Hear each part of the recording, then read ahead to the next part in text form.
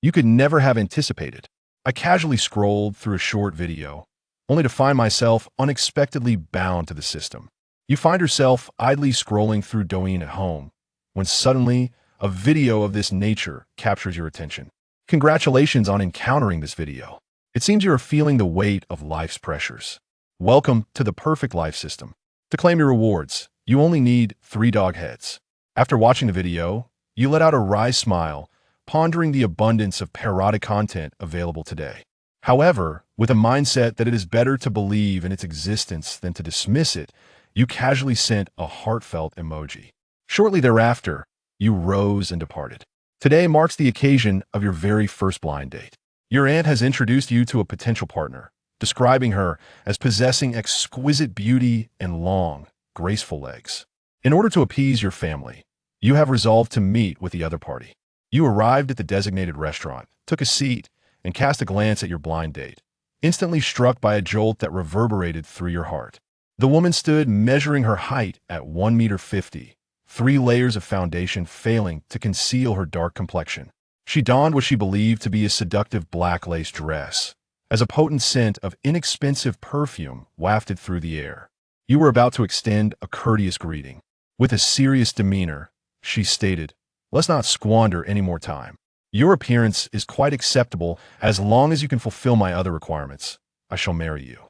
You never anticipated encountering such an exceptional individual on your first blind date, and all you desired was to make a swift exit. Thus, you nonchalantly replied, "Very well, go ahead." She continued, "First and foremost, your monthly salary must be no less than 50,000, sufficient to cover my daily expenses. Furthermore, in the vibrant metropolis, one must possess an abode exceeding 90 square meters. It should not be situated in an aging community. As for the vehicle, it need not be elaborated upon. Any brand in the million yuan range would suffice. Is your height around 180 centimeters? If not, we may not quite complement each other." In response to these successive demands, you were on the verge of expressing something. The woman's verbal onslaught has once again commenced, in addition to the aforementioned fundamental prerequisites. Indulge in Western cuisine worth no less than 8,000 yuan at least twice a month. Purchase the latest model of an LV handbag. An annual voyage around the globe. The most crucial aspect is that the bride price must be 880,000, with not a single cent less. Additionally, I have a male confidant with whom I share every experience. Surely, you would not mind this, would you? Upon hearing this, you smiled and nodded gently.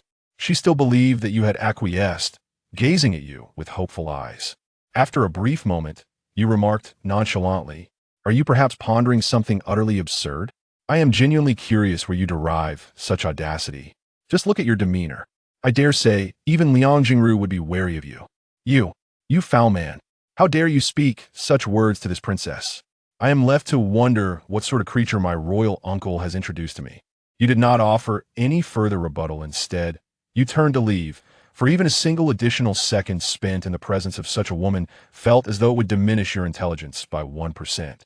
You proceed towards the front desk. The woman still believed that your conscience had not entirely dissipated, and thus she sought to settle the bill, her demeanor softening somewhat. Little did they know, you merely tossed 3 coins to purchase a bottle of cola. Yet, at the very moment you grasped the cola, a chime resonated in your mind. Congratulations, esteemed host, on successfully binding the wealth accumulation system. You have successfully expended 3 yuan, and as a reward, you have been granted a Lamborghini Venom worth 70 million. Upon hearing this, you nearly spewed your cola all over the receptionist's face.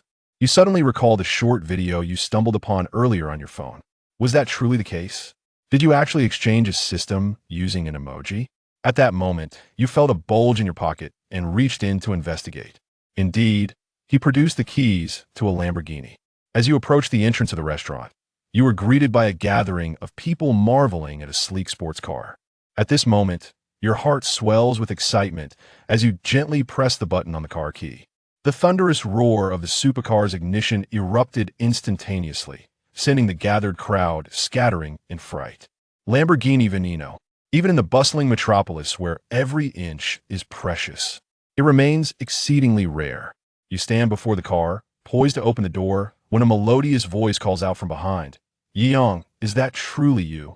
As you turn back, you discover it is Lynn Schwerer, the belle of your high school days.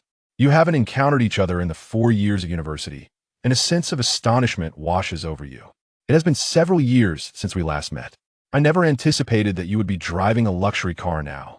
Lynn Schwerer holds you in great admiration. Although she majored in finance during her university years, she found herself unemployed upon graduation, unable to secure a suitable position.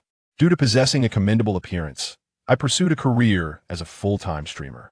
Today, she is live streaming outdoors, bustling through the streets, and fortuitously, she encounters you. You replied with a smile, "It's just so-so." At that moment, the 10 viewers in the live stream were utterly astonished, for they had not anticipated that the female host was acquainted with such a prominent figure. Lamborghini Venom.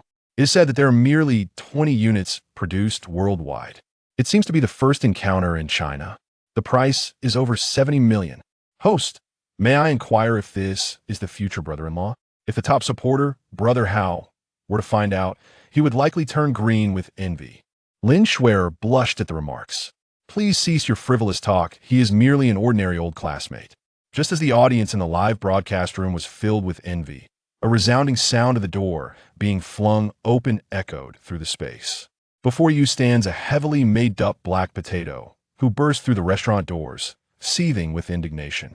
"You despicable scoundrel," she exclaims. "We were in the midst of a blind date, and you had the audacity to flee without settling the bill." Yet, upon catching sight of the luxurious sports car before her, her eyes instantly gleam with excitement. As a professional gold digger, Jiangjing frequently researches luxury cars online, dreaming of marrying into a wealthy family to ascend to the pinnacle of life. She has watched countless videos of the Lamborghini Venom. Lynn Schwerer was taken aback to witness this unruly woman brazenly berating her idol. A surge of indignation welled up within her. "Who are you? On what grounds do you dare to insult my ego? Oh, who is this little green tea, daring to criticize me? Can you control me when I reprimand him? However, I must caution you, do not entangle yourself with this insignificant individual before you. A woman who fails to secure a wealthy husband may find herself regretting it for a lifetime." The onlookers were left utterly astonished upon hearing these words. Driving a Lamborghini is referred to as being a mere nobody, then what does that make us? Lynn Schwerer gritted her teeth and remained silent. She grasped your hand and said, "Brother Yi, let's depart. There is no need to pay heed to this shameless woman. It has been quite a while since we last met. Allow me to treat you to a meal." You smiled at Lynn Schwerer. "Allow me to treat you." Then, you opened the door of the Lamborghini. Lynn Schwerer sat in the passenger seat with a hint of restraint. Subsequently, you pressed the accelerator and departed from this place. The resounding roar of supercars reverberated throughout the entire street. Jiangjing gazed in disbelief at the scene before her. In the next moment, she collapsed onto the ground. She could hardly fathom that the person she had incessantly ridiculed as a loser was, in fact, a wealthy benefactor. You come to a halt before a familiar grilled cold noodle stall. Although you have just been rewarded with a luxurious car by the system, the money in your pocket is only sufficient to treat her to this. You have only recently graduated from university, having studied software development. You have just secured a position as a programmer at a small company. However, your internship salary for the first month has yet to be disbursed, leaving you in a state of financial deprivation. You smiled at the street vendor and said, "Sir, I would like 2 servings of grilled cold noodles, with coriander and chopped green onions, and 1 serving with extra sugar and vinegar." After a brief moment, the vendor handed the grilled cold noodles to you. Just then, the system sent another notification. The host has been detected spending 20 yuan on grilled cold noodles and is rewarded with a cash prize of 1 billion. You swiftly unlocked your phone, and indeed, a text from the bank had arrived. The sum of 1 billion had been successfully credited to your account. I couldn't help but praise the system in my heart, acknowledging its brilliance. With this 10 billion, I can live my life free from worry. You handed one of the grilled cold noodles to Lynn Schwerer and said, "Haha, I am in a delightful mood today. After savoring the grilled cold noodles, I shall treat you to a cup of milk tea." At this moment, Lynn Schwerer's live stream was once again ablaze with excitement. Such a wealthy and affluent magnate not only delivered a resounding slap to the materialistic women, but also humbly made an appearance enjoying street food. Moreover, it is a live broadcast. Indeed, Such an occurrence is a rare spectacle that one might witness only once in a century. After finishing the grilled cold noodles, you escorted Lynn Schwerer to an upscale milk tea shop nearby. Based on the experience just mentioned, it seems that the more one spends, the greater the rewards become. You are eager to discover what the next reward will be. The proprietress possesses a keen eye for discernment. Upon noticing your arrival as a pair, she presumed you to be a couple and promptly recommended the summer couples package, childhood sweethearts. Just as you were about to take out your phone to make a payment, a peculiar voice filled with sarcasm echoed from behind. Turning back, you glanced. You are the team leader of the intern group at the company, Jiangjing. Beside him stood a woman, elegantly poised and alluring. Jiangjing gazed at you with an expression of disdain. How many coins do you have in your pocket? Do you even dare to venture out and attempt to woo the ladies like others? The reason Jiangjing ridicules you is solely because your entry into the company has captivated the attention of numerous female interns, thereby hindering his attempts to establish connections. He truly cannot comprehend why those newly arrived intern girls are so fond of a destitute fellow like you. Does good looks serve as sustenance? Jiangjing addressed the milk tea shop owner, saying, "That young lad just ordered the childhood sweetheart, didn't he? I shall take full responsibility for it." After listening, the proprietress indulged in a cigarette. The price of premium milk tea in a magical city is quite steep. The childhood sweetheart couple's set is particularly expensive. The alluring woman beside him also praised. Zhenggu is extraordinarily handsome. His stature is incomparable to these mere interns. After listening, Lynn Schwerer was infuriated. You have truly gone too far. Meanwhile, a faint smile graced your lips as you waved your hand grandly at the proprietress. "Madam, I shall purchase every last cup of milk tea you have available today." Hearing your words, Jiangjing has grown accustomed to this. He is aware that your internship salary for this month has yet to be disbursed, making it impossible for you to afford such things. Furthermore, even if it were issued, it would only amount to 1,800. The total cost for all the milk teas in the shop would surely reach around 70 to 80,000, wouldn't it? Jiangjing felt that you were putting on an act, and thus mockingly remarked, "You are like a peony that refuses to bloom. I am quite curious to see if you can indeed produce such funds." Lynn Schwerer also urged repeatedly from the side, "Brother Yi, perhaps we should just let it go." You smiled and gently shook your head, directly producing your bank card and presenting it to the proprietress. Upon witnessing this situation, the proprietress kindly advised the young man, "My tea shop generates nearly 100,000 in daily revenue. There's truly no need to act impulsively in the heat of the moment. Rest assured, my esteemed employer, I can certainly afford this modest sum." Upon hearing these words, the proprietress let out a bitter smile and promptly swiped her card. In the next moment, the card reader displayed a successful transaction. Jiangjing was instantly flustered, murmuring to himself that it was impossible. The audience in the live streaming room was utterly exhilarated. Such a thrilling spectacle of live confrontation is indeed a rarity. The proprietress is exceedingly delighted. "Sir, today, all the milk teas at our humble establishment are crafted solely for your enjoyment." Upon hearing this, you merely waved your hand, indicating it was unnecessary. Just conduct your business as usual with others. Subsequently, you pointed towards Jiangjing, aside from these two individuals. Suddenly, the system's melodious voice resonated in my ear. Detected that the host expended 100,000 yuan to acquire the operational rights of a milk tea shop for a single day, receiving as a reward the ownership of the Empire Commercial Building in the vibrant metropolis. You are astonished. Isn't the commercial building in the Magic City simply the grand establishment of your own company? Jiangjing grew anxious. He possessed a modest amount of savings, yet it was hardly reasonable to spend 100,000 on extravagant bubble tea just to flaunt wealth. As he glared down, he pointed an accusatory finger at your nose and shouted, "You insolent brat, just you wait. If I don't have my brother-in-law dismiss you by tomorrow, I shall take on your surname." Having said that, he stormed off, dragging the woman beside him with palpable fury. Lynn Schwerer laughed heartily. "Brother Yi, you are truly remarkable. You made that unscrupulous scoundrel so furious that he nearly smashed his phone. However, as he is your superior in the company, will he cause you any trouble at work tomorrow?" You let out a soft smile, "For the true spectacle shall commence tomorrow." You drive a supercar, escorting Lynn Schwerer back to her residence. Subsequently, I returned to my rented accommodation in the Xinhua community. Most residents of this community are struggling low-wage workers. Upon seeing your Lamborghini Veneno, everyone imagines you to be the scion of some affluent family.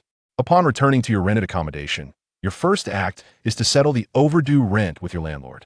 Landlady Aunt Zhang has always treated you well. She was somewhat puzzled when you suddenly settled the rent. However, at the very moment she clicked to receive the payment, a voice notification from the system arrived. The host has been detected to have expended 5,000 yuan for rent. A reward of a luxurious villa valued at 880 million in the enchanting city of Magic Capital has been bestowed. The property certificate and related documents have been successfully integrated into the system's portable space. Although you have mentally prepared yourself, a tremor of curiosity still stirs within you. You cautiously click the button for the personal space, and in an instant, you find yourself immersed in a virtual realm. The property certificate, along with numerous other documents, including the title deed for the Imperial Commercial Building, is stored here. This space is accessible solely by you. It is truly remarkable. Upon exiting your personal space, you hear someone knocking at your door. Upon opening the door, I was greeted by my landlady, Aunt Zhang. With a warm smile, she inquired, "Xiao Yi, have you received your salary yet? There's no rush regarding the rent. Would you like me to defer 2 months' payment for you to ease your burden? I would like to express my gratitude to Aunt Zhang for her care during this period. I am preparing to relocate." "Why is that? Do you feel that the rent here is exorbitant? I have a fine apartment in the Fuhua community. How about I offer you a 50% discount?" In truth, it was a request made by Aunt Zhang's daughter. Her daughter, Qian, was captivated by you the moment she laid eyes on you. Aunt Zhang's kindness towards you stemmed from her regarding you as a potential son-in-law. As a landlord, she possesses 3 or 4 properties in the magical city, and she is by no means in want of money. Her sole ambition is for her daughter to find a suitable husband.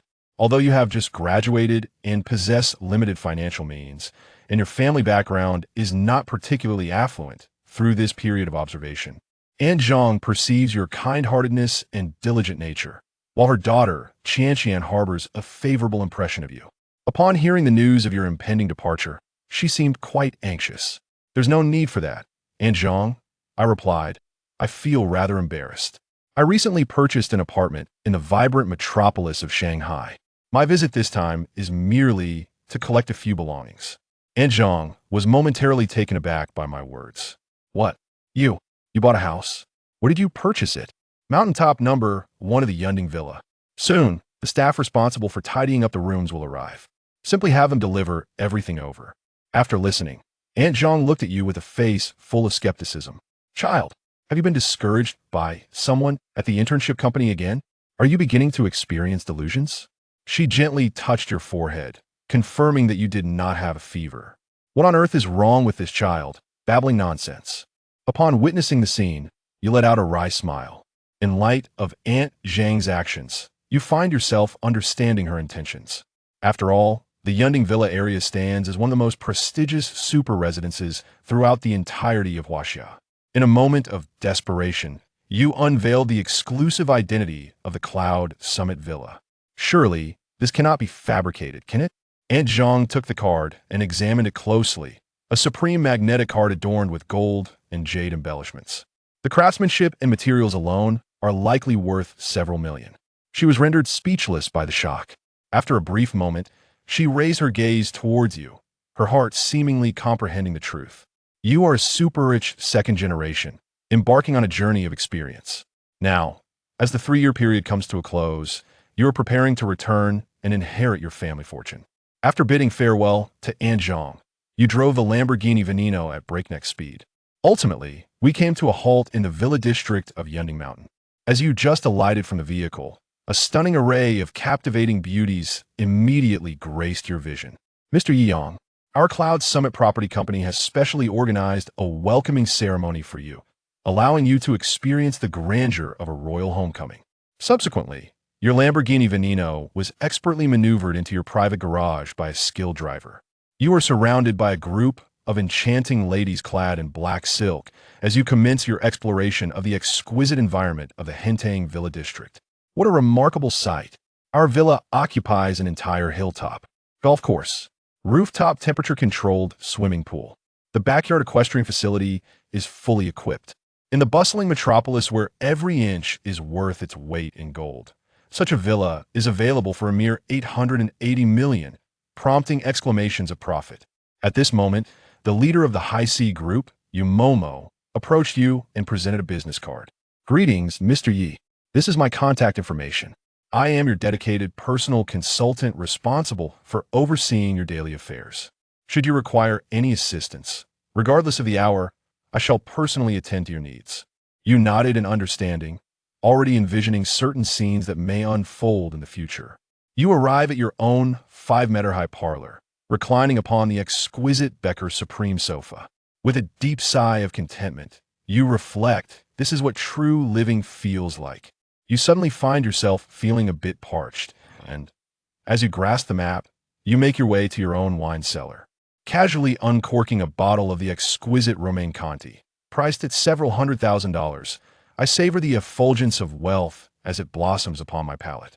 At this moment, you ponder the necessity of hiring a few professional women in a few days. Otherwise, you would have to manage everything yourself when hosting a wine gathering, which could prove to be rather troublesome.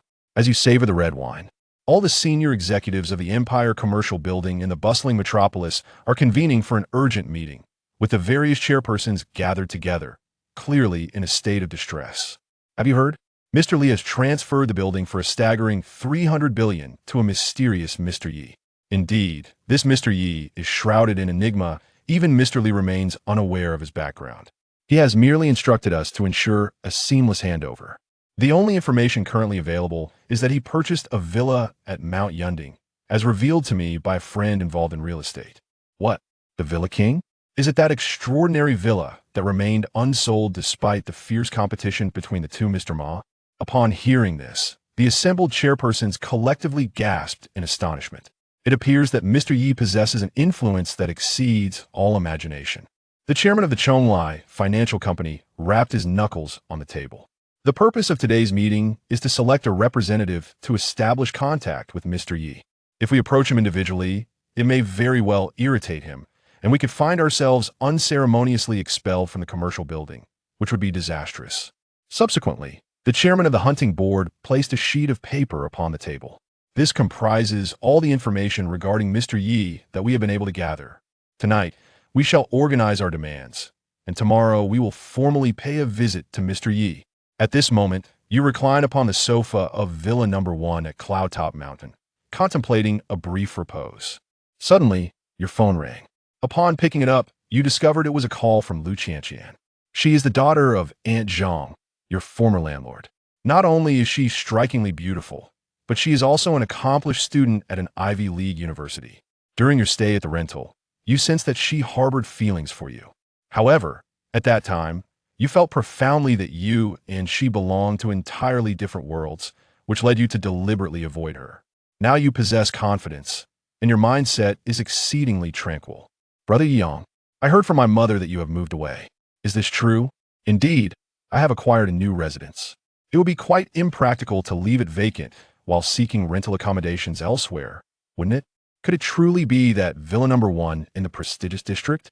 Are you, in fact, a super-rich second-generation heir? Wait, could it be that you are renting a room in our home solely to be closer to me? I'm utterly moved. I shall take leave immediately and fly back to seek you out. Then I will firmly press you down upon the bed. You find yourself in a state of bemusement, reflecting on the remarkable power of this girl's imagination. In response to her assurance that she would return to seek you out, you merely replied with 4 words, "Then I shall await you." You hardly took her words to heart, for this girl had only recently ventured to the land of the eagle. How could she possibly claim she would return so soon? After conversing with Lu Qianqian, you casually opened Lin Shuer's livestream. It has come to my attention that her popularity has surged remarkably. The comments section is abuzz with a multitude of inquiries directed towards her. Shuer, what is your relationship with that wealthy individual who possesses the poisonous drug and drives a top-tier supercar worth $700,000? Surely, there is no connection, because he is my husband. What? Is Lord Yi your husband? Then who lies in my bed now? Lin Shuer gazed at the ceaselessly drifting barrage of comments, her heart a mingling of joy and jealousy. However, when she beheld the figure of 70 million, Her jaw dropped in astonishment. She possessed no knowledge of automobiles, but could discern that your sports car was undoubtedly expensive, likely worth at least several million. Yet, she never imagined it could be valued at 70 million.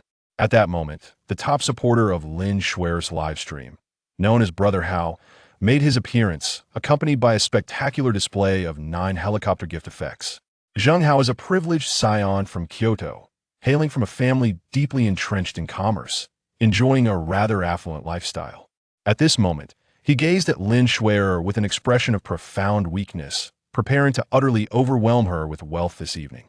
Suddenly, a level 1 account named Yishun made its appearance. Suddenly, a tremendous uproar erupted in the live broadcast room. My heavens! Is it truly the esteemed presence of Lord Yi? Upon seeing this, Lin Schwer was instantly captivated, and the words brother Yi slipped from her lips. Zheng Haoqi was utterly infuriated at that moment. I bestowed upon you gifts above, yet you choose to ignore me. A mere level 1 account can compel you to address me as elder brother? As the saying goes, jealousy distorts one's true self.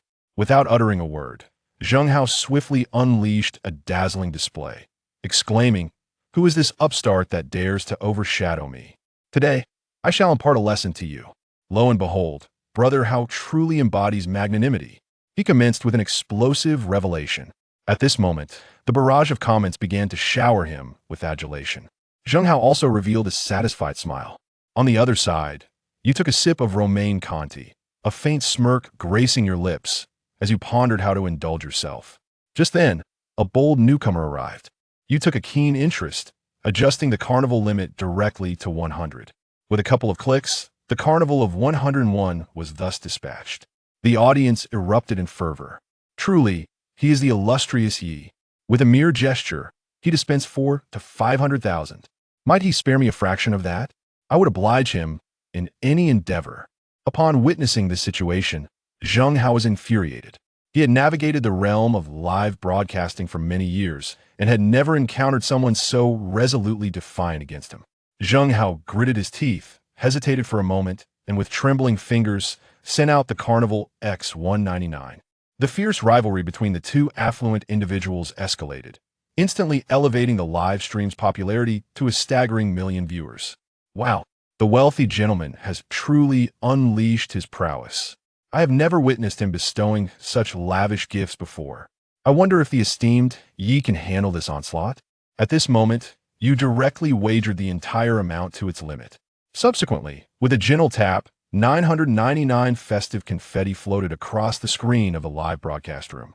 After completing the task, you tossed your phone onto the bed to charge and hurriedly departed, as an urgent need to relieve yourself had arisen unexpectedly. At this moment, the live broadcast room, once bustling with 2 million viewers, fell silent as if it were a haunted house. Lin Schwer also covered her mouth, her eyes widened in astonishment. It was evident that her fanbase had surged from an initial 100,000 to an impressive 3 million. Zheng Hao fell to his knees with a resounding thud, utterly relinquishing his struggle. Upon returning from the restroom, you glanced at your phone, only to discover that the fans of Self 2 had astonishingly surged to 5 million. Thus, you became the first individual on the internet to achieve the status of a super influencer with millions of followers without having ever released a single piece of work. Yet you remain indifferent, lazily retreating to the master bedroom upstairs, where you gracefully succumb to slumber. The following day, you awaken upon a meticulously handcrafted cherry wood bed by Dubert, valued at 10 million. The sunlight streams through the expansive floor-to-ceiling windows, casting its gentle glow upon your handsome visage. A profound sense of comfort envelopes you. Is this the solace that comes from affluence? Suddenly, a thought crosses your mind. You recall the substantial sum you bestowed in tips last night. Surely, there must be some form of reward from the system. Could it be that in your inebriation, you overlooked it? Just then, the notification sound from the system resonates. Detected that the host has spent 2.68 million yuan on rewards, triggering the concealed reward of mastery in Huaxia martial arts. What exactly is the mastery of Huaxia martial arts?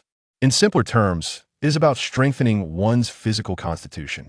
Upon hearing this, you felt a twinge of confusion. Rising to your feet, you leapt into the air, only to discover that your jump reached an astonishing height of over 4 meters, nearly colliding with the ceiling of your bedroom. You clench your fist, feeling an overwhelming surge of energy coursing through your entire being. Amidst your excitement, a tinge of apprehension lingers.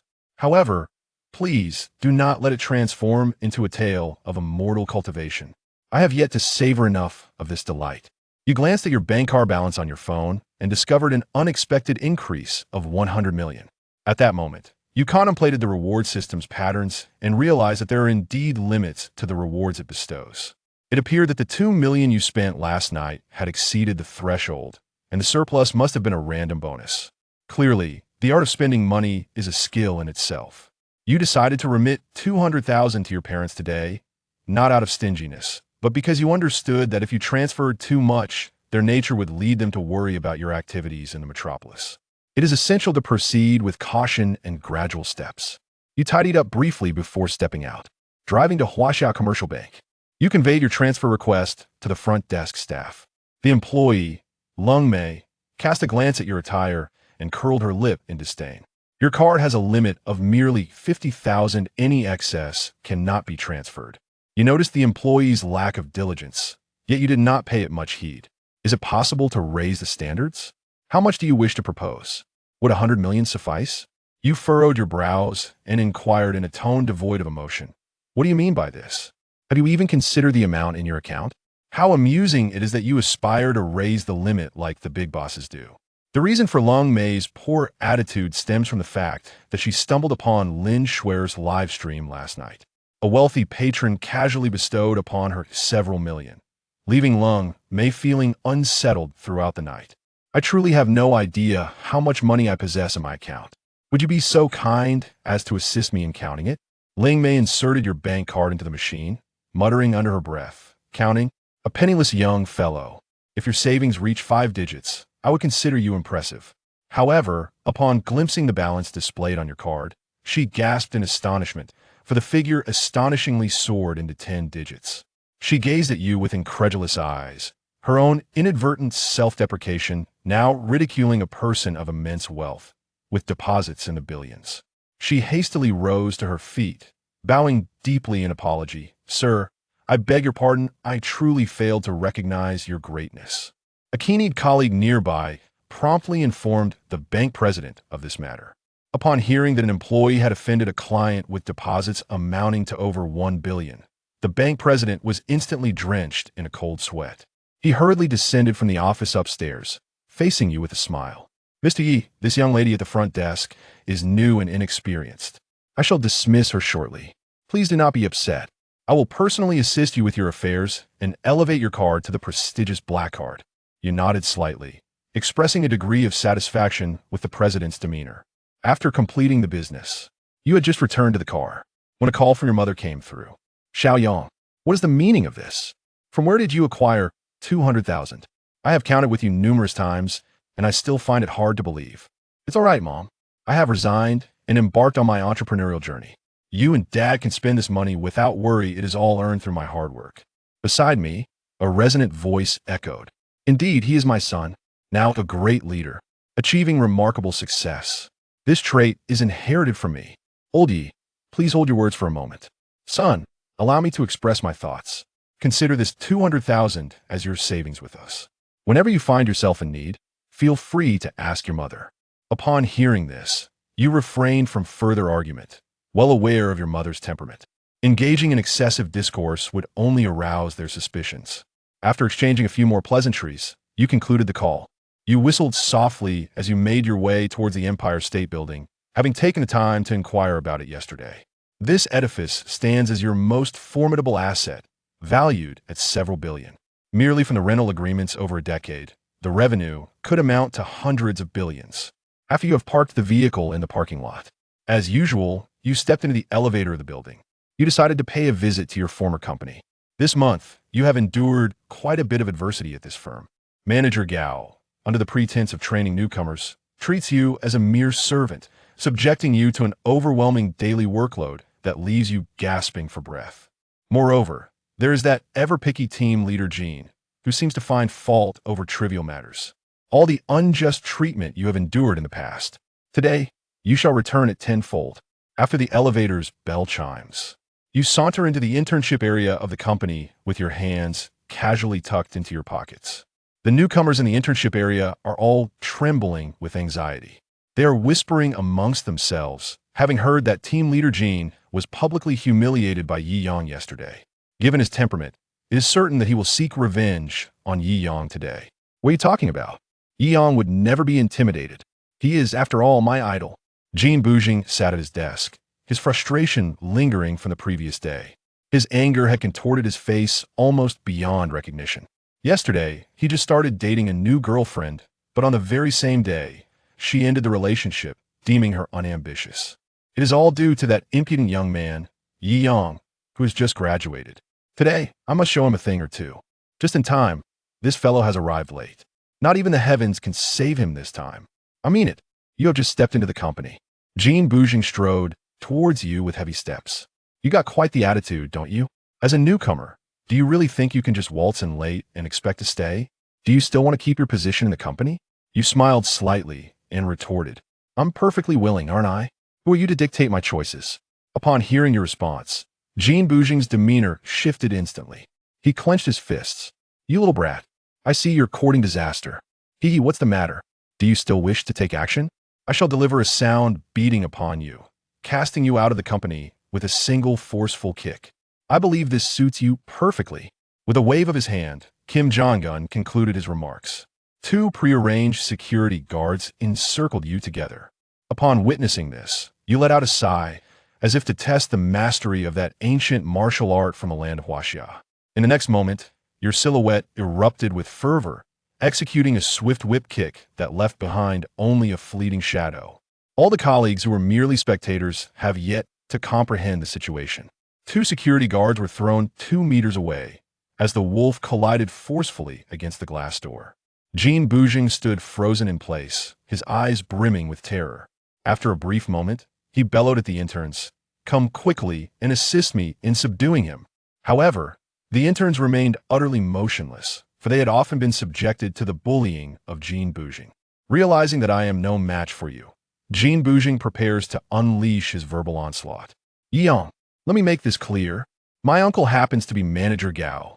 Do not overstep your bounds. What utter nonsense, Manager Gao. You have utterly disregarded him, treating him with disdain, as if he were nothing, and kicked him aside in the presence of Jean Boujing. He immediately emitted a wail akin to that of a slaughtered pig. You randomly trample upon Jean Boujing's face with your foot. Weren't you quite arrogant? Why have you lost your courage? At that moment, Manager Gao hurried over upon hearing the commotion. Upon witnessing the scene, he immediately admonished you. Yi Yang, release him at once. You insignificant employee not only dared to retreat, but also assaulted a superior. I shall not only dismiss you, but also ensure you are incarcerated. Upon hearing this, you let out a cold laugh and gradually released your foot. Manager Gao believed that you were intimidated, and he mockingly declared, Today, I shall demonstrate to you the methods employed by the affluent. I notice you raise an eyebrow. Your modest possessions hardly qualify you to boast of wealth before me. At that moment, your phone in your pocket chimed. The call connected, and a stranger's voice resonated through the line. Hello, is this Mr. Yi? I am Fong Quan, the spokesperson for the board of directors of the Empire State Building. I would like to discuss the future matters concerning our building with you. Indeed, I am Yi Yang. Currently, I am on the 10th floor of the Empire State Building. Should there be any matters to discuss, feel free to come here. After Chairman Fong Kai of Chonglai hung up the phone, he, drenched in perspiration, addressed the directors present, saying, Mr. Yi has come to the Empire State Building for an on-site inspection. What? Let us promptly make preparations. We must accord him ample face value. There is no need for that. He is currently on the 10th floor, and his tone of voice seems rather indifferent. That old Zhang, isn't the 10th floor home to your software company? Could it be that one of your employees has offended Mr. Yi? Upon hearing this, Zhang Wanmin was so frightened that his face turned pale. He began to fervently pray, hoping that it was not one of his employees who had caused the trouble. The esteemed chairpersons collectively ascended to the 10th floor via the elevator. The moment the elevator doors opened, Manager Gao and the interns were left utterly astonished. No one anticipated that a gathering of super wealthy business magnates, each possessing fortunes exceeding 10 billion, would arrive simultaneously. Feng Xiao immediately recognized you as Mr. Yi. He approached you with a humble demeanor and smiled. Greetings, Mr. Yi.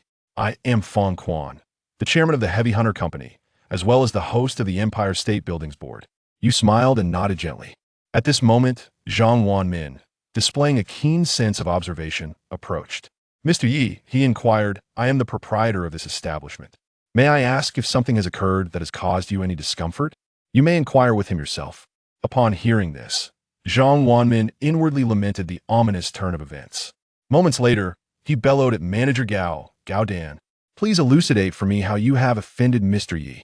At this moment, manager Gao felt an overwhelming urge to leap from the building.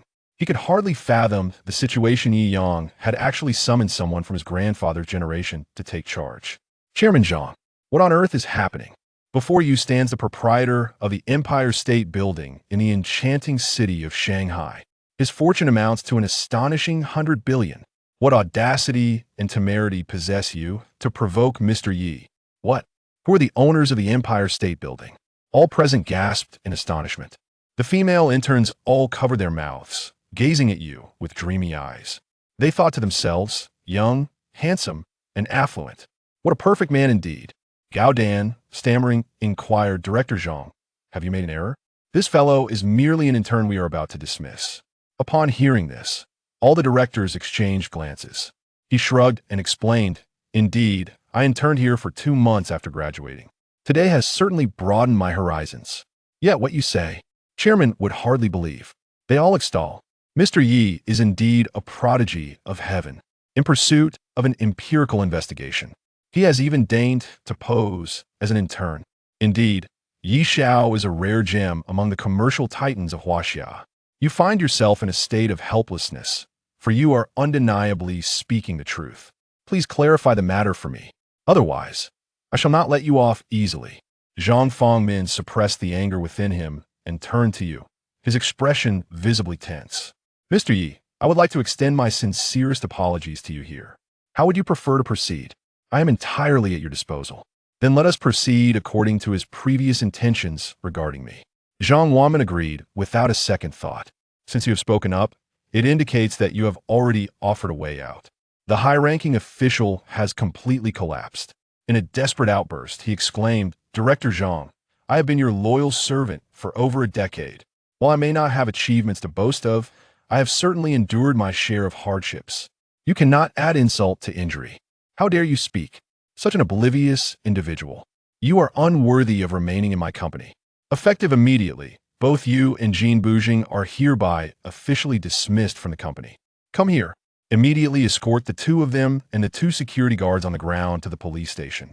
Inform them that they're deliberately causing trouble and nearly harmed Mr. Yi. With a smile on his face, Zhang Wanmin looked at you and asked, Mr. Yi, are you satisfied with this handling? You nodded, feeling that Zhang Wanmin was indeed quite capable in his duties. At this moment, the interns in the office erupted in laughter. The tyrant who had tormented the newcomer finally received his comeuppance. You ascended the stairs amidst a throng of chairpersons. Upon arriving at the conference room of the preparatory layer, you took your seat at the head of the table. Chairman Feng Xiao of Chonglai respectfully presents to you a document. Mr. Yi, I kindly ask for your review. This is the renewal contract for next month. Please take a look and see if it is agreeable for adoption. You glanced over the contract briefly, finding it quite similar to what you had perused in your personal space. However, they had also generously offered an additional 15 in rent. You cast a glance at the esteemed chairpersons. It was observed that they all dared not to breathe. After a brief moment, you uttered 3 words, not bad. The chairman finally exhaled in relief. Since you have shown such sincerity, let us proceed according to the contract. The rent for half a decade must be transferred to my account within 3 days, totaling 19 billion. Rest assured, Mr. Yi, we shall ensure that the payment is made promptly. Very well. The contract has been duly signed, and I shall not linger any longer. Thus, amidst the respectful farewells of numerous chairpersons, you depart in a Lamborghini Venom, leaving an indelible impression as you drive away. Upon arriving at the most prestigious commercial street in the enchanting city of Shanghai, you came to a halt. You are ready to don a new ensemble, befitting a top-tier magnate. This athletic attire no longer reflects your stature. You casually entered a luxury clothing boutique. Yet you lingered in the store for quite some time. But no one paid you any mind. A few sales associates regarded you with disdain. From the appearance of one's attire, it does not suggest affluence. No one wishes to squander their time on you. At that moment, a newly arrived university student, a charming young lady, entered from outside. Upon seeing you, her eyes lit up. "Hello, young man. What type of products are you interested in?" You glanced at her name tag and discovered that this young lady was called Gao Xiaoxin. Subsequently, you spread your hands and said to her, "Please help me select a complete outfit, the most expensive one in your store." Upon hearing this, Gao Xiaoxin nodded repeatedly and replied, "Then please follow me." The seasoned salesman nearby could not help but burst into laughter upon hearing this. This impoverished lad is likely just another one testing out clothes. Look how delighted Xiaoxin is. She genuinely believes she has encountered a significant client. She is still too youthful, with long hair, yet limited experience. Gao Xiaoxin earnestly introduced to you. In terms of menswear, our store boasts the top 10 luxury brands. However, the foremost, Brioni, only accepts private orders, as their renowned designers craft each piece by hand. It is estimated that it will take about a month for the garments to arrive. If you're in a hurry, you may consider other brands, as they are readily available in stock. After contemplating, you decided, "Let's do this. Please reserve 10 sets from Brioni for me. They must be of the highest standard, truly unique. 2 sets for each season: spring, summer, autumn, and winter. Allow the remaining 2 sets for their own creativity. However, I require them to be delivered within half a month. The price is of no concern to me." Upon hearing this, Gao Xiaoxin blinked in astonishment. "Young man, did I hear you correctly? The highest standard from Brioni is at least 50,000 euros per set. Wouldn't that amount to 10 million Chinese yuan for 10 sets? What? Only a mere 100,000? Is this truly the price for the world's finest? Is this Brioni the most extravagant bespoke attire? It is not merely that they are the largest in scale, there are also some elite private studios. For instance, a diamond set crafted by the esteemed master steward exceeds 7 million. Upon hearing your words, you nodded in agreement. This is quite satisfactory. Should the opportunity arise, I could procure a few sets. Listening to your remarks, Gao Xiaoxin let out a wry smile. Although she has always maintained an attitude of treating every guest equally, even so, she still felt that you were boasting. Let's proceed in this manner. Aside from the custom piece, please select 2 ensembles from each brand available in your store's entire men's collection. Once packed, kindly deliver them to Villa Number 1 at Cloud Peak Mountain. Subsequently, you cast the esteemed black card into the fray. Gao Xiaoxin was utterly taken aback. She gazed at the bank card in her hand, her astonishment palpable. The Huaxia Bank Supreme Black Card, which had been introduced to her during her internship by the store manager, was exclusively held by individuals with assets exceeding 100 million. The dashing young man before her was indeed a veritable tycoon.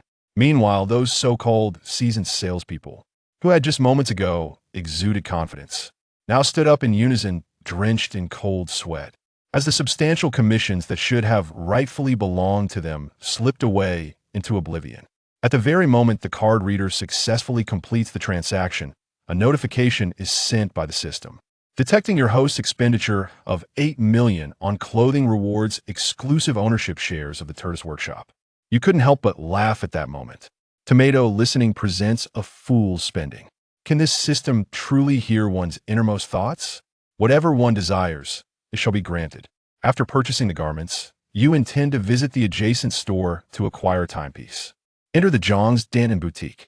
Listen to a fool spends money on Tomato. Even if you were once a financially struggling university student, it does not preclude your awareness of the world's premier luxury watch brands. Chapter 18. In the blink of an eye, I became the largest shareholder of Vacheron Constantin. The affluent indulge in exquisite timepieces, while the less fortunate find solace in cars. Without a prestigious watch adorning one's wrist, one cannot claim to be a true connoisseur of luxury. Having resolved to revamp my entire wardrobe, it was only fitting that I include a watch in my ensemble. Vacheron Constantin. I glanced at the store sign.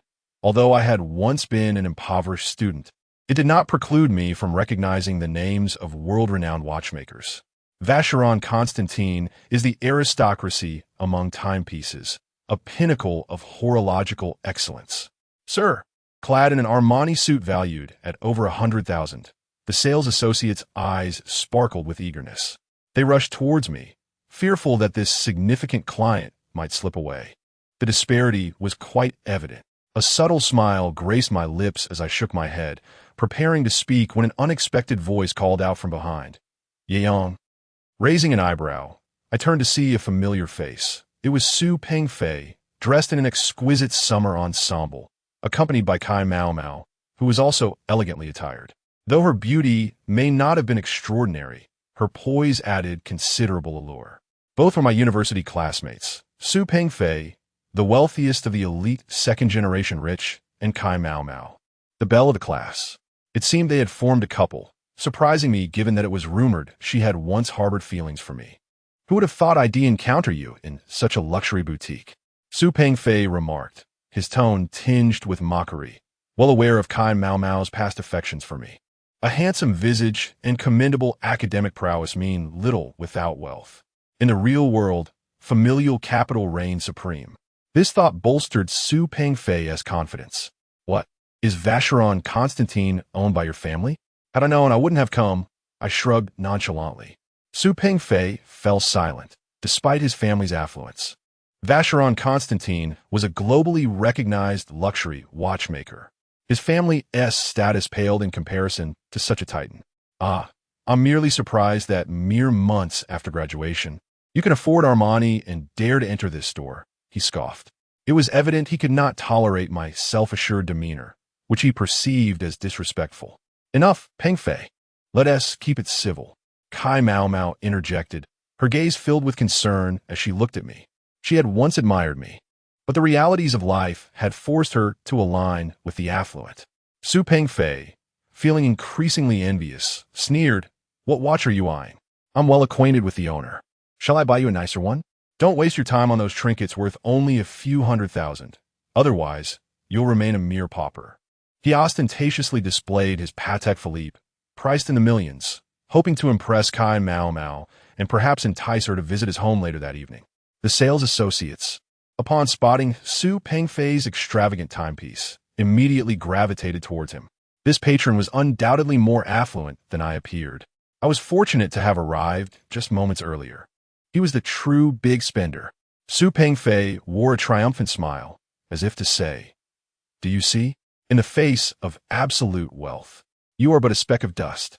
I shrugged, no longer requiring the sales assistance. The prices were clear, and I would simply choose what appealed to me. My purpose here was twofold: to purchase a watch and to enjoy the act of spending, as I now needed to invest in my future. When Su Pengfei realized I was disregarding him, he felt a surge of irritation. His attempts at boasting had seemingly fallen flat, leaving him feeling foolish. "Come now, Pengfei. We are here to help him choose a watch. Let us not escalate this," Kai Mao Mao urged. Su Pengfei grunted in response and followed me into the inner hall, muttering, "You little brat, just because you've made a little windfall, don't think you can waltz into the inner sanctum without being shocked by the prices." The outer hall featured watches priced below $1 million, while the more prestigious collections resided within. Upon entering the inner hall, I nodded in satisfaction. The prices were reasonable. The outer watches seemed too inexpensive to offer any significant reward. This one, and this one, I casually selected several striking pieces that caught my eye. Su Pengfei and the sales associates, upon entering, were astounded to see me already holding 7 or 8 timepieces, each valued in the millions. What is he doing? Does he think these watches are free for the taking? Su Pengfei was utterly flabbergasted. Did he assume I was oblivious to the prices? Do you know how much each of these watches costs? You could ruin them. Can you afford the damages? Su Pengfei shouted in a mix of anger and embarrassment. My actions had drawn the attention of the store manager, as I had nearly cleared out their collection of supreme timepieces, potentially worth hundreds of millions. That will suffice. The others are simply unappealing. I waved my hand dismissively. Su Pengfei sneered, "Keep pretending. Let us see how long you can maintain this charade. When it comes time to pay, your facade will crumble." Just as he prepared to revel in my downfall, a system notification chimed, detected that the host has spent 75. 980,000 on ordinary watches. Reward: 45 shares in Vacheron Constantin. Raising an eyebrow, I realized my earlier assumptions were correct. The rewards from a system were significantly influenced by the nature of my expenditures. I glanced at Su Pengfei with a hint of sympathy. While he had mocked me, I had just acquired a stake in one of the world's premier companies. Chapter 19. Wearing $1 million piece of trash is an insult to you. Shall I swipe the card? Yi Yang casually handed over the supreme black card. The moment Su Pengfei laid eyes on the card, a shiver coursed through him. The black card signified personal assets exceeding 100 million. This represented tangible bank deposits that surpassed that figure. Although he was a considerable, rich second-generation heir, he still needed to ask his family for funds when purchasing cars or watches, and his personal savings amounted to a meager few million. He was leagues away from the privileges of a black card. How could he possibly possess one? Su Pengfei was utterly bewildered. Ding!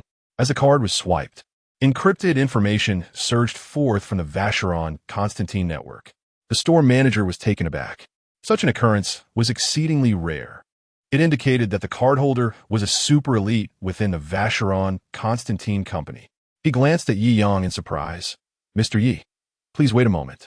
Yi Yang raised an eyebrow, realizing this shift must be related to his recent acquisition of controlling shares in Vacheron Constantin. In such a large corporation, even the chairman would consider it remarkable to hold a mere 20 to 30 of shares. He had swiftly seized 45, positioning himself as the actual majority shareholder of Vacheron Constantin. Haha. Finally, the truth is revealed. Su Pengfei heaved a sigh of relief. I knew this kid was just pretending. Ha. Kai Mao Mao cast a disdainful glance at Su Pengfei, increasingly doubting her own judgment. What is happening? Shouldn't he have been thrown out by security for lacking funds? And what did he just call him? Mr. Yi? A mere poor wretch like him. Worthy of such a title? Su Pengfei was utterly confounded, unable to comprehend the unfolding situation. The sales attendants exchanged bewildered looks. If Su Pengfei was merely dazed, they were gripped by sheer terror. Gong Xiaoqing was one of the 3 principal managers of Vacheron Constantin in the entire Huaxia region. Her status was exalted, and her wealth substantial. Even billionaires would not compel her to bow, as it was unnecessary. Thus, witnessing her tremble with fear as if she met her father was utterly bewildering. What kind of identity does this young man possess that could elicit such a profound reaction from Manager Gong? They vaguely sensed that their earlier decisions had been rash. To invoke such fear in Manager Gong, this super figure was undoubtedly on another level compared to a rich second-generation heir flaunting $1 million watch. Mr. Yi, Mr. Yi, the attendants murmured, the answer lingering tantalizingly in their minds. Yet they were reluctant to accept it, for it was simply too incredible. Before the safe in the inner chamber. Click, click. Gong Xiaoqing cautiously opened the safe, handling the purple wood and gold inlay diamond watch box with utmost care. Merely the box itself was worth more than all the watches Yi Yang had just purchased combined. Phew, this should be worthy of Mr. Ye's stature. Presenting this gift should garner his satisfaction. Gong Xiaoqing, being one of the 3 key managers of Vacheron Constantin and Huaxia, held a transcendent status. Yet, her position was conferred by Vacheron Constantin. Meanwhile, Yi Yang was the owner of Vacheron Constantin. With a mere word, he could strip her of all her glory and status. How could she dare to be disrespectful? Returning to the front desk, she smiled and said, Mr. Yi, this is the only Vacheron Constantin Les Cabinotiers 8025300R 9593 allocated for the Huaxia region. Since you desire a watch, this should at least befit your identity. Oh, Yi Yang had only heard of some luxury watch names and was not entirely clear on the specific classifications. Hence, he had no concept of what Gong Xiaoqing was referring to regarding the Les Cabinotiers 8025300R 9593. Su Pengfei gasped. Manager Gong, what are you doing? While others might not comprehend the significance of the Cabinotiers 80253, he, as a seasoned watch enthusiast, certainly did. The Vacheron Constantin Les Cabinotiers 8025300R 95.93 was a global limited edition, with only 6 pieces available.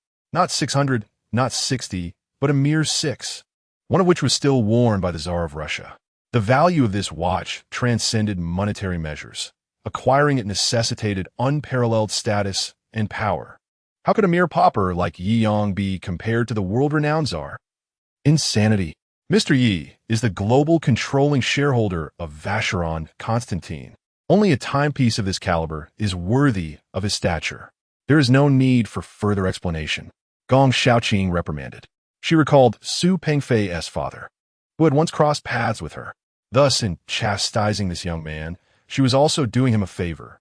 For mere rich second-generation heir, like Su Pengfei, was inconsequential before Yi Yang. If he were to provoke enmity, his entire family would suffer the consequences. Manager Gong, what were you saying?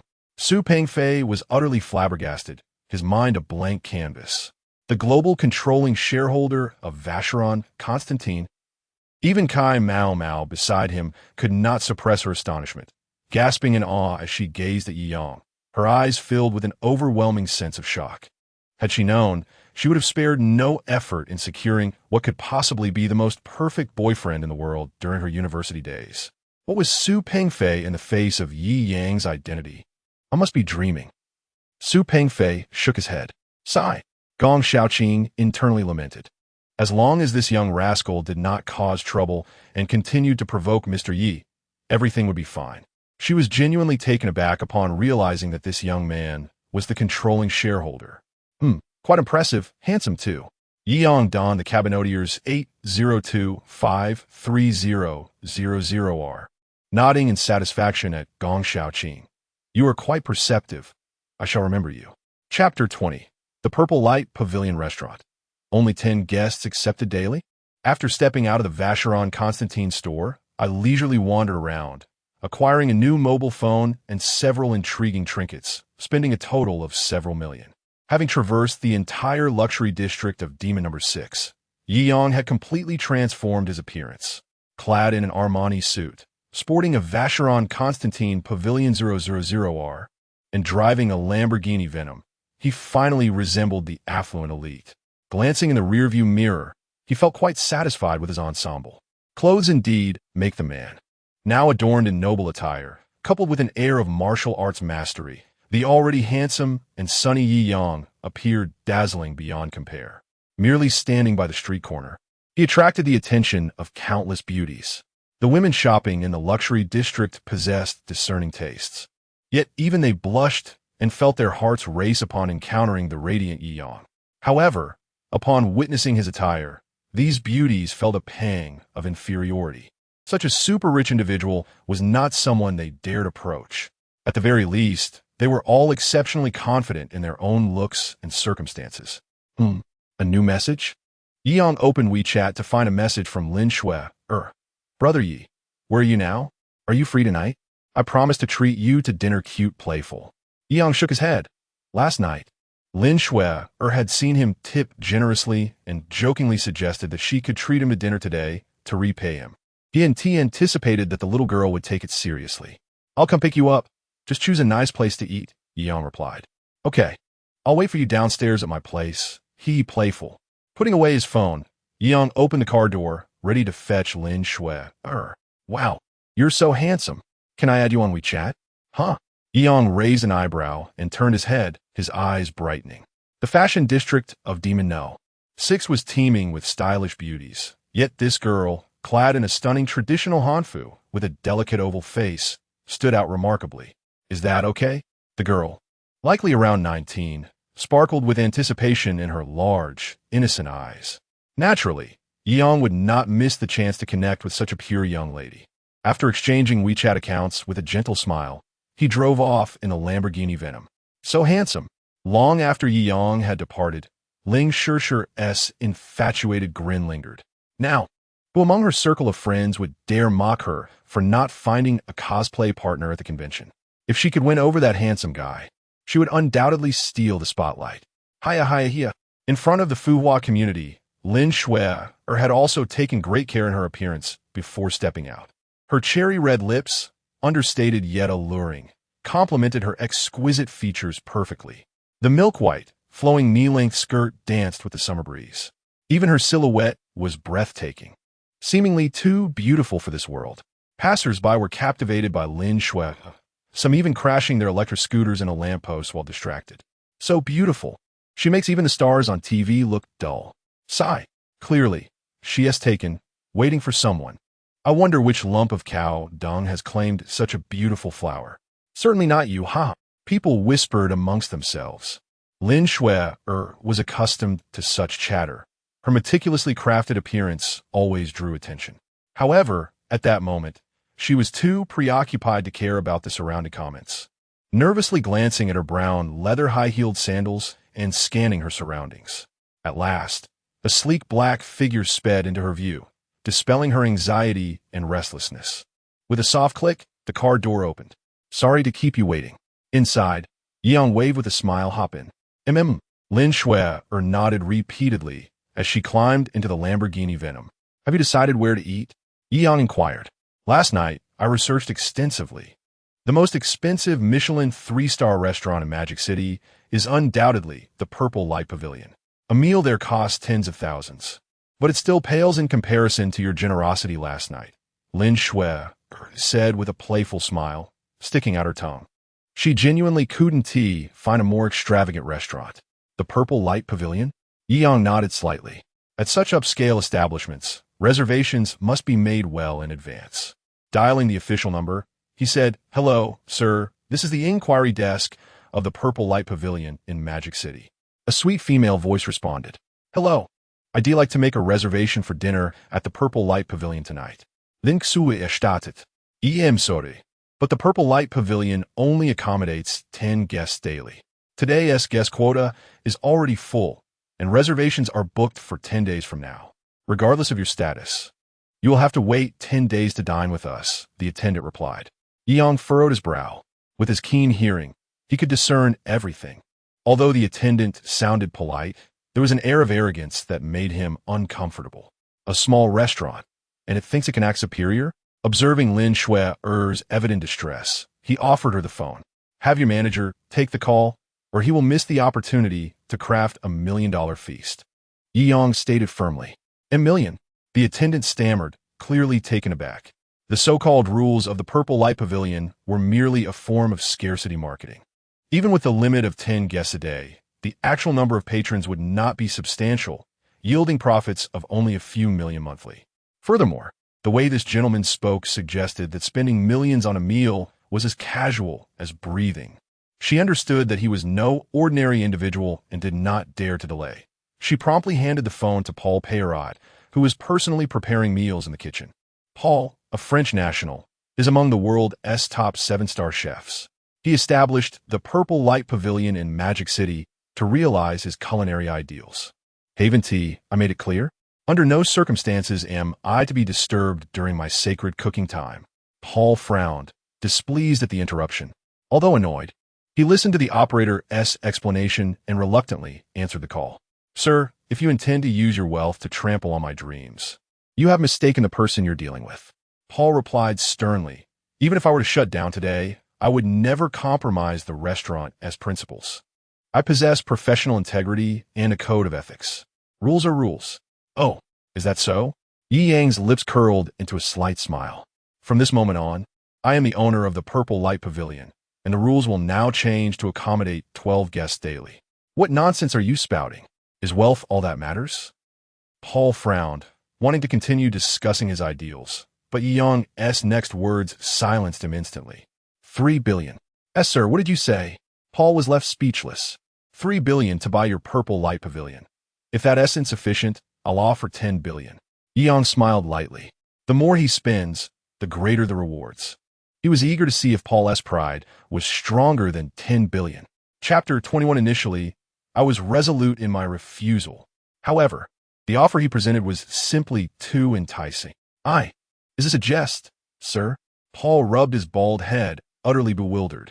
He had purchased the Ziguang Pavilion property for 100 million, and with the renovations and exterior enhancements, it was now valued at approximately 150 million. Yet, the very first demand was 300 million, a price inflated by 100% for Ziguang Pavilion. even before he could negotiate. The other party had escalated the figure to 1 billion. This, he scratched his head, engulfed in hesitation. Yi Yang, on the other hand, did not rush to speak, merely waiting silently for response. As time passed, the figure of 1 billion loomed over Paul's psyche like a relentless hammer. Well, if you don't wish to sell, I won't force you, Yi Yang remarked nonchalantly. No. I was merely taken aback. Of course I will sell, Paul exclaimed, his earlier haughty demeanor evaporating, now addressing Yi Yang as boss with fervor. Boss Yi, please, you dine in your own establishment, and I shall spare no effort to provide the finest for you. Boss, would you prefer your foie gras flown in from France or the preserved variety from the Xianai region? All right, decide on the meal.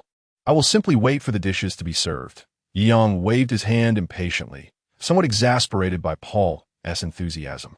A mere 1 billion had transformed the proud chef into a sycophant. The allure of wealth is indeed a marvel.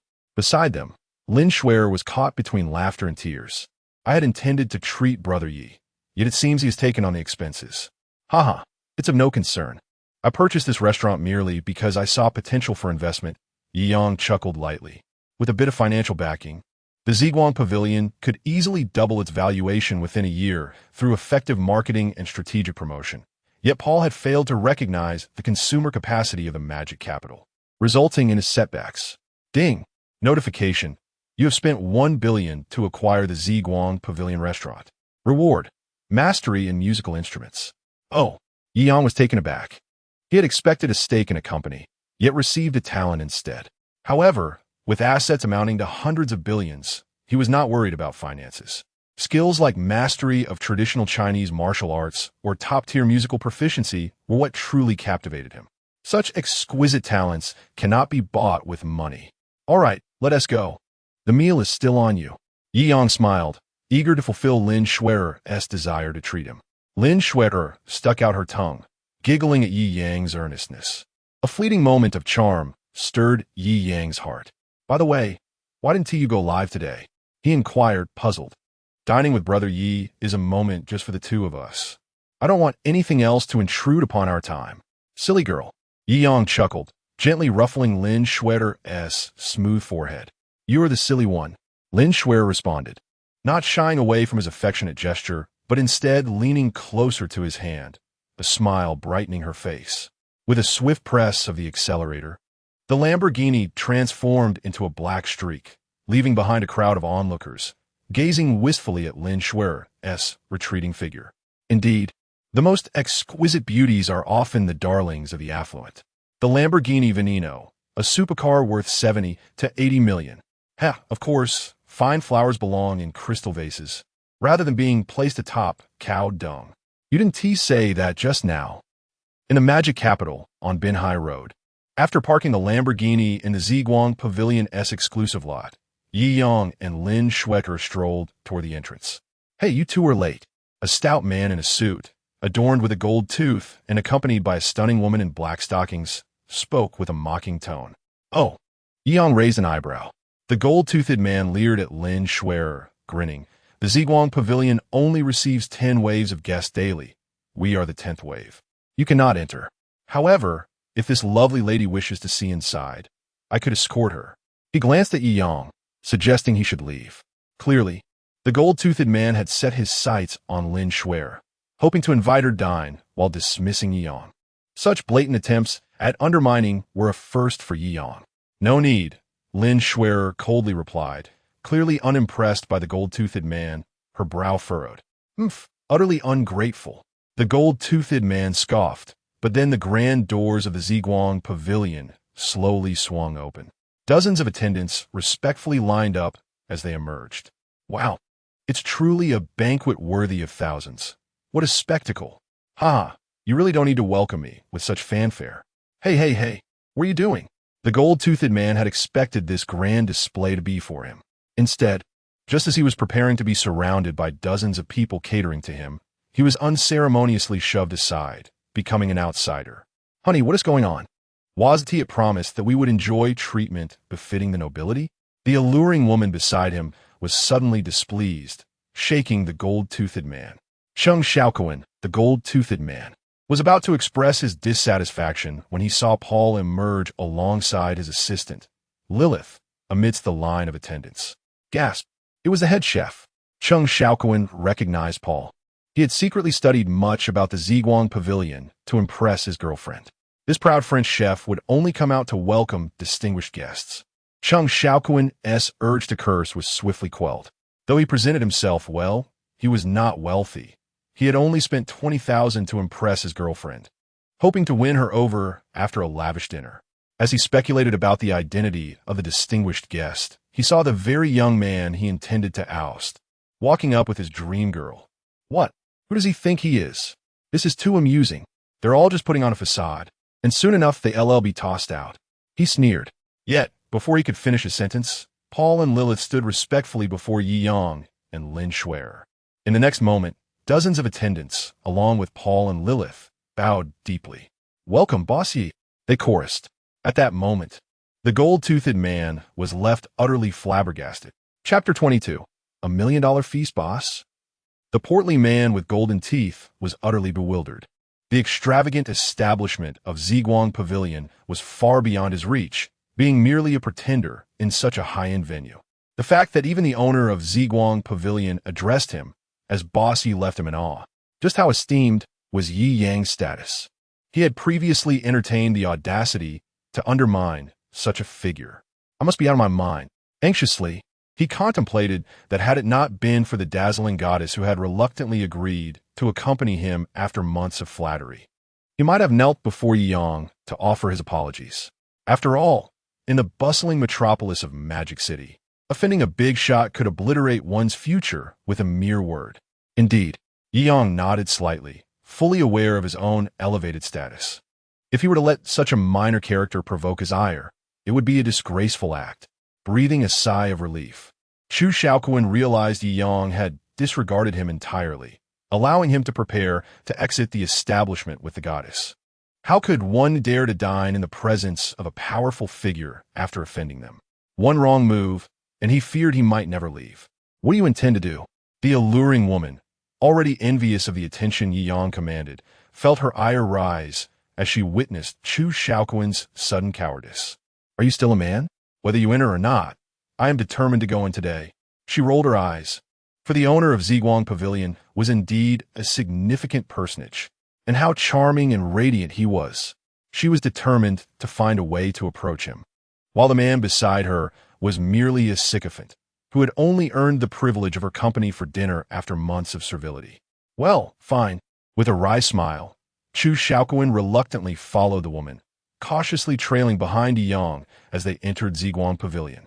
Inside the grand hall of Ziguang Pavilion, the decor was opulent beyond compare, embodying the classic design of French nobility.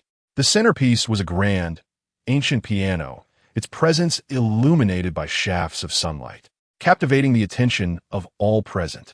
Behind the piano lay a salvaged ship from the Renaissance era, a treasure of considerable worth. The walls were entirely composed of photon screens, simulating a natural environment adorned with vibrant lighting, creating a soothing and indulgent atmosphere. This setting was truly luxurious.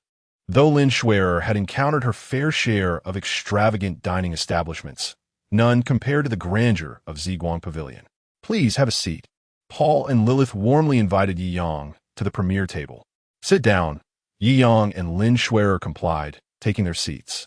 At Ziguang Pavilion, each table had its own dedicated server, and this time, the role was fulfilled by the former assistant manager, Lilith. Lilith was the quintessential French beauty, tall and poised, her azure eyes sparkling with vitality, cascading golden curls flowing like a waterfall, captivating all who laid eyes upon her. Wow! Lilith, the assistant manager, is personally serving him. Who is this young man? Gulp. The sight of the stunning Lilith attending to Yi Yang made the guests at nearby tables envious. I would dream of having her serve me a meal. Lin Shuer observed the attentive Lilith with a hint of jealousy, though in such a prestigious setting. She hesitated to voice her feelings. Quite delightful. Yi Yang did not order from the menu. Every dish was meticulously crafted by Paul, each a signature creation. This is an aperitif, a rare Italian signer that Paul has treasured for over a decade. Even he hesitates to indulge in it. Lilith poured the exquisite Signer for Yang, adding blue ice cubes for Lin Schwerer. Indeed, Yang nodded slightly. As a premium aperitif, the Signer was not only costly, but also a cherished vintage, with his small glass alone worth no less than 100,000 Chinese yuan. Quite good. Though it lacks the nuanced aftertaste of Roman economy, Yang remarked casually. Lilith chuckled softly. After all, Roman economy was the emperor of red wines. If every wine were to be compared to it, surely many would go bankrupt. The purpose of an aperitif is to awaken your palate, preparing you to savor the intricate flavors of the forthcoming dishes. As they conversed, an array of exquisite dishes began to arrive. First, we have a premium appetizer, Lilith introduced. This is the Golden Phoenix Cupcake, decorated with gold leaf and crafted from the finest chocolate in the world. Goodness, even the Golden Phoenix is present. This individual is undeniably extravagant. A mere bite costs over 10,000 Chinese yuan. The average expenditure at Ziguang Pavilion was over 10,000, which allowed for only the most basic of offerings. The Golden Phoenix Cupcake, a rarity of this world, was certainly not included. Delicious. Yang's eyes lit up with appetite. The texture of the cupcake was truly a rare delicacy. Next came the French foie gras, white truffle bread, caviar stuffed omelets, golden caviar, Kobe beef with truffle sauce, and crystal king crab, a full dozen top-tier dishes, each priced in the tens of thousands of Chinese yuan. Nearby patrons were left speechless. They had expected a meal at Ziguang Pavilion to be sufficiently upscale, yet witnessing the opulent feast before them, they could only inwardly curse. What utter rubbish. This meal, including the bottles of red wine opened, must have approached 1 million. Goodness, 1 million for a meal. Today has truly been an eye-opener. I thought dining here would elevate me to high society, yet perhaps I should consider reincarnation instead. Other diners marveled at the display. Most had come to impress their girlfriends. But tonight, in the shadow of Yi Yang's million-dollar feast, their pretensions were utterly shattered. Their girlfriends gazed at the dashing Yi Yang by candlelight, imagining countless romantic scenarios with him, even crafting intricate details in their minds. As these men observed their girlfriends' expressions, they felt a wave of jealousy wash over them. Clearing their throats, they fidgeted in discomfort, preparing to escort their girlfriends away. Leaving now would only cost them a few thousand yuan, but if they lingered much longer, they might risk losing their girlfriends altogether. Although there were many dishes, the portions of French cuisine were disappointingly petite, and it was only after devouring every morsel that Yi Yang felt satisfied. However, dining alone was somewhat lackluster. Having indulged in food and drink, Yi Yang stood, casting his gaze towards the classical piano. In such a refined atmosphere, it would be a pity not to indulge in some music. Chapter 23. A piano master so young? Brother, you can play the piano? Lin Schwerer's eyes sparkled with surprise. With a slight wave of his hand, Yi Yang seated himself at the piano. This classical instrument, rumored to be an heirloom from a century ago, was impeccably preserved, boasting significant historical value. Its acquisition must have cost several million at the very least. Yi Yang had just been awarded the mastery of musical instruments, achieving a level that represented the pinnacle of human capability. What does it mean to reach such a peak? His musical prowess now surpassed that of all historical and contemporary maestros, grandmasters, and renowned figures who established their own schools of thought. As his fingers delicately touched the piano keys, a multitude of knowledge and exquisite sensations flooded his mind. Could this affluent and handsome gentleman also play the piano? Surely not. That would be too perfect. Wealthy individuals often dabble in such pursuits. Do you really believe he could play well? As a professional music theory instructor, I'm merely here to witness his imminent embarrassment. Some customers nearby echoed in agreement, casting glances toward the instructor as if he were their savior. Yang was simply too dazzling tonight. If he were to falter, none of the girlfriends present would escape unscathed. They would surely return home and cast aside their partners. After all, some women never appreciate their own worth. Upon encountering a superior man, they feel their partners are utterly unworthy. Yi Yang played with the freedom of spirit, his fingers moving like agile birds, gently coaxing melodies from the classical piano. It was unfathomable. After merely a few seconds, The music theory instructor was so astounded that he leapt from his chair. What's wrong? It sounds rather pleasant. His girlfriend questioned, puzzled. Pleasant hardly captured it. The instructor closed his eyes, immersing himself in the experience.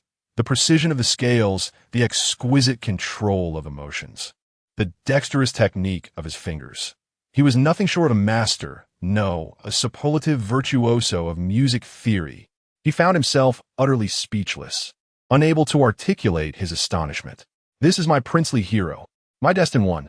Several women present were utterly captivated, their gazes fixated on Yi Yang, their thoughts laid bare.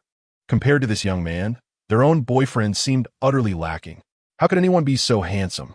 As the light cascaded down, Yi Yang sat bathed in sunlight, his fingers dancing gracefully, producing an impeccable melody that seemed to possess a unique enchantment. Listeners were immediately drawn into the emotional landscape of the piece. With each note he played, one could vividly experience the imagery conveyed by the music. The tender passages felt like a gentle breeze, while the explosive moments were akin to a tempest. Everyone, including the envious male patrons, found themselves unwittingly entranced by the piano's sound. This was Yi Yang's favorite piano piece, Maxim's renowned Croatian Rhapsody, heralded as one of the most challenging piano compositions in existence. He had once dreamed of mastering this work. Who would have imagined that today? He would bring that dream to fruition. The speed of his fingers, the precision of his control. To label him a master would be an understatement. He is a maestro of the modern era. The music theory instructor, who had earlier sought to critique Yi Yang, now slumped helplessly in his chair. He had no standing to judge. In the presence of Yi Yang, his own piano skills were laughably inadequate. The enchanting performance left the women utterly spellbound. So handsome, so wealthy, and such an extraordinary pianist. How could someone be so flawless? Looking at the man beside her, Sun Shouting felt increasingly frustrated. He had taken ages to treat her to an extravagant meal. He was simply unacceptable. Overwhelmed by her emotions, she discreetly stomped her high heel onto Chu Xiaoquan's foot, causing him to wince in pain. What's wrong, Shouting? He asked, bewildered as he clutched his foot, having entered the venue already unnerved by Yi Yang's presence. The constant attention from his girlfriend only deepened his sense of despair. Look at him, and then look at you. Don't ever ask me out for dinner again. I want a boyfriend like Yi Yang, not someone like you. With that, she resumed her adoration of Yi Yang. You. Chu Xiaoquan was infuriated, his resentment towards Yi Yang growing. How could his goddess be mistaken? The fault lay solely with Yi Yang. If it weren't for such a perfect man, his girlfriend would never have strayed. As the final, resonant note faded, the exhilarating performance came to an abrupt end, leaving an echo that lingered in the air, inviting reflection and longing. Applause erupted. The very instructor who had sought to mock Yi Yang was now his most fervent admirer, clapping louder and more enthusiastically than any of the gold diggers present. Yi Yang simply smiled and returned to his seat. Wow, Brother Yi, you clearly know more than just a little. I recognize this piece. To play it like that, you must be at least a master level.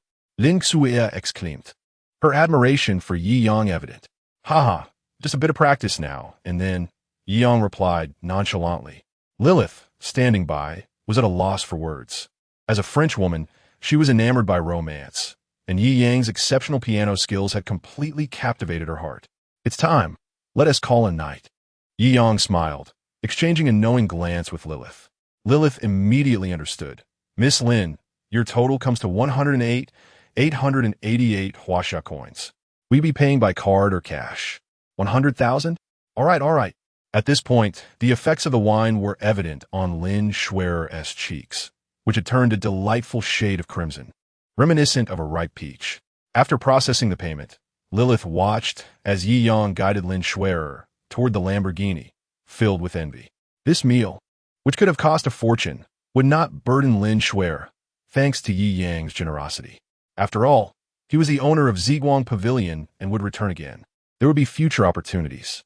With determination, Lilith bit her lip, secretly resolving to make her own way. Phew, they finally left. The male patrons collectively exhaled, relieved that Yi Yang did not linger longer. They feared their girlfriends might leave with him on the spot. I'll take you back to Fuhua Community Yi Yang offered with a smile. No, I'm all alone at home. It's dark and cold. At this moment, the effects of the alcohol fully hit Lin Shui, her flushed face nuzzling against Yi Yang's chest. Tonight, I only want to be with Brother Yi. Chapter 24. Our Han Pavilion does not accept takeout. Yunding Mountain No. 1 Villa. Yi Yang assisted the slightly dizzy Lin Shui as they entered the hall. Am I too heavy? Lin Shui, with her arms around Yi Yang's neck, fell onto the sofa, her face flushed as she inquired. Not at all, Yi Yang replied, unfazed. With his mastery of martial arts, he could easily manage her weight of around 100 pounds. You're drunk. Let me take you upstairs to find a bedroom. The villa was sprawling, boasting 6 or 7 bedrooms, along with a butler's room and a maid's room, totaling 9 in all. However, he had yet to enlist the help of the butler or maid. I'm not drunk. Lin Shui pouted, clearly displeased. I can still drink. Stop talking nonsense. Your little face is as red as a tomato.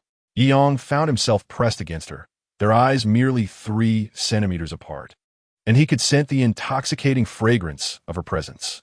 If you continue like this, I cannot guarantee your safety, he warned, captivated by her beauty and the closeness that made his heart race. As a normal man, his reactions were entirely natural, and with his enhanced physique, they were amplified. I'm not drunk. I remember that dinner. It was because Brother Yi didn't want you to spend too much money. Lin Shui had long-cherished feelings for Yi Yang. Now that I've finally encountered you again, I don't want to miss this chance. She gazed at him, her voice soft and inviting. Brother Yi, come here. All right. Yi Yang relaxed, allowing the moment to unfold. After some time, Lin Shui succumbed to slumber. The following day, Yi Yang awoke and checked his phone, discovering a multitude of messages. Instinctively, he opened a message from his sister, Yi Xiaoxi. The other party has accepted your red envelope. Wow, brother, you've struck it rich. $5,000 all at once. Did you win the lottery? A smirk crept across Yi Yang's face as he typed a reply. Yes, I hit the jackpot. Aren't I impressive? If it's not enough, just ask for more. Before he could send the message, another notification appeared. Wow, did you buy me a new laptop?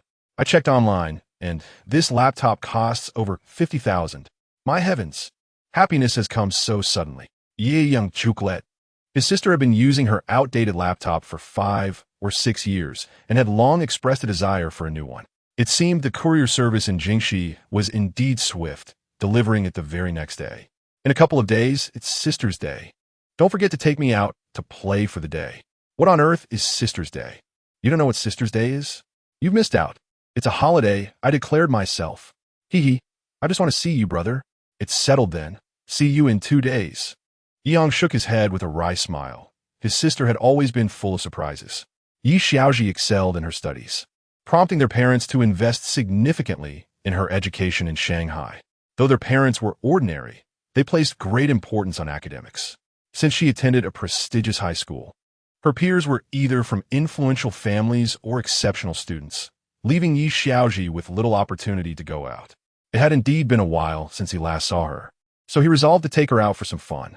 He glanced at the still sleeping Lin Shui. Though he had managed well throughout the night, she might not awaken before noon, and even if she did, she would likely be too weak to rise. It seemed prudent to procure something nourishing for her. After last night's Western cuisine, he decided to order Chinese food for lunch. The culinary arts of China are vast and profound. A simple dish like water-boiled cabbage could not be compared to any of last night's dishes in terms of price. Although Western cuisine has its pricing, the cost of Chinese food can be exorbitant and unpredictable. While it is seldom rated by Michelin, Chinese cuisine is, in truth, the true uncrowned king of the culinary realm. The finest Chinese restaurant in Shanghai must be Han Pavilion. If one were to rate it, establishments like Han Pavilion, which specialize in the highest-end Chinese cuisine, would easily earn a Michelin 5-star rating. Hello, is this Han Pavilion? I would like to place an order for lunch takeout, Yi Yang said casually. I'm sorry, sir, but we are a high-end dining establishment and do not accept takeout, the receptionist replied, her lips twitching in embarrassment at Yi Yang's request. Is that so? Yi Yang chuckled coldly. I intend to order at least 1 million worth of food. If you don't allow takeout, I will have to find another restaurant. Wait, what did you say? The receptionist was utterly bewildered. $1 million for a meal? Han Pavilion is indeed high-end, But that doesn't mean I can handle such a large order on my own. If she messed this up, she would be in serious trouble. Thus, she quickly sought out the general manager. "Hello, Mr. Yi. What can I assist you with?" The previous employee was just a temp and wasn't familiar with our policies. Haha. "I would like to order your finest dishes, approximately valued at 1 million. Please deliver it before noon," Yeong stated nonchalantly. "Of course, Mr. Yi. Please provide your address." The general manager, keeping his composure, probed. "Yending number 1 villa. No need for further details," Yeong replied before hanging up. On the other end, the manager was left in shock, his hand trembling as he set down the phone. "Jundi numero uno villa. Valued at over 1 billion. Acquiring that villa was not merely a matter of wealth. The power and influence behind it were unparalleled. Realizing this, he wasted no time and immediately informed the kitchen to prepare the dishes.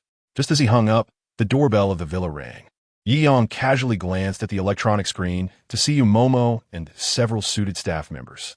He raised an eyebrow and activated the smart voice control door to let them in. "Boss Yi, the clothes and items you ordered have arrived." Momo was still dressed in a striking professional outfit, reminiscent of the most attentive housekeeper. Chapter 25. A maid and housekeeper? "Master, do you think I am capable?" Momo gazed at Yeong with fervent admiration. She had long anticipated his affluent status, yet she was astonished that within a mere day of his arrival, he had acquired such an extensive collection of luxury items and apparel. Altogether, it must have amounted to at least 1 billion, right? Such a dashing and flawless young tycoon. He transcended the archetype of a Prince Charming. He was nothing short of a celestial being. "Ah, please place these in my wardrobe," Yeong casually remarked. "Certainly, I shall arrange that," Momo replied, leading the staff to the wardrobe as referred to by Yeong. The villa boasted 3 wardrobes, a private wardrobe in the master bedroom, a family wardrobe adjacent to the main bathroom, and an exhibit wardrobe in the basement. The smallest, the master bedroom's private wardrobe, exceeded 100 square meters. One might mistake it for a luxury boutique. Momo guided the workers to the family wardrobe next to the bathroom, an expansive space of 300 square meters. After a refreshing bath, luxuriating in such a vast area, and freely mixing and matching outfits, was undoubtedly exhilarating for a girl like Momo. As she beheld the enormous wardrobe, which dwarfed her own home, the determination in her eyes intensified. After a considerable amount of time, Yi Yang's extravagant shopping spree totaled over 1 billion in various garments and luxury goods. Yet even the medium-sized family wardrobe remained unfilled. "All right, you may leave now," Momo said with a smile. Certainly, the staff, having witnessed such grandeur, departed with their minds still reeling from the experience. "I wouldn't want you to toil in vain. I just ordered some takeout that I suspect may be too much for 2. Would you care to stay and share?" Yeong suggested, smiling. "Too much for 2. Momo's heart skipped a beat, but the opportunity to draw closer to the affluent Yeong was too precious to miss. She nodded eagerly, of course. Yeong was taken aback. He had merely been polite, yet she truly intended to stay. However, he had no objection. The order, which had cost over 1 million, would indeed be more than he and Lin Shuer could consume. Momo hesitated to inquire about the other individual present, both due to her current lack of standing and the belief that the person would reveal themselves in due time. "By the way, I am considering hiring a few maids and a housekeeper for the villa. Since you have experience in this area, could you recommend any suitable candidates?" Yeong inquired with a gentle smile. Maid and housekeeper. A blush crept onto Momo's face. Do the wealthy truly indulge in such whims? Yeong rolled his eyes. He had clearly stated maid and housekeeper. "Master Yi, do you think I am suitable?" While jesting, Momo felt a twinge of nervousness as she gazed at Yeong. "You? Yeong Arched an Iya bro." Indeed, Momo is a 7-star certified housekeeper with international qualifications. Extremely reliable. "I assure you, I will not disappoint you, master," Momo insisted. Yeong smirked. He rather enjoyed the title of master. This woman was clever and resourceful. Perhaps she could indeed be considered for the position of housekeeper. "Master, this is the standard recruitment circle for the upper class," Momo explained, handing Yeong her phone. "Housekeeping Talent Network?" Yeong noted the unpretentious name. He browsed the application listings, each featuring stunningly beautiful candidates. The network required applicants to submit unadorned photographs, and even in their natural state, they were breathtaking. The ratings ranged from 3 stars to 7 stars, with gold, silver, and bronze badges representing performance metrics. Yeong chuckled. It seems you truly are a top-tier talent among them. Yumomo blushed with pride at his compliment. Her usual rationality momentarily forgotten as she raised her chin defiantly. Yes, indeed. Yeong nodded sleekly. Yumomo was the first beauty to welcome him to the Jiangjing Villa, marking the beginning of his new life as a tycoon. He felt a unique connection with her compared to others. As a fellow 7-star certified housekeeper, Yeong naturally leaned towards appointing Yumomo as the maid housekeeper. Thank you, master. Yumomo replied obediently. To have an elegant woman address him as master filled Yeong with a sense of accomplishment. Since you are to be the maid housekeeper, I shall assemble a professional housekeeping team. Yeong mused, stroking his chin. This one, and this one. After dinner, please call them for interviews. You can handle the arrangements. The starting salary will be 500,000 with 15 months' pay annually, so if they are willing, they may join. How much? Seeing that Yeong had selected only 7-star candidates, Yumomo nearly cautioned him about the high hiring costs. Instead, Yeong struck her with the reality of true affluence. Typically, a 7-star housekeeper earns between 500,000 and 1 million annually. Yet Yeong offered a staggering 500,000 per month, and with 15 months' pay. It was simply astonishing. It's settled then.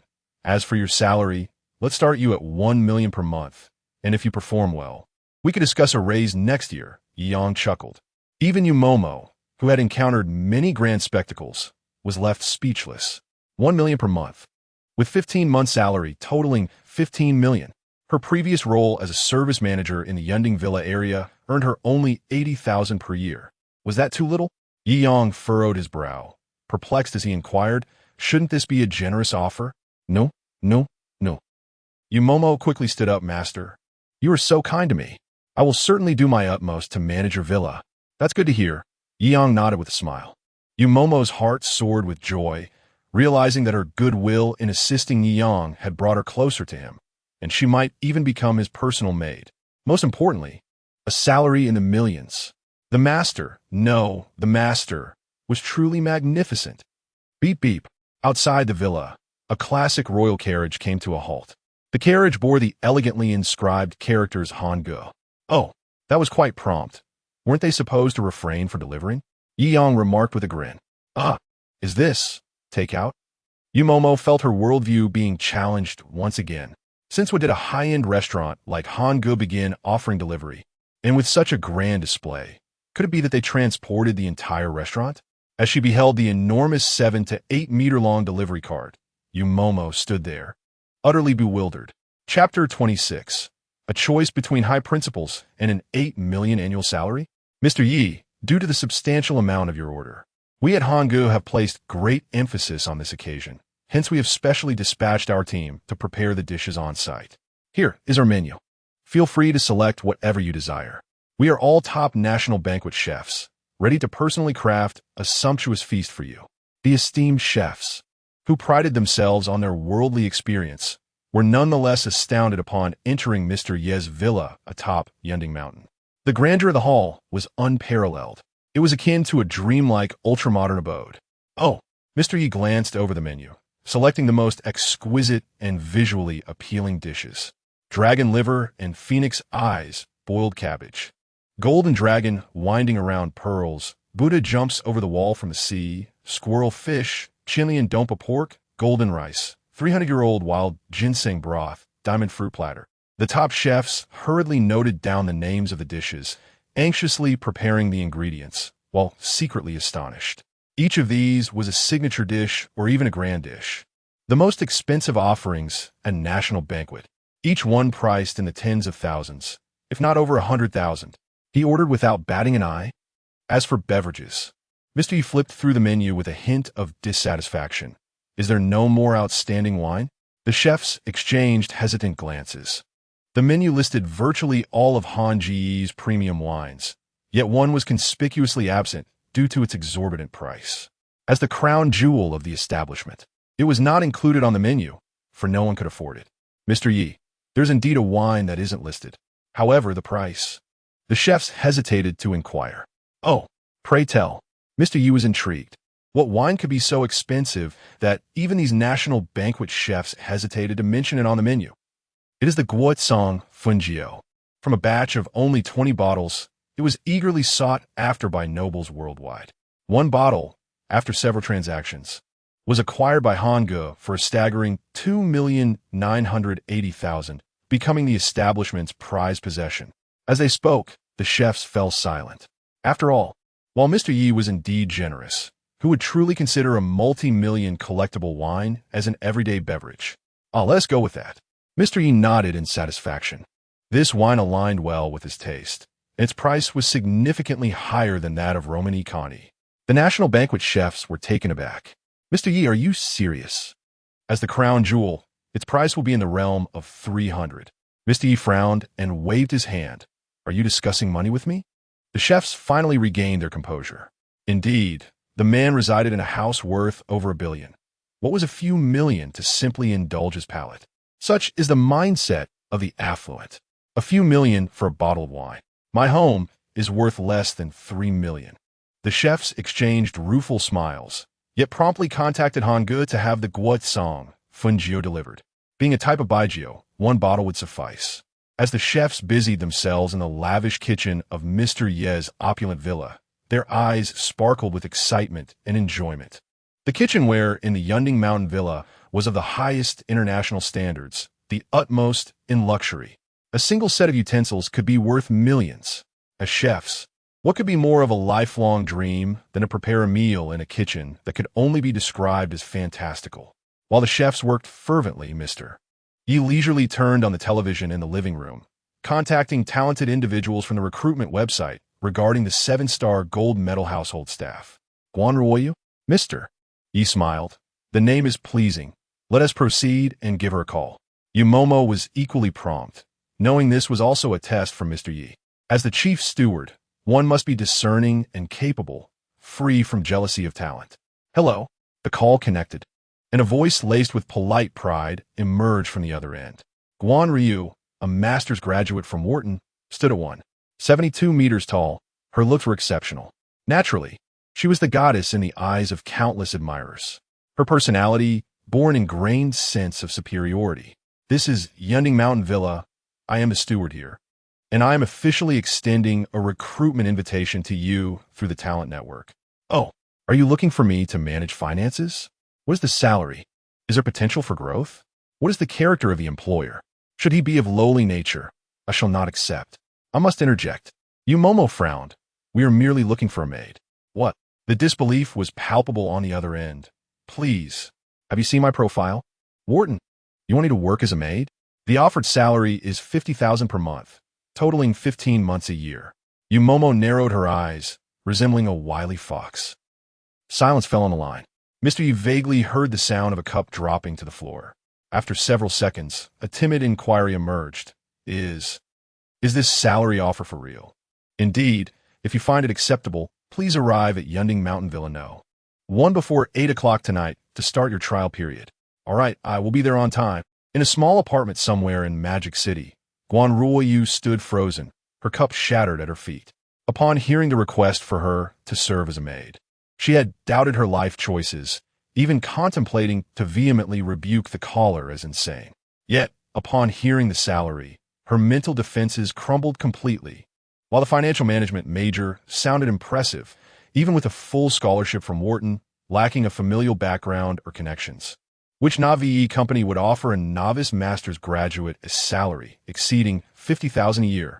Having returned from studying abroad for half a year, her lofty ambitions had not secured her a satisfactory job, leaving her confined to a small rental, subsisting on instant noodles. A monthly salary of $50,000, equating to $750,000 a year. What a being a maid. The harsh realities of the past 6 months had nearly obliterated her inner pride. Staring at the broken cup beside her, Guan Ryu's resolve solidified. No matter what was required of her, she must secure this position. Master, I'm here. She hastily rose, meticulously grooming herself, preparing for tonight's interview.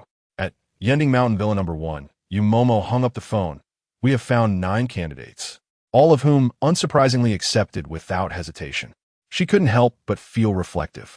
Mr. Ye's selections, who among them was not of exceptional caliber, filled with pride? Yet, upon hearing the annual salary of 7 to 8 million, each one resembled cats that had caught a whiff of fish, eager to rush over immediately. The feeling of wealth is indeed delightful. Chapter 27. The ownership of the Lafayette Winery. Centurion Black Gold Card. As Yi Yang turned his head, he beheld Lin Schwerer descending the staircase, clad only in a silk nightgown, her alluring figure subtly revealed. Memories of last night's tenderness and joy made him lick his lips in anticipation. The absence of women's clothing in the villa meant that Lin Schwerer's nightgown was borrowed from him, making it appear somewhat oversized. The neckline slipped off her shoulders, revealing her delicate collarbone and smooth skin. At the first glance, Yu Mimi's heart quivered. Confident in her own beauty, she found herself feeling an unusual sense of competition in the presence of Lin Schwerer. The rare purity mingled with a hint of charm in Lin's demeanor left you with a sense of inferiority. In the upper echelons of society, where wine glasses clinked and glances exchanged, there lay an inherent maturity and grace that seemed to overshadow her own.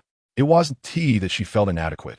Rather, Lin Schwerer's presence elevated the standard to a level she rarely encountered. The sincerity in Lin's eyes bore no trace of artifice. Sighing, Yu Mimi realized she could only accept her role as the diligent housekeeper. Yet, a flicker of discontent lingered in her heart. Regardless, she was determined to become Yi Yang's woman, not solely for the staggering annual salary of 15 million, but because he was the only man in years who had truly stirred her emotions. Are you awake? Ye Yang Taswali Embrachitlin Suer, who was nestled comfortably on the sofa, her hair cascading like silk. I ordered takeout. We'll eat, and then I'll drive you back. Okay. Lin Schwerer nodded obediently. Her status did not afford her the luxury of staying here daily, yet she felt content, having fulfilled a long-held wish last night. With hard work, she aspired to solidify her place in his life. Yi Yang glanced at Yu Mimi, whose cheeks were puffed in jealousy, and chuckled as he introduced the two. The bonds of female friendship often formed in the most unexpected ways. If their social standings did not clash, women could quickly become confidants, even if they were vying for the same man. Yi Yang had observed this dynamic among fans of young idols, and to his relief, the anticipated clash between the two women had not occurred. Instead, they bonded as if they were long-lost friends. What did you order for takeout, Brother Yi? Lin Schwerer inquired. Her curiosity piqued. You'll see when it arrives, Yi Yang replied, glancing at the antique clock on the wall, its value in the millions. The national banquet had commenced, and dishes began to arrive in accordance with the standards of a grand feast. As each exquisite dish was presented, golden dragon, coiling pearl, Buddha jumps over the wall. Yi Yang invited everyone to join him. He knew that the two young women, along with himself, would never finish all the food, and rather than let it go to waste, he decided to do the chefs a favor. The chefs exchanged glances, unsure of how to respond. This meal was worth more than their combined salaries for several years. They hesitated to partake. However, under Yu Mimi's persuasive urging, they finally took their seats. This meal was undoubtedly the most gratifying since Yi Yang's newfound wealth.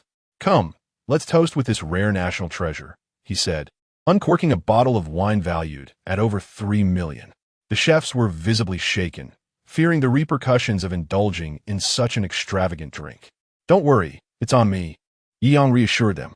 Relieved, they accepted, and Yi Yang savored the wine, declaring it exceptional. The chefs, astonished by his lavishness, couldn't help but wonder if he was truly a man of wealth. Since we are enjoying this wine, I must be candid. I need a few personal chefs. Would you consider taking on that role? The chefs nearly choked on their drinks, astonished at his proposition. I'll offer you 10 times your previous salary. How does that sound?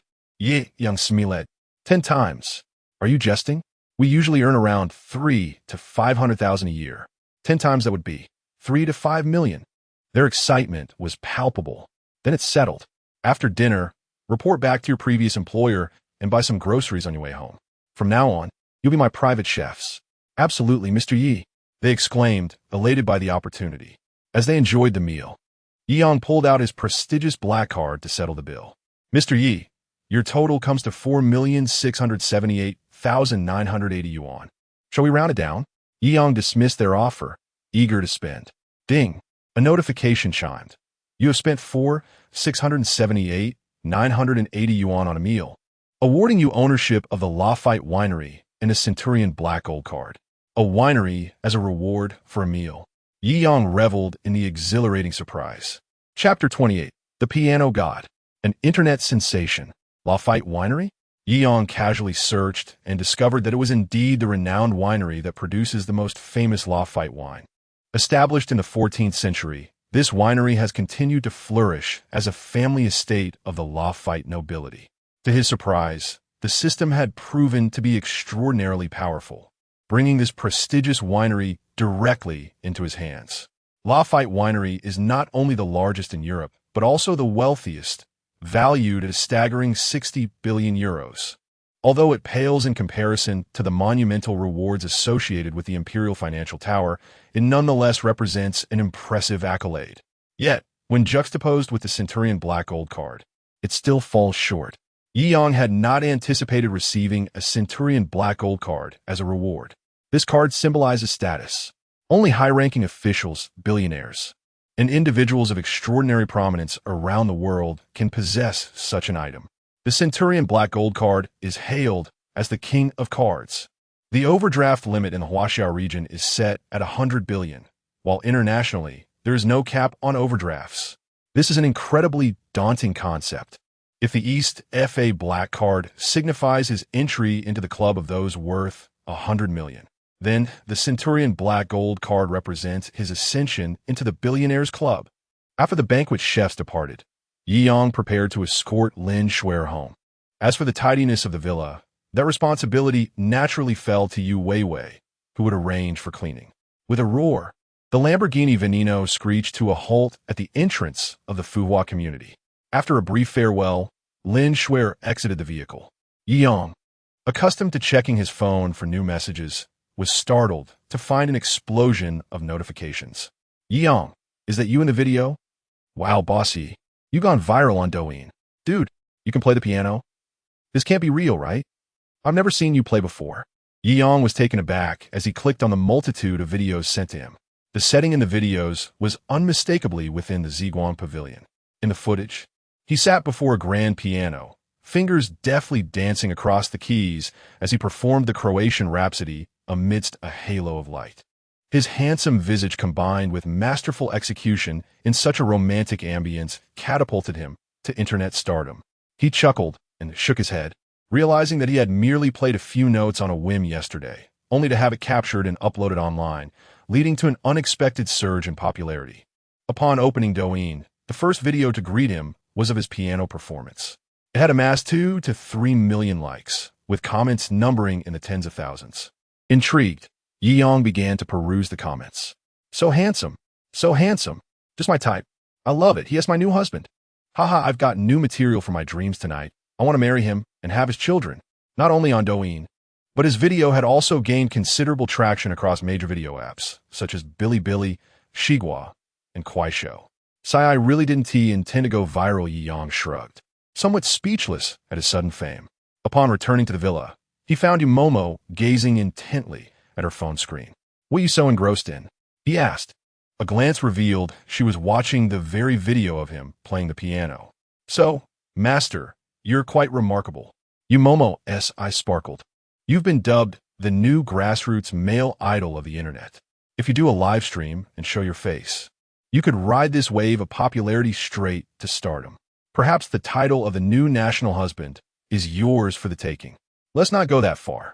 I fear I might be overwhelmed by the responsibilities of being a national husband. Yang rolled his eyes. Momo giggled, a rare display of youthful charm. Ding dong, Yi Yang raised an eyebrow. Who could it be? He glanced at the screen to discover it was the applicants for the maid positions. Initially hesitant, upon hearing the annual salary of 800,000, they hastily retouched their makeup and rushed to the Yunding Mountain No. 1 villa. They were quite diligent. Yi Yang couldn't help but chuckle. Outside, Guanruoyu anxiously clutched her arms, concerned that if her boss turned out to be a lecherous old man, the exorbitant salary might be a pretext for unsavory activities. How would she choose then? Would it be succumbing to wealth? Or, just as she was lost in thought, the door swung open. Taking a deep breath, she resolved that despite everything, this was an opportunity for an 800,000 annual salary. She had to seize it. Guanryu entered the number 1 villa alongside 9 other beautiful women. Welcome to number 1 villa. I am the butler, Yumomo. Rising to her feet, Yumomo resumed her poised, elegant demeanor. Hello, my name is Guanryu, she stammered. I'm Chu Xuan. Although the girls were accomplished and highly educated, they were nonetheless intimidated by Yumomo, who exuded a blend of maturity, beauty, and authority. There is no need to be nervous. I'm merely here to assist the master. Yumomo stepped aside and respectfully bowed towards Yang, who was seated on the sofa. Master, the utterance of such an embarrassing title caused the Navi girls' faces to flush crimson. However, as they caught sight of Yang, who was smiling at them from the sofa, their faces turned an even deeper shade of red. Wasn't this the piano god they had just seen online? The girls' eyes widened in disbelief. They had braced themselves for an eccentric, wealthy old man as the villa's owner. Yet the contrast was almost absurd. Waves of surprise surged within them, especially among those who had previously expressed a desire to bear the piano god as children in the comments. Guanryu was one of them, internally exclaiming that even for 800,000 a year, she would gladly serve such a perfect gentleman. Wealthy, youthful, handsome, and a virtuoso at the piano. Feel free to relax. Your sole responsibilities are to keep the house tidy and manage the villa. Yang understood the girls' apprehensions and reassured them. No, we're willing to do anything. They exclaimed in unison, only to realize what they had just said, their faces turning as red as ripe apples. Yang scratched his head, surprised by their reaction. If that is the case, let us first familiarize ourselves with the layout of the villa with Yumomo. The Jiangjing Mountain Villa, valued at over 10 billion, naturally boasted its own magnificence. With 9 bedrooms alone, the overall size of the villa was beyond comprehension. Moreover, the basement was entirely unlike what one would typically envision. The entire Jiangjing Mountain had been transformed. The mountain itself served as the basement of the number 1 villa, which even housed a vast library. Until they laid eyes on that grand library in the basement, Yang could scarcely fathom the audacity of the wealthy. Chapter 29. The Jiangjing Law Firm. A university gathering? After familiarizing themselves with the villa, the girls were utterly astounded. Anyone from the magical city knows the illustrious name of the Jiangjing Mountain Villa, with Villa number 1 reigning supreme among them. However, it is only upon truly witnessing it that one comprehends the opulence within. If there are no objections, we can proceed to sign the contract. With Yumomo's efficiency, the contract was naturally prepared within a day. Yes, we have no issues at all, the girls eagerly chimed in after glancing at the contract. Yang nodded slightly and proceeded to pay the wages. He was not concerned about these girls absconding midway. After all, breaching the contract would entail compensation, and selling them would barely cover half of it. Ding! Detected that the host has paid the maid team an annual salary of 90 million Huaxia coins, rewarding the Jiangjing law firm with 51. A law firm? Yi Yang's eyes brightened. As his assets continued to multiply, it was only a matter of time before he encountered legal issues. Having a law firm at his disposal would undoubtedly spare him countless troubles. He had heard of Jiangjing Law Firm, renowned throughout Huaxia, particularly in the magical city, where it firmly held the title of the premier law firm, unassailable by any rival. Whether domestic or international disputes, it had never suffered a defeat, earning the moniker of the magical city's sure-win firm. Its network of connections spanned every stratum of society, and any legal battle or dispute could be effortlessly resolved through the right connections. Such a firm is not easily acquired, even with substantial financial resources. After all, a legal team bold enough to brand itself as sure-win could earn tens of millions or even billions from high-stakes cases. They certainly had no need to sell equity. Even if Yang were to offer a fortune, he likely could not secure a stake in it. At this moment, Yi Yang marveled once again at the system's might. Almost simultaneously, in an office building somewhere in the magical city, Fang Han stared incredulously at his secretary. Are you certain? All the other high-capital shareholders have sold their stocks to this Mr. Yi? Indeed. The secretary replied with a wry smile. According to the acquisition information, Mr. Yi now holds 51 of our company's shares. This, Fang Han felt utterly astounded. Jiangjing law firm is akin to a treasure trove. As long as one guards this trove, wealth is assured. For those partners to sell their stocks suggests that this Mr. Yi possesses an unassailable backing. Moreover, he has invested a colossal amount of capital. Is it possible to uncover his information? After a prolonged moment of composure, Fang Han inquired. The information we could gather is exceedingly limited. We only found out that he is the owner of the Empire Commerce Building in the Magical City and appears to hold a Centurion Black Card. Additionally, he has recently invested in the Lafayette Vineyard in France, becoming its actual controlling shareholder. He is also the true owner of Vacheron Constantin.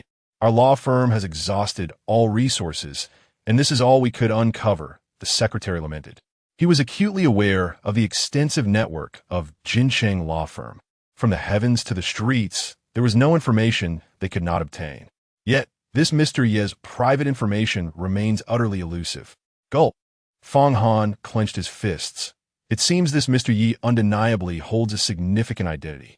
Jiangjing law firm was founded by him, and today he has managed to directly change the ownership of this renowned super firm. The original owner remained utterly oblivious. This person is terrifying. Fang Han tapped on the table, summoned Saichi and Ai Wei. The three of us main partners must pay a visit to this Mr. Yi. Understood. I will arrange it immediately. The secretary recognized the gravity of the matter and hurriedly notified the remaining two main partners to coordinate the schedule. That evening, Yang found himself at leisure. With the establishment of the maid team, the villa finally brimmed with an atmosphere of bustling activity. Previously, residing in such a grand villa alone was indeed rather lonely. Out of boredom, he would gather a few maids to play Ludo, imposing a drinking penalty on the losers. Alternatively, he would swim in the outdoor heated pool on the villa's rooftop with the girls. Life could not be more comfortable. The experiences of an ordinary person might not compare to the joy Yang felt in just one evening. The life of the affluent is truly delightful. Master, what are you doing? Come play with us. After acclimating to their new environment, the maids were thoroughly enjoying themselves. Despite the vastness of the Yunding villa, the 10 of them could quickly tidy it up together. Once finished, they could frolic joyfully with their handsome and wealthy master. There is no paradise more exquisite than this. No, Yang waved his hand, casually opening his phone. To his surprise, the university class group, which had been silent for a year, suddenly came alive. It had reached over 99 messages. What is going on? Yang was taken aback. After graduating, the class group had almost gone dormant, with no one speaking for a year and a half. Yet tonight, it had unexpectedly ignited. Upon clicking in, he saw the announcement. Dear classmates, the graduation internship period must be over, right? For those free, let us gather in a couple of days. The announcement was made by the class monitor, Yu Qinggong. This notice reignited the university class group. Many classmates began reminiscing, and the conversation eventually turned to work. Don't mention it. That idiot supervisor is always forcing us to work overtime, claiming that the 996 schedule is a blessing. To hell with that. Not only do we get no overtime pay, but I'm also expected to be grateful to his ancestors. You're lucky. At least you found a job. I'm still struggling to find one. Sigh, it brings tears to my eyes. Old Su must be doing well, right? P.S. the rich second generation. Who are you calling Old Su? Is that what you call him? That guy is already a senior executive at his father's company. I'm currently working under Su Ge. Envious. As expected of the rich second generation. By the way, what about Mao Mao? She was the belle of our class. I heard Su Ge and Kai Mao Mao are a couple now. Yang raised an eyebrow. It is quite a coincidence. The classmates praising Su Pengfei and Kai Mao Mao had crossed paths with him a few days ago while he was purchasing a watch. When they realized he was the actual controlling shareholder of Vacheron Constantin, their eyes nearly bulged out. He still vividly remembers their comical expressions. Ahem. Perhaps I won tea at 10 this time. Su Pengfei has finally made an appearance. Don't. Su Ge, you are the most formidable person among our classmates. Without you, what is the point of this gathering? Yes, my buddy, I still haven't found a job. Maybe I should go to Shrugged to find a meal. Su Pengfei was flattered by their flattery, soaring high. Huh, well said. Since my buddies have elevated me so, I will certainly attend. By the way, what about Yi Yang? He was the heartthrob of our class back in university. Didn't T Kai Mao Mao have a crush on him? Wang Dalong, known for his startling words, made a statement that silenced the buoyant Su Pengfei. Chapter 30. Does a person have any merit other than having wealth? How can you speak like that, Wang Dalong? Bringing up my brother Su's scars, exclaimed Wang Guan, a sycophant working under Su Pengfei. What's wrong with speaking the truth? Wang Dalong, known for his bluntness, replied without showing any sign of weakness. Just as the tension between them escalated, Yang calmly interjected, since everyone wants to gather, then a gathering is certainly in order. Yi Yang has made an appearance. How is he doing these days? I heard he joined a reputable software company. Yi Yang's popularity was evidently high. After all, he was handsome, academically accomplished, and had a noticeable presence in class. However, aside from a few rare close friends like Zhang Xian, most male classmates secretly hoped to see him stumble in the real world. Not just that, Yi Ji's achievements are beyond your imagination. Zhang Xian couldn't hold back his defense of Yi Yang upon hearing someone belittle him. Oh, isn't that Yi Yang's little sidekick? What, still following him around after graduation? How amusing. And yet you still call him Yi Laoda. It's laughable. Welcome to reality. Only those with money are considered brothers. Exactly. Many in the class echoed this sentiment, having deeply felt the truth of this statement since entering society. No matter how capable one might be, they were merely working for the wealthy. When respected, one might be regarded as a top student, but when disrespected, they might as well be a dog. Those born into privilege, like Su Pengfei, simply stepped into high-ranking positions at their father's companies upon graduation, a goal that most in the class would spend a lifetime striving for. As for the latter half of their lives, if they couldn't become executives, they would eventually be dismissed and live in poverty for the rest of their days. Don't believe me? Just wait until the gathering and see if Yi Laoda can shock us. Zhang Xian said indignantly. Shock us? Huh. Let us see what kind of status he has to do that. The boys led by Wang Guan scoffed. Can he really outshine Shrugged? Really, Zhang Xian? Has Yang truly made it big? Some girls expressed their hope, wishing that their former crush had fared well. However, such hope was faint, as Yang came from an ordinary family. How far could he really go? Perhaps Zhang Xian, accustomed to being a sidekick, had exaggerated Yi Yang's modest successes. Huh, I'm just an unemployed drifter. Nothing much to say, Yi Yang messaged, halting Zhang Xian's further comments. Haha, an unemployed drifter? You were fired? No way. Yiga graduated and is already unemployed? Society is truly harsh. Some boys feigned concern while secretly reveling in the news. However, Yi Yang chose to ignore their messages. Given his current status, revealing too much would only create distance. All right, it's settled then. 3 days from now, at the Fengshan restaurant in Magic City. What is Fengshan restaurant? I've never heard of it. Eating there would be too embarrassing. Han Tsai, who had been quiet until now, spoke up. Fengshan is quite pricey, averaging several hundred per person. Most of us are still interns. It seems excessive. Yu Qinggong was taken aback by Han Tsai's tone. In college, she had a low profile, often shy despite her beauty and indifferent to group activities. She was never considered for the title of class flower. How could someone who seemed to dislike collective activities suddenly speak so boldly? The contrast was indeed eye-catching, and the entire class awaited her response. I told my boyfriend, and he said he would book a private room for us at Hang. Just go there directly in 3 days.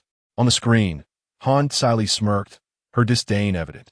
She had never regarded her classmates as worthy of her attention, not even Su Pengfei, the son of a small boss. Her sights were set on true magnates. Thus, she rarely participated in school activities, often out at nightclubs or KTVs, eventually landing herself as a kept woman of a real boss. Now, at the class reunion, she intended to make a grand impression. What? The most prestigious Hang in Magic City, a restaurant renowned as a 5-star establishment. The average cost there is at least 10,000 per person. For our group, wouldn't that amount to? Tens of thousands? Siley, what does your boyfriend do? Oh, yes, just an ordinary businessman, not particularly remarkable. Just has a lot of money, haha. No worries, we'll all go and enjoy ourselves. Han Sili's pride was palpable. That sounds great. A super big shot is treating us. I want to meet someone like that. Maybe I'll get noticed as a little sidekick. Students enthusiastically agreed, as most had never encountered such a high-end restaurant. All right, it's decided then. Yu Qinggong finalized the arrangements. Yiyang shrugged nonchalantly. He was merely looking to reconnect with a few good friends from college. And what happened with the others held little significance for him. Master, the door swung open, and Yu Momo entered, clad in alluring black stockings.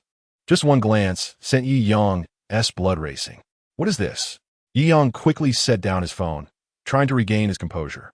Before him stood a stunning beauty, exuding an air of confidence in her attire. It would be a challenge for any man to remain calm in her presence. Just doing what a maid should do. Serving her master, Yu Momo grinned, her gaze toward Yi Yang filled with intensity. Yi Yang swallowed hard. Before he could speak, Yu Momo gracefully approached him, beginning to massage his shoulders. Yi Yang watched the diligent girl, choosing not to think further. Chapter 31. A tribute to Han Pavilion. Is akin to the stock god Buffett? Compared to Lin Shuer, Yu Momo must comprehend far more. No matter what, everything brings immense joy to Yi Yang. Each corner of the room, the balcony, and the panoramic sofa in the bedroom left a profound impression and delight upon him. Ultimately, all concluded at Yu Momo's pleading. After bathing, Yi Yang, content, embraced that tender, alluring body and drifted into slumber. The transformation through national martial arts endowed him with an extraordinary physique, allowing him to relish a deeper level of ecstasy. Regardless of the outcome, I have attained what I desired. Yu Momo gazed at Yi Yang's profile with boundless admiration, succumbing to a satisfied slumber. The following morning at 8 o'clock, the national banquet chefs, whom Yi Yang had extravagantly recruited as personal cooks, promptly attended to the ingredients in preparation for breakfast. These elite chefs were not only culinary experts but also nutritionists. They crafted a dietary menu tailored for Yi Yang, ensuring that the dishes were both delectable and health-conscious, with ample supplements included. This consensus emerged upon witnessing the group of lace-clad maids residing in the villa. The affluent truly enjoy life. Such a stunning and exceptional group of beauties, reduced to mere cleaning staff. I doubt this is their sole responsibility, remarked Chef Chun with a raised eyebrow and a sly grin. With so many, one wonders how the boss manages each night. Overindulgence could jeopardize his health. Nonsense, the head chef retorted coldly. With top-tier chefs like us around, if the boss were to suffer health issues due to trivial matters, we should feel ashamed. Yes. The other chefs wiped their cold sweat. Increase the supplement soup. I refuse to let our circle mock us for lacking in health management. The head chef, unwavering, promptly added numerous nourishing dishes to the menu. After diligent toil, slumber was indeed sweet. Yi Yang stretched lazily, playfully pinching Yu Momo's soft, delicate form before rising from bed. Yu Momo's energy evidently far surpassed that of Lin Shuer. With a gentle nudge from Yi Yang, she wobbled to her feet. However, when Yi Yang returned to the bedroom after grooming, he found Yu Momo still in bed. Why aren't you up? Yu Momo's face suddenly flushed. It truly hurts, master. You are too strong. My legs still feel weak.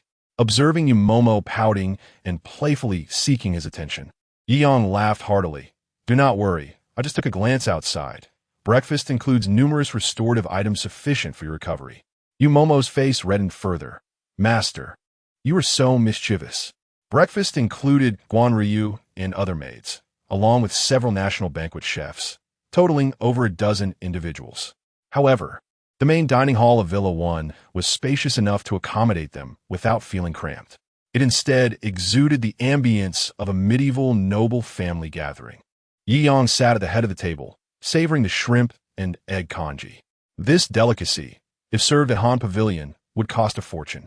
By the way, boss, we are here to serve you. The former owner of Han Pavilion not only did not reprimand us, but encouraged us to work diligently, ultimately presenting us with the Han Pavilion Black Dragon Gold Card. Chef Do Jianfang respectfully handed the Black Dragon card to Yi Yang. Yi Yang raised an eyebrow. He could easily comprehend the former owner's attitude towards him. The other party likely recognized his status as a significant figure, since they could not afford to offend him. It was better to cultivate goodwill. What significance does this Black Dragon gold card possess? Yi Yang inquired with a smile, realizing that the individual had offered this card as a form of greeting, suggesting it was no ordinary item. The Black Dragon gold card is the highest-tier VIP card of Han Pavilion, with only 2 current holders. One is Buffett, who dined at Han Pavilion 2 years ago, and the other is Chairman Wang of Jiangjing Real Estate Group. Yi Yang raised an eyebrow. He was familiar with Buffett, the unparalleled financial mogul esteemed worldwide as the stock god, while Chairman Wang, who had dominated the title of China as richest for several years, needed no further introduction. Yi Yang tucked the Black Dragon gold card away. Holding this card entitles one to lifelong complimentary dining at Han Pavilion, granting access to the most exclusive dining area, the Black Dragon Pavilion. Indeed, the Black Dragon Pavilion is not accessible to any guest below the Black Dragon card status. Specifically reserved for the most esteemed patrons of Han Pavilion, the chefs reiterated. Lifelong complimentary meals? That is quite generous. Yi Yang chuckled, shaking his head. It seemed his extravagant dining experience had genuinely startled the owner of Han Pavilion. Having concluded the formalities, the chefs proudly introduced the dishes to Yi Yang. When discussing the various restorative items, they deliberately emphasized their benefits, hoping Yi Yang would indulge more. Yi Yang understood their intentions, finding it somewhat amusing. As a master of national martial arts, possessing extensive internal energy and vitality, he certainly would not suffer from such trivialities. Well, breakfast has concluded. Yi Yang requested the head chef S-Bank card and transferred 10 million over. Boss, what is this? Do Jianfang exclaimed, eyes wide, taken aback by Yi Yang's generosity. This is for purchasing ingredients. Select only the finest. If this is insufficient, let me know, and I shall provide more, Yi Yang replied with a smile. Enough. Enough. Do Jianfang was at a loss, realizing that while top-quality ingredients are costly, receiving 10 million for procurement was undeniably extravagant. Do not hold back. Yi Yang, no longer fearing expenditure, yearned for them to spend the money swiftly. And you? Yi Yang also transferred 10 million to Guan Ruoyu. You are responsible for household supplies. Choose the most expensive items. I estimate the 10 million will not last long. Just report back to me and you Momo after your purchases. Okay. 10 million. It won't last long. Is this something a person would say? Since meeting Yi Yang, everyone felt their understanding of money had completely collapsed. By the way, accompany me to the 4S store later, Yi Yang said, glancing at the amused Yumomo. Master, are you buying car again? Yumomo exclaimed with wide eyes, surprised. What, is the Lamborghini Venom not sufficient for you? Well, one vehicle is not convenient for everyone when shopping. Besides, my old car only seats 2. It's quite impractical. Yi Yang shrugged. I plan to get something substantial. Old car. Everyone gasped, realizing that in Yi Yang's eyes, the Lamborghini Venom, worth 70 to 80 million, was merely a small 2-seater vehicle. Chapter 32. A few more cars to reach 100 million if you, my esteemed master, are considering purchasing a vehicle. There happens to be an auto show in a magic city that you might find intriguing, proposed Umo quietly after her initial shock. An auto show? Yi Yang nodded, relieved at the prospect of avoiding the hassle of visiting various 4S dealerships. The exhibition in Magic City should feature every luxury car one could imagine. Very well, let us tidy up and head directly to the auto show, Yi Yang replied with a smile.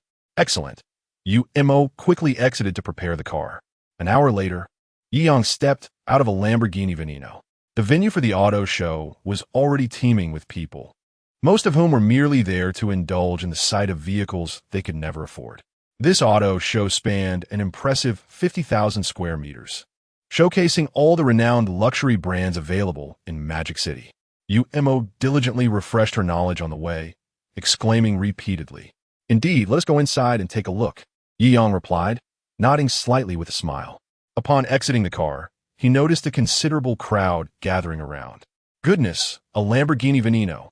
The super rich driving such a multi-million-dollar car must be here to purchase something extravagant, right? Indeed, it is certainly different from those of us merely here for a fleeting thrill. Let's follow this tycoon and witness the spectacle. Most of the surrounding onlookers were car enthusiasts. their eyes lighting up as they saw Yi Yang emerge from the Lamborghini Venom. Such luxury vehicles are indeed of a caliber that most are born without, and will likely never possess. Inside the venue, the atmosphere was electric, with many attendees capturing the moment on their phones and cameras. In addition to the luxury cars lined up, numerous beautiful models stood by, showcasing their alluring figures to accentuate the wildness and fluid lines of the automobiles. As Yang admired these exquisite vehicles, he felt a surge of joy. What man does not harbor a fondness for luxury cars? In the Rolls-Royce section, the brand, synonymous with ultimate success, leaned toward sophistication without sacrificing its charm and luxury essence. The small golden figure on the hood further illuminated the opulence of the automobile. At the heart of the exhibition, the crown jewel was the top-of-the-line Rolls-Royce Phantom. Yang was instantly captivated by its imposing presence and unparalleled grandeur. While supercars may be expensive, they only accommodate 2 passengers, making them less practical for group outings. However, for the Rolls-Royce Phantom, hailed as one of the world's top 10 bulletproof SUVs, such concerns were rendered moot. This one, Yang casually pointed at the top-tier Rolls-Royce Phantom. "How much is it? I'll take it." The spectators who had followed Yi Yang into the exhibit were left dumbfounded. Is this what a tycoon looks like? His tone is as casual as buying cabbage at a market. "Sir." The staff and other visitors already present in the exhibition were momentarily bewildered, sizing Yi Yang up with incredulity. The top-tier Rolls-Royce Phantom starts at a minimum of $40 million. It was merely there to impress. Selling it was never truly considered. "Sir, are you serious? This Rolls-Royce Phantom is the upgraded version. The price is $58 million. The staff stammered in shock. "My goodness, 50 to 60 million? Is this young man really planning to buy? You must be joking." Haha, truly a Navi newcomer, so bold with his words. Once he realizes the cost, he might just run away in embarrassment. The surrounding visitors laughed derisively. However, those who had entered alongside Yang were indignant at the mockery directed towards him. After all, he was the one arriving in a multi-million-dollar supercar. How could he not possess confidence? "Is that so?" Yang nodded. "Since it's so reasonably priced, I'll take this one and that one as well. Let us make it an even 100 million. The onlookers' faces fell, revealing their disbelief. "I knew it. This fellow is merely boasting. Who dares to claim they're assembling a $100 million purchase? I've never heard of a young person in our country with a fortune of over $1 billion. Exactly. His demeanor and aura do not seem typical. Perhaps he truly intends to buy these Rolls Royces. Just empty bravado. Buying a car doesn't cost anything." The murmurs of the crowd began to irk Yu Mo slightly. Swipe the card. Yang dismissed the envy of the onlookers, knowing that when he drove away in these luxury cars, they would soon understand who the real clown was. The staff, upon noticing the Centurion Black card in Yi Yang's hand, trembled in shock. "Holy cow, the Centurion Black card. This card is reserved for the elite of society. I've doomed myself by mocking someone capable of wielding a Centurion Black card. Will I face retaliation? Let me make it clear. He arrived in a Lamborghini Venom. I remained silent earlier just to see your faces now." The visitors who had entered with Yi Yang erupted in laughter. The individuals who had been the loudest in their mockery now turned a deep shade of red, shamefully lowering their heads and hastily exiting. "This truly is a remarkable individual. We dare not provoke him. Let us make our exit." The surrounding visitors joined in the laughter. "All right, how long will you remain in a daze?" "After I swipe my card, I wish to continue shopping," Yang remarked, slightly frowning at the speechless salesperson. Please hold on, esteemed sir. I will expedite the process for you." The salesperson jolted back to reality. A figure with a Centurion Black card is not someone to be neglected. The paperwork that would typically take days to process was swiftly completed. "Mr. Yi, the total comes to 138 million. The card has been successfully processed. Please take it." The sales manager respectfully returned the Centurion Black card to Yi Yang with both hands. Chapter 33. A Frantic Reward. 100 billion in cash. 10 properties in the Education District Ding. The system detected that the host spent 108,880,000 to acquire 3 modes of transportation, rewarding him with 10 properties in the Education District of the Magic City. 10 properties. Yi Yang couldn't help but gasp in astonishment. 10 buildings, not merely 10 units. Each building contains at least a dozen units, totaling over 100 apartments, perhaps even 1 or 2,000 in total. These are properties in the coveted education district of the Magic City. The rarity and exorbitant value of such properties need not be elaborated upon. Some square meters have skyrocketed to several hundred thousand. Purchasing a modest apartment could easily exceed 10 million, assuming the minimum of 1,000 education district properties. With an average price of 15 million each, he has suddenly acquired nearly 200 billion in assets. How exhilarating! Yang felt an immense thrill within. In a few days, he could rent out these properties and enjoy a significant increase in his liquid assets annually. If he grew tired of renting, he could simply sell them off. No need to inquire why. Having an abundance of properties allows for such whims. Initially, Yang had thought that being wealthy and lounging among piles of money would become tiresome. Now, with these education district properties, he could temporarily revel in the role of a landlord. It is no wonder that the wealthy, who could easily do nothing or hire someone to collect rent, still prefer to do it themselves.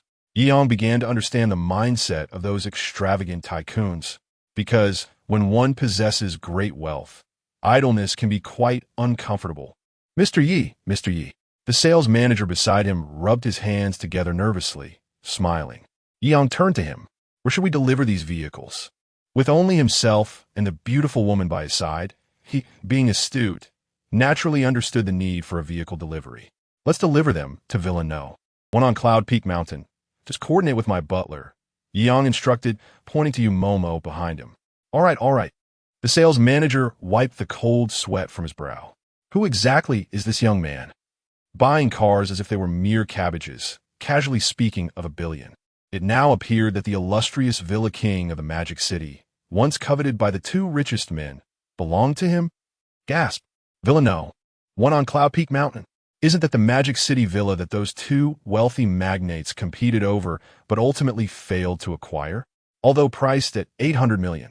It is said that due to the fierce bidding, its market value has soared to 2 to 3 billion. A villa worth 2 to 3 billion. My goodness. Being wealthy is indeed splendid. Yang was already accustomed to the astonishment of those around him, and he directly walked toward the exhibition area, intending to purchase some luxury cars and perhaps make a profit in the process. Although his assets had soared into the trillions, the bulk of his cash still resided in the over 1 billion rental income from the Empire Financial Building. To him, that amount seemed rather meager, at least not commensurate with his current worth. With an SUV secured, Yang felt a sense of assurance and ventured into the supercar exhibition area, ready to purchase anything that caught his eye. After all, he had more than enough funds. Buying was the way to go. A 36 million Ferrari LaFerrari? Purchased. A 73 million Maybach EXE, limited to only 3 globally? Acquired. What? To buy a limited edition, one must first become a Maybach member and spend 50 million on non-limited vehicles? No problem. I'll just spend 50 million. Bugatti Veyron L6? Just 88. 88 million? A profit to be made. Maserati? Bentley? Aston Martin? If it catches my eye, I'll buy it. The more I spend, the wealthier I become. Price is of no concern. The onlookers followed Yi Yang, witnessing the spectacle. Many small influencers present did not wish to miss the opportunity and began live streaming the event, causing a frenzy in their channels. My goodness, has Yi Shenhao already purchased over 30 luxury cars worth millions? Surely, these multi-million-dollar vehicles cannot truly be perceived as mere cabbages in his eyes. It's simply terrifying. Ahead lies the Koenigsegg showroom, the pinnacle of luxury automobiles. I wonder if Yi Shenhao has an interest in making a purchase there. Of course he does. There's no doubt about it. No one now questions Yi Yang's spending power. That Centurion Blackguard, with a daily overdraft limit in the hundreds of billions, is more than enough to empty this car exhibition. The person in charge of the Koenigsegg exhibit had already heard rumors of an invincible tycoon attending the car show today. Upon spotting a car that piqued his interest, he rushed out to greet Yi Yang from quite a distance. Ah, how extraordinary it is to be a tycoon. The usual Koenigsegg sales staff, who typically look down on others, have never paid attention to anyone before. Today, they made a special effort to welcome Yi Shenhao. Indeed, my uncle, despite being a billionaire, was completely ignored when he entered the Koenigsegg showroom. This is the stark difference in status. Mr. Yi, this is the world's #1 limited edition supercar, unquestionably the #1 of the entire car show. If it claims second place, no one dares to contest its first. The representative stood proudly beside the Koenigsegg 1, brimming with pride. Is that so? Jiang scrutinized the Koenigsegg 1, wrinkling his nose slightly. It's all right, but I find it somewhat unattractive. The entire venue fell silent. The Koenigsegg 1, priced at over 100 million, was dismissed as merely somewhat unattractive. Fine, I'll buy it. Just right to round up to 10 billion. Jiang waved his hand. With this purchase, his spending for the night would surpass 10 billion. Such a specific figure might just trigger a super reward. All onlookers felt struck by lightning. What an astonishing tycoon. It's utterly terrifying just to reach a lucky spending amount. He casually decides to buy a supercar worth over 100 million. I didn't believe it before, but today I do. The extravagance of wealthy individuals is beyond our comprehension. As everyone marveled, the system notification chimed in as expected. Ding! The system detected that the host spent 1,098,980,000 to acquire means of transportation, rewarding him with a deposit of 100 billion Huaxia coins. Congratulations to the host for reaching a deposit of 100 billion, triggering a special reward. Chapter 34. Controlling Yida Group. A fortune of the richest. Special rewards? Jiang raised an eyebrow. The achievement of 1 trillion yuan in deposits comes with a reward of 51 shares in Yida Group. This simple statement sent a shiver down Yi Yang's spine. 51% of Yida Group's equity.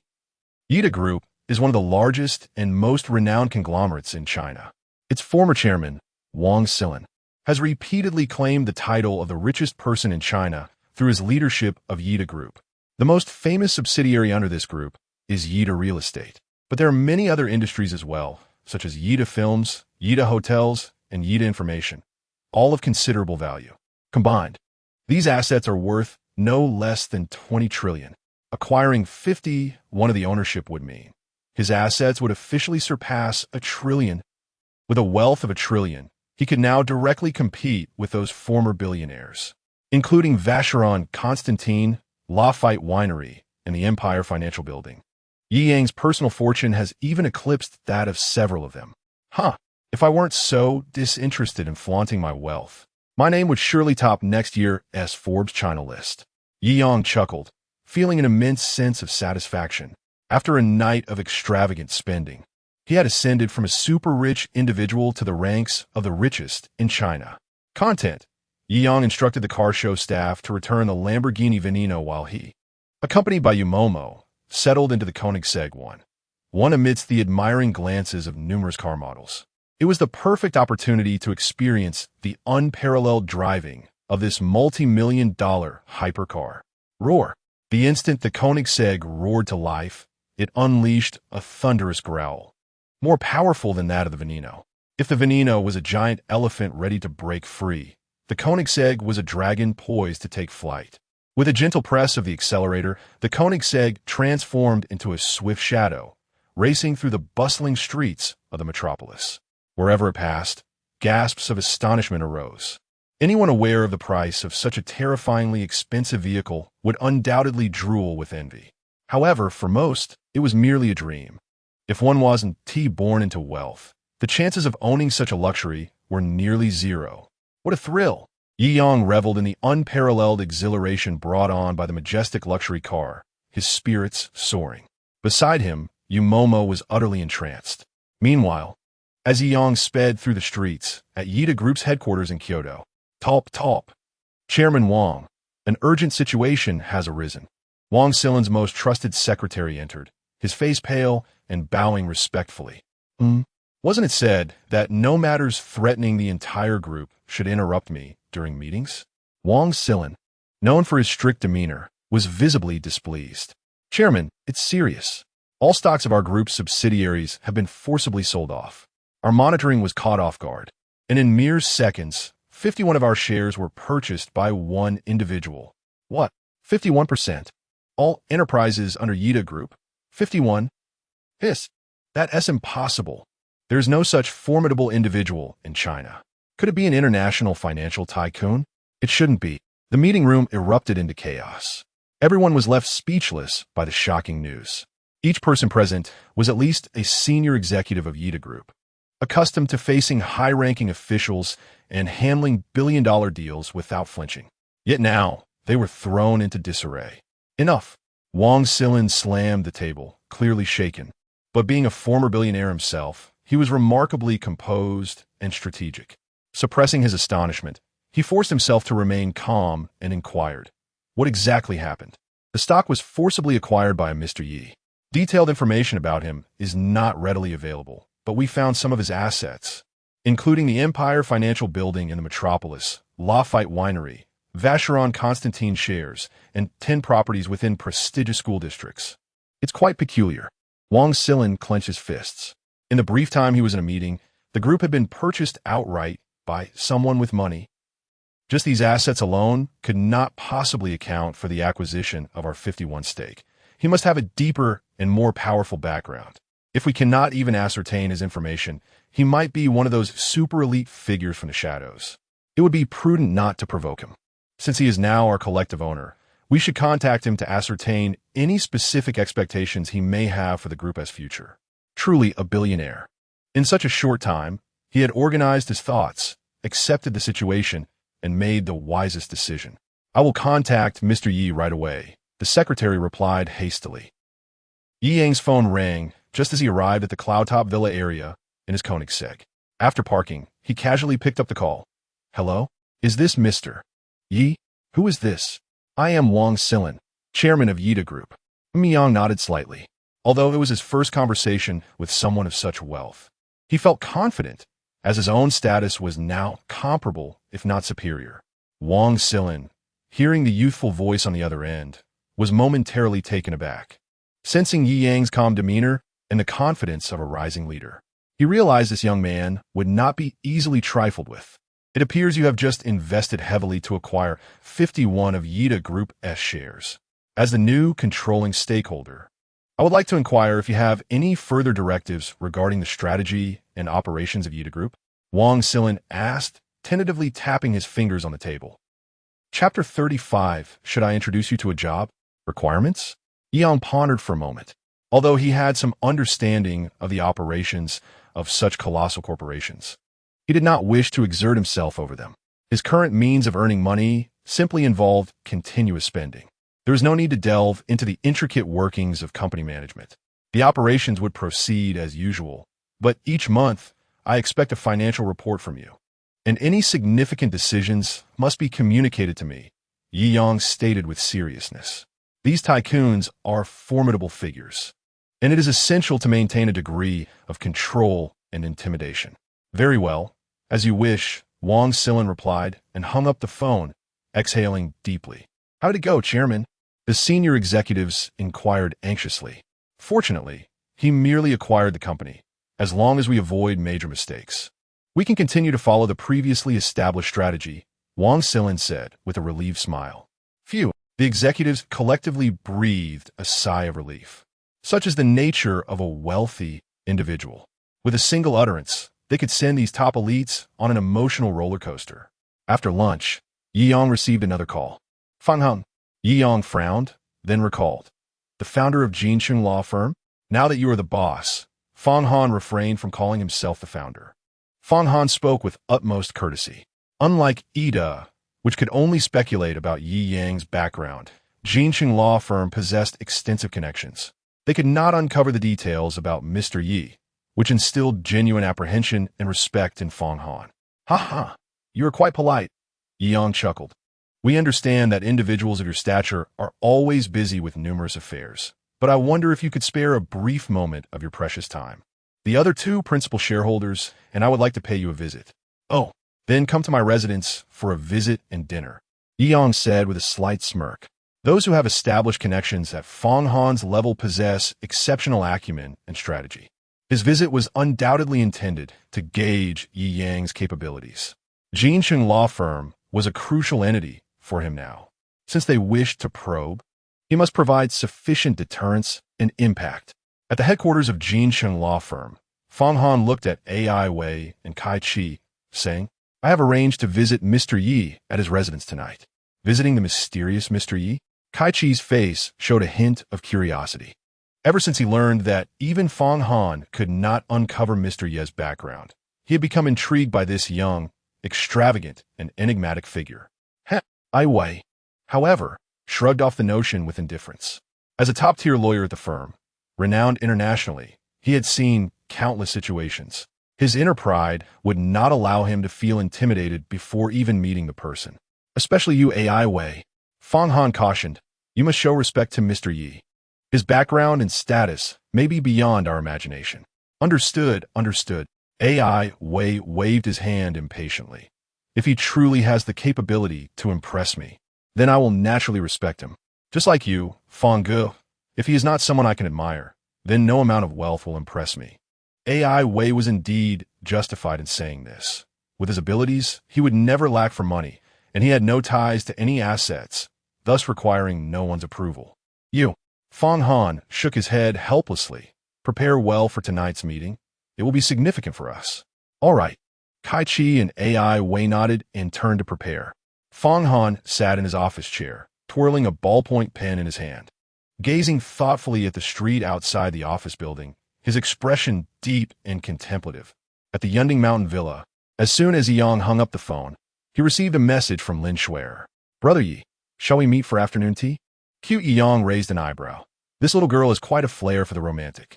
Choose a nearby CAF and send me the location. I will arrive shortly. Sure thing, I will make it happen. Salute grin, he shook his head. Yang turned to Momo. If I return late tonight, you will entertain Fang Han and the others first. Oh, got it. Momo pouted and made a face at Yang. She knew what Yang was going to do, but what right did she have to interfere with her master's decisions? I was already prepared for this. She chuckled and shook her head. Opening the navigation, he headed to Ting Xiang CCAF. Yang Jaswali remarqued. The Koenigsegg 1, a supercar, was naturally equipped with the most advanced automatic navigation system. Received, Ting Xiang CCAF, proceed straight ahead on Jiangjing Road. Virum. With the speed of the Koenigsegg, he soon arrived at Ting Xiang CCAF. After parking, Yang stepped into the CAF. Ting Xiang C is one of the premier CAFs in the city, with branches spread throughout the new first-tier cities. It is on the verge of becoming the best in the coffee industry, and naturally, the prices of the coffee are rather steep. Upon entering, he saw Lin Shuer standing beside a man in a suit who was incessantly talking. He wore a Rolex and walked with an inward gait.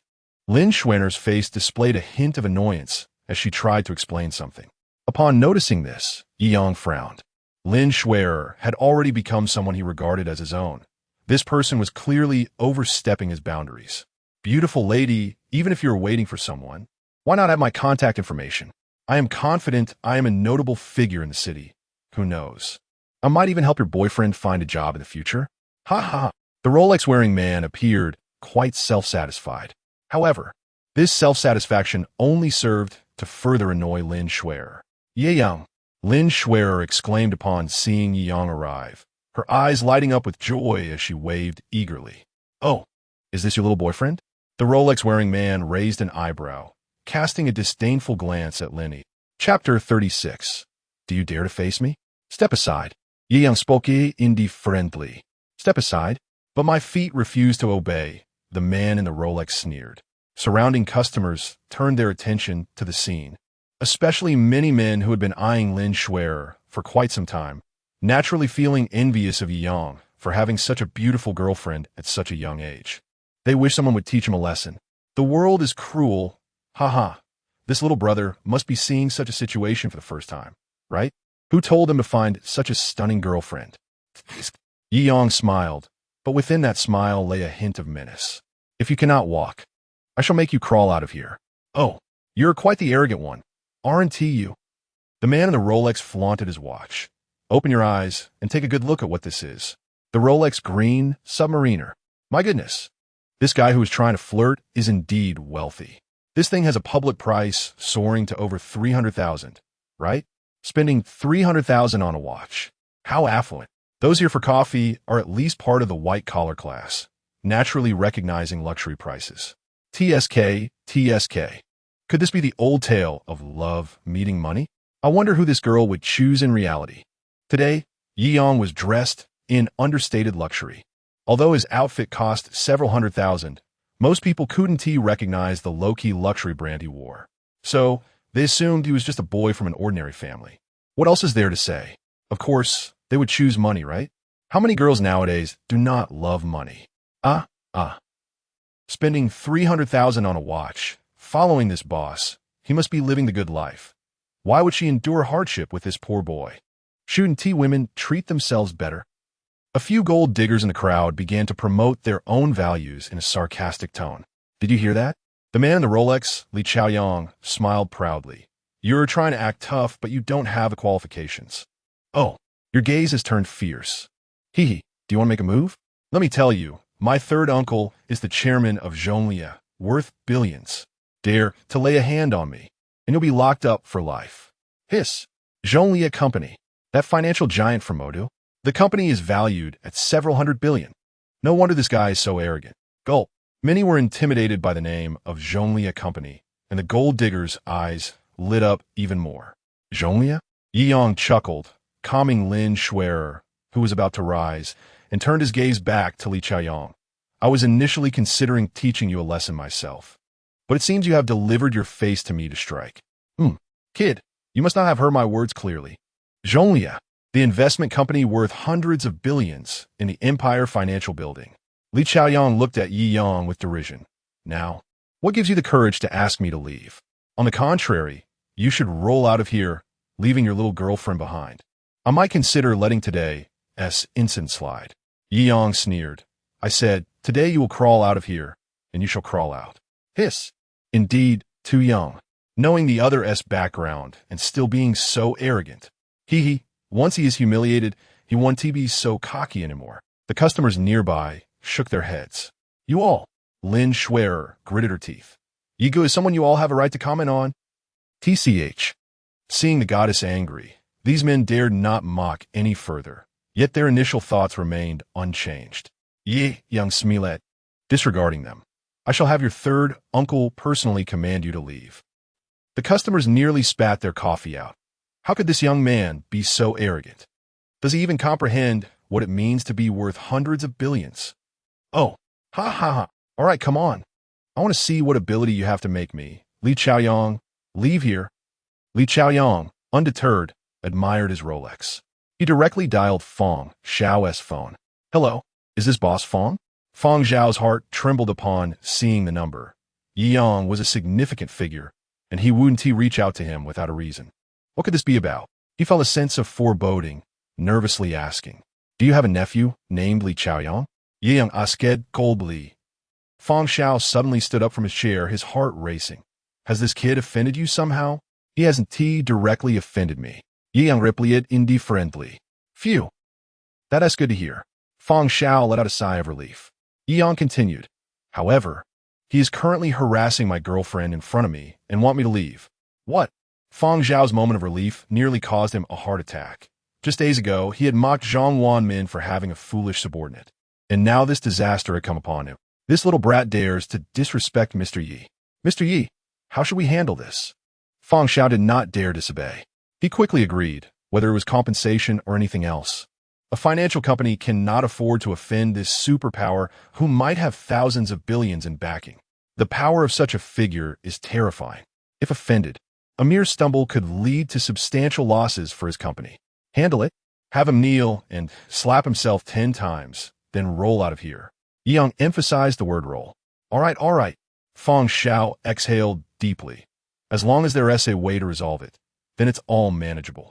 I'll call this little brat right now. Yi Yang hung up the phone. Oh, kid, quite the bravado, aren't you? Acting all tough. Ha, too bad. Do you really think a young punk like you can command a big shot like my third uncle? Do you think I believe that? Li Chaoyang muka coldly. Yi Yang shrugged. What if I can? There is no what if. If what you say is true, I'll eat a shoe right here. Before he could finish his words, Li Chaoyang's phone rang. What the hell?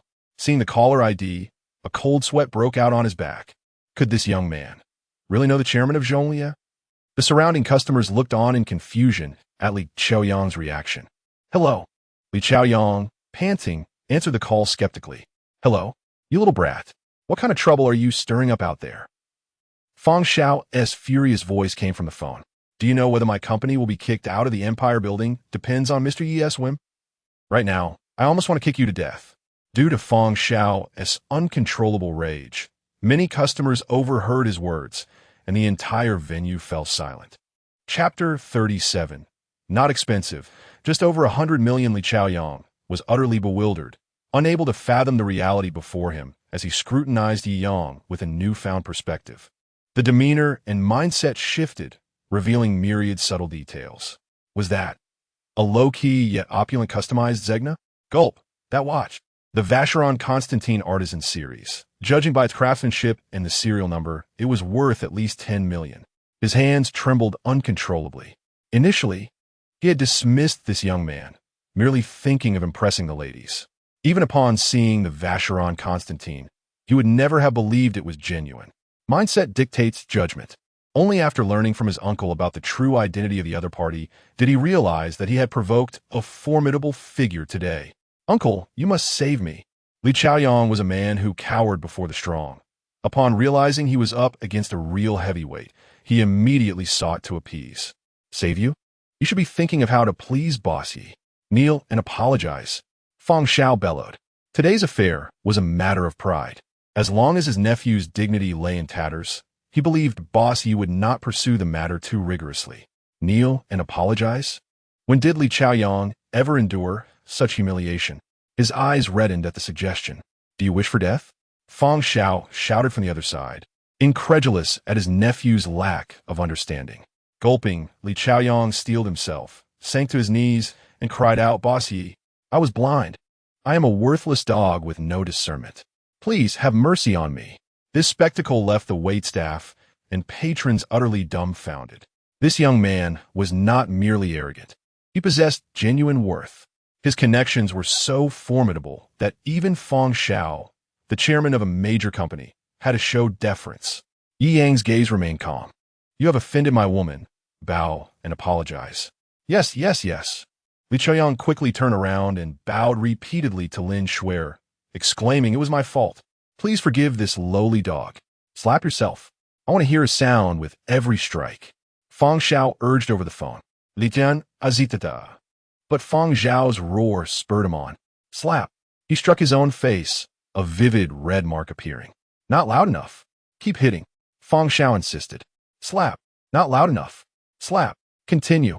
After enduring over 10 slaps, Li Chaoyang was left bruised and bloodied, his face resembling that of a swollen pig. Enough. You may leave. Yi Yang waved his hand nonchalantly, fearing that further punishment might mar his enjoyment of coffee. Thank you, Boss Yi. Thank you, goddess. Li Chaoyang bowed repeatedly before finally leaving the CF, colliding with a table leg in his haste, eliciting cries of pain. Once he had exited the CAF, Yi Yang resumed his attention. Gulp. Those who had previously mocked him quickly lowered their heads under his gaze, feeling an acute burn on their cheeks. They wished to settle their bills and leave, but the pressure emanating from Yi Yang was overwhelming, rendering them paralyzed with fear. The women present gazed at Yi Yang with admiration. This was the man they should aspire to. Young, wealthy, and exuding such authority. Brother Yi. Lin Shuer's eyes sparkled with admiration. Yi Yang smiled casually. It was merely a trifling matter. Let us continue enjoying our coffee. Lin Shuer nodded obediently, expertly selecting pastries from the menu. It seemed she had prepared extensively for his arrival. Thus, amidst gazes of reverence and envy, Yi Yang and Lin Shuer savored a delightful afternoon tea under the gentle sunlight. As for the earlier incident, Yi Yang appeared to have brushed it aside. For someone of his stature would hardly concern himself with a minor character like Li Chaoyang. All right, the bill is settled, Lin Shuer announced as she returned from the payment counter. Shall we go? Yi Yang pinched her cheek playfully, smiling. Follow me. What for? Lin Shuer asked, puzzled. You'll find out soon enough. He led her to a Koenigsegg one. Wow, did you buy a new car? While not particularly attuned to luxury vehicles, she could sense the car's extraordinary nature. Such a sports car must cost several million, at the very least. Yi Yang chuckled. A mere few million is nothing to me. He opened the door, watching as Lin Shuer leaned in curiously. This car is not expensive. It's just over 100 million. The f. Lin Schwerer nearly stumbled, turning in disbelief. Not expensive? I could buy a villa. Haha, it's not too bad, Yang replied, patting her head as he entered the vehicle. Let us go shopping. Shopping? Do we need something at home? Lin Schwerer inquired. No, it's to buy something for you. Yang turned to her. As Lin Schwerer prepared to speak, he placed a finger over her soft lips. I know what you want to say, and I understand your feelings. Today's gift, you will accept, whether you want to or not. Ugh. Lin Schwerer blushed, flustered by Yi Yang's sudden assertiveness. Virum, the Koenigsegg, roared to life. Yi Yang recognized that Lin Schwerer wished to avoid giving the impression that she liked him solely for his wealth. She was a good girl. However, after today's events, he felt compelled to buy her items befitting her status. I want everyone to feel inferior and hesitant to approach you, Yi Yang mused, gently stroking Lin Schwerer's hair. I want my woman to be the most radiant and unattainable princess in the world. Brother Yi, you're incorrigible. Lin Schwerer's cheeks flushed deeper, clearly flattered by his attention. Ha! Yi Yang laughed heartily, pressing the accelerator as the Koenigsegg won. One surged forward like a wild dragon, racing toward the nearest luxury district. Chapter 38. The Queen of Watches versus the Empress of Time. This time, Yi Yang opted not to visit the luxurious 6th Avenue, where he was already quite well known, especially to Gong Xiaoqing at Vacheron Constantin. If he were to step into their store to purchase a watch, it was likely she would not allow him to spend a single cent. Not being permitted to spend money, that simply wouldn't do. He aimed to amass wealth through expenditure. As he gazed at the navigation's description, he noted that this district was exclusively curated for women, dedicated to the sale of ladies' luxury goods. First, he decided to acquire a watch. Turning his head, he was pleased to spot a direct sales outlet for Patek Philippe. Renowned alongside Vacheron Constantin in the world of haute horlogerie, its influence and prestige were beyond question. Sir, are you selecting a timepiece for your girlfriend? The staff at Patek Philippe exhibited a heightened level of professionalism and sensitivity towards luxury goods. After appraising Yi Yang's exceptional attire and noticing the Patek Philippe grand complication on his wrist, valued at no less than several million, they approached him with enthusiasm. Please, take me to the most expensive piece in the store, Yi Yang stated directly. After his previous experience at the Vacheron Constantin shop, where he believed he had encountered the pinnacle of luxury watches, only to discover there were more exclusive rooms hidden away, he had learned to be smarter. He wanted to see the finest timepiece available without delay. The sales representatives sensed the implication behind his words, but hesitated. Sir, the most expensive watch we have is the Patek Philippe 5002 Sky Moon Tourbillon. Allow us to show it to you. Yi Yang waved his hand dismissively first. Tell me the price. If it's too cheap, I won't bother looking. Sir, the Patek Philippe 5002 Sky Moon Tourbillon, crafted with exquisite artistry, is priced around 8 million. It is indeed a magnificent and prestigious choice for the elite in Shanghai. The sales staff were momentarily taken aback by Yi Yang's remark about the watch being too inexpensive, and they continued their mechanical presentation. Are you jesting with me? Yi Yang frowned and turned to leave. Such world-class timepieces, even at the Shanghai branch, were the highest caliber. Several million for a watch was acceptable for ordinary affluent individuals, but certainly not the most extravagant offerings in these boutiques. Sir, please. The staff panicked, clearly dismayed that 8 million was deemed too inexpensive. Losing a client of such stature was an opportunity they could never hope to recover. The level you seek is indeed extraordinary. We are not authorized to make such decisions. Please give us some time to consult our manager. Yes. We are merely ordinary salespeople. The exclusive pieces in the core exhibit are beyond our purview. Yi Yang paused, understanding their predicament. Shortly thereafter, a mature and elegant manager approached. Sir, I apologize for the earlier oversight from my staff. Very well, Yi Yang nodded slightly. Can you now take me to see the most expensive watch in the store? Sir, according to company policy, for both our safety and credibility, entry to the core exhibition hall at the Shanghai branch requires proof of assets. Only top-tier clients with assets exceeding 10 billion qualify for entry. We appreciate your understanding. Gao Yuanyuan smiled, her eyes scrutinizing Yang. Could this young man truly possess such wealth? If it were merely inherited, that would not suffice. As a luxury watch brand, they catered exclusively to true aristocracy, requiring clients to possess at least 10 billion in assets to be acknowledged. Proof of assets? Ye Young Chuklet, casually tossing his Centurion Black card to Gao Yuanyuan. Just check the balance. Gao Yuanyuan gasped, her body jolting as she reverently returned the card to Yi Yang. With the Centurion Black card, that is more than sufficient. I underestimated your stature. Please forgive me. Very well, Yi Yang nodded. As Gao Yuanyuan led him and Lin Schwerer into the core exhibition area, the sales staff erupted in conversation. My goodness. After years of selling luxury goods in Shanghai, it's my first time seeing a Centurion Black card. The king of cards. Only the elite of the elite can possess one. When he remarked that the 8 million Patek Philippe 5002 Sky Moon Tourbillon was inexpensive, I thought he was boasting. Who knew he was truly this remarkable? I envy his girlfriend so much. Being the beloved of such a man must be a blessing beyond measure. The employee's astonishment was lost on Yi Yang. This is our most prestigious exhibition room at Patek Philippe. Only timepieces valued at least 10 million qualify for inclusion here. The even more exclusive pieces are reserved for auction. Gao Yuanyuan smiled. Let us proceed to view the most expensive one, Yi Yang said without hesitation, adding, choose one for her. Certainly. Gao Yuanyuan approached the centerpiece encased in crystal, showcasing their most treasured piece. The crowning jewel of our collection is the Patek Philippe REF 1527. This watch, crafted from pure gold and adorned with 24 diamonds, is a paragon of craftsmanship and aesthetic beauty. It ranks as the second most prestigious ladies' watch in the international horology scene. As she admired the dazzling timepiece, Gao Yuanyuan, despite being the general manager, found this watch to be her own dream. Priced at 50 million Chinese yuan, she inquired, Sir, are you certain you wish to purchase this one? If Yi Yang were to buy it, she would instantly become wealthy beyond her wildest dreams. Of course, I'll pay with my card, Yi Yang replied. Brother Yi, that's incredibly extravagant. Lin Schwerer protested, waving her hands. 50 million? For a single watch? How outrageous!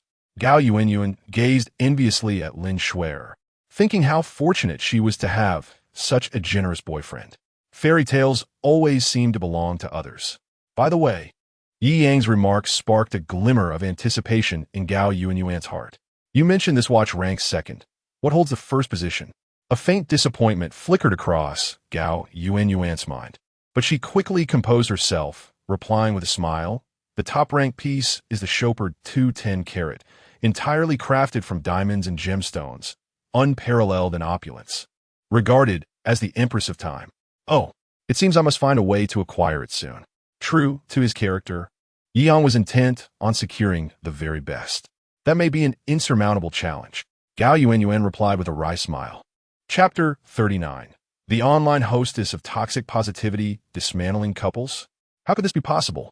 Yi Yang raised an eyebrow. This particular watch was originally released in a limited quantity of 2. One was purchased by a mysterious buyer, and the other resides with the Queen of England. Sir, even with your vast connections, do you truly believe you could seize her beloved timepiece from the Queen? Gao Yuanyuan explained with a smile. The Queen of England, you say? Ye Young nodded. There will inevitably come a time to engage with her. Gao Yuanyuan was momentarily taken aback, scrutinizing Yi Yang closely. However, considering he casually spent 50 million for a watch for his girlfriend, along with that Centurion Black card in his possession, she soon understood. At such a young age, he had already achieved so much. It seemed entirely plausible that he might one day interact with the Queen. Indeed, it wouldn't be surprising if he had already done so. The paperwork is complete. This Patek Philippe REF 1527 now belongs to Ms. Lin Schwerer, Gao Yuanyuan remarked, her envy palpable. Indeed, Yi Yang nonchalantly placed the Patek Philippe REF 1527 on Lin Schwerer's wrist, adjusting it to fit perfectly. Not bad, quite attractive. Gao Yuanyuan was left speechless. Lin Schwerer burst into laughter. Look at how flustered you made him. How can one merely say not bad after purchasing a 50 million watch? Huh. Yi Yang waved his hand dismissively. Let us go. There are many more stores to explore. All right. Lin Schwerer nodded obediently, her heart brimming with happiness. How wonderful. I wonder when I might find such a lavish boyfriend. Gao Yuan sighed, a mix of melancholy and envy flooding her thoughts. Yet, the remaining 90% of her emotions were filled with joy. Selling a 50 million watch meant she had nearly doubled her earnings for the month. Just that one sale surpassed her monthly revenue by far. Upon exiting Patek Philippe, Yi Yang led Lin Schwerer into a women's fashion emporium. Inside, various feminine apparel and handbags from numerous luxury brands adorned the space. Soon, Yi Yang embarked on a shopping spree of epic proportions. Chanel? 2 sets for each season, please. Louis Vuitton? The same, top tier, money is no object, bye. Prada? Hermes? Dior? Burberry? All of it, bye. All right, Brother Yi, please, no more purchases. My house will be overflowing, and there won't be room to stand. Lin Schwerer exclaimed, recalling her limited wardrobe space. Yi Yang's lavish spending on luxury goods left her astonished. Had they not spent millions on clothes today alone? Of course, compared to the earlier 50 million watch. This was merely a drop in the bucket. Well, now that we've finished with clothing, let us go look at handbags. Don't women adore bags? Yi Yang scratched his head as he spoke. Before Lin Schwerer could respond, a commotion nearby captured their attention. As they had previously been in a clothing store, the obvious choice for handbags would be a specialized boutique. The argument emanated from a Chanel handbag store. Xiaolu, this bag is simply too expensive. I really can't afford it. A young man pleaded desperately. I don't care. They say men should spend 100 on women for every 100 they earn. I want this bag. Xiaolu insisted, throwing a tantrum. Exactly. A man can't be too stingy. What do you earn money for if not to spend it on women? A heavily made-up influencer chimed in mockingly. What do women want from their boyfriends? Isn't it for them to support you? Otherwise, what is the difference between them and a pet dog? Upon hearing this, Xiaolu's anger escalated as she berated her boyfriend. See, if you want to buy me a bag, you're even worse than a dog. The ruckus drew a crowd. How could someone be like this? Lin Schwerer huffed angrily, recognizing that the influencer was manipulating emotions to stir drama and promote luxury bags behind her. Such individuals were truly venomous, and her principal nature was revolted by their toxic rhetoric. You, the accused boyfriend, glared at the influencer. What? It seems you don't love your girlfriend at all. I'm just trying to offer some genuine advice, and you look at me like that? Huh. Men like you are utterly unreliable. Exactly. This girl should break up with him immediately. Such a fool isn't worth wasting your youth on. The influencer continued, her audience echoing her sentiments. Xiaolu, you know that I've already maxed out my credit card and spent my savings on that outfit you just bought. I really don't have any money left, the young man pleaded again. Xiaolu glared at her boyfriend for hesitating, her frustration boiling over. Fine, Li Hua. If you want to buy it for me, I'll give you a chance to make it up to me. Speak. Li Hua stammered. What do you want me to say? Get down on your knees. Xiaolu shouted. Instinctively, Li Hua's knees buckled, and he knelt before her. Wow, that was too quick. Haha, you must do this often. Huh? What a pathetic guy.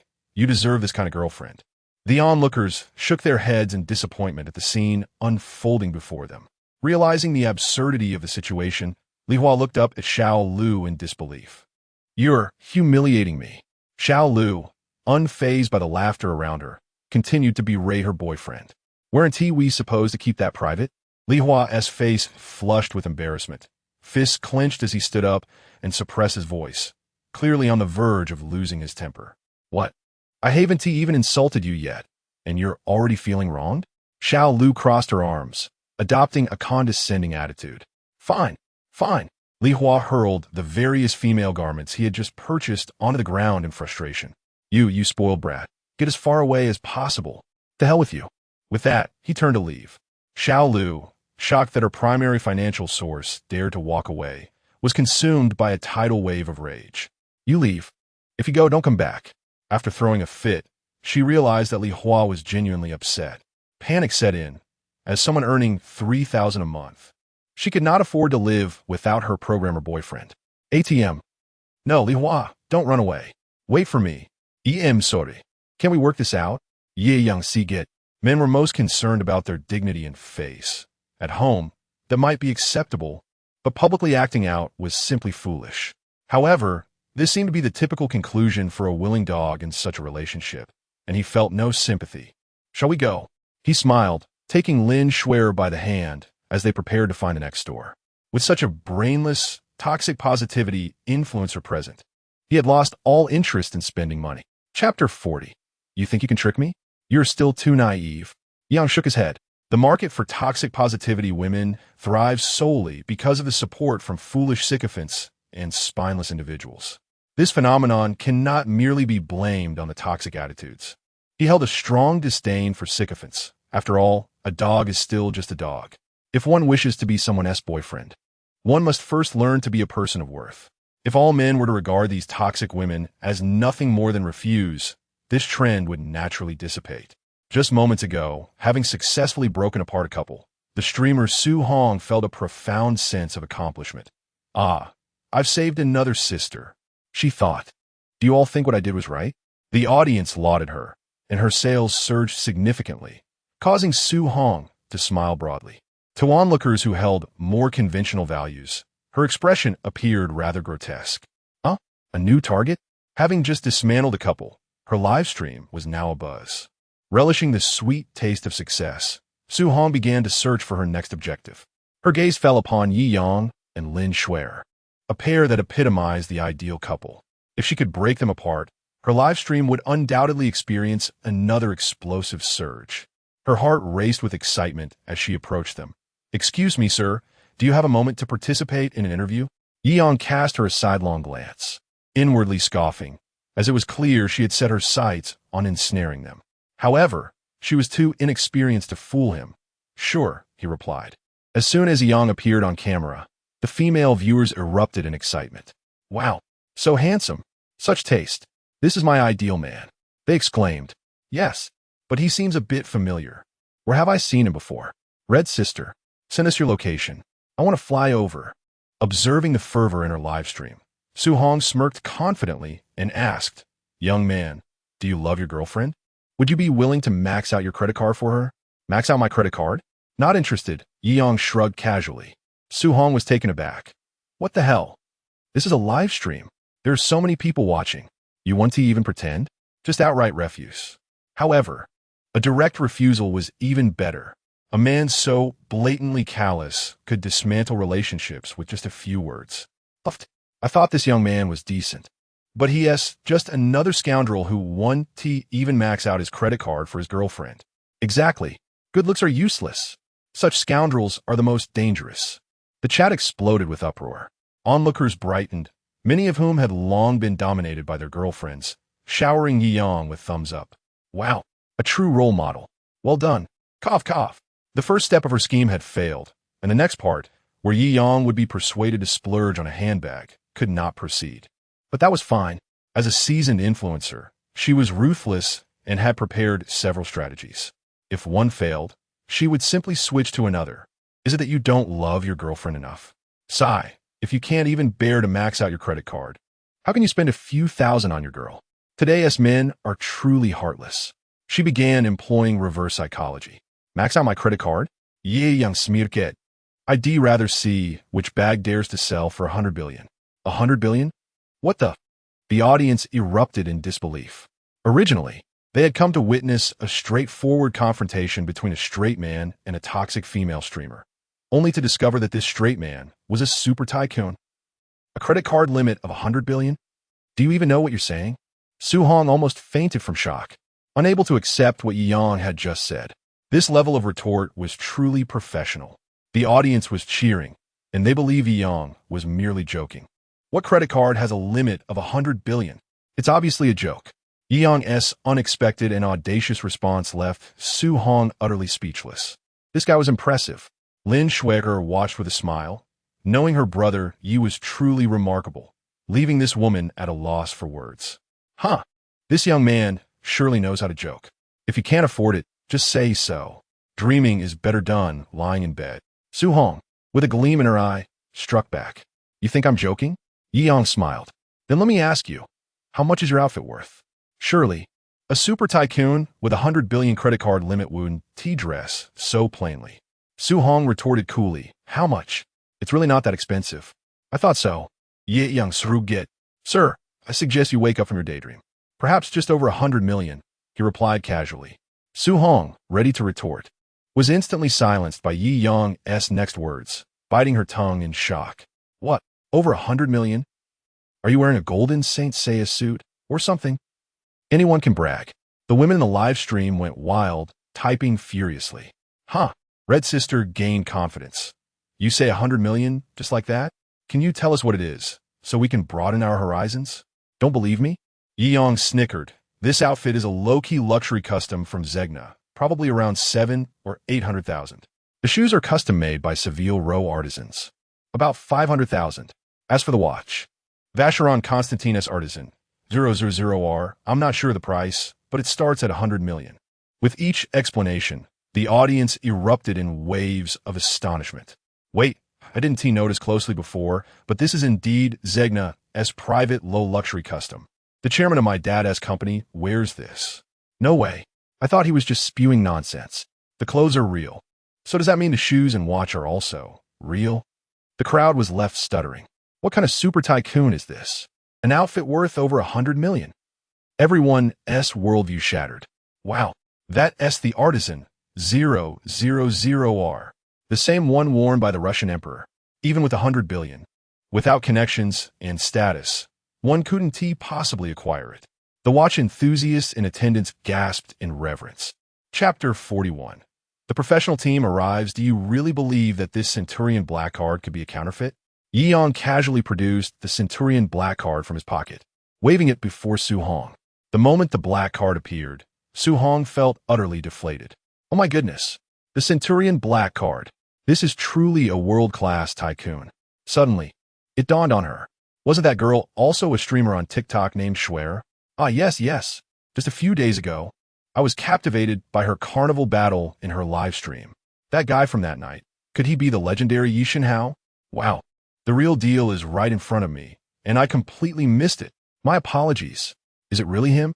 I even follow him on TikTok, but to see him in real life, he's incredibly handsome. In the live stream, a group of envious women completely forgot their previous mockery. Upon seeing the Centurion card and his opulent attire, they bombarded the chat with messages, clamoring for Su Hong to provide Yi Yang's contact information, eager to pursue him. Sisters, I just remembered, isn't that the piano god from a Ziguang Pavilion video? No wonder he looks so familiar. For the past few days, I've been dreaming of him as my Prince Charming. Oh no, I actually mocked my idol earlier. I'm so regretful. At this point, Su Hong felt utterly humiliated, her face burning with embarrassment. She could no longer bear to stand before Yi Yang and quietly slipped away. With that incident behind him, Yi Yang continued his delightful shopping journey with Lin Schwer. After acquiring several high-end luxury bags, they exited the extravagant Rainbow District, their arms laden with treasures. Naturally, all these luxury items would be delivered to their homes by the store. As they indulged in such lavish spending, Yi Yang's rewards kept rolling in, though most of them were merely deposit bonuses. Having spent tens of millions today, he received approximately 10 to 18 billion in deposit rewards. However, with over 100 billion in his bank account and assets exceeding $1 trillion, such rewards no longer stirred any excitement within him. After escorting Lin Schwer back to Fuhua, and after a brief pause on the road, she reluctantly made her way upstairs. It was only when Yi Yang settled back into his Koenigsegg one that the system's notification chimed in. Ding! Congratulations, host. Your spending today has surpassed 55 million, triggering a hidden reward. Mastery in all sports. With this mastery, you will excel in all known sports on Earth. At a level comparable to Olympic champions, truly the pinnacle of human capability. Oh, Yi Yang chuckled, amused by the system's delightful surprises. He had now triggered hidden special rewards 3 times. Once for martial arts mastery, once for instrument mastery, and now for sports mastery. How many types of sports could there possibly be in the world? Achieving Olympic champion level in each is a staggering concept. It's simply extraordinary. At this moment, Yi Yang was far more exhilarated by this special reward than by the mere hundreds of billions he had spent. Splendid. He was thoroughly pleased with this latest reward. Glancing at the sky, he noted it was nearly dinner time. It was time to return. With a press of the accelerator, the Koenigsegg one roared to life, speeding towards the Yunding Mountain Villa like a furious dragon. At the Jiangjing Mountain Villa area, a top-of-the-line Range Rover parked at the entrance. This Range Rover, with a market price of $3 to $4 million, would typically be regarded as a luxury vehicle elsewhere. Yet in Jiangjing Mountain, it seemed somewhat out of place. Is this a small Range Rover? Is someone S nanny back from grocery shopping? The vehicle's license plate was absent from the registration list. Several security guards, puzzled, stepped out of their booth. "Hello, we are here to visit Mr. Yi from the first villa." Fong Han leaned out of the window, smiling lightly. "The first villa?" The guard scrutinized the Range Rover and chuckled. "Are you certain you're visiting the Jiangjing Villa? The first villa's market price has skyrocketed to over $2 billion. What kind of status do you possess to be visiting? Is someone driving a Range Rover really fit to meet him?" Clearing his throat, the guard added, "Well, considering the esteemed identity of the first villa's owner, we cannot easily grant access without confirmation. Let's call Miss Momo to verify first." With a knowing laugh, the guard smirked. "Humph, such arrogance." AV, feeling offended, remarked, "What, do you look down on us? Oh, foreign guests? That's not it. It's just that the owner of the first villa holds an exceptionally high status. We can't just let anyone in without proper verification," the guard chuckled. After a few minutes, once it was confirmed that the group were indeed guests of Yang, the guards promptly returned to their respectful demeanor, opening the gate for Fong Han and the others. "Damn, what a grand show. Are they trying to establish dominance over us?" AV grumbled after passing through the gate. "Mind your words. Did you forget my instructions?" Perhaps this is the new owner's way of reminding them of their place. As the Range Rover glided through the expansive Jiangjing Villa area, flanked by shimmering lakes and lush hills, the scenery was breathtaking. In the bustling metropolis of Shanghai, where steel and concrete suffocate the spirit, this villa district felt like a slice of paradise. The ultra-wealthy truly know how to indulge. AV, already simmering with frustration, remarked with a tinge of envy. Saichi, her eyes sparkling, gazed at the picturesque surroundings as the sun began to set, painting the sky with hues of crimson and gold. "The scale of this villa district is astonishing. We've been driving for ages and still haven't arrived," AV exclaimed in amazement. After a while longer, they finally reached Jiangjing Mountain. Yumomo awaited them at the entrance, accompanied by several stunning maids. Wow! Even Fong Han and AV, seasoned individuals who had seen much of the world, couldn't help but gasp at the sight of the impeccably dressed maids. "Greetings, esteemed guests. I'm Yumomo, the steward of the first villa. The master has not yet returned, but please step inside and enjoy some tea as you wait," Yumomo said with a courteous smile. "Of course we understand. A figure like Mr. Yu must have a busy schedule, likely attending to significant projects," Fong Han speculated with a grin. Yumomo smiled politely while internally rolling her eyes, thinking, busy? Yeah, right. Seeing so many enchanting maidens. AV's irritation began to dissipate as he entered the living room with Fong Han and Saichi to wait. Chapter 42, Nobility. Naturally governed by its own rules, why hasn't he arrived yet? Avery furrowed his brow, having drained his cup of tea, a fine long jing, no less. Yet, it did little to quell his growing impatience.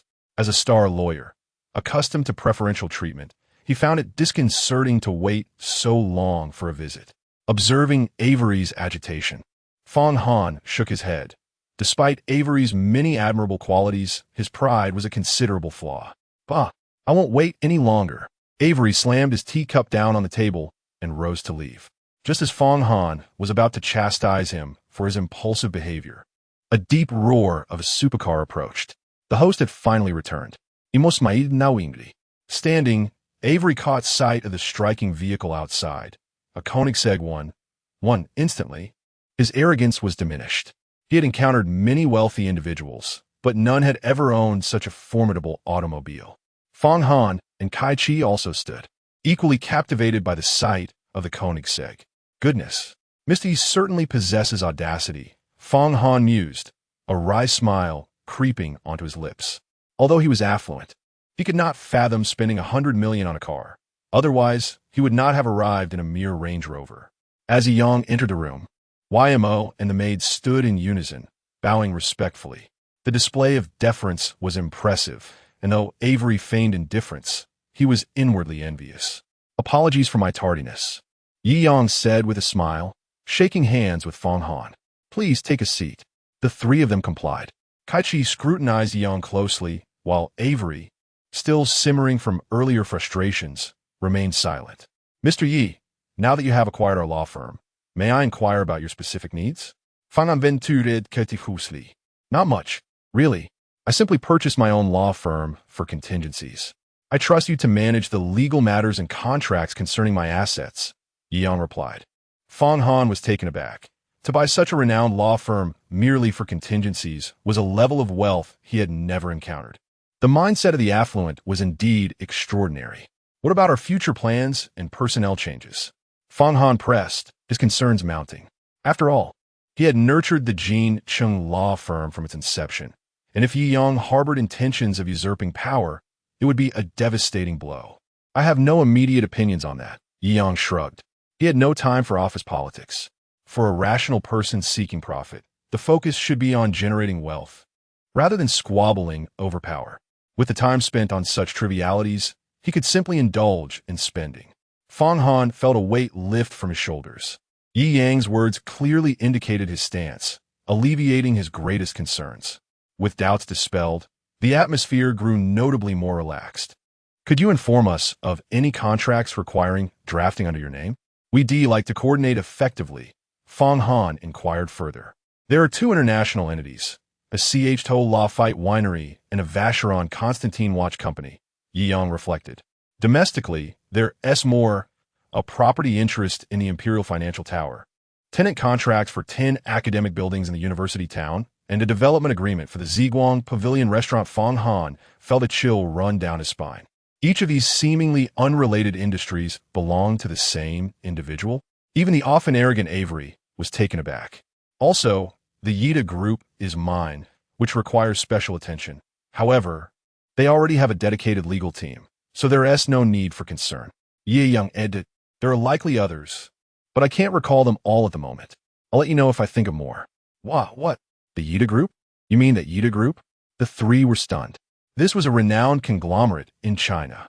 Its founder's famous quip about 100 million being a small goal had become a viral sensation. Yes, I just acquired it a few days ago, Yang said nonchalantly. Fang Han was both amused and exasperated, mentally lamenting that had he known Yi Yang earlier, he could have saved himself 20 years of hard work. In that moment, he dismissed all negative thoughts. This remarkable tycoon was truly formidable. As long as he could establish any connection with him, his career would surely soar to new heights. Dwelling on power struggles now seemed utterly foolish. He could not contain his excitement, and a smile crept across his face. All right, we've discussed enough. It's time for dinner, Yi Yang said with a grin. Let us have a small state banquet. A small state banquet, reminiscent of imperial gatherings, consisted of 9 dishes and 5 soups, an ancient protocol for intimate receptions. A state banquet? Fang Fan's Rasa. You don't have a brigade of national banquet chefs hidden away in this villa, do you? In China, chefs were ranked from high to low, with the highest honor being a national banquet chef, representing the pinnacle of Chinese cuisine. What is wealth if not this? They all mused inwardly. After the sumptuous dinner and engaging conversation with Yi Yang, Fang Han and Kai-Chi were thoroughly impressed. Only Avery remained sullen, stifled by Fang Han's earlier warning. Refraining from voicing his thoughts. Why has our esteemed lawyer been so quiet? Do you have any grievances? Yi Yang inquired with a smile. Mr. Yi, you are approachable and command respect through wealth. I have no reason to harbor discontent. However, I have always revered nobility over mere wealth. No matter how affluent you may be, it does not earn my respect, Avery retorted, shaking his head defiantly, disregarding Kai-Chi's attempts to silence him. Impudent! How dare you speak to Mr. Yi in such a manner? Fang exclaimed, reasoning in alarm. He had just confirmed that Yi Yang was a formidable figure, someone not to be trifled with. Avery's audacity could jeopardize the future of the Jiangjing law firm, an outcome too dire to contemplate. Fang Han was consumed by a sense of urgency and frustration. Oh, Yi Yang chuckled, displaying understanding. Some foreigners indeed held deeply ingrained aristocratic ideals shaped by their history, so different from the meritocracy of China. What would it take for you to respect me? Yi Yang challenged it. Gaining the allegiance of Avery, the firm's top lawyer, was vital. Avery, undeterred by the challenge, replied, "Nobility, by its very nature, is governed by its own rules. Are you brave enough to accept the challenge?" Chapter 43. A golf course? I have one right in my backyard, Ivy. Fang Han, after chastising Ivy, turned to Yi Yang with a smile, saying, "Boss Yi, Ivy's temperament is just like that. If he has offended you, I hope you can forgive him." "Not at all," Yi Yang replied, shaking his head with a smile. "To be honest, I am somewhat curious." "Huh, a timid person can hardly be considered noble," Ivy scoffed. "Noble etiquette?" Yi Yang raised an eyebrow, intrigued. "Do enlighten me. Let me clarify. I have engaged in noble sports since childhood, excelling in equestrianism and golf. If you can prove your prowess in these areas, demonstrating the refinement and sophistication befitting a noble, I shall concede to you," Ivy declared, eager to compete. "Boss Yi is so young. Even if he has practiced since childhood, he must have trained far less than you." "This is rather inconsiderate," Fang Han remarked, feigning reprimand while inwardly relieved, as a sports competition would not be too damaging to his pride. "Oomph. A true expert reveals their skill at first glance. I want to bully him. During the competition, I will naturally give him some leeway." Ivy insisted. "Ha ha, how delightful. Let us see who prevails." Yi Yang responded with enthusiasm, having just achieved athletic excellence, eager to validate his skills. Boss Yi." Fang Han observed Yi Yang's self-assured smile, sensing he did not appear angry or overly competitive. Could it be that Boss Yi truly possesses expertise in this area as well?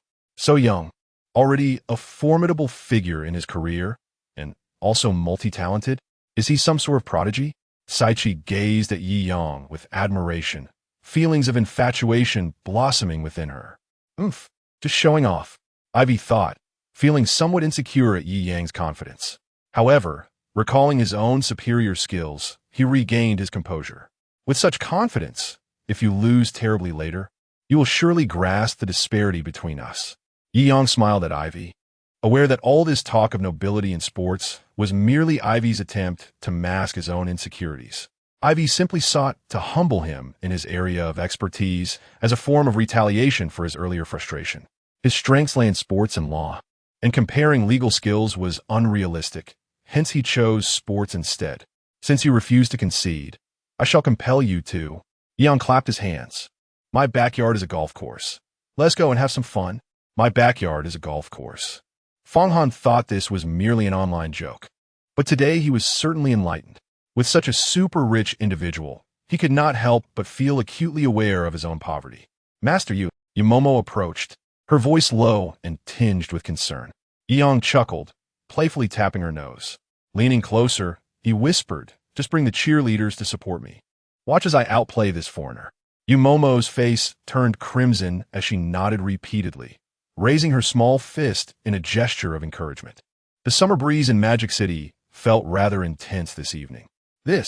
Ivy appeared troubled. Golf is sensitive to environmental variables, with such strong winds. How could one play effectively?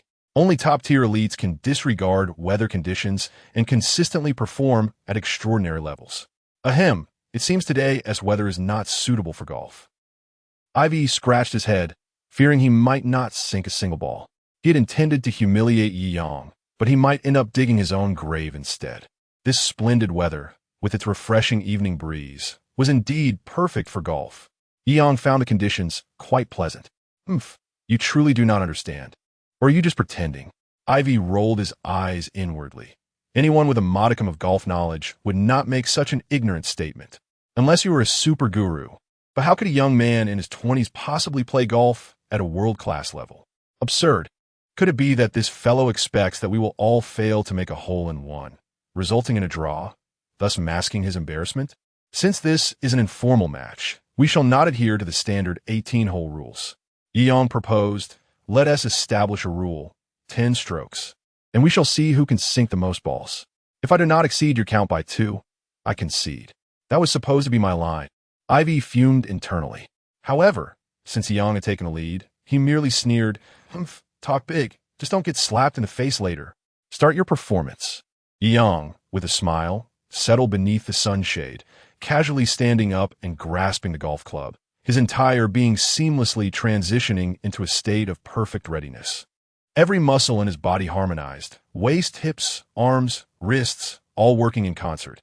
His movements were so graceful, they resembled an ethereal being descended from the heavens. The cheerleaders nearby momentarily forgot to wave their banners in applause. The setting sun cast a warm glow upon Yi Yang's confident and radiant visage, leaving you Momo and Saichi spellbound. What good is being handsome if you can't even hit the ball straight? Wait, what? Ivy stood up abruptly. As Yi Yang swung, the trajectory of the golf ball appeared askew. Yet, unexpectedly, it arced beautifully through the air, harnessing the wind's power to correct its course, landing perfectly in the distant hole. Is this magic? Ivy gazed at the scoring maid, who once again raised the flag, stars swirling in his vision. No, my blood pressure seems to be rising. Chapter 44 Apologies. My skills are somewhat lacking. After all, today is my first foray into this. This must be a fabrication. I must be seeing things. Or perhaps he is merely fortunate. He got lucky. Yes, indeed, it was nothing but luck. Huh. You once have the same fortune on your next shot. Before he could finish his thought, Yeong confidently swung for his second shot. 2 in a row? Ivy was left in a state of shock. Even the world's top players require a good 10 minutes to adjust for each stroke. Yet Yeong showed no intention of taking a break, and simply took his second swing. This is utterly audacious. Such arrogance will yield no favorable outcome. You certainly cannot make this one. Absolutely. He fixated on the trajectory of the golf ball, muttering, God, please let it miss. However, in Huaxia, it seems that divine intervention was inoperative. The ball soared straight into the air, defying the wind with its own rotational force, landing with a flourish and, as if orchestrated, after 3 bounces, elegantly dropped into the hole. Hooray! The master is simply magnificent. So cool. The maidens in Momo erupted in jubilant cheers. Once was luck, but twice signifies true skill. Especially the second shot's stylish entry. It was simply stunning. Even if they did not comprehend the rules, they could discern that this shot was nothing short of extraordinary. Gulp. Ivy stood frozen on the spot. Fong Han shook his head, feeling relieved. He anticipated that Boss Yi was so exceptionally skilled, not only preserving their dignity, but also managing to deflate Ivy's arrogance. A double victory. However, he is indeed charming. If I were a woman, I might be tempted to linger in his presence. Fong Han mused with a mischievous grin. Next, Yeong casually swung his club, hardly adjusting his stance, placing the ball and striking without hesitation. It was as if he were merely sweeping the ground. Yet, this seemingly nonchalant sweeping of the ball resulted in 9 consecutive successful shots. Each shot entered the hole in a different, creative manner. Impossible. This must be cheating. He must have a remote control in that ball. Ivy screamed, this is utterly absurd. Yet, the reality unfolded right before his eyes. He could no longer deny the truth. Yi Yang watched Ivy, who was now hopping around in disbelief, and shook his head in amusement, thinking it might be a tad excessive to toy with him like this. Perhaps he should spare him a modicum of dignity. He had promised to let him have a chance. With that, he swung wildly. I missed, didn't he hit the ball?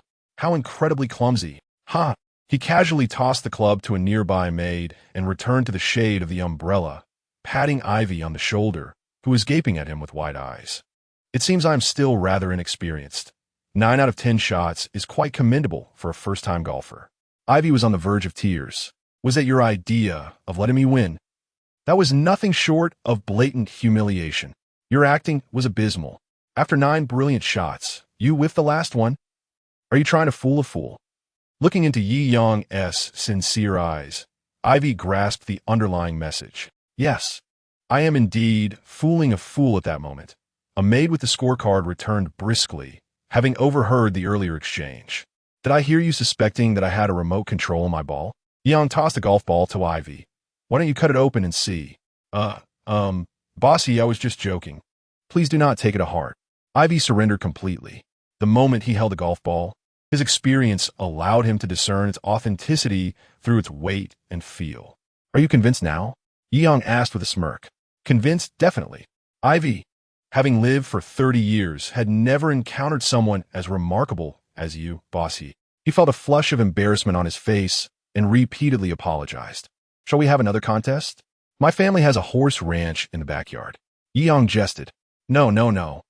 Please spare me the humiliation, Boss Yi. I see my error now. From now on, you are the person I admire most. I will follow your every command, and should you face any legal troubles, I will exert every effort to assist you. Ivy capitulated repeatedly. One game of golf was enough to leave him feeling bruised. Another defeat would surely drive him to seek refuge underground. Ha ha! Fang Han, Kai Chi, and Yu Momo all laughed heartily at Ivy's predicament. Ye Yang nodded sleekly. Ivy was merely proud, but conquering such pride would yield the purest respect. Who would have thought that Boss Yi possessed such profound prowess in sports? It is truly admirable. Kai Chi gazed at Yi Yang with a glimmer of admiration in her eyes.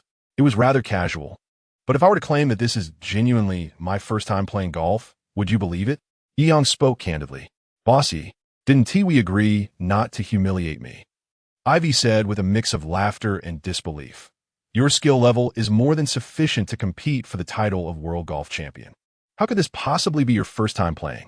Yang rolled his eyes. In this world, honesty seems to be met with disbelief.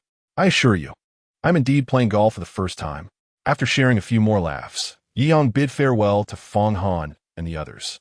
Following this encounter, these three would undoubtedly become devoted to serving him. The feeling of winning over such elite individuals in society brought a swell of pride. Standing atop the villa, watching the Range Rover gradually exit the estate, Yi Yang held a glass of Lafite, a satisfied smile gracing his lips. Who would have thought that the Master's golf skills were so exceptional? No wonder he always wins so effortlessly when we play together. Yu Momo had unknowingly approached from behind, wrapping her arms around him, her eyes sparkling with affection. Ye Yang pinchit herchek playfully. Women drive just as swiftly as men. So tonight, let me show you what true ease looks like. Yi Yang chuckled as he made his way to the rooftop swimming pool. Chapter 45. Are you the owner? The following morning, Yi Yang awoke feeling refreshed and invigorated. Although Yu Momo had matured and possessed an energy level surpassing that of the average person, she paled in comparison to Yi Yang. A master of martial arts and a versatile athlete, a night of exertion had left her in a deep slumber, still unresponsive to the morning light. Yi Yang shook his head and picked up his phone to check his messages. Boss Yi, this is Fang Han. We have successfully handled the matter regarding the school district property. If you see this message, please call for further discussion. Oh, quite efficient, indeed, Yi Yang mused, raising an eyebrow. It appeared that Fang Han had diligently sought connections overnight on his behalf. A clever individual. With such reliability, entrusting the legal matters of his assets to him provided a sense of reassurance. Yi Yang smiled and promptly dialed Fang Han's number. Hello, Boss Yi. The call was answered almost immediately, indicating that Fang Han had been eagerly awaiting Yi Yang's response. Yes, Yi Yang replied, nodding in satisfaction. What about the rental arrangements? We have contacted the IKEA agency, and they have dispatched their top sales representative, Fang Zijin, to liaise with me. The contract will be provided by IKEA, and we have already reviewed and amended it overnight to ensure it is optimal. Fang Han spoke confidently about the contract drafting. I will send you Fang Zijin's number. She will bring clients directly to your Linjiang community entrance to await your arrival. All right, Yi Yang said, feeling assured in Fang Han's capabilities. After ending the call, he began reaching out to this so-called top sales representative, Fang Zijin. Hello, Boss Yi. Fang Zijin greeted him, clearly informed of Yi Yang's details from Fang Han. Addressing him with a respectful title, I wish to rent a property today. Please have the prospective tenants gather at the entrance of Linjiang community. Yi Yang instructed with a smile. Boss Yi, if I may be so bold, I have numerous clients, and the demand for school district properties is quite substantial. How many units do you intend to rent out? Fang Zijin inquired cautiously. Bring as many as you have, Yi Yang replied casually. Boss Yi, are you serious? I currently have at least a dozen clients looking for school district properties. Fang Zijin stammered, taken aback. You want all of them to come? On the other end of the line, Fang Zijin was utterly stunned. When she had received her assignment from Sister Sue, she sensed that Boss Yi was exceptional. However, she had not anticipated he would possess at least a dozen school district properties in Linjiang community. After all, Linjiang community was strategically located near the prestigious Magic City University town to the east and the renowned public and private high schools to the west. The community was adjacent to the Magic City River, with the closest row of buildings considered prime Riverview properties. Market prices soared to $250,000 or even $350,000 per square meter, averaging around 120 square meters per unit. Renting 10 Riverview School District properties would amount to approximately $300 million. This was a significant client that must be secured. Fang Zijin's mind raced with excitement. Just 10? Yi Yang's response left Fang Zijin nearly dropping her phone in shock. Sir, what do you mean by that? She asked, her heart racing. Did he possess more than just 10 properties? All right. I never intended to rent them all at once. Just bring the clients to the community entrance, Yi Yang said nonchalantly. All 10 buildings of school district properties belonged to him. Each building had 7 entrances, approximately 18 stories, with 2 units per floor, totaling at least 2,000 apartments, not including the luxurious penthouses atop each building. The total value of these 10 school district properties was estimated to be in the hundreds of billions. 2,000 units. It seemed a daunting task to fill them all. Yi Yang chuckled to himself, but he knew it was merely a matter of time. Each year, new students sought rentals, and many middle-class and affluent families in Magic City would seek accommodations in Linjiang community for their children's education. By September, the start of the school season, these properties would likely be fully rented out. Glancing at the still slumbering Yumomo, Yi Yang felt a twinge of guilt, knowing he was the cause of her exhaustion. It appeared he would have to take matters into his own hands today. Humming a tune, he considered the principle of maintaining a low profile. In such crowded scenarios, it would be wise to drive a more modest vehicle. After deliberating for some time, he finally selected a relatively inexpensive car from his garage, a Ferrari LaFerrari valued at $30 million. Yes, this should suffice for a low-key appearance. Yi Yang nodded approvingly. Most of the cars in his garage were valued above $50 million, making the LaFerrari a truly humble choice. With a roar, the LaFerrari sped out of the Yunding Mountain Villa area, which was not far from Linjiang community. Before long, he arrived.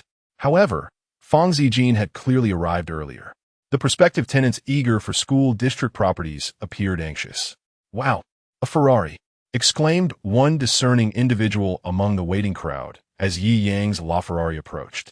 Indeed, it was a Ferrari, and a LaFerrari at that, a top-tier luxury vehicle, seemingly priced at 20 to 30 million. How enviable passers-by gazed enviously at the luxury car parked at the community entrance. As Yi Yang stepped out of the car, he immediately sensed the fervent gazes directed his way. Feeling somewhat helpless, he had intended to be discreet. Mr. Yi, Fang Zijin approached respectfully. Fang Zijin? Yi Yang raised an eyebrow, pleasantly surprised to see the crowd behind her, at least 20 people. Didn't you say just a few? Is this too many? Fang Zijin's first thought was to reassure him. No need to worry, Mr. Yi. Some brought their children to choose school district properties. In actuality, there are only 13 rental requests. A flicker of disappointment crossed Yi Yang's mind, but he quickly waved it off. That's fine. Mr. Yi, are you certain you have enough properties? Fang Zijin inched closer, asking quietly. Yi Yang, uninterested in explaining, merely glanced at the prospective tenants. Let us discuss specifics. Among them, some were seeking rentals for their children attending middle school, most desiring 3- or 6-year leases. Fang Zijin demonstrated her professional acumen. There are also some affluent individuals from other regions or locals looking to rent for their daughters during university, 4 years. Just as Fang Zijin was about to elaborate further, a young man with gold-rimmed glasses and a prominent nose approached, exuding the confidence typical of a wealthy heir. He surveyed Yi Yang and inquired, "Are you the owner we are to meet?" Chapter 46, Impossible. The system must be malfunctioning. Is there something you need? Yi Yang surveyed the young man adorned in luxurious brands, evidently hailing from a well-off family. Our Luo is here to attend the Shanghai Jiaotong University, and I want you to sell me your house. We can negotiate the price. I understand you might not be in need of money. However, I am willing to offer a premium, perhaps even gift you a supercar that surpasses your current vehicle, the young man with golden-rimmed glasses declared with unwavering confidence. This is absurd. Yi Yang scoffed, a derisive smile curling his lips. You believe a mere sports car could exchange for my property? The wealthy second-generation heir was momentarily speechless. Even if the school district house is exorbitant, a mere 20 million should suffice. I'm offering you a vehicle worth 40 million, which is twice the premium. Who told you I possess only one property? Yang shot a cold glance at the rich heir before turning away, leaving him stunned in place. Peng Feiyu was utterly bewildered. Coming from a decent background, he had pursued the goddess of his high school years, and now that she, Dai Luo, had finally graduated, he intended to buy her a house in the coveted school district to showcase his sincerity and strength. However, the school district houses adjacent to the university town were exceedingly rare resources. They were snatched up the moment they hit the market. Purchasing was utterly impossible. Renting was the only option. He was determined to seize the opportunity to buy a property from the owner today at a premium. Do you think there are many here who cannot afford a house? Yang remarked with a smile, glancing at the group of tenants brought by Fong Sijin. Aside from Peng Feiyu, all the tenants were women, including young mothers and university students. Exactly. Young man, your actions are rather unscrupulous. I was just thinking you seemed like a refined person. Several wealthy women expressed their displeasure. School district properties are indeed precious resources. They would never consider renting if they could buy. Faced with ridicule, the wealthy second-generation heir could no longer maintain his composure. Exclaiming in anger, I will buy you a house at 10 times the premium. Will you sell or not? 10 times the premium? Has this fellow lost his mind? What a sycophant. A few rich college girls shot him disdainful looks, aware that they too were goddesses at their school and understood the feelings of Dai Luo at this moment, which were nothing but pride and contempt. In their hearts, there was only the exhilaration of a rich heir lavishly spending money, like a dog serving them, devoid of any affection. Do you think I lack money? Yang shrugged. Don't talk about 10 times. Even if you offered 1,000 times that amount, I wouldn't sell if I were in a foul mood. You. Peng Feiyu laughed. 1,000 times? Do you really think you're the richest person in China? You think you can simply refuse hundreds of billions? There has to be some reason behind such arrogance. Exactly, your arrogance is quite amusing. Do you think you're the only owner in Linjiang community? If you refuse to sell, there are plenty who would. At that moment, Dai Luo stepped forward, smirking in agreement. Yang cast her a glance, feeling a tremor in his heart. Her gaze was sharp and domineering, utterly intimidating. However, regardless of his wealth, he was merely an owner of a few properties. While Peng Feiyu was a bona fide second-generation rich kid, with family assets in the hundreds of billions. She needed to tread carefully, distinguishing between what truly mattered. Is that so? Yi Yang chuckled. Then let me state this clearly. You will not find a house to rent here today. A gasp rippled through Fong Sijin and the other tenants. This young man, though youthful, spoke with an air of authority that was striking. I like it. When I was a decade younger, I was enamored with such domineering, wealthy, and handsome young men, some of the mature women teased. Only Fong Sijin felt a creeping, incredulous suspicion. Could it be that this Linjiang community know? That would be utterly absurd. She shook her head repeatedly, dismissing the terrifying thought. Perhaps Mr. He has a good relationship with other owners. Oh, look at you, so full of yourself. You really don't know your own weight, do you? Just a few dilapidated houses. Dai Luo mocked coldly. Yi Yang ignored their comments. The entire community belonged to him, and he was the sole owner. Soon, he would call the security to remove these two fools. Let us follow him. Fong Sijin hastily organized the tenants to accompany Yi Yang into the community. At the entrance, several security guards greeted Yi Yang's group respectfully. With a LaFerrari parked there, Yi Yang was certainly not someone they could afford to offend. Sir, your license plate is not registered. Please provide proof that you are a resident of the community. It's the rule. You see, they explained with 4 smiles. How do I prove that? Yi Yang raised an eyebrow. All resident information is recorded in the security system. As long as you provide the corresponding address and identity information, you may enter the community. This verification is required only the first time. Afterward, it's automatically recognized through facial recognition. The guards explained repeatedly. You haven't even recorded facial information in the system? You must not have a house here at all and are just playing us. Peng Feiyu sneered. The other tenants began to harbor doubts as well. Since facial recognition was only required the first time, How could Yang, as an owner, not be in the system? I bought the house just 2 days ago, and today is my first visit. Yang shrugged, feigning helplessness. So just input any room number, excuse me. What did you say? The guards questioned, bewildered. I said, just input anything. All the houses here are mine. Yang frowned, but realized his words were indeed shocking. So he patiently explained further. Ha ha ha, Peng Fei, you clutched his stomach. Did you hear what he just said? The entire Linjiang community belongs to him? Are you sure you're not some escapee from a mental institution? Do you know how much it would cost to buy the entire Linjiang community? At least 500 billion. Initially, these wealthy women had no concept of such sums, but upon hearing Peng Fei Yu's words, they were filled with astonishment. They prided themselves on having some assets, but a few billion was an entirely different realm from hundreds of billions. This revelation sparked their suspicion. Could this seemingly youthful young man truly possess hundreds of billions in real estate? This was indeed hard to fathom, or rather, absurd. Could it be that he was merely deceiving them for amusement? Fang Xijin, however, was breaking into a cold sweat. She vividly recalled the tone and expression with which Sister Su had entrusted Yi Yang to her. If Sister Su had such a reaction, then Yi Yang might just as she was lost in thought. Upon logging into the system and entering Yi Yang's name, the guards erupted in disbelief. No way. This is impossible. The system must be malfunctioning. Chapter 47. As long as you marry my daughter, I will provide an 88 million dowry. After searching for Yi Yang, the list of property owners below was entirely his. How many are there exactly? The security guard, scrolling through the mouse, could not reach the end even after a long time.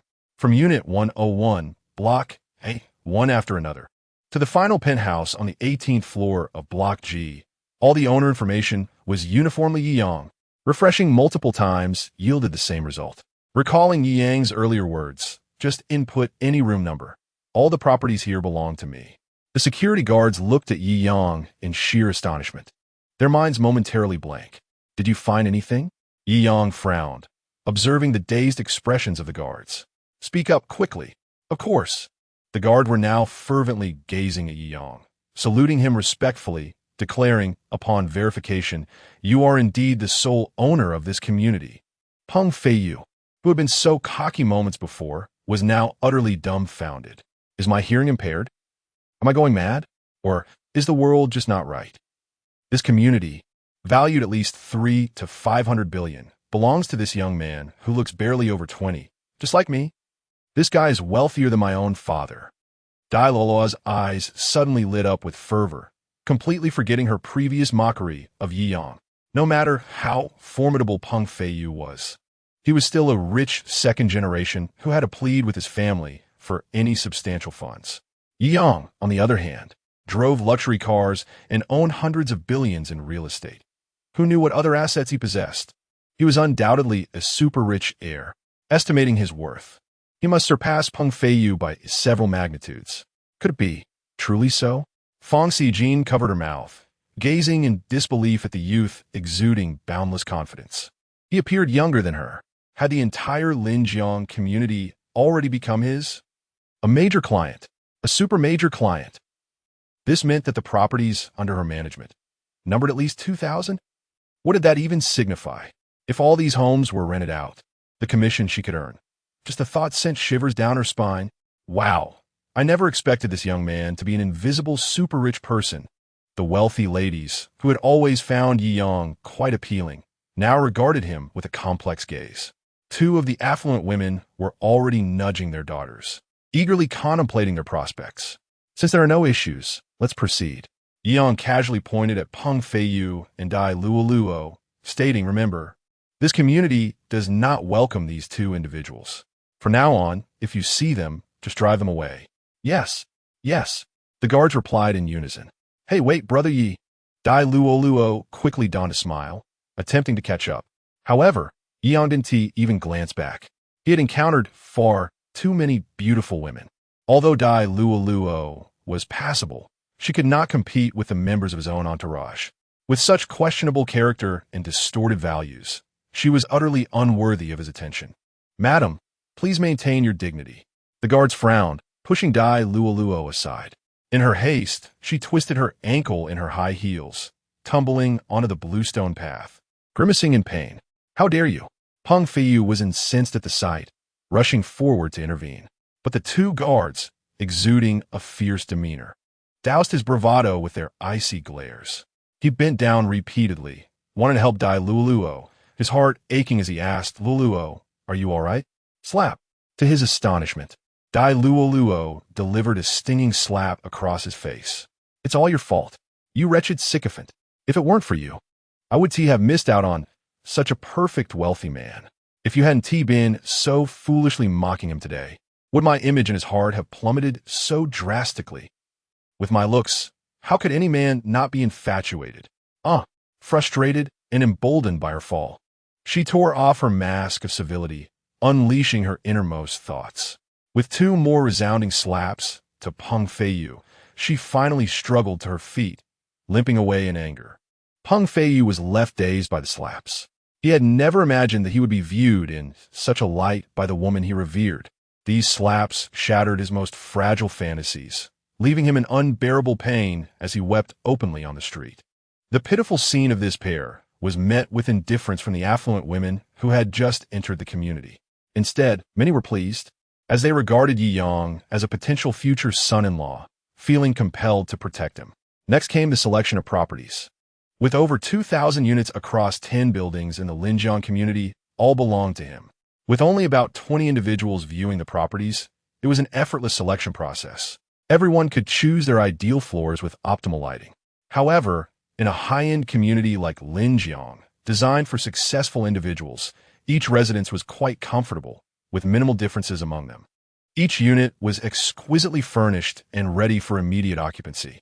Thus, the process was swift. Within just over an hour, all arrangements were finalized. Fang Xijin felt immense joy. The effort of an entire month yielded less than this hour's worth of commissions. These clients typically signed leases lasting 3 to 4 years, and in such a high-end community, the rental prices were worlds apart from those of ordinary neighborhoods. With a dozen units rented out, averaging 5 years each, the total amounted to nearly 20 million. How wonderful it is to be wealthy. One need only lie in bed and receive substantial income each month. Fang Xijin calculated further. If all 2,000 units in the Linjiang community were rented out before September, Yi Yang could potentially earn billions. The thought of this figure made her heart flutter. Correspondingly, the real estate agency would also receive a hefty commission, and she might earn at least 1 million herself. A monthly income of 1 million. For most people in Huaxia, that was a dream come true. This major financier, I must serve him well. At this moment, the group had finalized their property selections, and the atmosphere was much more relaxed. "Hey, Xiao Yi, do you have a girlfriend?" As the conversation flowed, a group of women began to gossip. "You're so young and accomplished. It would be a shame if you didn't have a girlfriend. What do you think of my daughter? She doesn't have a boyfriend either." Yi Yang was slightly taken aback. Could it be that these wealthy women were moonlighting as matchmakers? "My daughter is also quite good.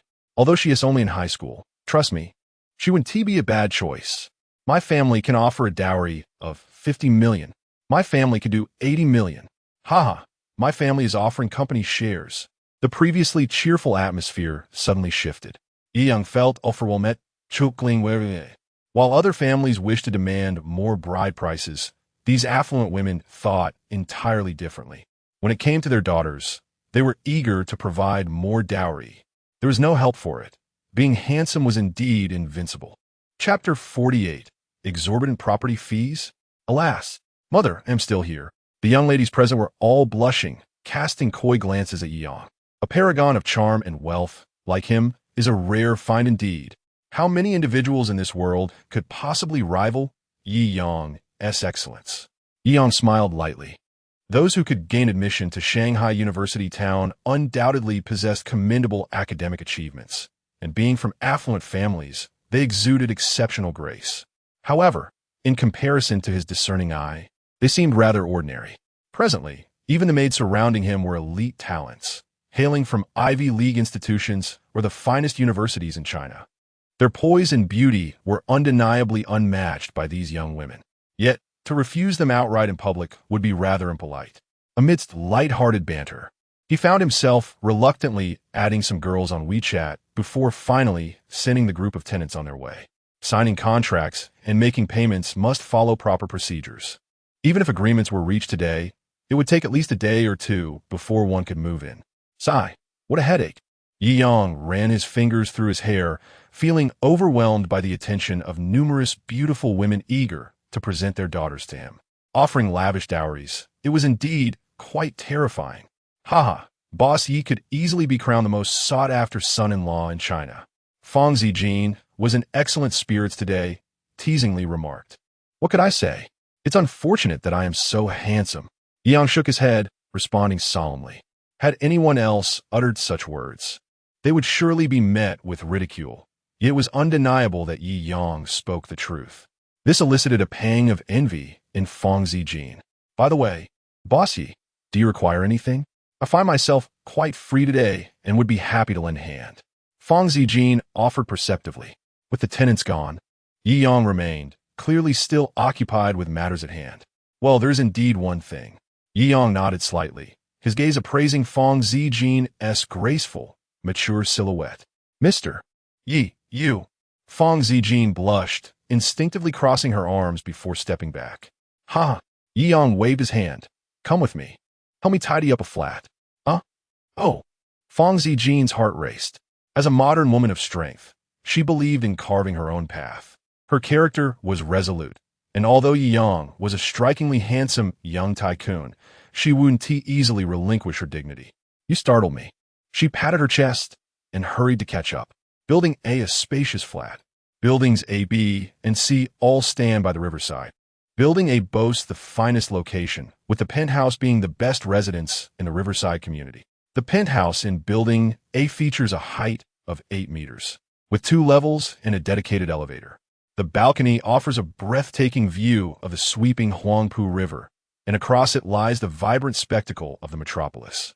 At night, when the lights illuminate, it becomes an enchanting visual feast.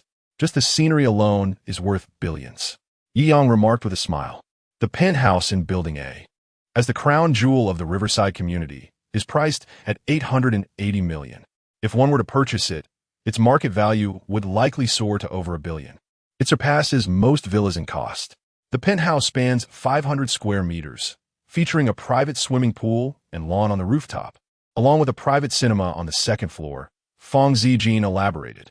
Yes, Yi Yang expressed his satisfaction. The Riverside Villa is conveniently located near his sister Yi Zi's high school, and he intended to select a residence for her.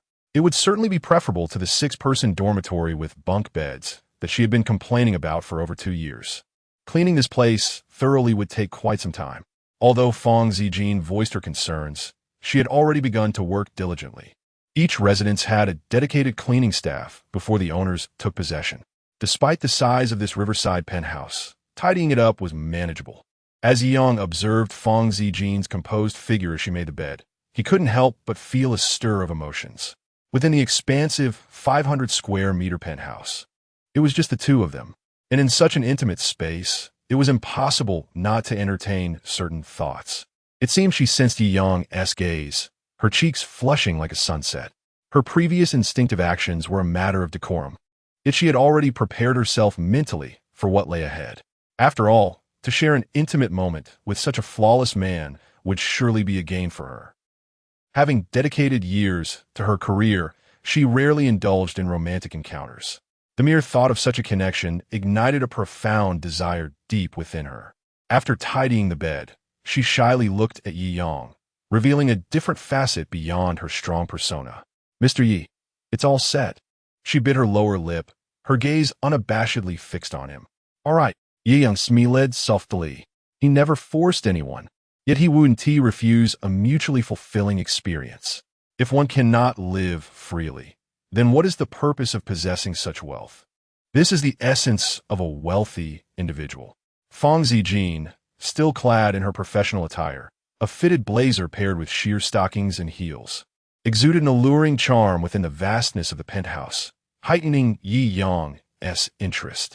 After a vigorous encounter, Yi Yang smiled with satisfaction. Afterward, as they cleaned up, Fang Zijin no longer resembled the assertive businesswoman, but appeared rather bashful. Well, it's time for lunch. Yi Yang stretched, feeling a surge of appetite. Do you know of any good restaurants nearby? It's on me. Yang chuckled. No, it should be on me. Fong Zijin insisted repeatedly. What immense opportunities has Yang brought her? How could such a distinguished individual treat her to a meal? She must take the initiative. Just as they were discussing where to dine, the doorbell rang. Yang furrowed his brows, walking to the living room and opening the door, only to be confronted by a tall, imposing man in a suit. Who are you? Yang inquired. Are you the new owner here? The suited man, with a rather intimidating appearance, smiled, resembling a bandit from a period drama. I am from the Riverside Property Management, here to collect the property fees. Property fees? How much? Yang did not elaborate.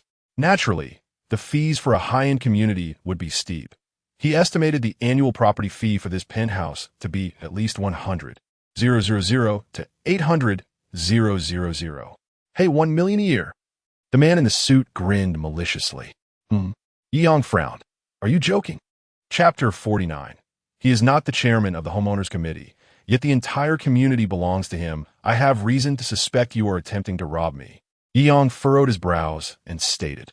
Naturally, he was not short on funds, yet that did not imply he would acquiesce to a heartless and unreasonable demand for money.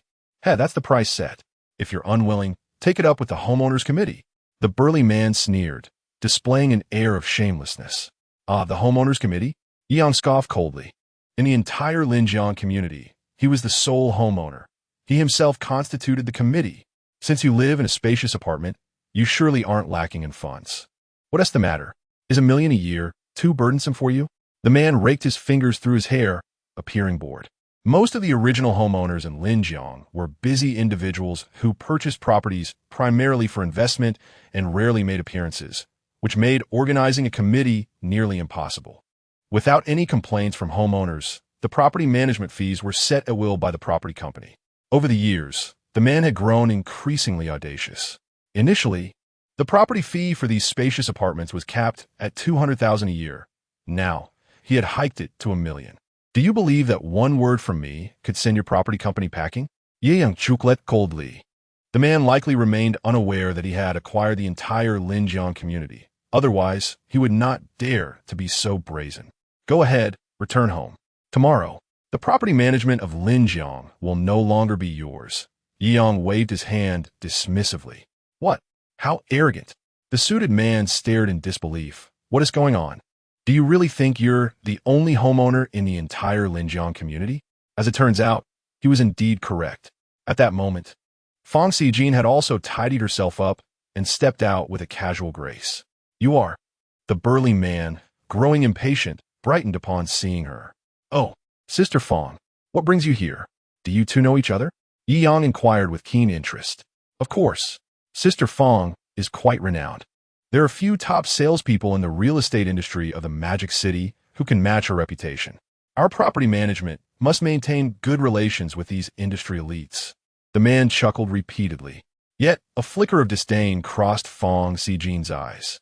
This man, who intimidated the weak and feared the strong, resembled more of a thug than an actual property manager. He had cunningly maneuvered his way into obtaining the property management rights of Linjiang. Although everyone found him bothersome, they had little means to deal with him due to his shrewdness. What did you mean by your earlier words? He can represent all homeowners? The man scoffed. He looks unfamiliar. He has only been here a few days and is already meddling in the homeowners committee. So what? You can't even gather the homeowners, can you? Without 50% of the homeowners filing a joint complaint, we won't be replaced. He shrugged indifferently, clearly unconcerned. Is that so? Fong Zijin chuckled lightly. Then you are indeed woefully uninformed. You might not yet realize that this gentleman, Mr. Yi, is now the sole homeowner of the entire Linjiang community. Are you out of your mind? The man widened his eyes. Oh, I see. You two are conspiring to make a fool of me. I respect you enough to call you Sister Fong. Otherwise, in front of me, you are of no consequence. He saw no further utility in being polite. Pay the property management fee immediately, or else. The man stepped forward, brimming with bluster. Yi Yang merely smirked and stepped closer. What? Do you intend to resort to violence? His physical prowess was nearly at the pinnacle of human capability. He could easily overpower heavyweight champions with one hand. let alone a seemingly robust property manager. Gulp. The man, inherently a coward, leaped back at Yi Yang's audacity. I warn you, we live in a society governed by law, integrity, kindness, civility, harmony. If you dare to lay a hand on me, I will have the law punish you. Yi Yang's expression turned dark. This fellow was clearly the one behaving like a bandit. Towering in stature, he had taken the cowardice to an extreme. I have no interest in wasting my time with someone of your caliber. Yi Yang shook his head slightly. If you don't believe me, call the developer for confirmation. If you continue to stir trouble here, I might just kick you off this floor. You wouldn't dare. The man blustered, but he had already retreated several meters. Eying Yi Yang warily. Bored, Yi Yang had no desire to engage with such a spineless individual. Wasting time with him was an utter folly. Have you decided where to dine? He turned to ask. Let us go to the Peace Hotel. Their dishes have the authentic flavor of the old Magic City, quite tasteful. Fong Sijin suggested with a smile. Very well, let us depart. Yi Yang casually closed the door behind him, leaving the bewildered Jiang standing there in a daze. It wasn't until Yi Yang and Fong Sijin had descended the elevator that he gradually relaxed. The sole homeowner of Linjiang? He muttered. Could that foul woman be deceiving me? Is it possible? But that seems utterly absurd. There's no way. She must be lying. He exhaled deeply, easing his tension. Strolling leisurely down the stairs, the wind outside cleared his mind and sent a shiver down his spine. No, I should verify this. Meanwhile, as Jiang made a call, a fiery red Ferrari LaFerrari had already conveyed Yi Yang and Fong Sijin to the nearby Peace Hotel. After parking, they entered directly, eager to order the signature dishes. The Peace Hotel was relatively famous, with an average expenditure starting at 2,000 yuan per person. However, after indulging in lavish dining experiences and even state banquets, Yi Yang found this establishment a tad too modest. As they relished their meal and engaged in cheerful conversation, a group of well-fed, middle-aged men in suits entered. One, clearly a lackey, was animatedly gesturing at the front desk. The receptionist displayed a troubled expression as the lackey pulled out bundles of cash, exuding arrogance and confidence. With Yi Yang's sharp hearing, he easily discerned the lackey's words. What is happening? Fong Sijin inquired, observing the receptionist's discomfort. A few small project heads from real estate have come to dine, but the place is full. They're negotiating with the front desk to pay tenfold to have someone vacate a table for them, Yi Yang remarked with a cold smile. The patrons at the restaurant were generally not short on funds. A meal costing tens of thousands would certainly deter anyone from leaving halfway through for such a price. Thus, the receptionist was clearly in a difficult position. Sir, we truly cannot accommodate this. We are a legitimate establishment. If you can reach a private agreement with the guests here, we will not obstruct you, she offered with a forced smile. You know nothing about business. The lackey, realizing he could not persuade the receptionist, looked around the restaurant with cash in hand. Spotting Yang, who had the best view, he swaggered over, intent on intimidating him. Chapter 50. What are you showing off for without money? My dear brother, it seems fortune has smiled upon you today. The lackey looked at Yi Yang with a patronizing expression. Yi Yang merely cast a glance at him, disregarding the other entirely, for he was already aware of the man's intentions. Seeing that Yi Yang paid him no mind, leaving him hanging like a fool, the lackey's expression faltered dramatically. He declared, Our general manager Wang is in high spirits today. If you could cede this table to him, we would generously offer you tenfold the cost of your meal. You're spending 10,000. We'll give you 100,000. A little expenditure for mutual delight. Yi Yang scoffed. Delight? Do you think you're wealthy? Just then, several individuals, including manager Wang, approached and overheard Yi Yang's remark, their brows furrowing in disapproval. Young man, do temper your pride. It seems you've just entered society. Such blatant arrogance will surely lead to a harsh lesson from the world. Yi Yang chuckled inwardly, thinking, are we in a gangster drama? Although he felt an urge to retort, isn't youth defined by a bit of audacity? He decided instead to contemplate a more cunning maneuver. Are you certain you wish to purchase our table's order? A playful smirk graced Yi Yang's lips. Indeed, not just purchase, but at 10 times the price. The lackey boasted, slapping his wallet. With Yi Yang finally showing a hint of agreement, Manager Wang's demeanor softened slightly. Now you're showing some sense. Yi Yang nodded slightly and beckoned to the nearby server. "Excuse me, sir, may I assist you?" The waitress, Xiaoya, approached, harboring her own disdain for those who forcefully spend to drive others away. Initially sympathetic toward Yi Yang, she now felt a pang of disappointment upon realizing he was compromising for money. However, as someone working in the service industry, she understood the harsh realities of life. Sighing internally for Yi Yang, she complied with his request. "Please count the cost for this table." Yi Yang casually gestured at the dishes on the table, casting a sidelong glance at Manager Wang with a smirk. Certainly Xiaoya, though puzzled, began her tally. 9 heads of purple abalone, 5,000 per serving. Totaling 10,000, the lackey felt a jolt. Just this dish nearly exceeded his budget. Steamed golden rice, 1,000 per ounce, totaling 8,000. Lychee fruit mousse, 18,888. Immortal 8-style soup, 6,666. Fishing ginger fish platform, 13,000. As the prices were recounted, Manager Wang's expression grew increasingly dark. The surrounding diners began to take notice, their interest peaked. Xiaoya, counting the dishes, became numb to the staggering sums. These were all signature dishes from the Peace Grand Hotel. To see an entire table filled with such extravagant selections was astonishing. Gradually, a smile crept onto her lips as she realized Yi Yang's intent, glancing at the now grim-faced Manager Wang and his associates while continuing her count. As she reached the final item, Xiaoyu was momentarily taken aback. Yet, maintaining her professionalism, she quickly regained composure, stating with utmost certainty, "Silent Ship White Snow Champagne. 1 bottle costs 1.88 million, and for 2 bottles that totals 3.76 million. The Silent Ship White Snow Champagne was the hotel's prized possession, a rarity with only 2,000 bottles in existence. It took a monumental effort to acquire 5 bottles from abroad, and in a century of operation, only 1 had ever been sold. This youthful gentleman had just ordered 2 bottles." Fang Zijin covered her mouth, her eyes wide with shock. She had no idea that the champagne she had just sipped was worth nearly 2 million. Had she known, she would never have dared to speak so boldly about treating Yi Yang to dinner. Reflecting on her earlier boast about her impressive commissions, she couldn't help but smile ruefully, realizing that her prideful earnings paled in comparison to just 1 bottle of champagne. Wow, he ordered the Silent Ship, she thought, astonished. What a hidden millionaire. Is it true that the wealthy are so understated?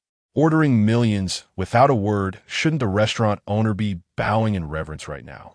Had the owner not been abroad, he would have surely rushed in after hearing such news. The audacity of Manager Wang had already attracted the attention of those around them. However, no one dared to speak up until they heard the staggering prices of the dishes. They quickly realized that this young man was no ordinary diner. The revelation of the 2 bottles of champagne was like a bombshell, stirring a commotion throughout the Peace Grand Hotel. "Sir, your total for this meal, rounded down, is 4,188,688. 88 yuan, Xiaoyu said, her voice still tinged with disbelief. "All right." Yi Yang glanced at the trembling figures of the 2 small managers beside him, a smirk on his face. "What do you think? I want to take advantage of you. I'm exceedingly generous. Let us say I'll waive the 8 dimes from the total. Now, shall we settle the bill? Bank transfer or credit card?" At that moment, Manager Wang's face shifted through a spectrum of colors, red, purple, black, and green, as he grappled with the reality of the situation. He was inherently a proud and ostentatious person. Otherwise, he wouldn't have engaged in such behavior. Yet today, he had encountered someone even more arrogant. A meal costing over 4 million. The profit from one of their projects barely reached 1 million. Manager Wang felt as though he were bleeding internally. Selling off his associates wouldn't even cover this sum. "I was kind enough to waive the change." "What, no money?" "Yi Yang inquiret, feigning Junfusion." "Are you serious? You think waiving 8 dimes counts as a gesture?" Manager Wang thought bitterly, trembling with nowhere to vent his frustrations. Just then, Yi Yang's expression hardened. He barked, "If you have no money, what are you showing off for?" The sudden reprimand struck the already nervous managers like a thunderclap, causing them to nearly collapse to their knees without the support of their subordinates. "Wow, what dominance! Incredible! What are you showing off for without money?" This is a true tycoon. The surrounding diners erupted in exhilaration, relishing the spectacle. Fang Zijin gazed at Yi Yang with admiration. Though she was a strong woman in her own right beside Yi Yang, she felt like a starry-eyed admirer. Just then, as manager Wang gasped for breath, seemingly on the verge of a heart attack, the grand entrance of the Peace Grand Hotel swung open. A large, frantic figure in a suit rushed in, scanning the room, and upon spotting Yang's table, his eyes lit up as he hurried over. Chapter 51. Just treat me as a trifle and let me go. A hurried figure stumbled into the room. Yi Yang raised an eyebrow, recognizing the familiar silhouette. Wasn't he this Jiangjing, who had just been here moments before? Fang Zijin scrutinized Jiangjing from head to toe, arching an eyebrow at his disheveled appearance, which clearly indicated that he had contacted the developers to confirm the information. With a teasing smile, she remarked, "Oh, is that you, uncle?" Beside them, the awkward general manager Wang scratched his head, rubbing his eyes, before finally confirming that the individual before him was indeed his uncle. Jiangjing had always treated him well, and it was thanks to his uncle's guidance that he had entered the real estate circle. Even the celebration for this contract today was made possible through his uncle's connections. Though Jiangjing had a reputation for being obsequious and opportunistic, his knack for ingratiating himself with influential people was remarkable. What are you doing here? Jiangjing was somewhat surprised to glance at Wang Sihai, but quickly dismissed him from his thoughts. The most critical purpose of his visit today was Yi Yang. Bossy, I have just confirmed with the developers you are indeed the sole owner of Linjiang community. It was my folly to disrespect you earlier. Jiangjing was filled with regret. The situation was so absurd that anyone would assume Yi Yang was playing a trick on him. This entire prestigious community was owned by this young man alone. What did that imply? While others might not grasp the significance, he, as a property manager, certainly did. The market value of Linjiang community was estimated to be at least 3 to 500 billion. Countless publicly traded companies could not even match a fraction of that valuation. And to possess the means to acquire a property in a prestigious school district required tremendous influence. The thought sent shivers down his spine. Realizing that he had attempted to demand an exorbitant sum of 1 million in property fees from such a formidable figure, he trembled. Now, losing his position as property manager was a minor concern. If Yi Yang held a grudge against him, he would be left with no prospects in the real estate circles of the metropolis. At over 40 years of age, stepping away from his original circle would render him effectively useless. Didn't you just say we see each other often? Yi Yang said.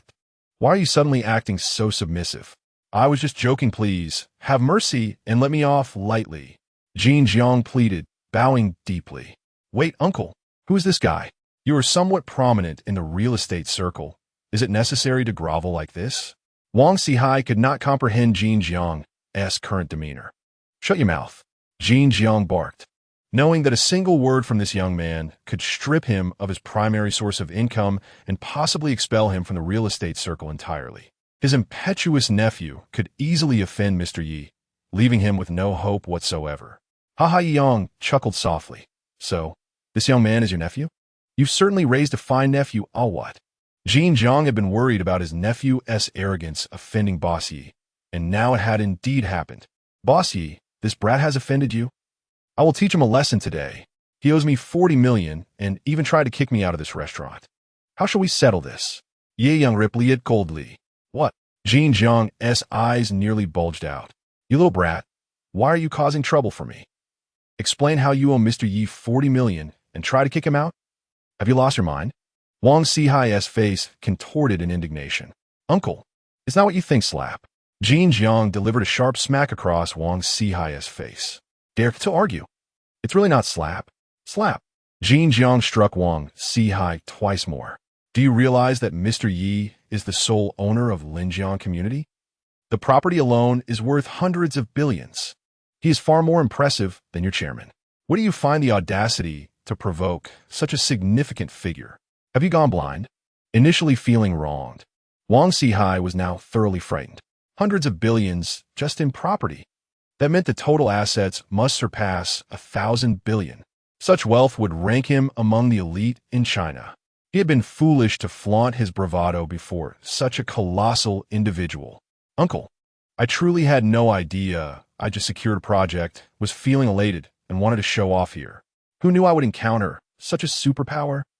Wang Sihai lamented. The surrounding diners gasped in astonishment. Such youth, with property worth hundreds of billions. No wonder he was so imposing. Gulp, the sole owner of Linjiang community, everyone present was astounded by Yi Yang's identity. After delivering a few well-deserved slaps, Jiangjing finally allowed Wang Sihai to explain the entire situation.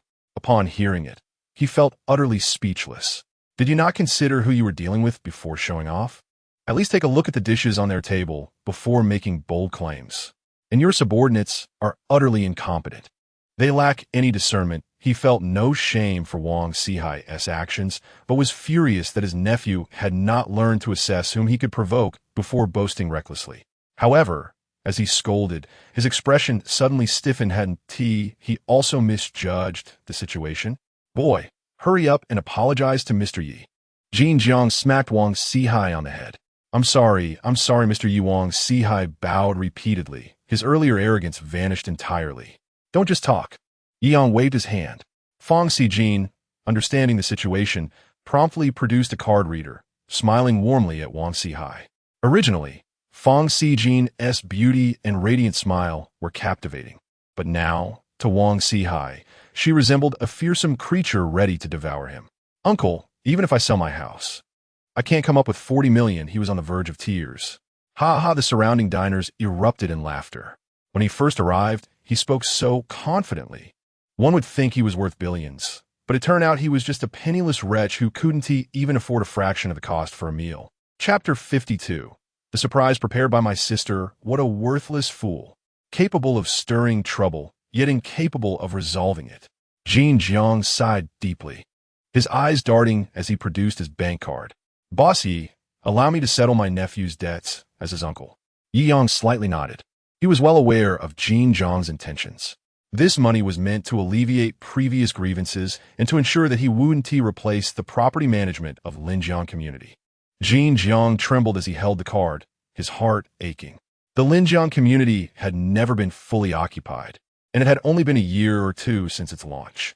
In total, he had extorted around 1 billion in property fees.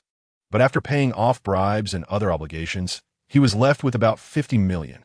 Now, to part with 40 million all at once. 2 years of painstaking effort squandered on this brat. His heart was filled with resentment. Yet, as long as he could retain the property management rights, he would eventually reap greater rewards. Resolutely, he swiped the card for 4 million. Yi Yang received the notification and nodded with satisfaction. You may leave now. Cough, Boss Yi, about the property. Jiangjing cautiously inquired. My words remain unchanged. Tomorrow, you will no longer be the property manager of Linjiang community, Yi Yang replied, furrowing his brow. My decision to spare you from expulsion from the real estate circle of Magic City is already a mercy. Jiangjing's heart quivered, his gaze dimming. He had always gauged others by their worth. Yi Yang was not someone he could afford to offend. With a single command, he could be legally dismissed, leaving Jiangjing powerless. Could he compete with the influence and covert machinations behind Yi Yang? The disparity in wealth was insurmountable.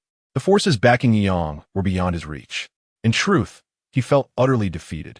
If he could avoid being ostracized from the circle, that would suffice. With his adeptness at navigating relationships, he would not starve. Boss Yi, enjoy your meal. I shall take my leave. Jiangjing forced a smile, giving Wang Sihai a kick. Hurry up and scram. Yes, yes. Wang Sihai, witnessing his uncle's capitulation after 20 years in the Magic City real estate scene, found himself powerless and could only flee in embarrassment. The surrounding diners observed this dramatic turn of events, secretly thinking that this meal was well worth it. The plot was more thrilling than anything in the movies. Indeed, art derives from reality. The extravagance and prowess of the wealthy are limited only by the imagination of the scriptwriters. Finally gone, Yi Yang turned with a smile. Enjoy your meal. Yes, yes. Fong Sijin, now thoroughly in awe of Yi Yang, readily complied. After finishing their meal, Yi Yang swiped his card, spending over 4 million. Beep. A transaction of 18 million detected for dining expenses. Reward. 51 equity in the world's leading security company, Hurricane. Yang's interest was piqued. Hurricane Security? He had never heard of this company before. However, being rated as the world's best by the system suggested it was no ordinary firm. Having just faced a threat from Jiangjing, he was indeed contemplating hiring security personnel. This reward is quite fortuitous, Yang mused. Or perhaps my previous assumptions were incorrect. The system rewards not just based on expenditure, but rather considers recent events and personal needs. The specifics of the reward mechanism would require further exploration in due course. Yet, he was thoroughly pleased with the security company awarded today. Where's your home? I'll take you back, Yang inquired. Fong Sijin smiled. Thank you, bossy. I rent a place in Qingyuan community. A rental? Yang raised an eyebrow. As a top saleswoman, haven't you earn enough to buy a home? Fong Sijin sighed. It's tough. You know how exorbitant the housing prices are in Magic City. A single unit costs over 10 million, even after 3 years as a top saleswoman. I haven't earned enough for even a third of a house. The instability of this profession means I might struggle to pay the mortgage someday. Yang fell silent, reflecting on his former self before acquiring the system. Back then, he was merely an ordinary software intern, swept into a company after graduation, toiling away with no clear future. Even after securing a full-time position with a monthly salary of 10,000, affording a home in Magic City would require over 100 years of frugality. By the time he saved enough, he would likely be over 100 years old. Lost in thought, Yang felt a twinge of sympathy. Fortunately, everything had changed. He patted Fong Sijin's shoulder. In a few days, pack up and move to Linjiang community. The large flat in Building B will be yours. Now that Fong Sijin was his partner, it seemed absurd for the woman of a wealthy man to be renting. With thousands of properties at his disposal, it was only natural to provide her with a home. Moreover, the rental management of the remaining 2,000 properties would rely on her. Most importantly, he realized that collecting rent was genuinely exhausting. After spending the entire morning touring just a few properties, the thought of going door to collect rent was daunting. It made perfect sense for Fong Sijin to reside in Linjiang community, facilitating the collection of rent and other errands. Boss you. Fong Sijin covered her mouth, unable to believe what she was hearing. Still calling me bossy? Yeyan chaklet, pilaifu patink herchik, braturyang. Fong Sijin exclaimed repeatedly.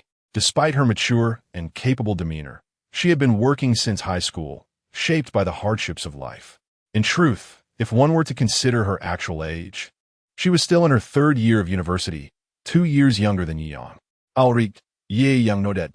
Once you're ready, just call a moving company, and I'll ensure the keys are ready for you later. Okay. Fong Sijin completely lowered her defenses in front of Yang, transforming from a strong woman into a gentle lamb. Virum. The LaFerrari sped through the vibrant twilight of Magic City, generating a rush of summer night wind and countless gasps of admiration. After a thrilling drive with Fong Sijin, Yang finally dropped her off at Qingyuan community. Remember to move in soon. I will. Fong Sijin nodded eagerly, watching her graceful figure ascend the stairs. Yang then returned his gaze to his WeChat notifications. Brother, we're free this Sunday. You promised to take me out with Xiaoji. It was a message from his sister, Yi Xiaoji. A wave of warmth washed over him. Sure. I'll prepare a big surprise for you. What kind of surprise? Yi Xiaoji inquired with curiosity. If I tell you in advance, can it still be called a surprise? Stinky brother. Xiaoji has a surprise for you too. Don't be too shocked when the time comes. Yi Yang raised an eyebrow. This little girl is planning a surprise for me? He couldn't help but feel a sense of anticipation about what his sister's surprise might be. Chapter 53. The beautiful bodyguard sisters arriving at the villa in Yunding Mountain in a sleek sports car, Yi Yang began to investigate the Hurricane Security Company, only to discover that little information was available online. The only detail he could find was that it was a multinational security firm based offshore, operating beyond the reach of any legal jurisdiction. It sounded impressive, and Yi Yang felt a shiver of anticipation at the company's extraordinary reputation. His phone rang, and upon seeing the international number, he sensed it was a call from Hurricane. Hello, he answered. Greetings, Mr. Yi. We have received the news. Starting today, you are our true boss. Do you have any instructions? The accented Mandarin on the other end nearly made Yi Yang laugh, indicating that the speaker, a Chinese woman, had had been abroad for quite some time and was struggling with her native tongue. Instructions? Let me think. Please send me the company's detailed information and arrange for 2 top-tier female bodyguards to come over. Understood, boss, the girl replied. Oh, one more thing, Yang added. Please practice your Mandarin. I would prefer not to hear such an unusual tone when you speak with me. After confirming that Yang had no additional requests, the girl ended the call. It seemed the bodyguards would arrive the next day.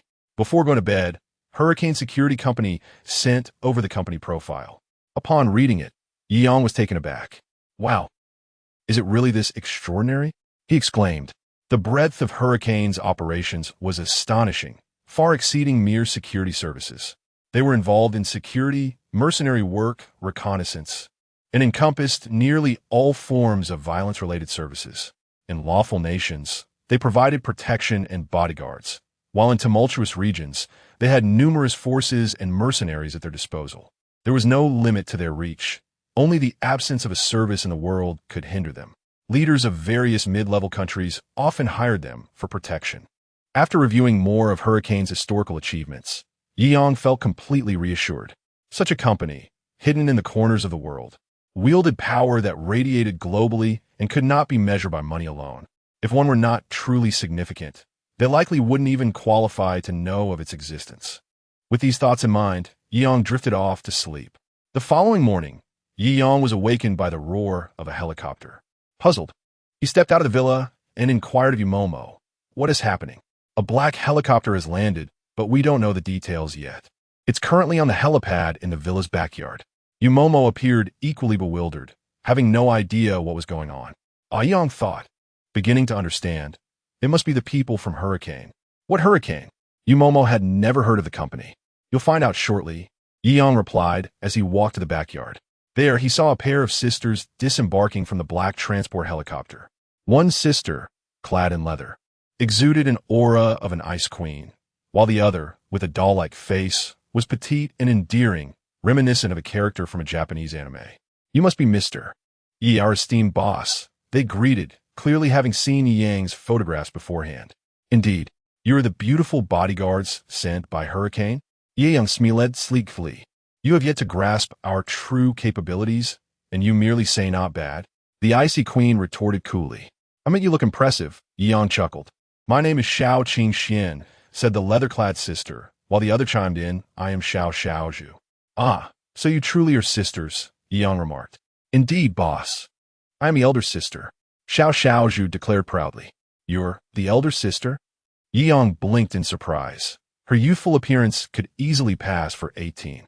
Xiaozhu is an expert in disguise. Despite her doll-like face, she has successfully eliminated high-profile targets, Xiao Qingxian stated, causing Yang to shudder involuntarily and reassess Xiao Xiaozhu. You are our boss. We will be 100% loyal to you." Xiao Xiaozhu waved her small fist, appearing harmless. "From now on, Xiaozhu and I will work in tandem, one in the light and the other in the dark, to ensure your safety," Xiao Qingxian said with a cold demeanor. Yang was momentarily taken aback. "Aren't you just security? What do you mean by in the light?" "Well, security roles can be divided into martial and cerebral paths. The martial path relies solely on physical prowess, while the cerebral path involves strategy, such as poisoning and assassination," Xiao Qingxian explained, as if discussing mundane matters. After a long pause, Yang finally managed to smile. "So, given what you said about Xiaozhu's expertise in assassination, does that make you the martial specialist?" "Indeed," Xiao Qingxian replied, fixing her gaze on Yang.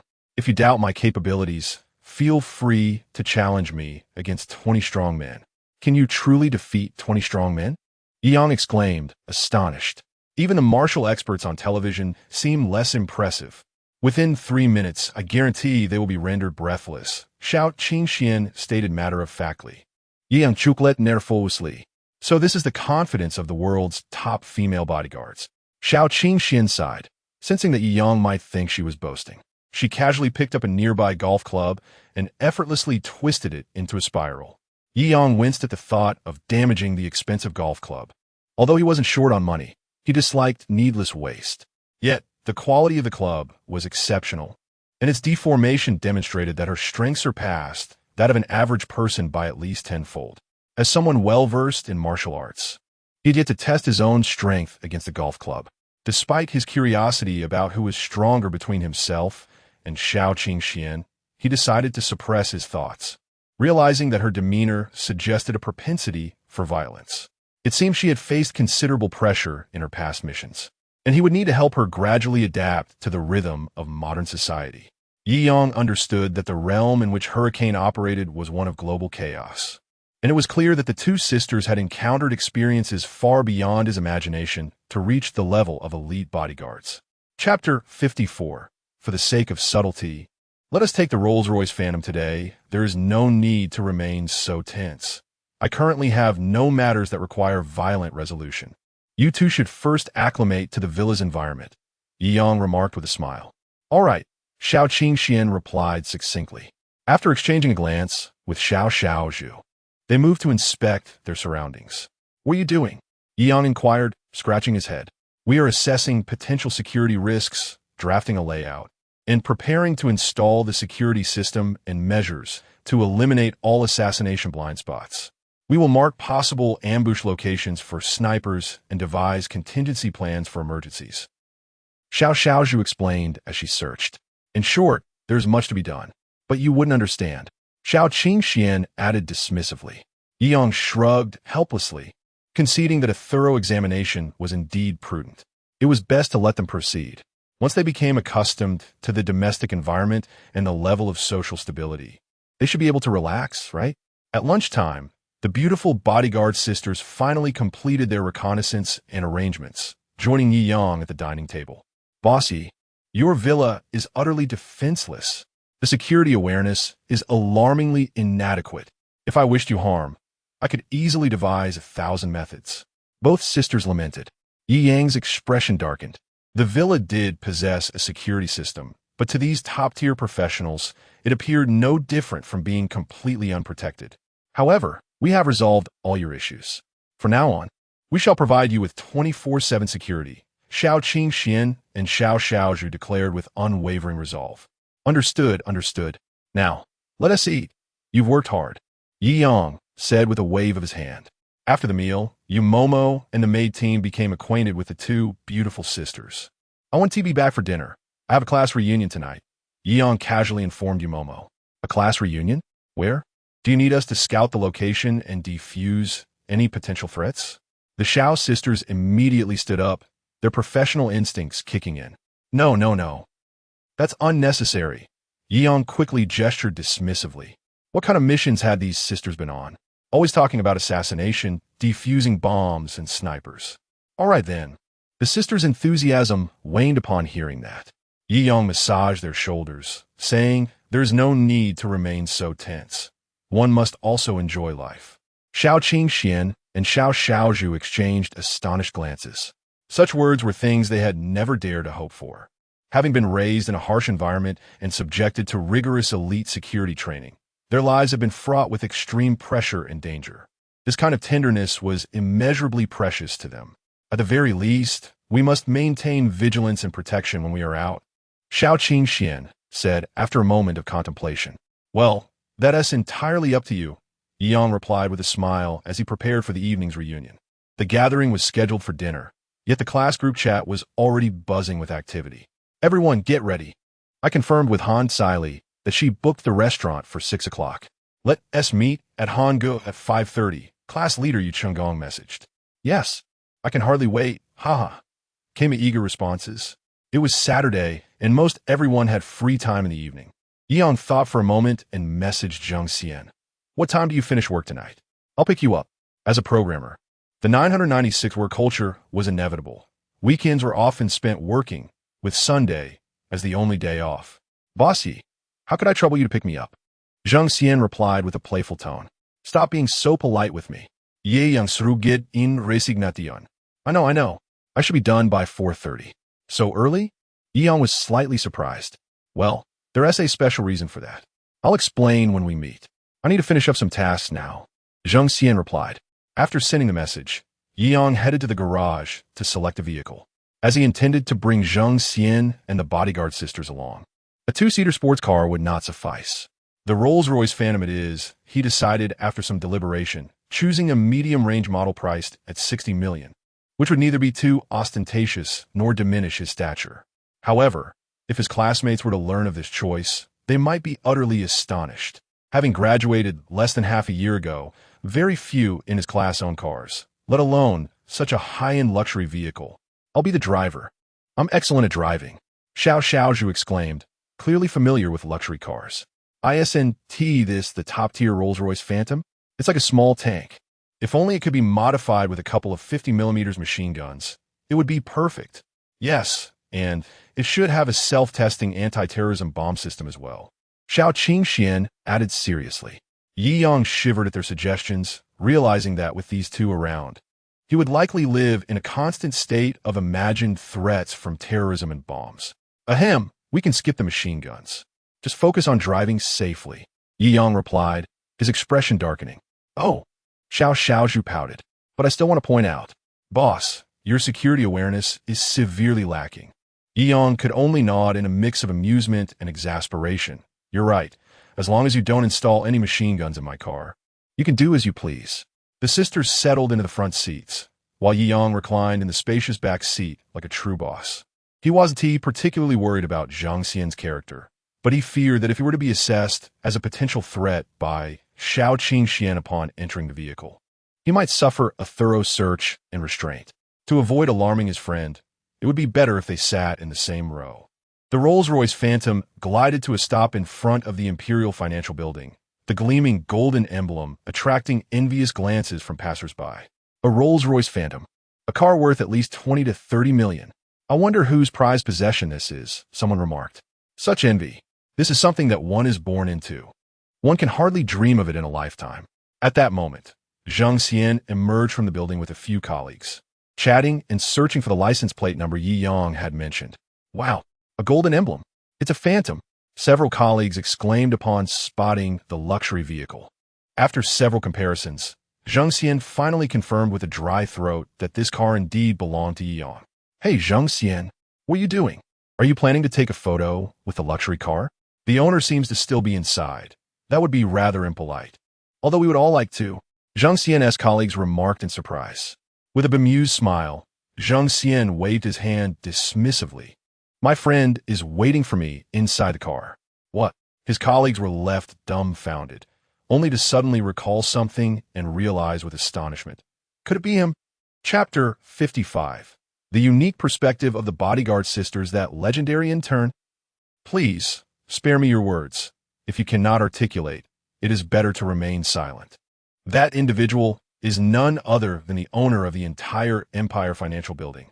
Several colleagues gazed at Zhang Xian with immense envy as he settled into a Rolls-Royce.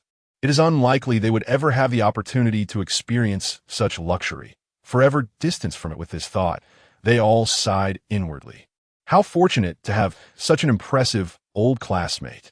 It appears the rumors from that day were indeed true. Upon the arrival of this notable figure, the entire board of directors of the financial building rushed out to greet him. Others from different floors had undoubtedly heard about Yi Yang's deeds that day. Yet due to the absurdity of the events, they had dismissed it as mere boasting from the software company. Who would believe that such an esteemed individual would deign to intern at your software company? It was only upon witnessing Zhang Xian stepping into such a luxurious vehicle today that they began to believe, albeit reluctantly. Zhang Xian, thanks to his old classmate, was undeniably on the path to success, inspiring a deep sense of envy. As he settled into the car, Zhang Xian's eyes widened in astonishment. "Wow, Yi Yang is truly remarkable. He has managed to charm two stunning sisters simultaneously." Zhang Xian, an ordinary individual, had never encountered such breathtaking beauty that surpassed even the most polished movie stars. Xiao Qingxian turned her head, her gaze sharp and piercing. There was something undeniably fierce in her expression. Zhang Xian felt a chill run down his spine. Before such an imposing presence of top-tier bodyguards, even his knees felt weak. "Ha, this is my old classmate, my best buddy. There's no need for such wariness," Yi Yang reassured, waving his hand dismissively. Only then did Xiao Qingxian turn away. "We have encountered many, and only those who consider themselves close would dare to poison." Yi Yang was at a loss for words. Given the mindset of these two sisters, it seemed there were few good people left in the world. Zhang Xian trembled, bewildered by the sudden shift to such a terrifying topic. This is my hired bodyguard. Her thought processes differ somewhat from the ordinary. You'll get used to it, Yang explained with a wry smile. Bodyguard? Zhang Xian was even more astonished, exclaiming, with such slender arms and legs, can she truly be a bodyguard? Do you wish to test that? Xiao Qingxian's eyes glinted with a dangerous light. Xiao Xiaozhu stifled a laugh, realizing this young man was likely in for a rough time. Ahem, this person can twist a golf club into a pretzel, so you'd best apologize quickly. Ye Yang Adfi said keenly. Oh my, I beg your pardon, Miss Hero. Zhang Xian stammered, his face paling in fright as he repeatedly bowed in apology. At least you recognize the situation, Xiao Qingxian replied, her demeanor softening as she settled back into her seat. All right, let us go, Yang beckoned with a smile. Roaring to life, the Rolls-Royce, synonymous with success and elegance, exuded a sense of gravitas as it began to move. Although not as powerful as a sports car, its presence alone commanded respect, emanating the pressure of a $60 million vehicle. How have you been recently? Ye Yang inquired. Thanks to you, bossy. I've been promoted to a full-time position, and this month's paycheck is that of a regular employee, $12,000 after tax. At last, I have some money in hand. Alas, Zhang Xian reflected, if it weren't for you, I would have had to wait at least 2 more months for my promotion. I hear they're considering promoting me to deputy project leader upon the completion of this project. Yes, Zhang Wanmin knows how to manage things, Yang nodded slightly. He was well aware of Zhang Xian's capabilities. Being a project leader was well within his reach. However, typical companies often require prior work experience. And no matter how exceptional one is, they must first endure a 3-month internship, receiving meager wages while their labor is exploited. Zhang Xian's swift promotion was obvious to all, yet no one dared to discuss it. After all, his work ethic was commendable, and he was amiable. Most importantly, Yang's status was far too elevated for anyone to voice their thoughts openly. In fact, it felt entirely justified. Some even thought it unfair to Zhang Xian. With such connections and abilities, he could easily be promoted to project manager. However, this was precisely how Zhang Wanmin operated, discreetly, balancing the interests of both parties while safeguarding Zhang Xian's reputation from any potential gossip. Bossy, you're truly impressive. All these years referring to you as my superior, and you never revealed you are a super wealthy second generation. Zhang Xian muttered, though he felt an immense pride swell within him. He had long considered Yi Yang as his brother. How could he not feel proud of such an accomplished elder sibling? Truth be told, all of this was a test for you, Yi Yang declared earnestly, patting Zhang Xian on the shoulder. Really? I believe it now. Bossy, is there any property I am to inherit? Zhang Xian feigned calmness. Get out of here, Yi Yang laughed, shaking his head. Yet it must be said, this guy truly had a good heart. In today's job market, it was challenging to find work. Zhang Xian had bravely stood alongside him against Jin Bujing, risking both his job and potential incarceration, not to mention their shared experiences during their school years. Such a good brother was rare in this day and age. One must cherish them when found. If I'd been unable to deal with Jin Bujing that day, would you have regretted standing with me? Yang asked casually. I would regret it. If such a situation arose again, I wouldn't involve myself. Zhang Xian scratched his head, feeling a twinge of guilt. Ha, your habit of scratching your head when you lie hasn't changed. Yang shook his head helplessly. Also, during the reunion later, there's no need for excessive chatter. We haven't seen each other in half a year. It's just a meal together, no need to stir up discord. Understood, bossy. As long as they don't overstep, I won't say anything, Zhang Xian murmured. Initially, he intended to boast about Yi Yang during the reunion, relishing a moment of vindication. After all, many classmates had envied Yi Yang, hoping for his downfall. If they became aggressive, he would not be to blame. As the Rolls-Royce Phantom sped along, outside the Han Pavilion, class monitor Yu Chenggong stepped out of his BMW. He was among the better off in their class, as his family had gifted him a BMW 5 Series right after he secured a job. Wang Guan, you're doing quite well, aren't you? Following Peng Fei, and now you're driving a Mercedes? Yu Chenggong exclaimed in surprise. Ha, I'm just driving a company car. It's all thanks to Su Gu's kindness. Wang Guan said humbly, though he felt a sense of superiority, knowing his car was still more impressive than the class monitor's. The monitor's family background was indeed stronger, and he had been more prominent in college. Now, he could only admire. I'm just paving the way for Su Gu. His car will be here shortly. Surely you're not referring to that Rolls-Royce Phantom? Chapter 56. Outclassed by cars. Even a female companion reduced to Ash's Rolls-Royce. What Rolls-Royce? You don't even recognize luxury cars. In the end, Wang Guan turned around, utterly astonished. He had spotted the magnificent Rolls-Royce Phantom. Goodness, what an extraordinary vehicle. Even Su Ji's father has never driven such an impressive car. Wang Guan murmured to himself. Su Pengfei drove a low-spec Porsche 911, which, at best, was worth a mere 1 or 2 million. The cost of a single wheel from a Rolls-Royce likely surpassed that. Even Su Pengfei's father merely drove a Mercedes Maybach worth 7 or 8 million. Compared to the Rolls-Royce Phantom, the difference was staggering. Surely, a chairman from some corporation must be here for business talks? How enviable. Forget it. With our meager salary of at most 18,000 a month, even if we pooled our earnings for a lifetime, it wouldn't suffice to purchase a single vehicle like that. Alas, you young man, why bring up such things? Are you dreaming? A chorus of classmates lamented. But when they saw the car indeed approaching them, their hearts skipped a beat. Why do I feel like this car is headed our way? Impossible, right? I haven't heard of any super rich kid in our class. Could it be someone won the lottery? Nonsense. Even winning 10 times with 500,000 each wouldn't suffice to buy this car. With such luck, they'd have soared to the stars long ago, not still mingling with us. How true. Just as the classmates were discussing, the Rolls-Royce came to a halt before them. Gasp! It genuinely came for us. Click! The door swung open. Zhang Xian stepped out. No way. It's Zhang Xian. Has this guy struck it rich? Did he sacrifice his looks to be with a wealthy woman? I think it's possible. Inside the car, Yi Yang had initially intended to exit first. However, the two bodyguard sisters argued over who would accompany him inside. I should go. Personal protection has always been my forte, Xiao Qingxian stated. This situation is different. I should go instead. Xiao Xiaozhu suggested. Who should go? Xiao Qingxian turned to look at Yi Yang. Yi Yang forced a smile. Let Xiaozhu accompany me. I'm afraid you'll end up giving my old classmates a beating inside. All right then. Xiao Qingxian appeared deflated, like a withered eggplant. Xiao Xiaozhu, meanwhile, flashed a victory sign and promptly exited the vehicle. Upon seeing Xiao Xiaozhu step out, the classmates gasped in astonishment. Zhang Xian indeed struck up a relationship with a wealthy woman. Wow, she is so adorable and beautiful. I'm dying. How can this be? Zhang Xian blushed deeply.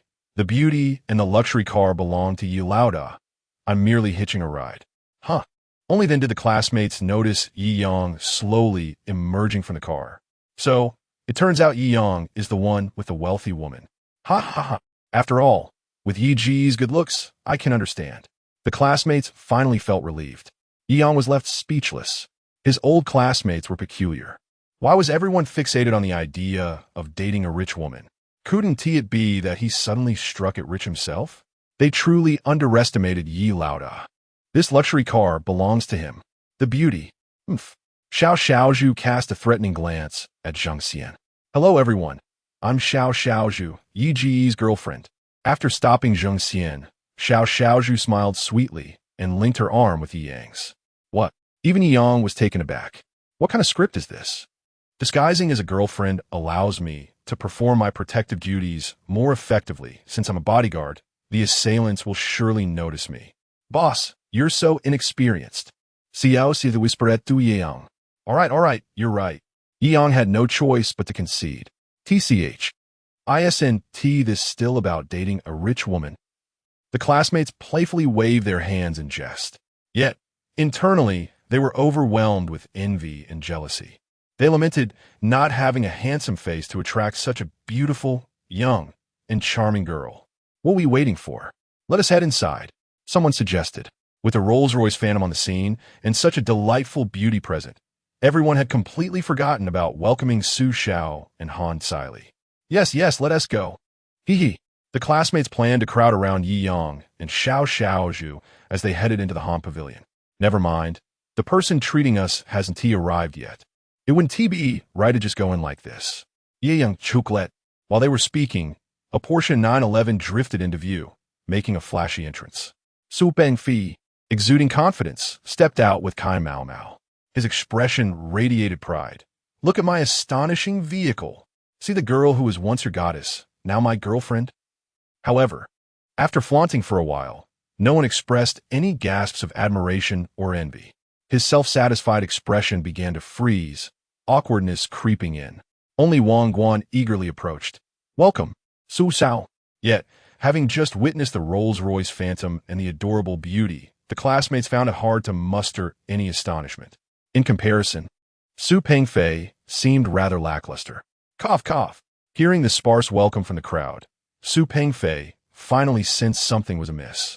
Upon scrutinizing the surroundings, he caught sight of Yi Yang, and his heart sank. He vividly remembered the events at the Vacheron Constantin store. Yi Yang was now the principal investor of Vacheron Constantin, the de facto leader, unmatched in strength. Even his own father was merely an ordinary figure in comparison. As he glanced at the Rolls-Royce Phantom beside Yi Yang, he gulped. No wonder no one was amazed by his 911. A tire from the super luxury car was worth more than his entire vehicle. But what does that matter? At least I still have a girl.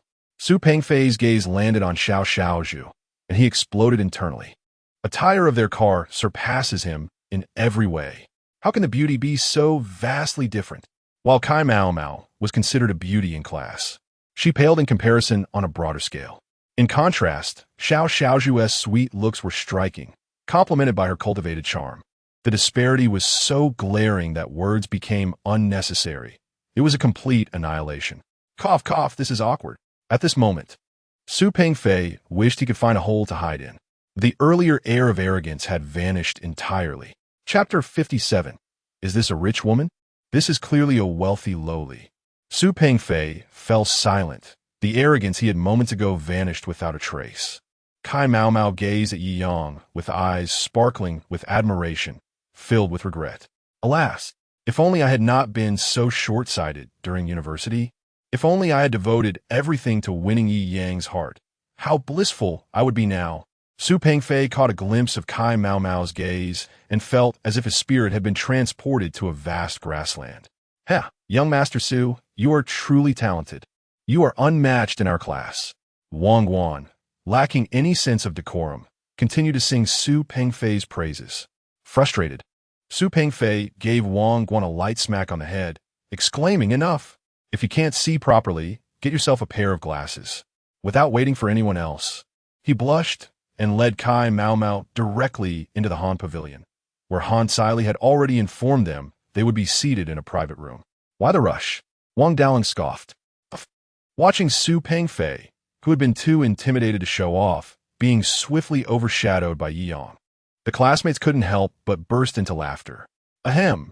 At that moment, Guan Ping belatedly sensed the atmosphere, chuckling awkwardly. "Excuse me, young Master Su, wait for me." Several classmates in the group who had sought Su Pengfei's assistance for jobs abandoned him, their eyes now gleaming with admiration for Yi Yang, the true towering figure. Although there were suspicions of him being a gold digger, the fact remained that he drove a Rolls-Royce Phantom. Even a mere fart from him was far more valuable than Su Pengfei's empty chatter. However, before they could utter a word, a stunning Ferrari roared onto the scene. From the car emerged a glamorous figure, adorned in high-end fashion, strutting down like a movie star. If not for Xiaozhu's presence, she would have undoubtedly outshone everyone in the room. Who is this person? Why does she seem somewhat familiar? Hiss! A few girls were the first to recognize Han Sili, having shared a dorm with her. Even if she had been inconspicuous during university, her transformation in just 6 months was undeniable. Han Kaili. What? She's Han Sili. Who is Han Sili again? During university, she was hardly ever around, and those who didn't share a dorm with her might not even know she existed. Even those with a vague memory of her found it hard to recognize her now, as her appearance had changed drastically. Wow, her outfit is dripping with luxury. It must have cost at least 100,000. The girls from the same dorm couldn't help but ask, their voices tinged with envy. 100,000? Yeong chuckled and shook his head. He recognized the Vacheron Constantine watch on her wrist, which he had deemed too inexpensive at the time. Yet it was worth close to 2 million. It appeared she had found a rather impressive boyfriend. However, whether he was indeed her boyfriend or merely an old acquaintance remained to be seen. "Hello, everyone." Han Siley smiled faintly, but her expression radiated a sense of distance. She had never held any regard for these classmates. Now, returning to showcase her success was a way to reassure herself that her choices had been right. While others toiled to accumulate work experience, she had invested in herself, ultimately leading a life far superior to these busy individuals, by millions. This Ferrari was a gift from my boyfriend. It's not expensive, just over 10 million. He said I could drive it for now, and he'll get me a better one once we're married. Han Siley chuckled lightly, feigning disdain. This car is indeed a bit low-end. I'm sure your cars are much better than mine. This was her tactic of retreating to advance, subtly flaunting her wealth. Yet, she had not anticipated that with the formidable Yeong present, her scheme would inevitably backfire. Siley, your car is indeed among the top in our class. I envy you for having such an impressive boyfriend. However, compared to Yeong, it still falls short by several levels. After a few months of social experience, her classmates were not blind to Han Siley's attempts at showing off. As former dorm mates, they felt a sense of imbalance seeing her thrive while they still squeezed onto public transport. They were unwilling to let her bask in comfort. If it weren't for Yeong, they would have had little to say. But now, the situation was entirely different. Yeong. At first, Han Siley was elated to hear the first part, but her expression soured as the second part emerged. Her thoughts racing. Could it be that little gigolo has actually made a fortune? Alarmed, she quickly scanned the surroundings and caught sight of the dazzling Rolls-Royce Phantom. Gulp. She couldn't help but swallow hard. Even her boyfriend could only manage that car, right? Moreover, her boyfriend was still. How infuriating. Just as she hoped to salvage her image with the Ferrari, the sight of the Rolls-Royce's iconic hood ornament dazzled her eyes. How could he possibly afford such a super luxury car worth tens of millions? Han Siley's heart was tumultuous, yet she forced herself to maintain composure. Managing a strained smile. Well, congratulations on being able to drive a Rolls-Royce. Yeong waved his hand with a smile. What's there to congratulate? It's just an ordinary car. The entire room fell silent, their hearts collectively roaring. So you are the true king of showing off. Yeong shrugged helplessly, as he had indeed intended to keep a low profile while driving the Rolls-Royce. In this day and age, no one believes the truth. Ahem, Siley, didn't your boyfriend say he would treat us? Why isn't he here? To ease the tension, class monitor Yu Chenggong repeatedly inquired. Oh, he's busy. He'll come after handling some company matters. It's fine. Let us eat first. There's no rush on his end. Han Siley explained, her gaze somewhat evasive. Oh, since that's the case, everyone is here. Let us head into the Han Pavilion for dinner. Class monitor Yu Chenggong smiled. Yes, let us eat. I'm starving. After half a year apart, I am still the big eater. The classmates, momentarily dazed by the parade of luxury cars and beautiful women, suddenly remembered that today was supposed to be a gathering as soon as food was mentioned. Han Siley felt a twinge of nervousness and had casually inquired about Yeong during the journey. It turned out he was also with a rich woman. Han Siley's heart gradually eased, and she began to smile. However, when she finally laid eyes on the so-called rich woman Xiao Xiaozhu, her mindset exploded. Is this what they call a rich woman? This is clearly a little lowly. Han Siley's boyfriend has appeared before. Feel free to guess his identity. Chapter 58. This surprise seems a bit too grand. Greetings. May I inquire if the private room has been reserved? Several waitstaff approached to greet them. The Hanchi private room. Han Siley and Yeong were undoubtedly the stars of the day, surrounded by a throng of classmates. At this moment, Han Siley proudly announced the room number. After all, it was her boyfriend who was treating today. This was her domain. Yes, please follow us, the server responded. A glimmer of respect illuminating their eyes upon hearing the name of the Hanchi room. Hanchi is one of the 4 premier private rooms beneath the Hailang room. Securing a reservation here requires considerable status and influence. Those who can do so are typically prominent figures in the city. A group of individuals followed the server into the Hanchi room. This person looks somewhat familiar, the front desk attendant observed Yi Yang, who was being ushered upstairs amidst a crowd, and tapped her lips with a finger. Wasn't he this the esteemed guest with a Highland card that managerly instructed us to record that day? A nearby colleague smacked their forehead. Managerly told us to remember his appearance meticulously. If he arrives and we are unaware, it would be a grave oversight. It is worth noting that there are only two Highland card VIPs at Hangzhou. One is the well-known Warren Buffett, and the other is Yi Yang. Such distinguished individuals are often remarkably low-key, sometimes refraining from displaying their Highland card when dining. Thus, Hangzhou had instructed the front desk to memorize Yi Yang's visage, the epitome of their elite clientele. "Hurry, go inform Manager Li," the first front desk attendant exclaimed in a flurry. "Yes, you keep an eye here." The other attendant responded and promptly sought out Manager Li to relay the situation. Manager Li trembled slightly. "I am unworthy to host such a figure. Quickly notify the owner that Mr. Yi has arrived. I shall escort him to the Highland Golden Pavilion." "Understood." The attendant nodded vigorously. Just as the staff at Hangzhou began to bustle with excitement over Yi Yang's arrival, within the Hanshi room, one could not help but marvel at Han Ji's opulence. The DCOR and taste were simply extraordinary. The group of classmates was in awe, akin to Lu Lao Lao wandering into the Grand View Garden, exclaiming in wonder. As contemporary university students, they prided themselves on having experienced the finer things in life, even dining at establishments with exorbitant prices. However, the atmosphere at Hangzhou was unparalleled. The pure sandalwood decorations and authentic artworks from the Republic of China adorned the corridors. The wooden carvings on the staircase were masterpieces, meticulously crafted by skilled artisans. Walking through this space felt like traversing a corridor of art and time. The ambience alone was profoundly moving. Incredible. No wonder the average expenditure here exceeds 10,000. The DCOR alone justifies the price. Indeed, Siley's boyfriend has exquisite taste. Listening to the compliments around her, Han Siley felt an immense sense of pride. At this moment, the displeasure she had felt earlier was considerably diminished. Yi Yang simply smiled, unaffected by the commotion. After all, he was one of the two VIPs holding the Highland Golden Card. Yet today, his intention was merely to reconnect with a few old friends, striving to maintain a low profile. "Yes, modesty is my nature," he mused, recalling that he had deliberately chosen to drive a modest car worth only 60 million today. "Oh, Su Pengfei, I wondered why I saw you outside. It turns out you came in ahead of us," Han Siley remarked with a gentle smile, immediately discerning the situation that had transpired earlier with Su Pengfei, who had been sulking in the Hanshi room.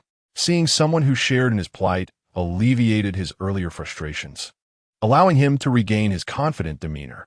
Su Pengfei's eyes widened upon seeing Han Siley, internally exclaiming, "Wow, had I known Han Siley would look this stunning when dressed up, I would have pursued her instead of Kai Mao Mao back in university." What he did not realize was that Han Siley's aspirations were not aimed at the wealthy second generation, but rather the first. Thus, even if he set his sights on her, it would ultimately be futile.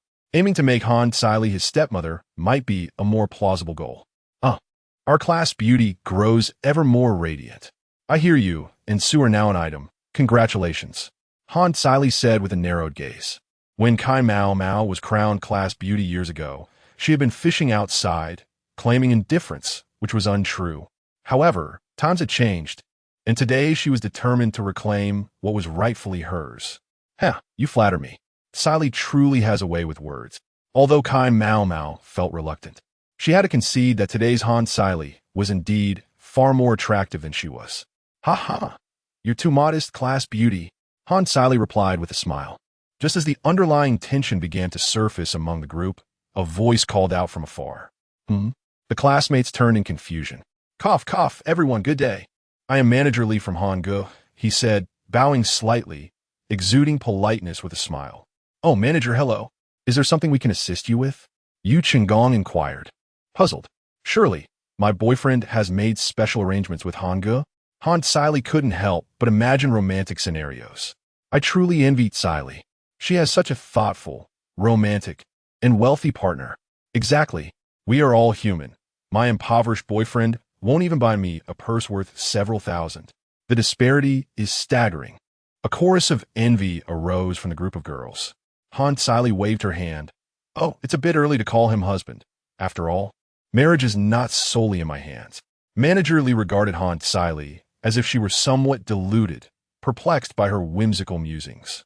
However, adhering to his professional demeanor, he smiled and stated, Hangul has prepared other private rooms for everyone. Please follow us. After glancing at Yi Yang and noticing no objection from him, he breathed a sigh of relief, concluding that this arrangement pleased Mr. Yi. Do not think I am unaware. The Hanshi is the finest room at Hangul. Surely, you wouldn't substitute it with something lesser, would you? Han Siley frowned, her displeasure evident. The Highland Golden Pavilion is the supreme private room, inaccessible to the average person, and thus she dismissed it from consideration. Cough, cough. Manager Lee shook his head. Please do not misunderstand. We intend to invite you all to dine in our Highland Golden Pavilion, where we have meticulously prepared a feast of the highest caliber for your enjoyment. The Highland Golden Pavilion. Those familiar with the intricacies of Hangul were plunged into profound astonishment at that moment. Even Han Siley was taken aback. While she understood her boyfriend's penchant for surprises, this one seemed a touch extravagant. Chapter 59. The Black Dragon steps into the Golden Pavilion. A meeting with Tang Ruwa. Please follow me. Manager Lee smiled gently as he escorted Yi Yang and his classmates out of the Hanshi private room and towards the Black Dragon Golden Pavilion. As a manager, any misstep in front of Mr. Yi could result in immediate dismissal. So he, being astute, would never invite trouble upon himself. These misunderstandings would naturally be resolved when the owner of Han Pavilion arrived shortly. This is where the Black Dragon Golden Pavilion is located, Manager Lee remarked with a smile. Wow. A sense of awe suddenly surged within the group as they gazed at the grand entrance. The door, towering over 3 meters, was carved from a single slab of heavy black marble, reflecting a dignified luster. On either side of the door, a sinuous black dragon was intricately sculpted, coiling with wild abandon, delivering a striking visual impact. With a soft thud, the door slowly swung open, revealing a dining area that surpassed everyone's imagination. Goodness, is this a paradise? The classmates gasped in astonishment as they stepped into the Black Dragon Golden Pavilion. Inside, there was a self-contained ecosystem featuring artificial mountains and flowing water, where fish and shrimp could even be seen. A massive round table crafted from rosewood stood prominently, evoking admiration for the ethereal and extravagant ambience of the room. The Black Dragon Golden Pavilion was the owner's cherished haven. Crafting this supreme private room alone cost over 100 million. Manager Lee bowed once more to Yi Yang, wishing everyone a pleasant meal before excusing himself, mentioning that the owner would come to greet them shortly. Did you hear that? This is a supreme private room valued at over 100 million. My goodness, how fortunate am I to dine in such an extraordinary place? The classmates fidgeted anxiously. After all, if they were to accidentally damage something here, they might be laboring for a lifetime to repay it. This is beyond impressive. Kylie, what does your husband do? He must be extraordinarily wealthy to afford such treatment. Originally, the dinner invitation was made by Han Kylie's boyfriend, and now that they had changed the private room, everyone instinctively believed it was a surprise prepared by the boyfriend. When they heard that the owner of Han Pavilion would come to meet him, it was simply remarkable. A mix of jealousy and envy enveloped the classmates as they surrounded Han Kylie. Meanwhile, Yi Yang engaged in light-hearted banter with a few close friends from university. This private room was clearly reserved for Big Brother Yi. Zheng Xian pouted, having noticed that Manager Lee's conversation partner had always been Yi Yang, with Han Kylie standing beside him, leading to the misunderstanding. Why bother worrying about it? I'm looking forward to seeing his boyfriend's bewildered expression when he arrives. Ye Yang smirked mischievously. Dishes began to arrive. The first course, 9 dragons seizing the pearl. The second course, 8 immortals crossing the sea. The third course, 7 stars lighting the fire. One exquisite dish after another was presented, each leaving the classmates utterly mesmerized. So, this is how culinary art can be expressed. The presentation was so ethereal, it felt like a work of art. I almost felt guilty touching the chopsticks. Wow, the aroma is divine. Dishes of exquisite beauty, full of color, fragrance, and flavor, continued to grace the table. The lively chatter among classmates momentarily subsided, replaced by awe and admiration. Gurgle. A beautiful and graceful server personally poured wine for everyone. Introducing. This is 20-year-old daughter S. Red and Shaoxing Huangjiu, an absolute fine brew. 20-year-old daughter S. Red? A small jar must cost around 200,000, right? Su Pengfei, accustomed to dining in luxury restaurants, gasped in amazement. He had been rendered speechless by Yi Yang earlier, but could not resist expressing his astonishment. He typically only ordered a few thousand yuan's worth of wine to show off. This flavor is extraordinary. Upon taking a sip, his expression was one of bliss. Your husband truly possesses great generosity. The classmates praised. Sigh, this person is like that. He has no significant merits, just a bit of money, yet everything he does is so lavish. Han Kaili was about to boast again when the door opened once more. A slightly, portly middle-aged man in traditional attire entered with an air of elegance. Upon seeing this gentleman, Su Pengfei immediately stood up. Being familiar with high-end dining establishments, he recognized him as Mr. Tang Rugua, the owner of Han Pavilion. To elevate a restaurant to become the premier establishment in the metropolis and gain international acclaim is an extraordinary feat with an estimated value of several billion. This achievement is far more remarkable than creating a company worth over 100 billion. Han Pavilion has no investors and is not listed. It has achieved a valuation of billions purely based on its intrinsic value. Many billionaires admire Mr. Tang Rugua greatly. Su Pengfei speculated that his background must be formidable. Yi Yang harbored similar suspicions. National banquet chefs and the renowned Guojiao Fengjiu are not merely accessible to the affluent. He is indeed the owner of Han Pavilion. Han Kaili raised her chin proudly, stepping forward to prepare for a handshake. To her surprise, Mr. Tang merely smiled kindly at her and said, "Miss, please step aside." At that moment, everyone was taken aback. The owner of Han Pavilion was not there to seek out Han Kaili. In an instant, all eyes turned in astonishment towards Yi Yang. Could it be that he was here to see Yi Yang? This Black Dragon Golden Pavilion was also arranged by Yi Yang. Could it be he is not merely a freeloader? Only Su Pengfei, who had glimpsed the tip of Yi Yang's strength, let out a bitter smile and muttered, "It truly is the case. Mr. Yi, I have long heard of your esteemed name. Today, I finally have the honor of meeting you," Tang Rugua said, extending his hand to Yi Yang with a beaming smile. What on earth? The owner of Han Pavilion, a person of such stature, came specifically to meet Yi Yang. What is going on? Wasn't he supposed to be looking for Han Kaili's boyfriend? Are you foolish? Can't you see he is here for Yi Yang? I noticed that immediately. Wang Daoan glared at a nearby female classmate who was still processing the situation. You dense man. The female classmate's face turned crimson.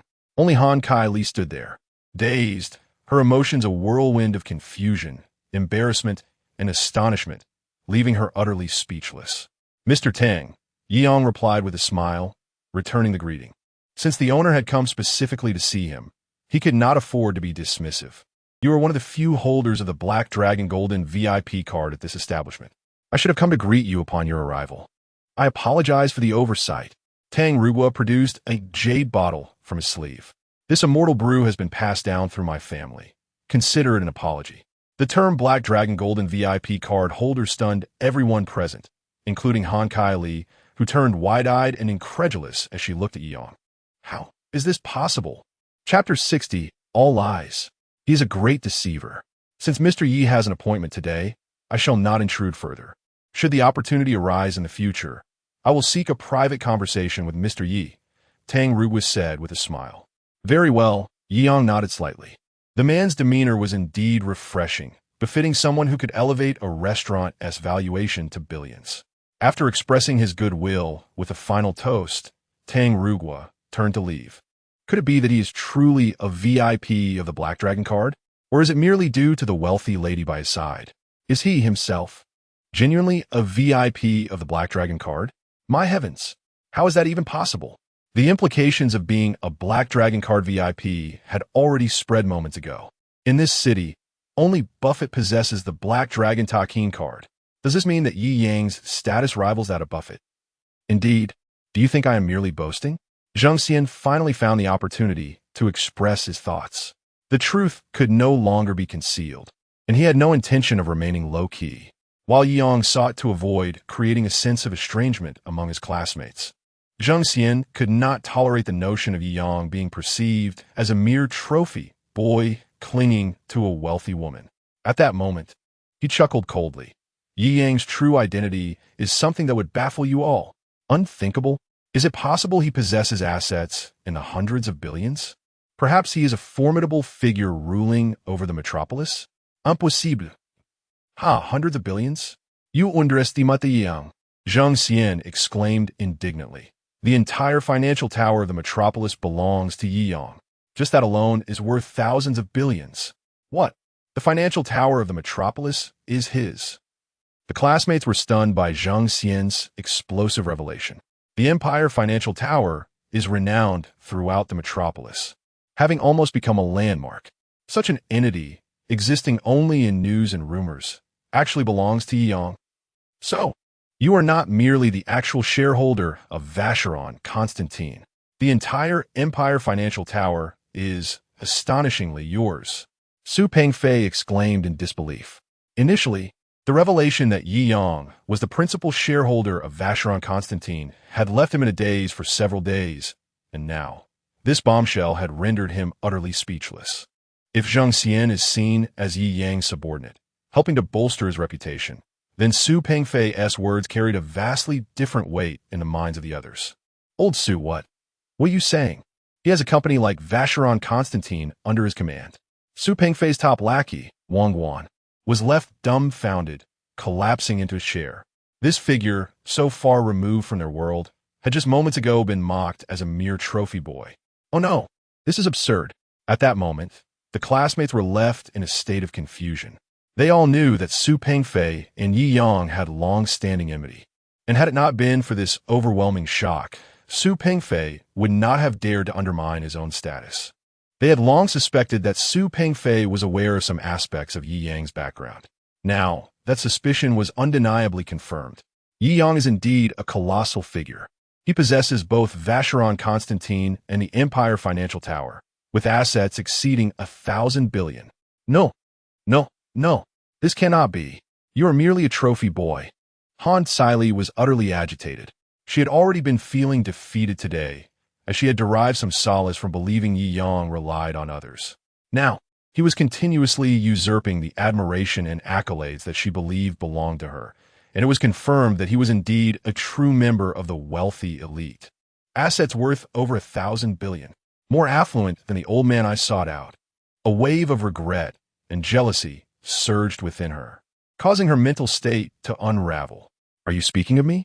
Xiao Xiaozhu approached Yi Yang with a gentle smile. From the very beginning, you all seemed rather peculiar. In truth, I'm simply my boyfriend's driver. While I may also be a minor affluent figure, I cannot possibly compare to my boyfriend. As a top-tier bodyguard, the rewards from completed tasks, bonuses, and commissions over the years amount to several billion. Describing her as a minor affluent figure holds some truth. However, compared to Yang, with his trillion assets and billion in cash flow, she appears almost insignificant. Some classmates covered their hearts, overwhelmed by the magnitude of this revelation. The reversal was nothing short of dramatic. Yi Yang had suddenly transformed from a mere trophy boy into a super-rich heir, captivating even beautiful affluent women.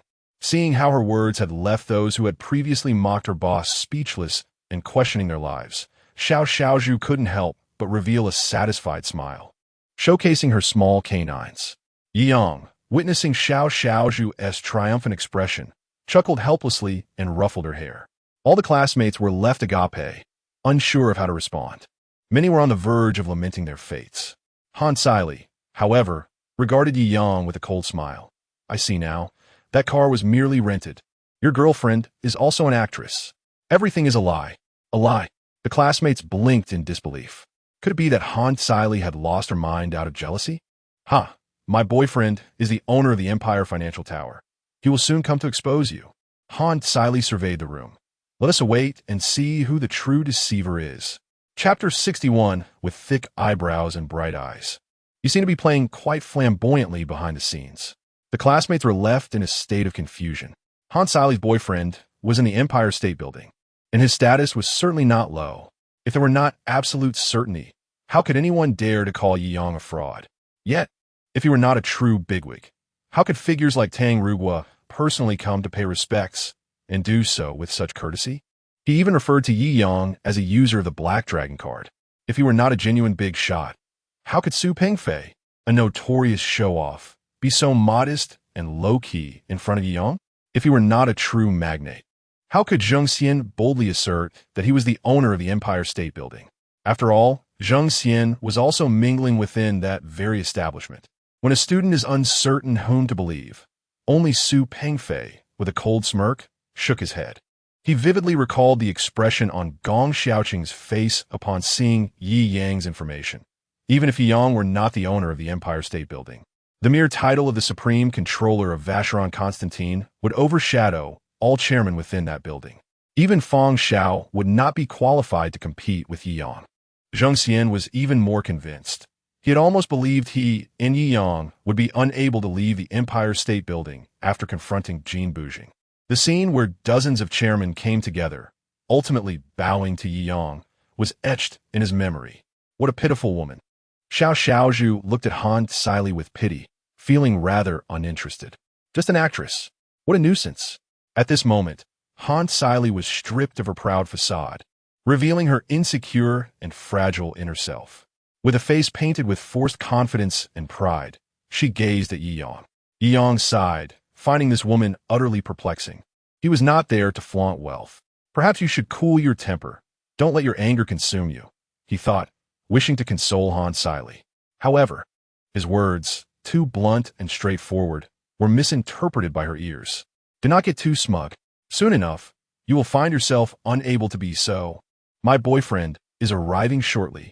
Han Sili was infuriated by Yi Yang's well-meaning advice, her agitation evident as she flailed her arms. Tap, tap. The doors of the Black Dragon Pavilion opened once again. A man stood outside, feeling somewhat awkward. He had just visited the Hanshi private room, but failed to find his girlfriend's class gathering.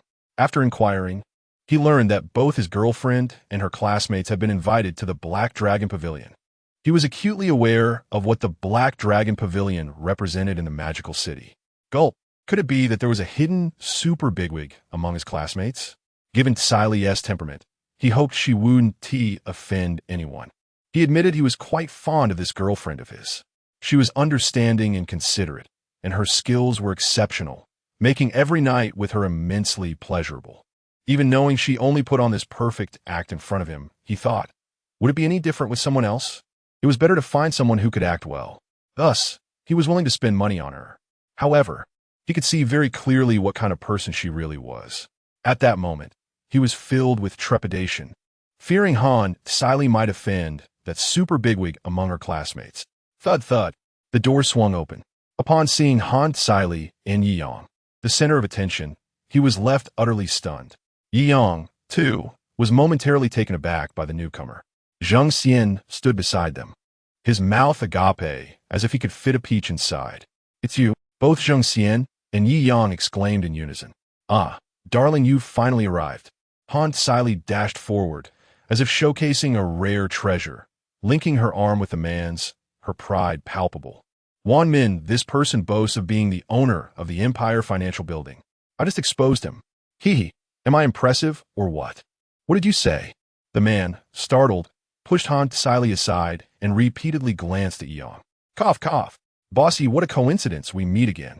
Yi Yang regarded the man with keen interest.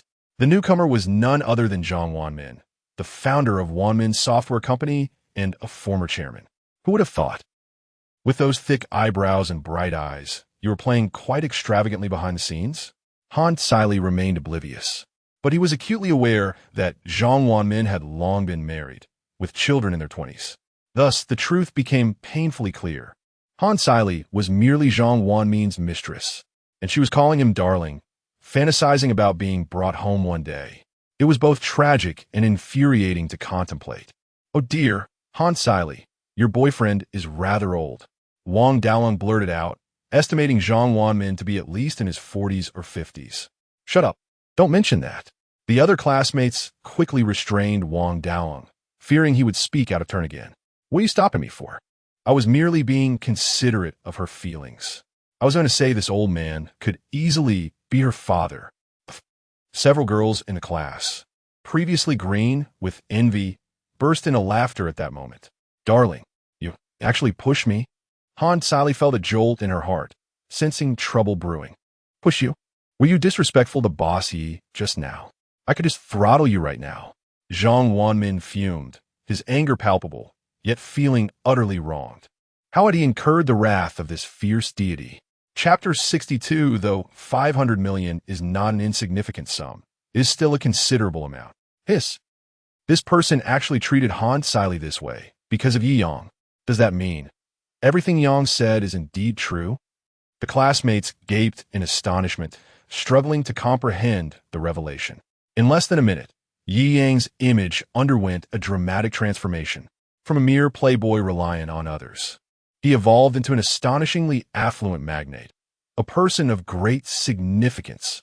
From Tang Rugua's visit to Su Pengfei and Zhang Xian's testimonies, to the current confirmation from Han Sily's boyfriend, the evidence is as solid as a rock, irrefutable. I'm somewhat dazed. Can it be that someone from our class has ascended to such heights? I once shared a dormitory with the owner of the financial tower in the Magic City and the master controller of Vacheron, Constantine. This is certainly a tale I can boast about for a lifetime. Several of Yi Yang's close friends sparkled with admiration, utterly amazed. For them, the achievements of their friend were a source of immense pride, even a sense of shared glory. However, those who harbored jealousy or had grievances against Yi Yang trembled in fear, a mixture of anger and envy coursing through them. I once plotted against him. This is utterly disastrous. A figure of such terrifying stature could easily make me vanish into the Huangpu River with a mere word. I must find an opportunity to bow an apology to brother Yi once this gathering concludes. Damn, how can this guy have such incredible luck? The heavens are unjust. Creak. Some boys, consumed with jealousy, ground their teeth in frustration, yet dared not reveal their feelings outwardly. As for the girls in the class, they completely transformed their previous attitudes, gazing at Yi Yang with newfound admiration. A superlatively perfect and wealthy gentleman, a university classmate, young, handsome, and affluent. There shall never be a more perfect future husband than Yi Yang. How could I have been so blind? I failed to recognize Yi Yang as an extraordinary potential investment. I, on the other hand, saw it, but was not deemed worthy by him. I even insulted him for being arrogant and pretentious without merit. Little did I know, it was I who aspired beyond my station. These girls, had it not been for the inappropriate atmosphere, would have rushed to fawn over Yi Yang. Observing the reactions of his classmates, Yi Yang sighed quietly, knowing that once his identity was revealed, meaningful conversation would be impossible. University is not like high school, while we may have been in the same class. The relationships are merely superficial. After graduation, when status diverges, one can immediately feel like a stranger or be treated with either fear or disdain. In a world driven by material desires, pure-hearted individuals like Schwer are indeed rare. Yi Yang shook his head, unexpectedly recalling Lin Schwer. This chairperson, your girlfriend has certainly humiliated my brother Yi quite thoroughly. Xiao Xiaozhu, reveling in the spectacle, stoked the flames further. What? Zhang Wanmin's eyes darkened.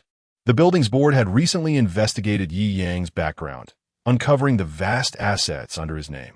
As time passes, this information will inevitably become public knowledge online, making it easy to find. The more they investigated, the more the board members felt their decision to collectively welcome Yi Yang was astutely wise. His name is associated with numerous renowned assets in China and even globally. Altogether, they surpass trillions. If one were to calculate, Yi Yang's wealth now genuinely places him as the richest man in China. Once this year's Forbes list is released, it will be public knowledge.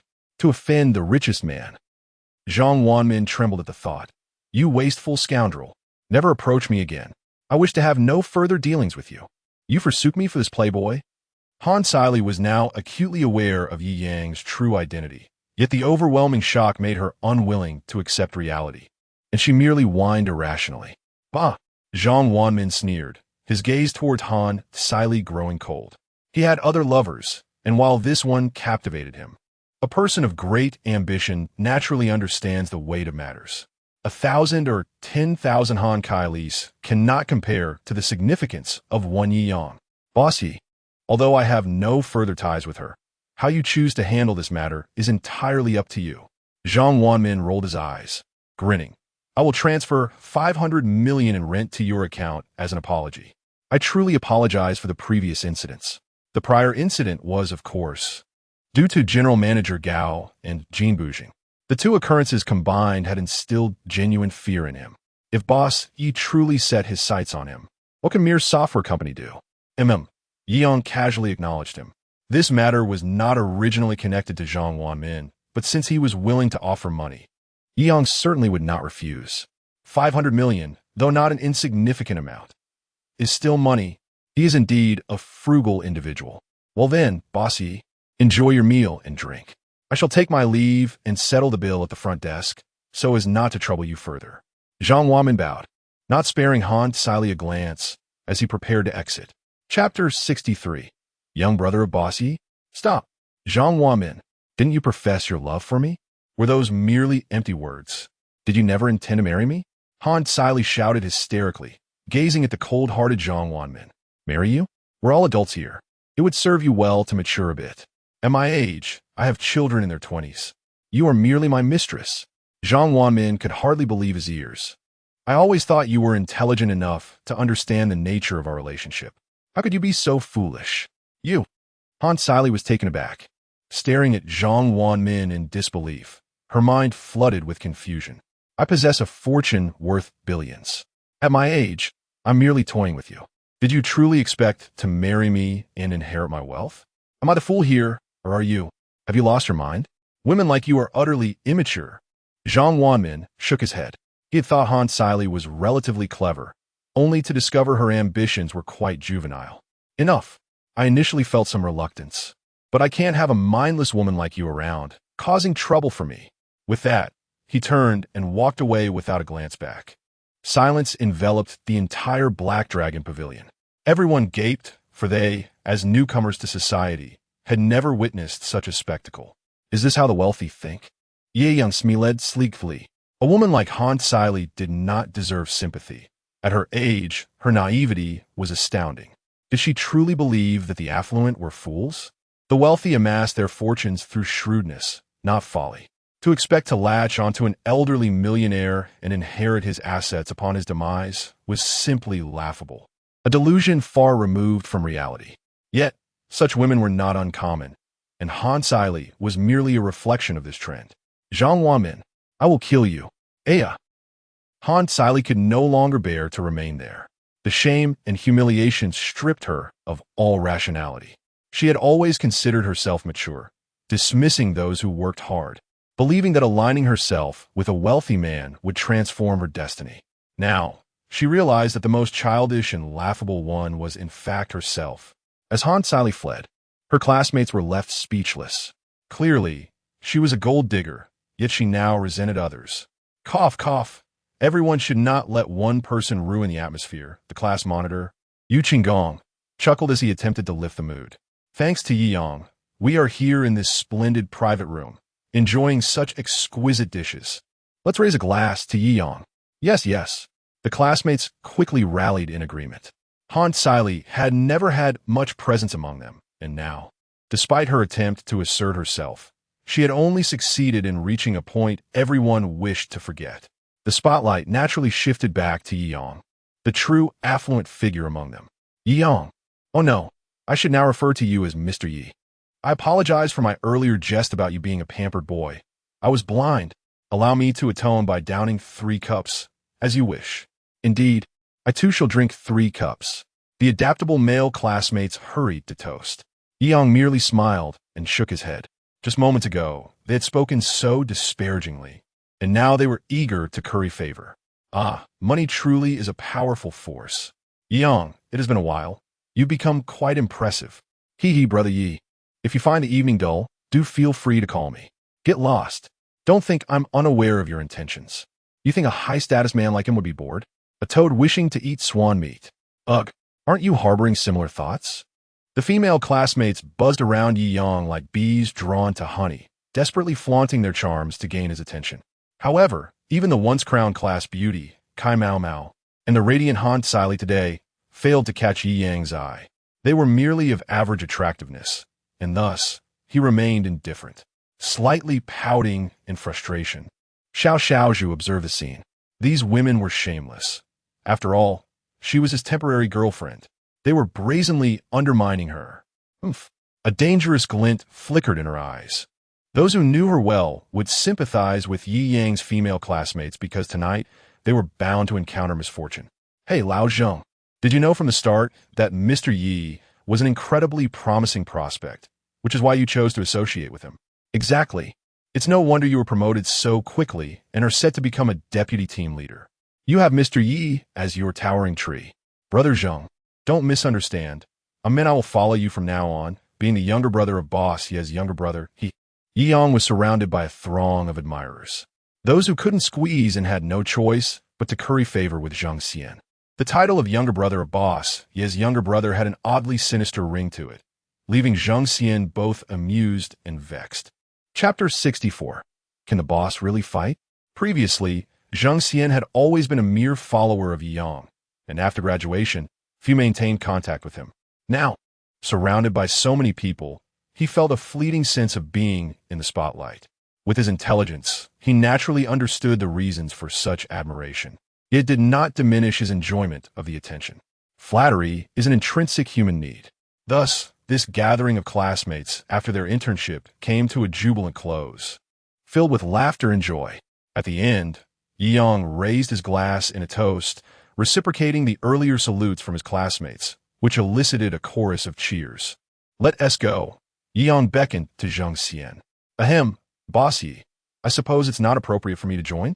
Zhang Xian scratched his head, offering an awkward smile. What makes it inappropriate? Yi Yang was taken aback. Well, after a hearty meal and in the company of beautiful women, Zhang Xian grinned mischievously, revealing a knowing smile that only men understand. TSK, you rascal.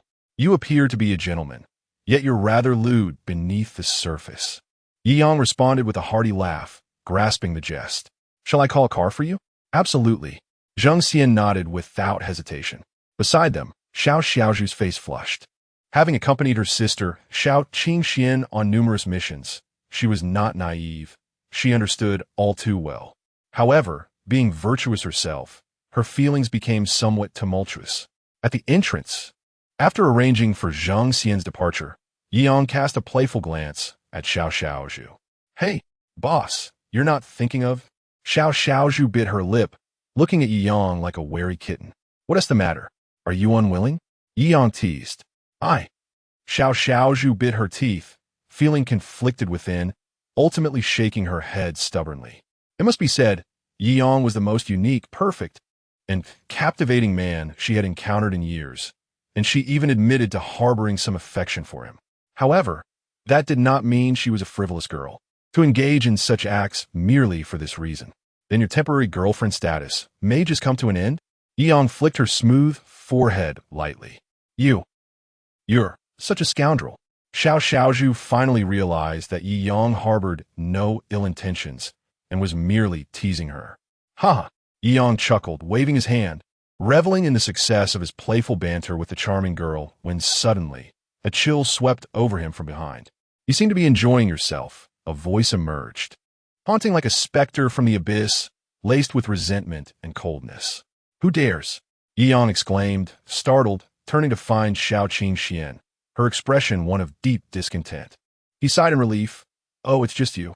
You two are all lovey-dovey while leaving me out here to drink the north wind. Xiao Qingxian pouted, her sulky demeanor only adding to her allure. You haven't tea eaten yet, have you? Yi Yang inquired with surprise. Of course. I've been diligently keeping watch outside. Oddly enough, there have been no movements tonight, nor any assassins or suspects, Xiao Qingxian murmured. Yi Yang rolled his eyes. Isn't that peculiar? This is China. Where would all these assassins come from? Come on, I'm not full yet. Let me take you somewhere good to eat. Yi Yang beckoned with a grin. Good food? Xiao Qingxuan's eyes sparkled, nearly betraying her hidden foodie tendencies, But then she quickly regained her composure, huffing. Don't think that treating me to a late-night snack will earn my forgiveness. Whatever, Yang shrugged nonchalantly. You, Xiao Qingxian, clenched her teeth, finding Yang infuriating. We both had drinks, you'll drive. Yang instructed Xiao Xiaozhu to toss the keys to Xiao Qingxian, then plop down in the luxurious Rolls-Royce Phantom. Oof, you scoundrel. Although Xiao Qingxian cursed him, she felt an unprecedented sense of ease. So different from her years of life as a killer, a luxurious kind of relaxation. She felt conflicted about this newfound comfort. Once she let her guard down, she feared her vigilance would wane. Such a good boss must not encounter any mishaps, otherwise she would blame herself. No, he is definitely a scoundrel. A scoundrel. Ahem. Xiao Xiaozhu nudged Xiao Qingxian gently. Xiao Qingxian reined in her fanciful thoughts, focusing on Xiao Xiaozhu's serious expression, and asked, "What's wrong?" Xiao Xiaozhu glanced at the Rolls-Royce Phantom, murmuring, "Our boss is quite extraordinary." Xiao Qingxian blinked. When he flicked my forehead earlier, it should have triggered my alert mechanism, yet his speed was such that I couldn't even react in time. Moreover, when you suddenly appear behind him, he clearly had a subconscious response before your arrival. Our boss possesses considerable strength. Xiao Xiaozhu narrowed her eyes, contemplating Yi Yang's earlier actions. Xiao Qingxian finally comprehended that Yi Yang's reflexes were not something an ordinary person could possess. What does it matter? Isn't it better if the boss is capable of fighting? However, it might be interesting to test his abilities sometime. Chapter 65. Is the street food stall more delicious than a 4 million feast? Thus, Xiao Qingxian drove ahead, with Xiao Xiaozhu and Yi Yang seated in the back. Where are we headed? Xiao Qingxian inquired. Yi Yang, feigning mystery, entered an address into the navigation. We're going here. You'll know when we arrive. How enigmatic. Xiao Qingxian pouted. Although she seldom visited the bustling metropolis for missions, she had done her research and knew that Hang was the pinnacle of Chinese cuisine in the city, while Ziguang Pavilion represented the zenith of Western dining. Were there truly other top-tier restaurants besides these two? Beep. Why is there suddenly a traffic jam? Yang asked, puzzled. It seems there's a traffic officer ahead conducting sobriety checks. Xiao Qingxian peered forward and confirmed. Yi Yang chuckled, shaking his head. It was quite a coincidence. If Xiao Qingxian hadn't been left outside, he would have received demerits tonight. After a brief wait, it was finally their turn. Hiss! Upon seeing the small golden emblem on the car, even the traffic officers, unaware it was a phantom, recognized it as a Rolls-Royce, and their demeanor softened. Cautiously, they knocked on the car door, their service attitude impeccable. "Hello, we need to check for driving under the influence." Upon seeing Xiao Qingxuan's visage, even the most seasoned officers momentarily lost their composure. Such beauty, such elegance, simply breathtaking. Beep. After the results were processed, the officers remained captivated by Xiao Qingxuan's allure. It was only when Xiao Xiaozhu prompted them about the results that they snapped back to reality. The officer sighed, torn between asking for contact information and noticing Xiao Xiaozhu and Yi Yang in the back. He nearly choked on his own breath. An ice-cold beauty and a neighborly girl, both exceptional. This young man was undeniably fortunate. Just let them go, the officer conceded, realizing the futility of his competition. I'm so frustrated. All the DUI checks today will be met with severe penalties. The drivers behind him were left bewildered. Virum. The Rolls-Royce sped away, arriving at the location Yi Yang had designated. Xiao Qingxian rubbed her eyes, incredulous. Was this just a street food stall? How mysterious. Young Smilet. This is no ordinary street food stall. This is the famous West District night market. Is there a difference? Xiao Qingxian scoffed. In truth, there wasn't much of a distinction, except for this held memories of my youth, Yi Yang mused nostalgically. Almost every university boasts a street food lane, and his was no exception. He often scaled walls to explore the food stalls, indulging in chicken necks, barbecues, and beers with a few close friends. Tonight's university gathering rekindled those memories, a chance to relive his youth. Earlier, I was swarmed with questions and barely had a chance to eat. Perfect timing for a late-night snack here. Yi Yang chuckled. Well, I was busy ensuring the boss's safety, and didn't he get to enjoy much either. Xiao Xiaozhu chimed in. Then it's settled. Yang snapped his fingers.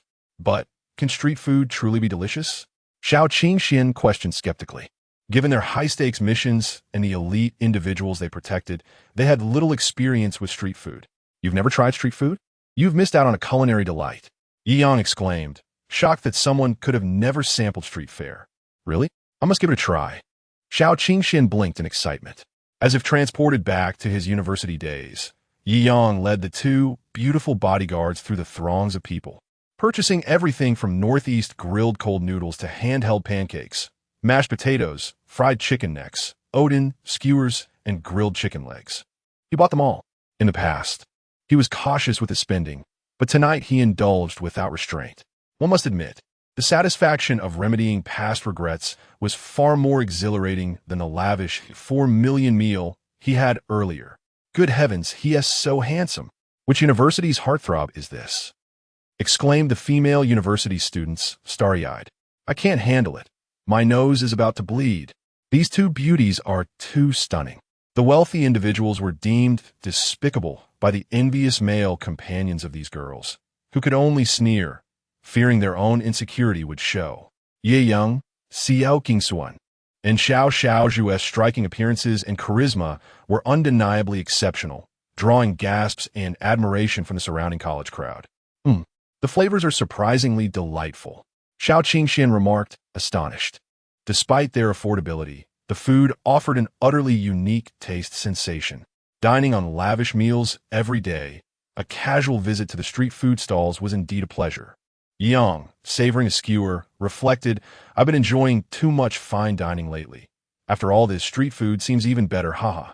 Of course, this was a sentiment born from his current fatigue with luxurious meals. A normal person would still find gourmet dining more appealing. Aunt Zhang, 100 skewers and a dozen beers, please. Yi Yang greeted the barbecue vendor with familiarity.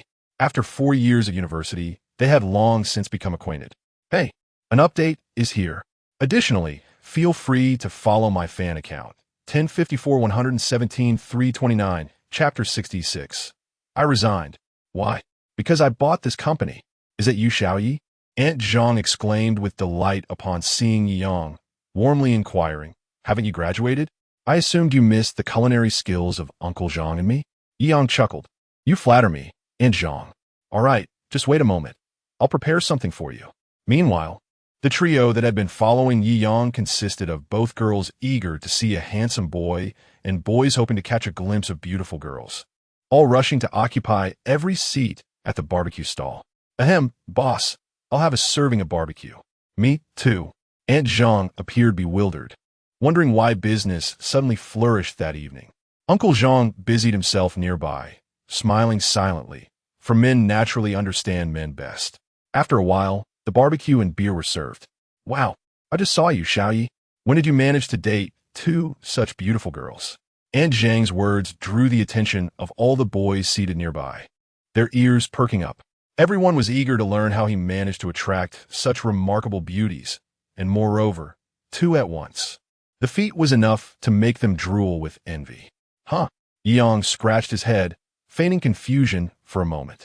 Come on, just tell us. The boys beside him were growing impatient, fidgeting with anxiety. Perhaps it's because I'm exceptionally handsome, Yi Yang replied with a grin. You're still as cheeky as ever. Aunt Zhang laughed, clearly delighted to see Yi Yang after a long time. She couldn't help but inquire about his recent endeavors. Xiaoyi, it's been half a year since your graduation. Have you found stable employment? Employment? Yi Yang scratched his head again. The nearby girl's eyes lit up. After all, the more perfect a man is, the better. Some boys, who had just been lamenting the evils of capitalism, perked up at the thought. Is it really just because of his looks that he could win over such outstanding ladies? And to have him out on a date simultaneously? They found it hard to believe. Surely, no, it must be entirely due to wealth. I resigned from my job, Yi Yang replied with a smile. See, I told you so. Who would bring their girlfriend to a snack stall if they had money? They'd rather dine at a fancy restaurant. The boys scoffed, dismissing him as merely a smooth-talking scoundrel. Then why did you bring me here for snacks? Are you a scoundrel too? Or perhaps a broke one? One girl retorted indignantly. I, I'm different. I haven't graduated yet. The boy scratched his head awkwardly, realizing he had dug his own grave with that remark. Huh, smooth talker. The girlfriend shot back. Seriously, no job? And yet he's dating two stunning beauties just because of his handsome face. Goodness, just take me out of my misery. The single men expressed their outrage. Meanwhile, some attractive girls in attendance were eager to consider themselves as potential candidates. Aunt Zhang, however, frowned at this. Xiaoyi, we young people shouldn't be overly ambitious. Having a job is essential for a good life. Even if you face difficulties, you mustn't give up halfway. Yes, Aunt Zhang, I understand. Yang acknowledged get herkonjen. But really, why did you resign? Aunt Zhang still seemed worried. Because I bought the company, Yang replied, half amused, half exasperated. Silence fell over the room. Even Aunt Zhang was taken aback. Is that true, Xiaoyi? Didn't you say that company was worth tens of billions? You actually bought it? Ye, Young nodet. To say I bought it isn't entirely accurate. I become a major shareholder. Zhang Wanmin certainly didn't have 5 billion in cash to spare. Hence he used shares to settle debts. Now, Yang was the largest shareholder of Wanmin Software Company, second only to Zhang Wanmin. So, claiming he purchased the company wasn't entirely false. Oh my gosh. So it is the wicked capitalism, after all. The boys nearby were stunned. Is this even real? I resigned. Why? Because this company is now mine. Goodness. What an insufferable show-off. The boyfriends in attendance nearly choked. Just look at him. A major shareholder bringing his girlfriends to a barbecue stall while they, the poor souls, mocked him. If only they had his confidence, they would have been wealthy by now. The girlfriends compared their boyfriends to Yi Yang and felt a stark sense of loss, complaining incessantly. Ahem, what sins have I committed? I should have taken my girlfriend and left instead of coming here to watch someone show off. The boyfriends lamented inwardly. Perhaps he was merely boasting. They could only comfort their girlfriends with such thoughts. Come on, those girls aren't blind. Two gorgeous girls? If he didn't have money, would they even be with him? Do you think they're as shallow and materialistic as you? One boyfriend, in a fit of anger, revealed his true feelings. What did you say? Repeat that. The girlfriend, having her pride wounded, became furious. Calm down. There's no need for conflict over fraud. Just relax. Tomorrow I'll take you to buy a bag. The boy hastily apologized, fearing Aunt Zhang wouldn't believe him. Yang pulled out the key to his Rolls-Royce. Aunt Zhang, if you still doubt me, this is my new car. Chapter 67, I find myself wanting to marry him. Hiss. Aunt Zhang inhaled sharply. Living in a magic city, luxury cars abound. And everyone has at least a modicum of knowledge regarding their keys. What was that? Rolls-Royce, perhaps? Aunt Zhang pondered for a moment, uncertain. Yang couldn't help but chuckle, correcting her. It's a Rolls-Royce. Oh, right.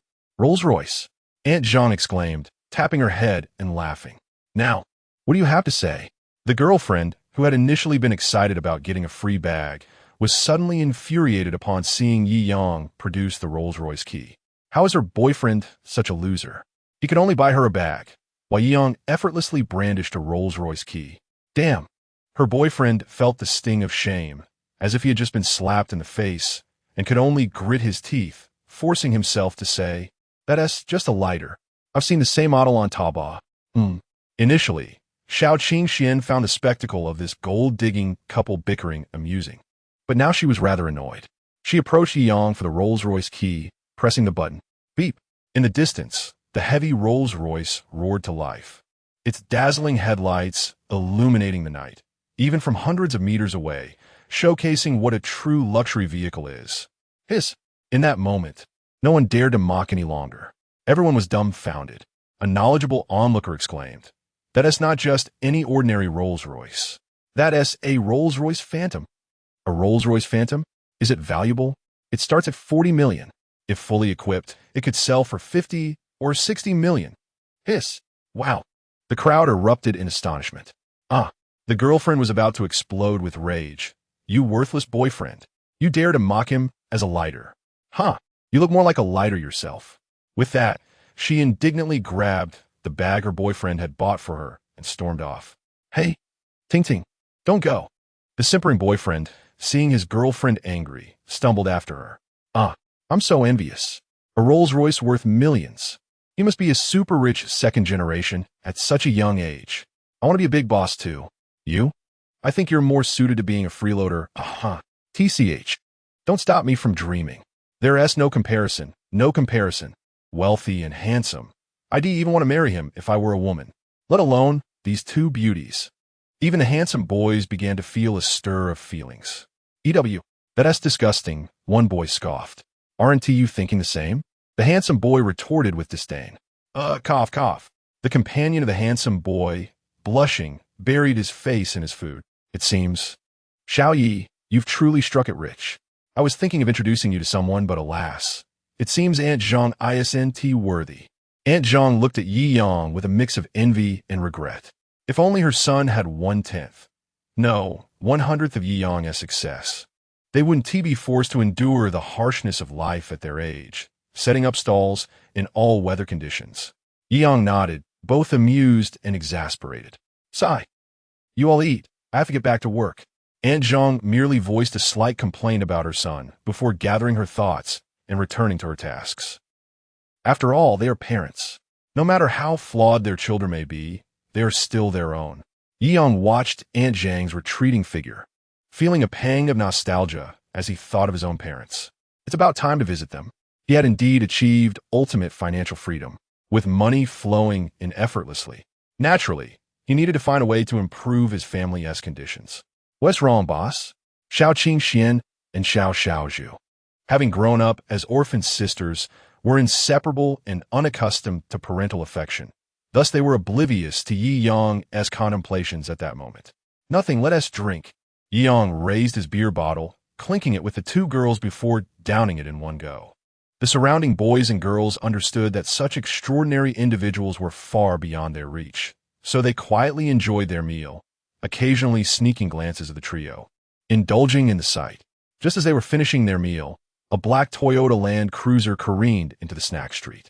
The narrow pathways of the street, already crowded, felt even more constricted as the car drove arrogantly, stopping at each stall with the window rolled down. The vendors were compelled to greet the driver with forced smiles, handing over varying sums of money. If the driver was dissatisfied with the amount, the vehicle would not budge, and a hand would emerge again from the window. Not again. Yi Yang frowned, disapproving of such behavior. He had witnessed it numerous times during his university days. The city management, under the guise of beautifying the city, would demand payment from street vendors to avoid having their stalls dismantled. They referred to it as a city management tip. Yet in Yi Yang's eyes, it was no different from the protection money demanded by petty thugs in the past. I anticipate some may argue that this isn't realistic. However, this is drawn from the author's own observations. Novels are often rooted in reality, yet reality frequently surpasses fiction, albeit with subtler methods. Chapter 68. Ensnared by the allure of handsomeness? Is the Urban Management Bureau collecting security fees here? Hey, doesn't that car look a bit suspicious? Someone muttered nearby. Are you a newcomer? This area had some complaints against the Urban Management Bureau. Now, they've hired relatives to collect fees. If anything happens, someone will cover for them. And if not, they still get a share, explained a student who seemed well acquainted with the situation. Wow, it can be played like this? Exclaimed another, clearly unfazed by the corruption. The Toyota Land Cruiser soon pulled up in front of the barbecue stall. A hand adorned with a golden watch reached out from the vehicle. Ha, Brother Zhou, you're working hard collecting money so late. Uncle Zhang chuckled, handing over the tip he had prepared in advance. A voice of confusion emanated from the car, and a hand reached out again.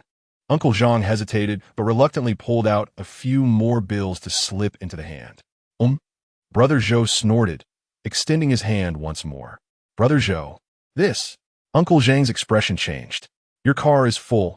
You must be making several thousand tonight. Do you think a few hundred will settle this? Brother Zhou frowned, evidently displeased. I need to make a profit too. Uncle Zhang wished to retort, but kept his frustration to himself, reluctantly slipping in a few more bills. Great. Looks like I've wasted half the night. Finally satisfied, Brother Zhou nodded. That is more like it. Wishing you prosperous business.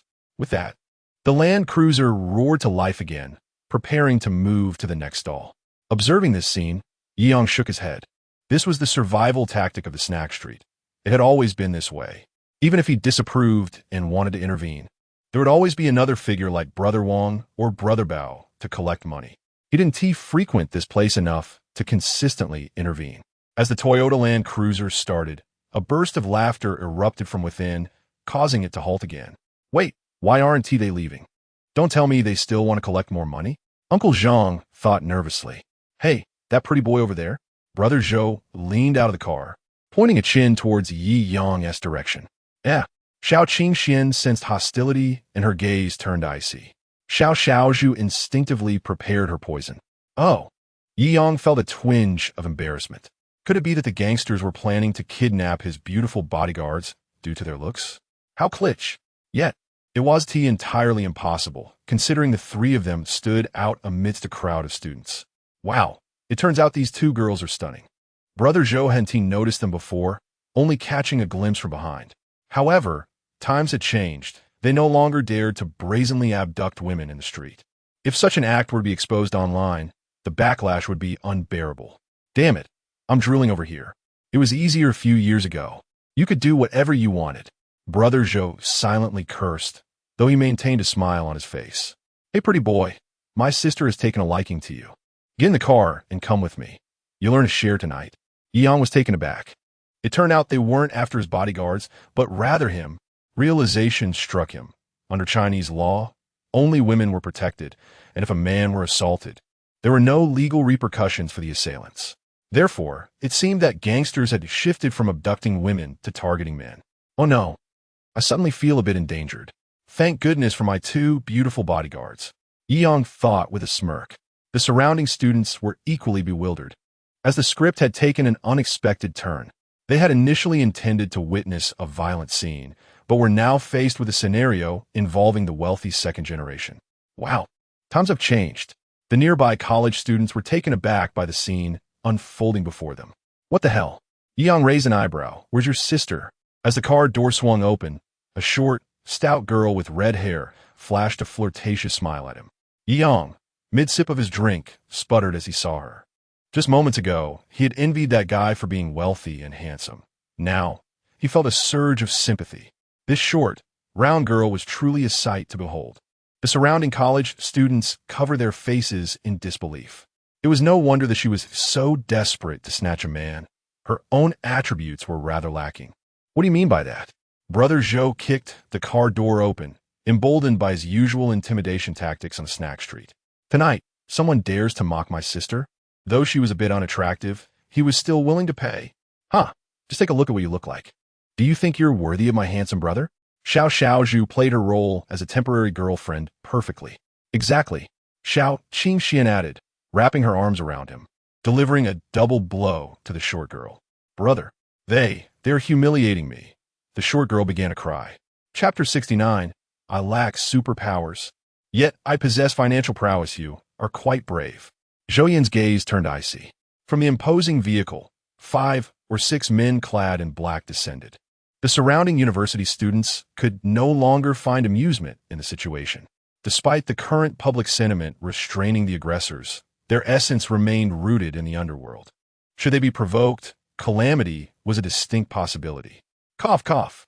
Brother Zhou, do not lower yourself to a child's level. They clearly have an arrangement. Aunt Zhang, sensing the gravity of the situation, rushed in to mediate. Even though Yi Yang possessed considerable wealth now, facing such a rabble was unwise. If he'd be beaten by these thugs, recovering from the loss would be unfeasible. Get lost.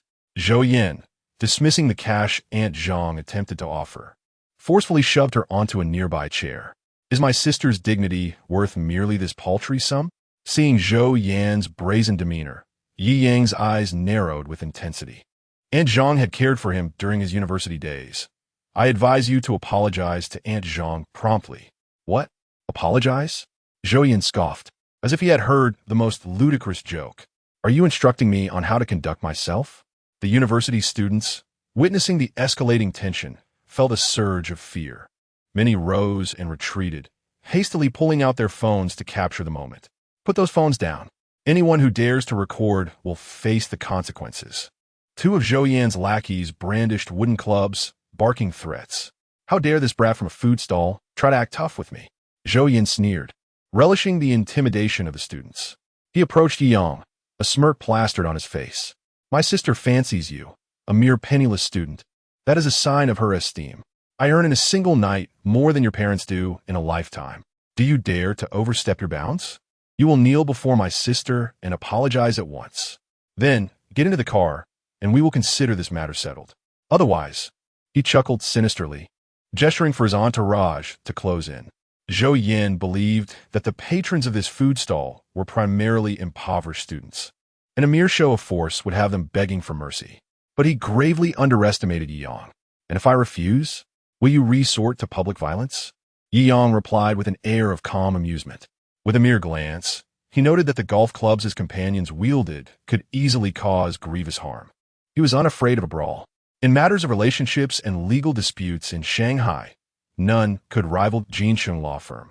And in terms of wealth, regrettably, he possessed no superpowers, only financial capabilities. Thus, the outcome of this confrontation was already predetermined, waiting merely for the first strike to be dealt. Huh, how amusing. Do you truly believe that your pitiful phones grant you any safety from my wrath? I could beat you to the brink of death, and my associates would ensure you receive a mere light injury verdict. In the end, I would only need to cover your medical expenses. Zhou Yan's fury intensified, recalling days when he would have dispatched a foe with a single stroke, now reduced to being disdained by a destitute student. Is the underworld truly so diminished? A mere settlement of medical fees? Yi Yang raised an eyebrow, a smirk dancing at the corner of his lips. Had you mentioned this earlier, we could have avoided this. Zhou Yin advanced, intending to strike Yi Yang across the face. A collective gasp erupted from the timid girls, while some boys eagerly recorded the moment, hoping to seize their 15 minutes of fame. Call the police. Aunt Zhang cried, hurriedly dialing for help. However, just as Zhou Yan's hand was poised to strike, an immense force seized him. To his astonishment, it was the seemingly aloof beauty whom he had dismissed as an ice princess. Boss, how should we proceed? Xiao Qingxian had been patiently awaiting Yi Yang's command. Otherwise, with her temperament, Zhou Yin would have already been incapacitated. Proceed as I instructed. Inflict a light injury, perhaps a broken tooth, and teach him a lesson. Yi Yang waved his hand nonchalantly. While he certainly had the physical prowess to dispatch several thugs, engaging personally with such lowly ruffians would diminish his stature. Understood. A glimmer of excitement sparkled in Xiao Qingxuan's eyes. With a swift twist of her wrist, she rendered Zhou Yan's arm fractured. A powerful kick sent him sprawling 3 meters away, blood trickling from his mouth as he lay on the ground, stunned. What the hell? This girl, Zhou Yin gasped, astonished by her strength. In that moment, Aunt Zhang's hand froze mid-dial, and the onlooking students were left aghast, phones raised, yet forgetting to record the unfolding drama. Chapter 70, Instant Defeat. Polar reversal? This a savage girlfriend? That kick was truly vicious. It seemed to land squarely, likely leaving the ruffian leader incapacitated for the rest of his life. Haha. After a few moments, the onlookers gradually processed the scene before them, erupting into animated discussions. What are we waiting for? Hurry and record this. Tonight's drama is more gripping than any film. If this doesn't go viral, it will be a travesty. Someone shouted, prompting the crowd to eagerly press the recording buttons, eager to capture the unfolding events. Ah! Zhou Yin clutched his abdomen, writhing in pain, his eyes glinting with malice. What are you waiting for? Go finish off those little brats. The few thuggish figures beside him were evidently startled. Zhou Yan's furious roar snapped them back to reality, and they brandished their wooden clubs, swinging them toward Xiao Qingxian. No need for you to trouble yourself, sister. I have long been displeased with these trash. Allow me to vent my frustrations. Xiao Qingxian restrained Xiao Xiaozhu. If her sister intervened, the consequences would not merely involve breaking a leg. Die for me. The 5 thugs, emboldened by their numbers, charged forward. Ha! Xiao Qingxian shook her head. During her international missions, she had faced hundreds of fully armed mercenaries, always protecting her employer through perilous situations. These petty thugs were simply beneath her notice, unaware of their own insignificance. She gracefully leapt into the air, her foot connecting with the faces of the 2 leading thugs wielding clubs. Puff! Teeth and blood erupted from their mouths, their bodies flying backward, rendered unconscious. What? The remaining three were momentarily stunned. In that fleeting moment of distraction, Jiangjing landed and executed a sweeping kick, knocking down the two closest thugs. Rising, she stepped on the fallen bodies, each footfall crushing a thug's ribcage. Gulp. Those were high heels. She must have pierced their ribs with that force. The onlookers trembled in fear. I was wrong, my lady. The last thug dropped his club, turning to flee, only to be met with a kick to his lower back from Jiangjing, sending him sprawling into the dirt. His chin was shattered. What the hell? What the hell? What the hell? An unparalleled beauty, dispatching 5 armed men in mere moments. The visual impact was utterly exhilarating. Had I not witnessed the preceding events, I would have thought they were filming a martial arts movie. Gulp! Who would have imagined this beauty could be so fearsome? Those flying kicks were simply stunning. Incredible. I sense my social media is about to explode. The college student's eyes gleamed with excitement. Meanwhile, the nearby vendors cheered. Zhou Yin, who usually acted tyrannically and robbed them of their earnings, finally got his comeuppance. Jiangjing casually approached Zhou Yin, whose eyes were filled with unending terror. Who on earth are you? I warn you, there's so many cameras around. If you kill me, you won't survive either. My uncle is in the courtyard. Zhou Yin was taken aback. In his 20 years of life, he had rarely encountered such ferocity. Previously, when faced with formidable opponents, they were always elite bodyguards of significant figures. Hey, why are you all just standing there? Hurry and record. Record. He glared at the onlookers, who were now inching closer. Huh? Weren't you just telling us not to film? Anyone who records gets beaten too? Where's that arrogance from earlier? The college students, already disillusioned with Zhou Yin's thuggish behavior, began to mock him. You! Zhou Yin nearly spewed blood in frustration. He had no idea the opponent was such an incredible force. But what does a college kid have to do with this? Before he could finish his thoughts, Jiangjing's foot crashed into his face, her heel grinding down, shattering several of his teeth. Hiss! Observing the inexplicable excitement in Jiangjing's eyes, Yian felt a chill run down his spine. Please, let my brother go. I swear I won't mess with you again. We were wrong. The petite girl knelt before Jiangjing, pleading for mercy. Boss. Although Jiangjing was still enjoying herself, she understood Yi Yang's concerns. Ahem, that's enough. Any further, and it could complicate matters for Feng Han. Yi Yang wiped the cold sweat from his brow. He had long known Jiangjing was formidable, but he had not anticipated her prowess to this extent. In the blink of an eye, she had incapacitated 5 men, and all without any weapons. All right then. Jiangjing shrugged, withdrawing her heel from Zhou Yan's face. Consider yourself lucky. Should you ever dare to provoke others again, I shall crush your skull. Zhou Yan, bloodied and grateful to be alive, silently vowed never to embarrass himself again. In that moment when his teeth were shattered, he truly felt the overwhelming power of that exquisite leg capable of crushing his skull. It was a brush with death. How wonderful it is to be alive. He gasped for breath, coughing violently. Brother, are you all right? It's all my fault for being thoughtless, boo-hoo. The little girl wept, supporting Zhou Yin back to their Toyota Land Cruiser. As for medical expenses, we shall see how capable your lawyer is, Yi Yang remarked coldly, returning the sentiment. Let us go. We've had enough for now. Yi Yang casually pressed the car key. The Rolls-Royce Phantom awakened like a slumbering beast. The moment Zhou Yin laid eyes on that dark beast, his thoughts of extorting a hefty medical fee vanished in an instant. Chapter 71, A Special Reward. Ownership of 200 billion Disney and a Rolls-Royce Phantom. Zhou Yan's eyes widened, and his mouth gaped in astonishment. To be able to afford a multi-million-dollar super luxury car at such a young age signified a status that individuals like him, who relied on minor occupational advantages, could scarcely hope to attain. Such a person, even if they were to assault you in public, could drag you into an exhausting legal battle, not to mention the potential for exorbitant compensation claims. The very idea of attempting to extort them was ludicrous. Moreover, considering his own activities traversed the murky waters of legality, simply evading lawsuits was a challenge in itself. Should the actions he undertook tonight be exposed to public scrutiny, it could spell the end of his financial gains. and he might even find himself accused of extortion. A shiver ran down his spine as he comprehended the magnitude of the predicament he had landed himself in. Initially contemplating extortion, he now fervently wished that the other party would refrain from pursuing legal action against him. Otherwise, he would be utterly doomed. "Brother, what's wrong? Why are you trembling?" The petite girl expressed her indignation. "This time, we must ensure that our second uncle thoroughly deals with that brat. He should not rest until he extracts at least $1 million in compensation." With an abrupt motion, Zhou Yin slapped her across the face. "Brother, you actually hit me?"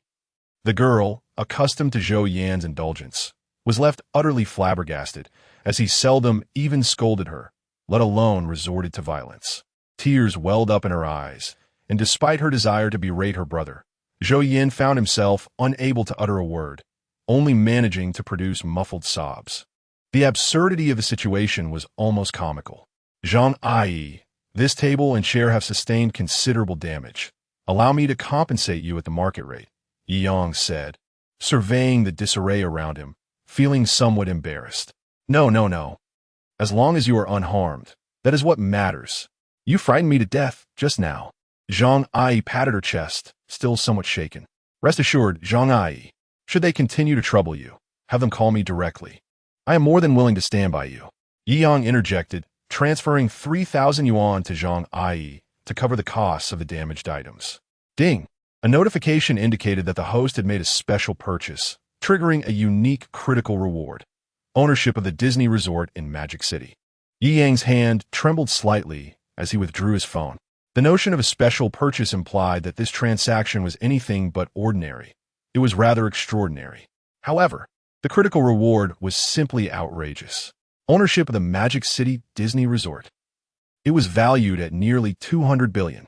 Unbelievably, it had now become his. And he had only spent 3,000 yuan. A critical hit, translating into 100 million times the investment. What a staggering profit.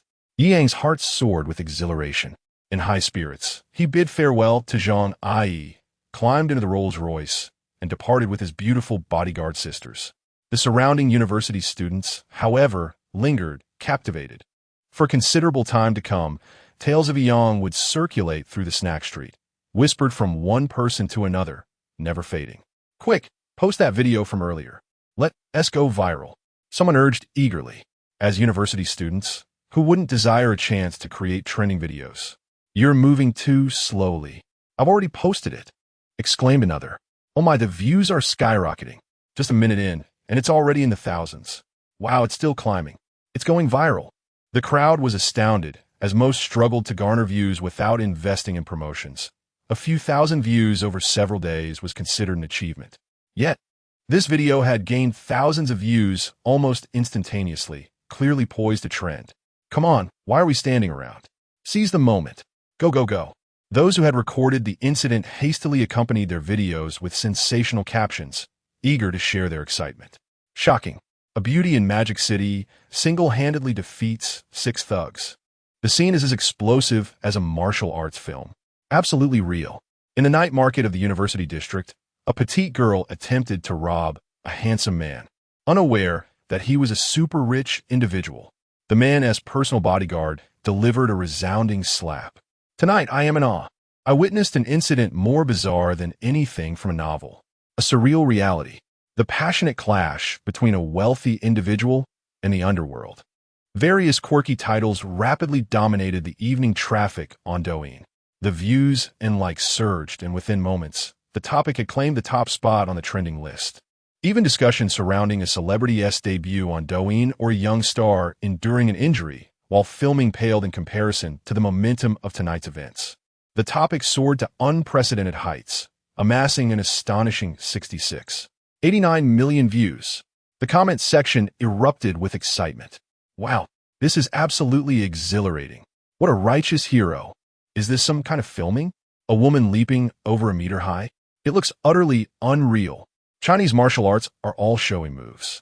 They can't possibly be effective in real combat, let alone a woman defeating 6 men. It's all a fabrication.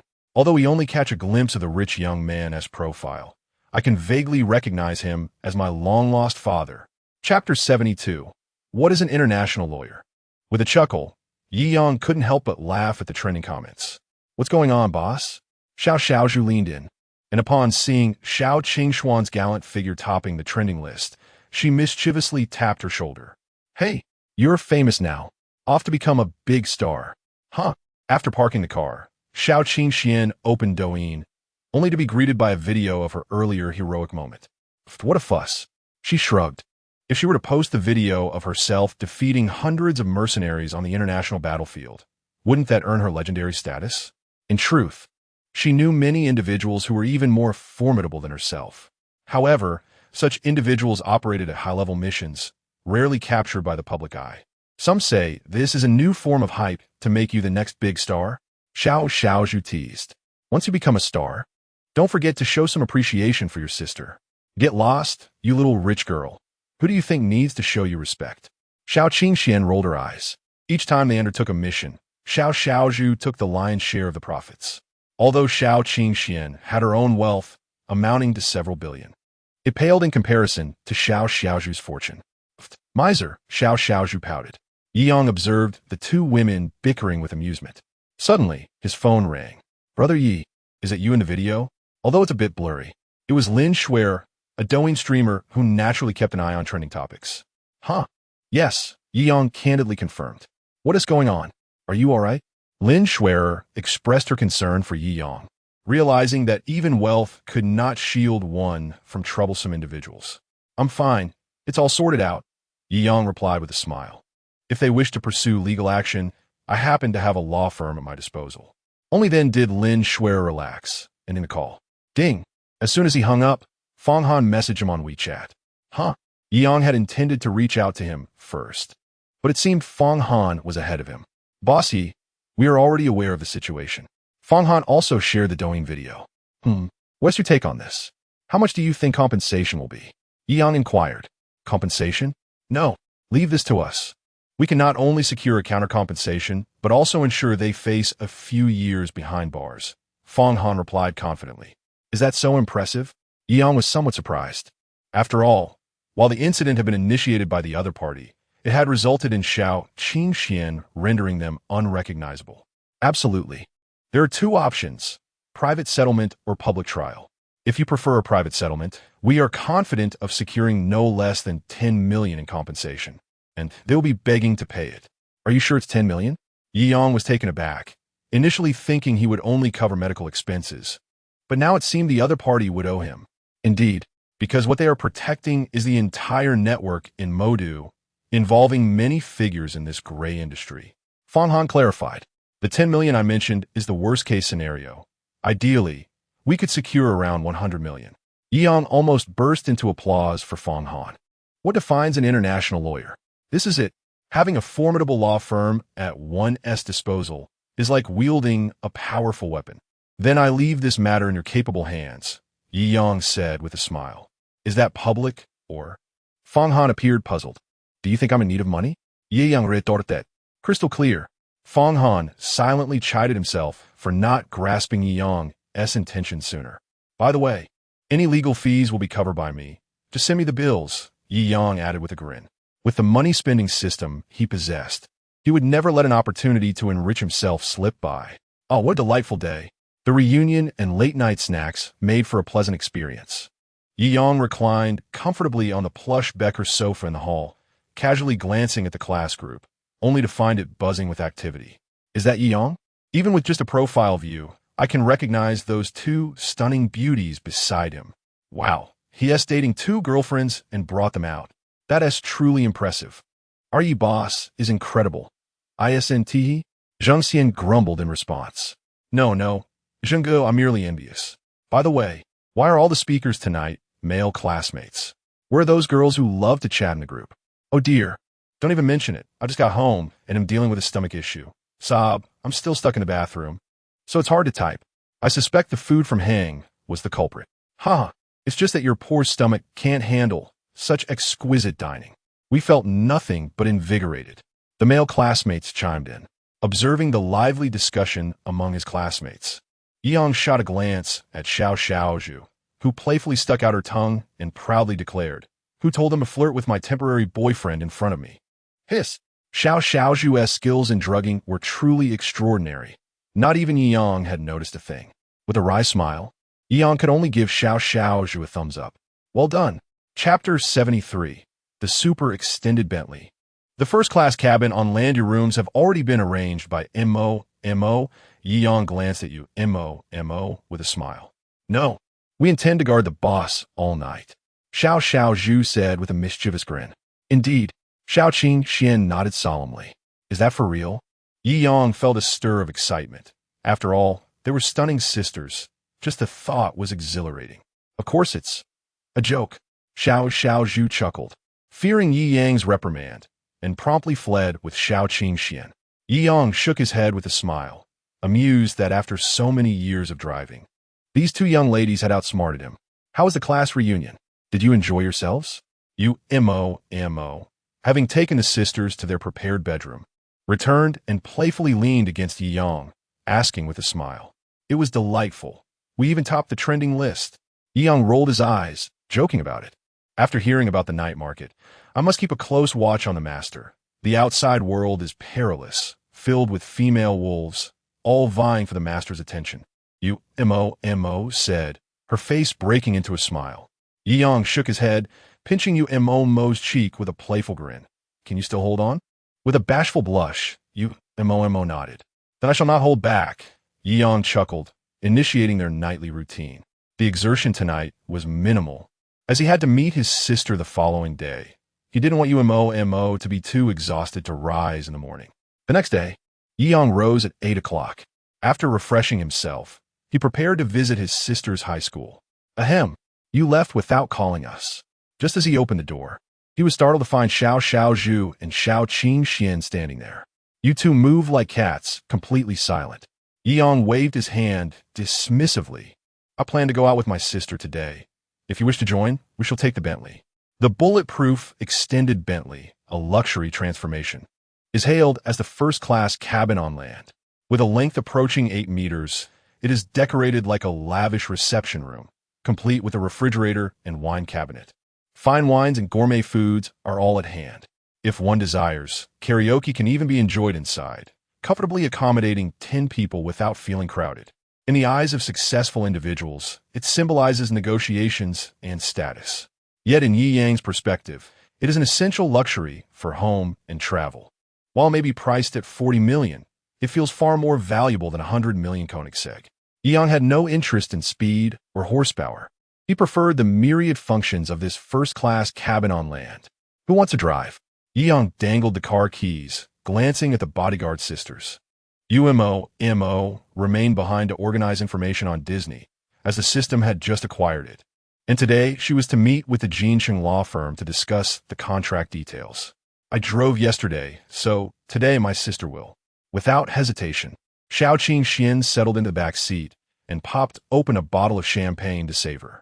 All right then. Xiao Xiaoju shrugged, grinning mischievously. Then I want a boss in the front passenger seat. What? Xiaoqing Xian exclaimed, eyes wide after taking a sip of champagne. Then what's the point of me sitting in the back? Hee, I can see through your little schemes, Xiao Xiaoju thought to herself, glancing at Yi Yang. Boss, where will you sit? Yi Yang felt a bit overwhelmed. Being handsome was truly a vexation. After a playful battle for seating, he ultimately chose the rear for comfort. Yi Yang's family valued education highly. Though not affluent, they still managed to send his younger sister to a private school in Shanghai. Yi Xiaozi excelled in her studies. This private school, with its international background, made it easier for students to secure full Ivy League scholarships, enhancing their future employment prospects. However, those considerations were from the past. Yi Yang's mindset had shifted. He had achieved the ultimate goal of ordinary education, wealth. As the extended Bentley cruised along the road, its luxurious exterior was even more eye-catching than a sports car. Most people could not truly distinguish between sports car brands. But this super extended luxury car was unmistakably valuable. Wow, an extended Bentley Mulsanne. This must be a modified, top-tier version. Otherwise, it couldn't be this long. The market price must be at least 30 to 40 million. Which superboss is heading out to negotiate contracts? Sigh, how enviable. The Bentley glided smoothly on the road, making its way to the prestigious private high school in Shanghai, which gathered many elite heirs. It could be said that aside from the exceptionally bright students aiming for future success, the rest were various second-generation elites, the offspring of officials and the wealthy. Just a single brick thrown down could potentially crush countless dreams. Even those with mere billions would be cautious in such a school, fearing inadvertently crossing paths with the offspring of some powerful tycoon. Chapter 74, A Grand Scene, a declaration of love in full bloom. Sister Roro, you'll see soon enough. My brother is incredibly handsome, exclaimed Yi Xiaozi, joyfully pulling along a stunning girl clad in a sailor uniform. I know. You've shown me the pictures before. He truly is quite dashing, Li Wanru replied with a smile. She could sense her dear friend's subtle feelings. Yet having never harbored romantic sentiments for anyone throughout her life, she felt a touch of shyness about the day's events. Wow! Two breathtaking beauties appearing together. What a picturesque sight at Baoli High. Many students who witnessed this scene were left awestruck. At Baoli, an elite institution, the existence of a flower ranking is inevitable. Li Wanru holds the esteemed title of the top flower, while Yi Xiaozi, lacking a noble lineage, ranks second. Though many secretly refer to her as the goddess of commoners, Li Wanru, with her exquisite beauty, distinguished family background, and exceptional academic performance, undoubtedly deserves her first-place title. Oh, if only I could court one of them. I'd revel even in death. Some boys sighed dreamily. Just you? A toad wishing to eat swan meat, retorted a wealthy and handsome classmate, adjusting his collar. Only a high-class gentleman like myself could be deemed worthy of these two goddesses. Ha! The bespectacled boy scoffed. What a joke. At least in the pursuit of love, you and I are starting from the same point. Bah! The affluent youth shrugged, dismissing the bespectacled boy's words with disdain. Perhaps you two should cease your quarrel. Even Wang Xiao, who has pursued for so long, hasn't succeeded. What do you think you two are in comparison? Someone chimed in from the back. At this, both the wealthy youth and the bespectacled boy fell silent.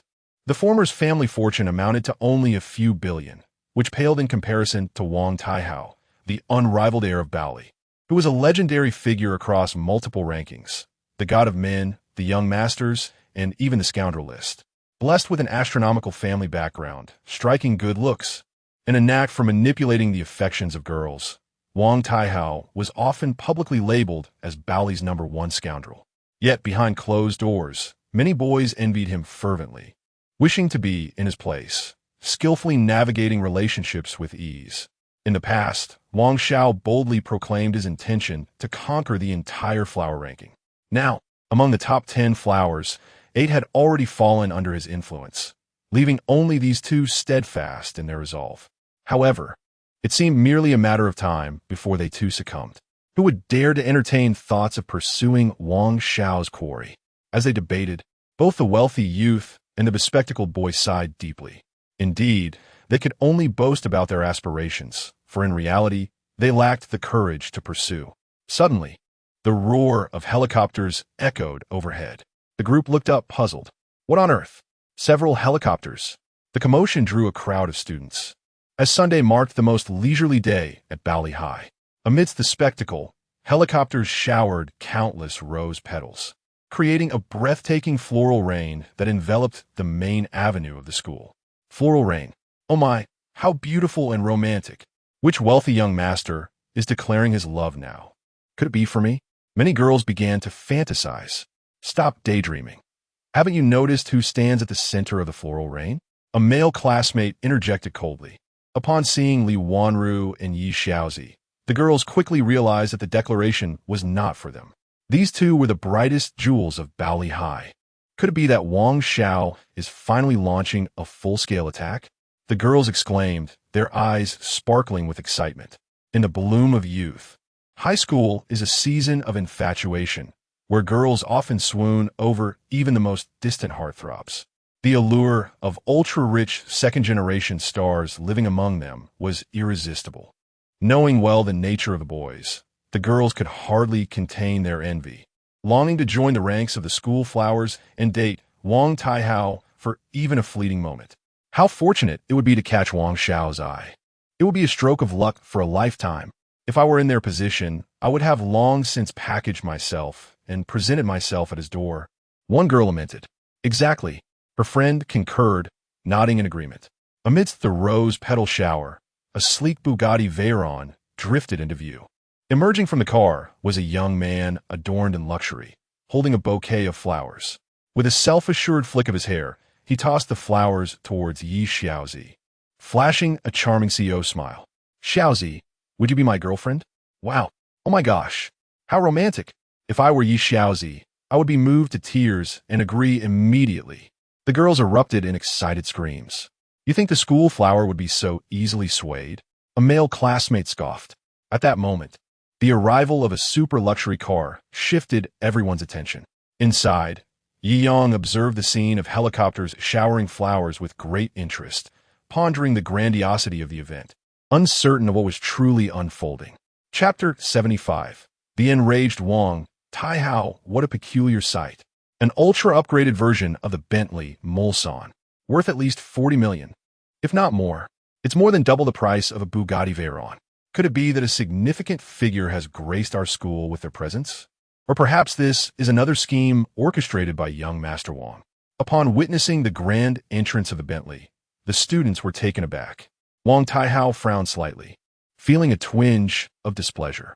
After all, today was the day he intended to confess his feelings.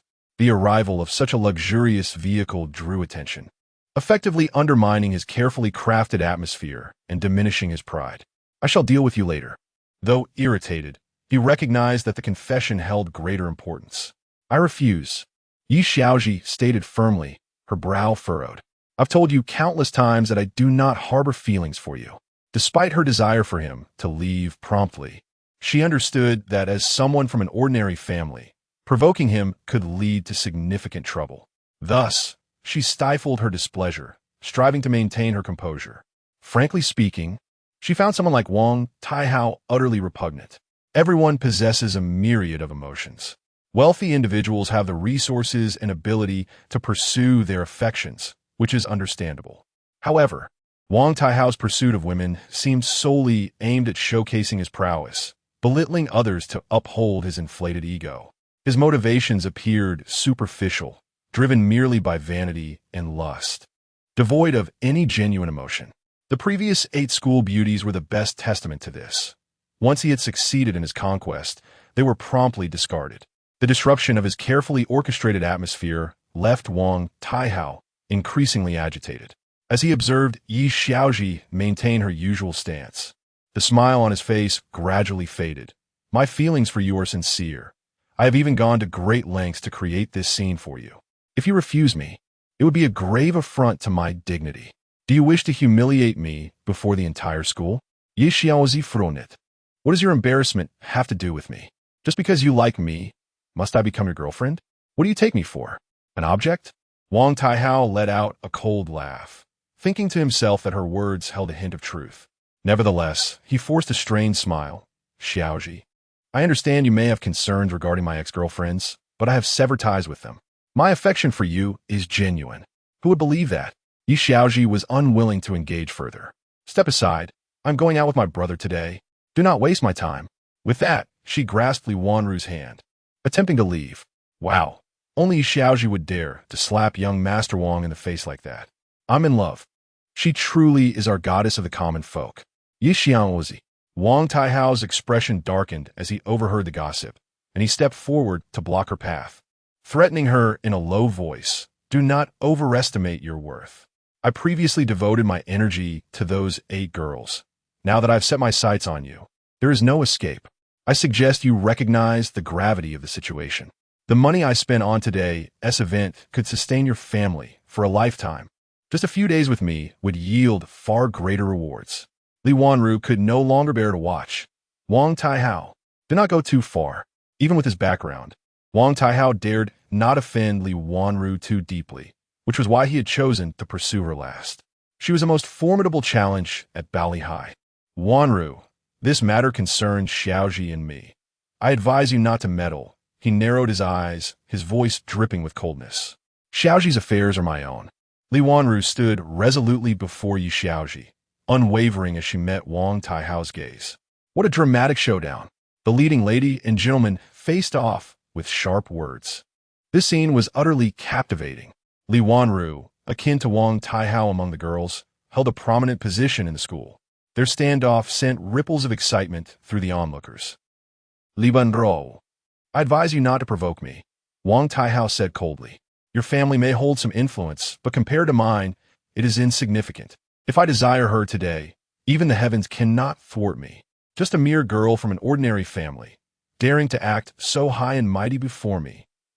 Then go ahead and try, Li Wanru retorted, her teeth clenched, though her confidence wavered. Ultimately, she was merely a delicate girl, and if Wang Taihao chose to resort to force, she could not protect Yi Xiaoji. Previously, Yi Xiaoji had been safe because Wang Taihao's focus had not been on her. Typically, Li Wanru could shield her from the harassment of ordinary rich heirs. Yet today, the stakes were alarmingly high. The students discerned the tension in the air, silently holding their breath for Yi Xiaoji and Li Wanru. Just as the atmosphere reached a boiling point, poised for an eruption of violence, an incongruous horn blared. The sound was deep, resonant, and strikingly clear, instantly capturing the attention of the entire assembly. Damn it! Wang Taihao spun around, his face darkening further upon recognizing the Bentley. Cursing, is this some sort of deliberate provocation against me? The car door swung open. Two stunning young women flanked Yi Yang, emerging from the Bentley. In an instant, the atmosphere shifted, becoming palpably charged. Chapter 76, Are You Deaf? What is happening? Who is this person? He appears remarkably youthful, and the two girls beside him are strikingly beautiful. Could it be that they're here to disrupt a romantic relationship? The atmosphere grew tense as the provocative horn blared, drawing the attention of nearly all the students present. Such audacity! There was no regard for Wang Taihao at all, driving a luxury vehicle, accompanied by such lovely company. One can only surmise that this enigmatic young man hails from an impressive background. Indeed, what kind of affluent heir could afford a multi-million-dollar supercar? Moreover, he dares to undermine Wang Taihao's stature. His audacity is truly remarkable. A spectacle is about to unfold. These students, typically confined and rarely using their phones, had not yet seen the viral video that topped Douyin last night. Otherwise, they might have been concerned for Wang Taihao's safety, especially given Xiao Qingxuan's formidable prowess, which is no mere rumor. Who are you? Wang Taihao inquired, his brow furrowed, casting an unwelcoming gaze at the imposing figure of Yi Yang, who had just emerged from the vehicle. A sense of hostility instinctively arose within him. Isn't he tired of interrupting my affairs? Yi Yang's expression was equally indifferent. He hardly regarded Wang Taihao and instead made his way towards Yi Xiaoji. Brother, Yi Xiaoji, taken aback by Yi Yang's commanding entrance, was momentarily stunned. It was only then that she recognized that this young man, driving a supercar and flanked by two bodyguards, radiating an air of authority, was indeed her biological brother. This utterance of brother silenced the crowd. Moments later, an uproar of discussions erupted. What? This young man is actually Yi Xiaoji's brother? Wasn't she said to be from a humble background? Yet here stands her brother, driving a Bentley. What does that make my family? A family of beggars? Perhaps he is acquainted with some powerful figure. Could it be that he is merely her brother? The onlookers were utterly bewildered. The contrast was simply too stark. Everyone had assumed that Yi Xiaoji came from an ordinary family, only for this extravagant Bentley Mulsanne to arrive, leaving jaws agape. He's a brother? Li Wanru blinked in astonishment, clearly taken aback. She had previously seen a photograph of Yi Yang, radiant and charming. Yet, compared to him today, he seemed like an entirely different person. The aura of authority he exuded, along with an ineffable confidence, was overwhelming. In a moment of anxiety, encountering such a young man stirred something unusual within her. Upon seeing Yi Yang, Yi Xiaoji felt an unexpected surge of courage. She boldly pushed Wang Taihao's arm aside and leapt into Yi Yang's embrace, trembling slightly. She had attempted to appear strong and resolute, but confronted with the pressure from a supercilious heir like Wang Taihao, how could she not feel fear and trepidation without support? The moment Yi Yang appeared, it shattered the facade of strength she had so desperately maintained. Noticing his sister's slight trembling, A cold glint flashed in Yi Yang's eyes. Having reached this level of wealth, few matters could stir his emotions. Yet today he was incensed. He would protect his sister, and Wang Taihao was of no consequence to him. With a gentle smile, he nodded at Li Wanru, who approached gracefully. "It is only right, for Xiaoji is my dearest friend." Li Wanru regarded Yi Yang with a glimmer of intrigue. The confidence reflected in his eyes was not feigned. It was a manifestation of absolute assurance. To drive such a luxurious vehicle and accompany such exquisite women suggests that Xiaoji's brother is far more complex than she had imagined. However, even if he wielded considerable influence, how could he possibly contend with Wang Taihao, the ultimate heir among the elite? She smiled faintly, intending to subtly warn Yi Yang of Wang Taihao's status to prevent the situation from escalating. However, before she could speak, Wang Taihao's eyes ignited with envy. The woman he coveted was already deemed his possession. How could she show affection to another man? "Who exactly are you?" he demanded, his tone icy and laced with fury. Wang Taihao was well aware of Yi Xiaoji's background and found it hard to believe that Yi Yang was truly her brother. "Are you deaf?" Yi Yang replied with a cold smirk. "I am Yi Yang, Yi Xiaoji's brother. Is there a problem?" This statement caused the onlookers to collectively gasp in astonishment. He wasted no time in confronting Wang Taihao directly. How exhilarating! Those who had long disdained Wang Taihao silently cheered. "Wow, he dares to insult young Master Wang. This youth is remarkably brave. Such a confident man. How I wish I had a brother like him." Some of the girls gazed at Yi Yang with starry eyes. Having provoked young Master Wang, I doubt he will leave Bali University unscathed today. Others had already resigned themselves to predicting Yi Yang's downfall. First update, with 3 more to follow. Chapter 77, The Showdown. "I am your elder, are you feeling rather arrogant?" Wang Taihao scoffed, recalling Li Xiaoji's earlier words about spending the day out with her brother. A flicker of astonishment surged within him as he considered her family's background, which he knew to be quite ordinary. How could she possibly have a brother who drives a Bentley Mulsanne? Although somewhat taken aback, he managed a slight smile. "So, it turns out you are my brother-in-law. Since we are family, I shall overlook our prior unpleasantness." "Who is your brother-in-law?" Yi Yang retorted with a cold laugh. "Are you the one who just bullied my sister?" The onlookers gasped in disbelief. Who was this person to dare show such audacity towards Wang Xiao? Wang Taihao had seemingly chosen not to pursue the matter, granting Yi Yang a way out, yet Yi Yang showed no intention of reciprocating the courtesy.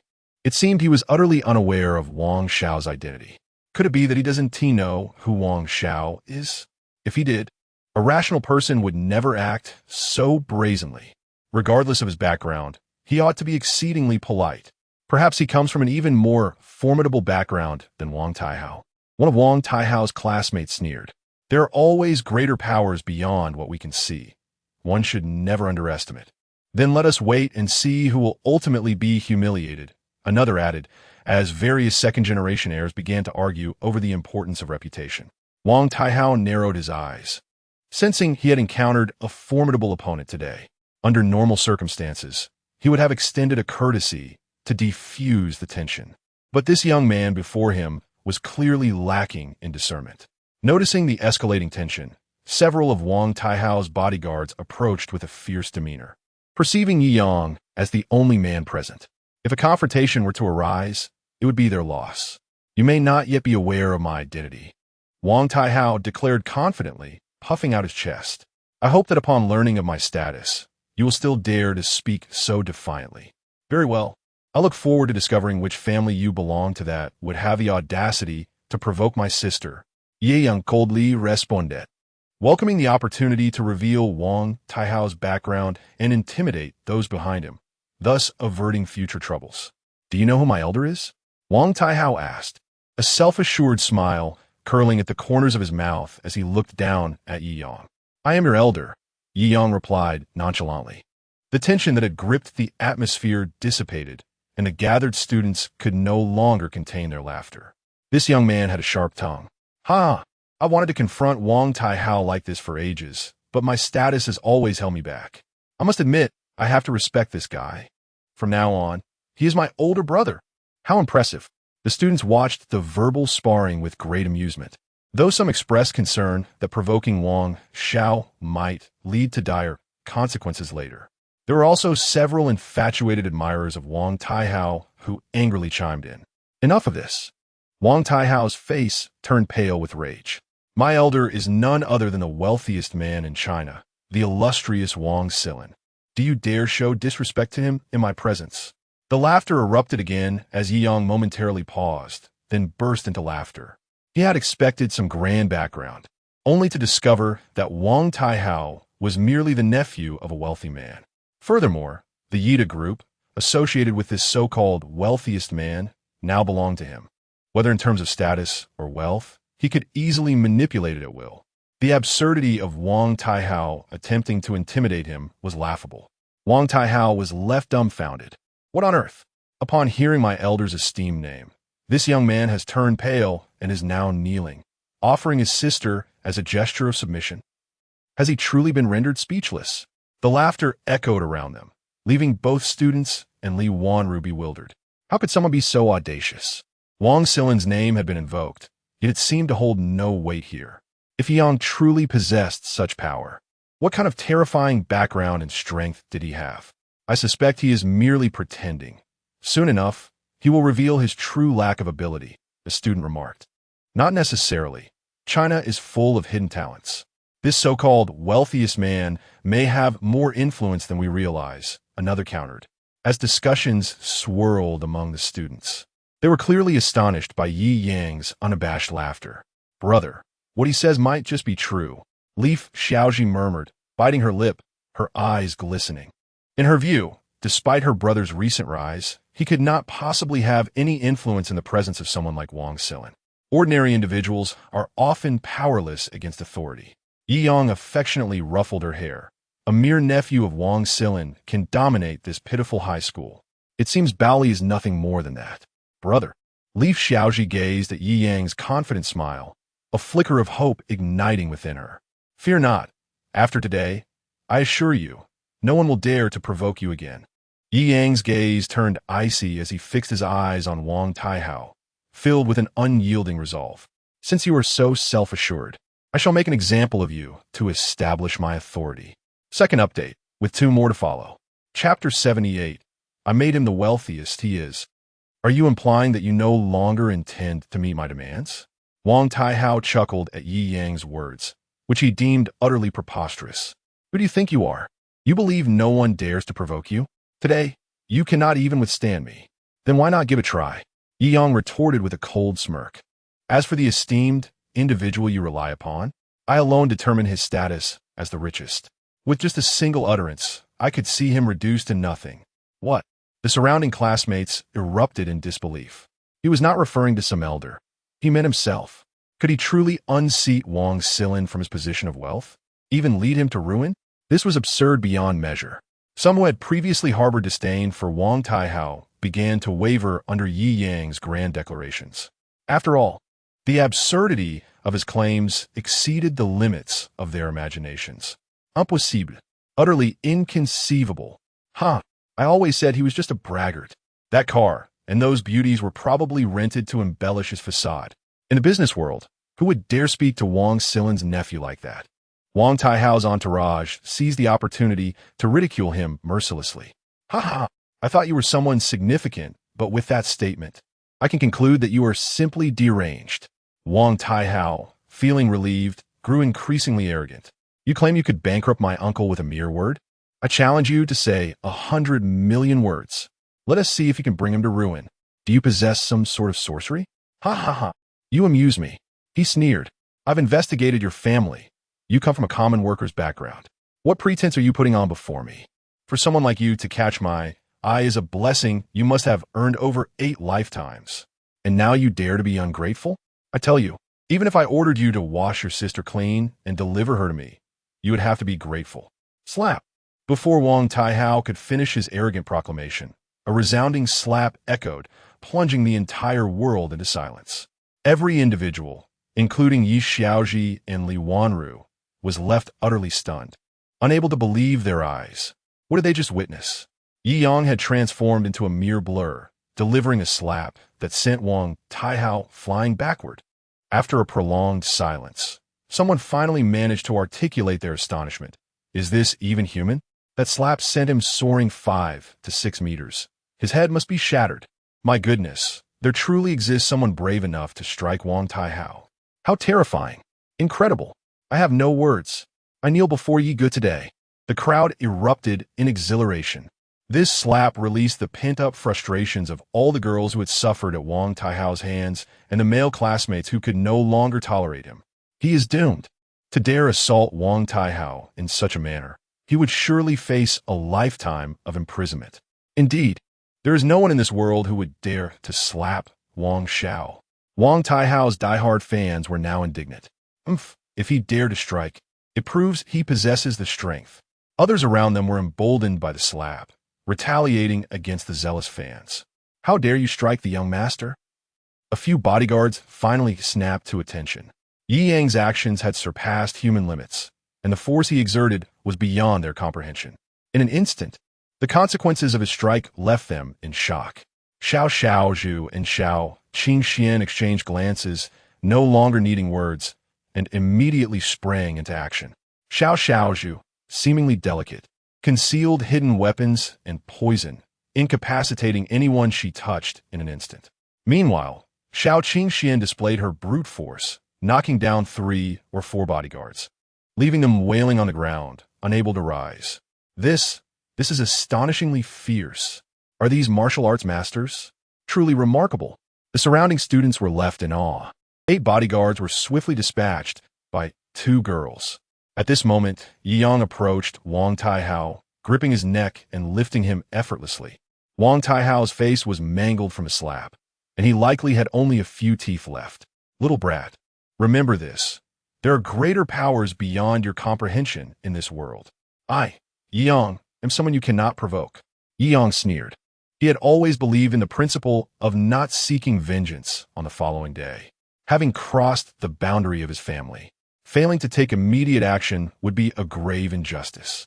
At that moment, Wang Taihao was already on the brink of unconsciousness, trembling in fear as he faced Yi Yang, his mouth forming incoherent pleas for mercy. Chapter 79, A Luxurious Car and 4 Beauties. This scene left everyone in profound shock. In the minds of all, Wang Taihao stood as the pinnacle of Baoli High School. Even the headmaster and the director dared not challenge him. He was unparalleled in his romantic pursuits, reigning supreme among the 4 young elites. Yet at this moment, he was being hoisted in the air like a defeated dog, whimpering for mercy. After today, he would likely never again bear that arrogant countenance. Gulp. Someone truly dared to disregard Wang Silin and act directly. It was uncertain what kind of background this individual possessed. He was indeed formidable. Yi Yang took a deep breath and forcefully threw his opponent to the ground, declaring that once he regained consciousness, Wang Taihao's uncle should come to the school to apologize to his sister. Otherwise, the so-called tycoon would no longer hold that title. Summoning Wang Silin would serve to validate his words, ensuring that no one in the school would ever dare to provoke his sister again. However, at this moment, Wang Taihao had already been knocked unconscious. Yi Yang contemplated for a moment, then glanced at the black-clad bodyguard lying on the ground. When he awakens, inform him that if he harbors any further ill intentions towards my sister, I will ensure his existence is erased from this world. The bodyguard trembled. Beneath Yi Yang's words lay a chilling menace that even he, a professional protector, felt uneasy about. Ordinary individuals, devoid of significant interests, naturally lived in a stable and peaceful environment. However, wherever there are people, there exists a struggle for power and profit. The closer one approaches the core, the more chaotic and terrifying it becomes. The means to make someone disappear are countless, and within this social stratum, the bodyguard understood precisely what Yi Yang meant. He nodded repeatedly, affirming that he would remember. With that, Yi Yang turned away, the ferocity on his face dissipating in an instant. He chuckled and patted Yi Xiaozhi on the head. Were you frightened? Yi Xiaozhi shook her head repeatedly, but still expressed concern. Brother, are you really all right? Do you doubt your brother? Yi Yang replied with a smile. I am a model elder brother who never deceives his sister.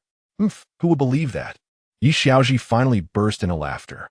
Yi Yang's earlier fury had felt unfamiliar, but this warm and humorous young man instantly brought back a sense of familiarity. He was still her good elder brother. All right, don't dwell on such trivial matters. Today, I'll ensure you have a splendid time, Yi Yang said with a smile. Meanwhile, Li Wanru observed Yi Yang, her heart stirred. With her discerning eye, she could tell that Yi Yang had not exaggerated in the slightest. Each word was spoken with genuine confidence and assurance. So it seems, he truly possesses the strength to stand undaunted before someone like Wang Silin, a former tycoon of Huaxia. This time, I'm out with Ro Ro. Yi Xiaoji smiled and glanced at Li Wanru. Having just witnessed the earlier incident, she wondered if Ro Ro still had the desire to enjoy the outing, or if her brother's fierce demeanor had left a negative impression. If so, her role as a matchmaker would be in jeopardy. They had yet to properly introduce themselves, so Li Wanru graciously extended her hand. Yi Yang reciprocated with a polite smile as he shook it. Though he was romantic at heart, it did not imply he was a boundless lecher. Nevertheless, that fleeting handshake stirred something within him. Such was the hand of a noble girl. It was indeed unlike that of an ordinary person. The silky and exquisite sensation was simply intoxicating. Shall we go together? Yi Yang invited with a smile. Sure. Li Wanru twirled a strand of hair and agreed. Yi Xiaoji, the self-proclaimed matchmaker, had been nervously observing from aside. Once she saw Li Wanru's acceptance, she finally breathed a sigh of relief and felt a surge of pride. Ro Ro actually agreed. It seems her first impression of my brother was quite favorable. Let us get in the car. Yi Yang felt fortunate that he had driven the land yacht, which had ample space for everyone. Had he taken a Rolls-Royce, he would have had to call for a maid to bring an additional vehicle. How enviable. 2 school beauties and 2 stunning young women. How could this be? Woe is me, still a solitary dog, while he is flanked by 4 super beauties. Once you possess the strength to freely thrash the tycoon's nephew, you too might find yourself in such a position, believe it or not. Ahem. Perhaps not. I'll likely never reach that level. I have decided he shall be my new idol. As the elongated Bentley Mulsanne slowly departed the campus, many students looked on with admiration, envy, or infatuation, reluctant to take their eyes off it. Stop dawdling. Hurry to the infirmary. Yes. Only a few loyal sycophants of Wang Taihao rushed to the infirmary to fetch help for their already unconscious leader. Today has been utterly thrilling. I must post this on my social media. My friends will surely think I'm boasting. Ha. As they witnessed the pitiable Wang Taihao being carried away on a stretcher, the students couldn't help but reflect. Chapter 80. He is the perfect idol I've been waiting for. In the extended Bentley Mulsanne, Yi Yang opened 2 bottles of luxurious fruit drinks for Xiao Zi and Li Wanru. After all, they were still high school students, and drinking alcohol was not advisable. Delicious. After a brief chat, the tension from earlier began to dissipate. By the way, brother, you were joking about having Wang Silin come to apologize to me, right? Yi Xiaozi took a sip of her orange juice, her eyes narrowing into slits. In the sweltering summer, indulging in such a refreshing drink brought her immense satisfaction. Just wait and see. Yi Yang chose not to elaborate, as the notion of inviting a billionaire to apologize seemed utterly absurd. Convincing others of such a claim would be challenging. It was better to let facts speak for themselves later. Yi Xiaozi nodded repeatedly. Boss, you truly have some skills. Xiao Qingxian regarded Yi Yang with astonishment. Judging by the details from earlier, it was apparent that he had undergone some training and possessed considerable prowess. His display of strength had completely exposed him. In that fleeting moment, even they had not had time to react. The force of his palm had sent the man flying over 5 meters.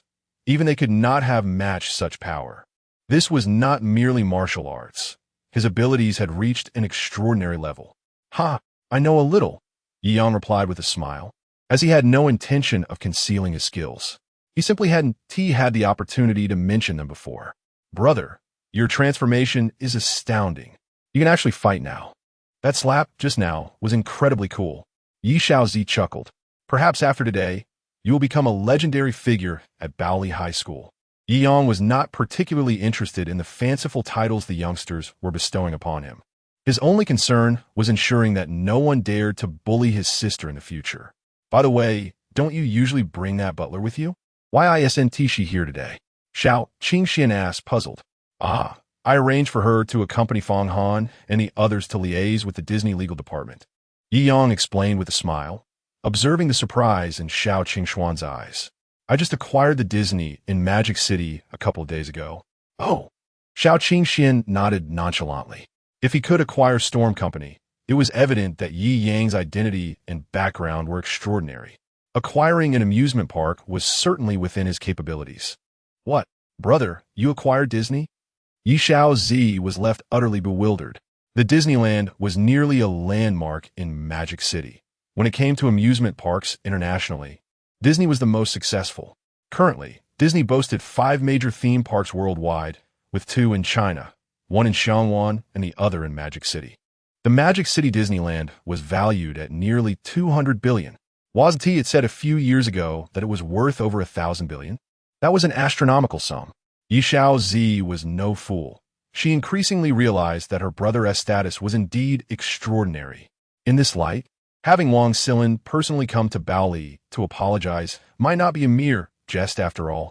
Mr. Yi is indeed a rare talent of this era, Li Wanru remarked, her eyes sparkling with admiration.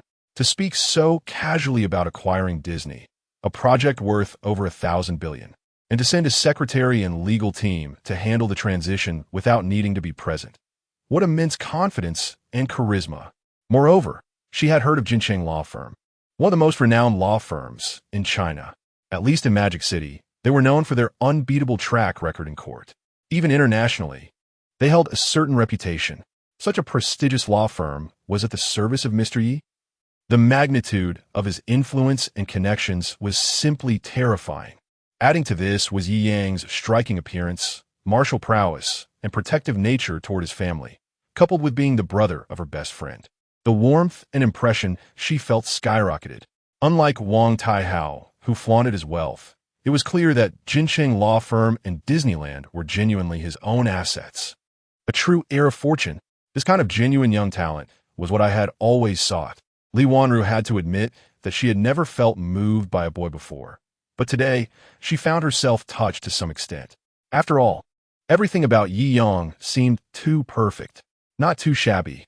Being praised by beautiful women was undoubtedly a delightful experience. And Yi Yang smiled with a hint of pride. Hey, Ro, calling him Mr. Yi feels so distant. He is my brother. Yi Xiaozi, sensing an opportunity, urged her on. What should I call him then? Li Banro respunda playfully. If you don't mind, just call me Yigo, Yi Yang said earnestly. After all, he was at least 3 or 4 years older than her, so it was only natural. Li Wanru paused for a moment, then playfully tucked a strand of hair behind her ear and smiled charmingly. All right, Yigo, first update, with 3 more to follow. Chapter 81, Premium Tickets. Reward, Mastery of Esports WoW. Yi Xiaoji gazed in astonishment at Li Wanru, witnessing for the first time her best friend's ease and comfort in the presence of a young man, radiating a genuine smile from the depths of her heart. Hee, this is definitely promising. Lost in reverie about the romance blossoming between her dear friend and a handsome brother, Yi Xiaoji giggled foolishly. What are you smiling about? Yi Yang flicked Yi Xiaoji's forehead. Ouch, brother. I was envisioning a wedding. Yi Xiaoji pouted in complaint, her daydream shattered. What wedding? Yi Yang and Li Wanru exchanged puzzled glances. Ahem. I was just speaking whimsically, Yi Xiaoji quickly changed the subject, saying, Brother, didn't you mention wanting to surprise me? What is the surprise? Oh, that. Yi Yang smiled mysteriously and replied. First, I'll take you for a spin at Disneyland, and I'll reveal the mystery on our way back. Oomph. Yi Xiaoji pouted, teasing again. Stinky brother, speaking of your surprise, what exactly is it? Yi Yang retorted, what about your surprise? Oomph. I brought such a beautiful girl along to play with us. Isn't that a surprise? Yi Xiaoji said playfully, hugging Li Wanru's arm. So it turns out I was sold out by you. Li Wanru laughed, playfully tapping Yi Xiaoji's nose. Ha! Yi Yang shook his head, amused by his sister's antics. She truly was a clever little imp. He had been contemplating where to take her, and now that they had acquired Disneyland, why not enjoy it? Let us go. Disneyland. Yi Xiaoji cheered. Beside her, Xiao Qingxian was equally filled with anticipation.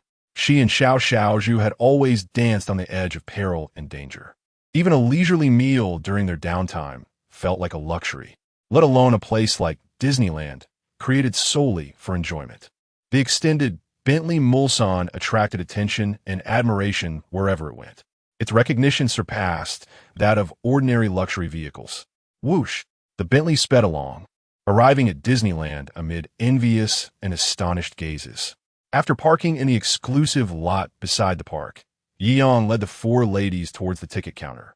Not knowing whether the transfer procedures were completed, Yiyang saw no need to flaunt his identity as the owner for a few thousand yuan worth of tickets. After all, claiming to be the new boss to the ticket seller would surely earn him a reputation as a lunatic. In the time spent on such trivialities, he could have earned far more. Fortunately, the crowd was not particularly large today. After waiting a few minutes, it was their turn. "Sir, here are our pricing options. Which service would you like to select?" The ticket attendant, dressed in a Disney princess costume, smiled politely. Yiyang glanced over and directly chose the most expensive package priced at 2,666 yuan. "This one, please, 5 tickets." "Certainly, sir. That will be a total of 13,330 yuan, and payment has been completed via scan. Here are your tickets." The attendant gazed at Yiyang with sparkling eyes. What a handsome young man, accompanied by 4 extraordinarily charming ladies. Spending over 10,000 yuan to buy the most expensive tickets, he was clearly not an ordinary person. If there hadn't been a line of visitors behind him, she would have thought to ask for Yiyang's WeChat. Yiyang casually accepted the tickets, feeling somewhat reflective. Over 10,000 yuan was the monthly income for many families of 3. Truly, the renowned international amusement park in a magic city charges exorbitant fees. Ding! System detected that the host spent 13,330 yuan on entertainment. Reward: mastery of esports. Oh! Yiyang felt a surge of delight. Just as he lamented the high cost of the tickets, an excellent reward appeared. Mastery of esports means you will possess the ultimate level of gaming talent and skills. In all varieties of video games, you will excel effortlessly. To him, money was no longer a substantial sum that could sway him. Such special rewards were what truly captured his attention. Esports mastery?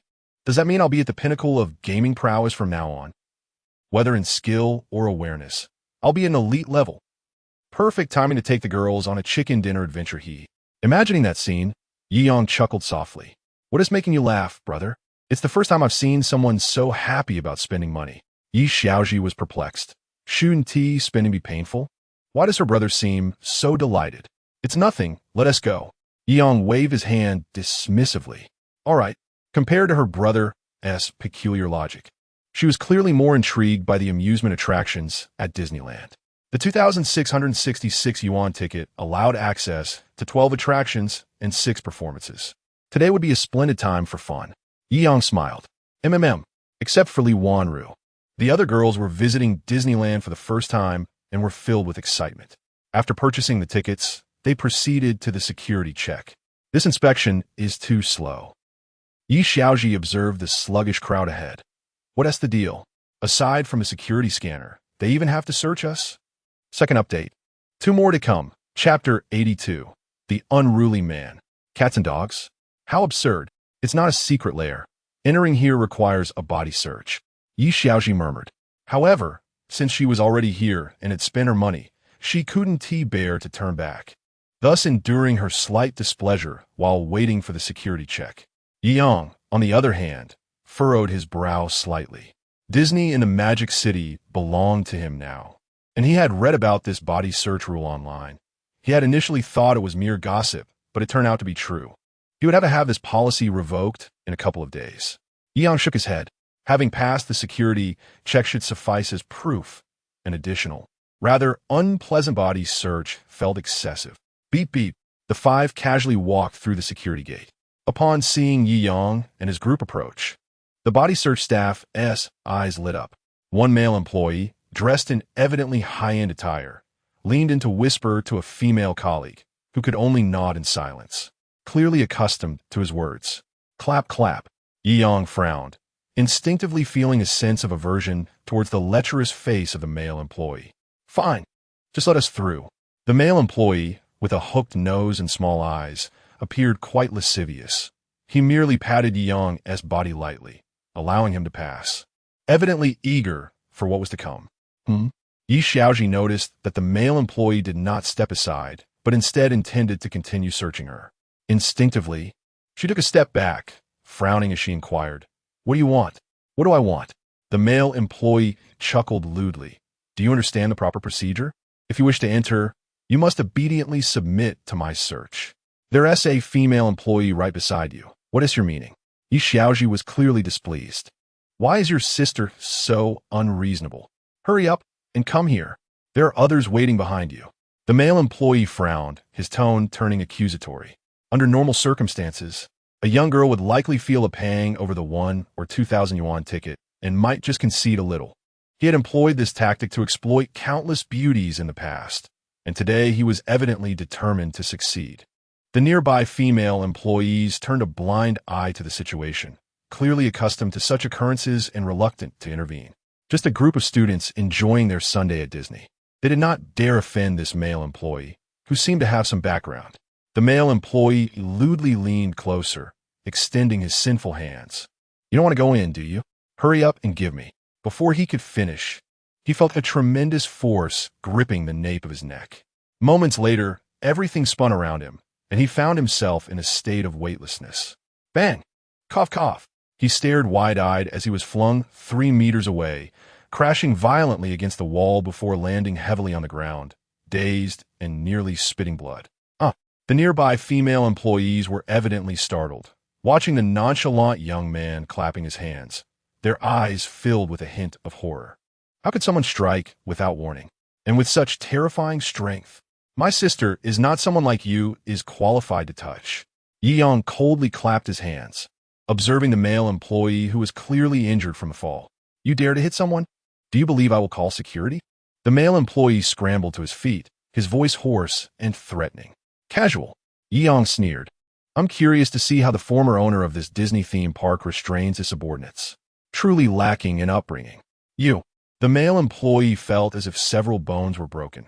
His eyes turned fierce, yet he was aware that he had acted improperly and dared not truly summon security.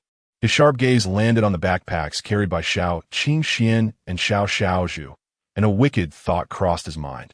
The other female employees, recognizing they had encountered a tough opponent, quickly rushed over to smooth things over. "Sir, we are here to check your sister." "Oh, really?" Yi Yang chuckled. "Just moments ago, you were lying there. Now you've risen from the dead?" The female employees bowed their heads in shame, afraid to retort. They were not like the male employee who had connections.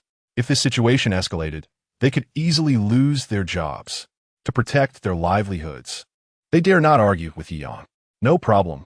After the check, the female employees apologized profusely to Yi Yang. "Enough." At this moment, the male employee finally collected himself, gritting his teeth as he stood up. "There's nothing wrong with your bodies. But you must know that Disney does not allow outside food. This is not some low-grade amusement park that just anyone can enter." Chapter 83. A Claim of 2.5 million. Is this what you call kindness? "Oh." Yi Yang squinted his eyes. "Just a bunch of nobodies?" "Indeed.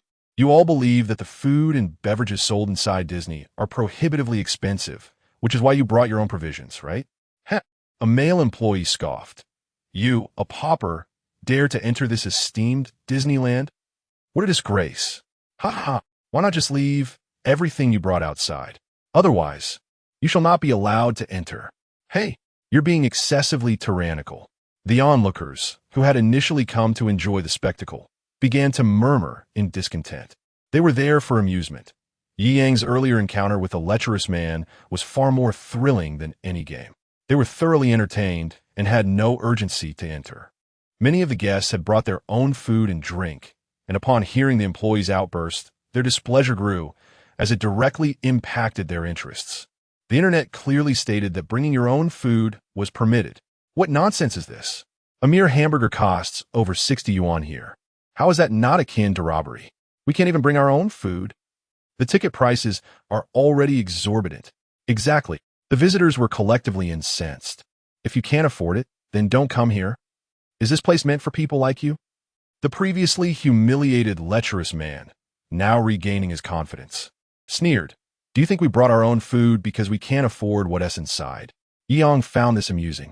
What? Is that not the case? Must I empty your bag to expose you before you cease your pretense?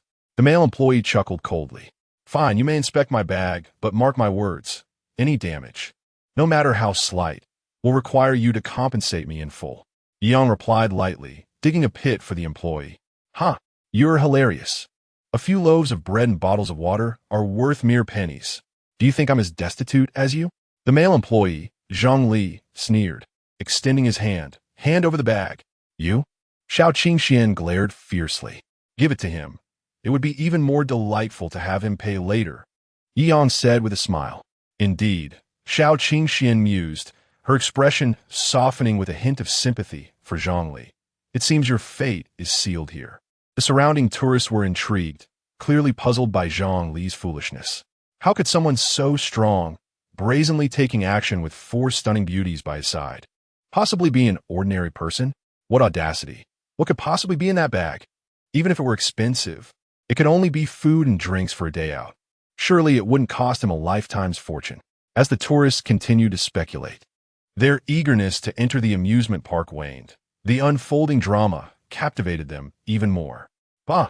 Zhang Li, still reeling from his earlier defeat, angrily shook out the contents of the 2 bags onto the table. Clatter!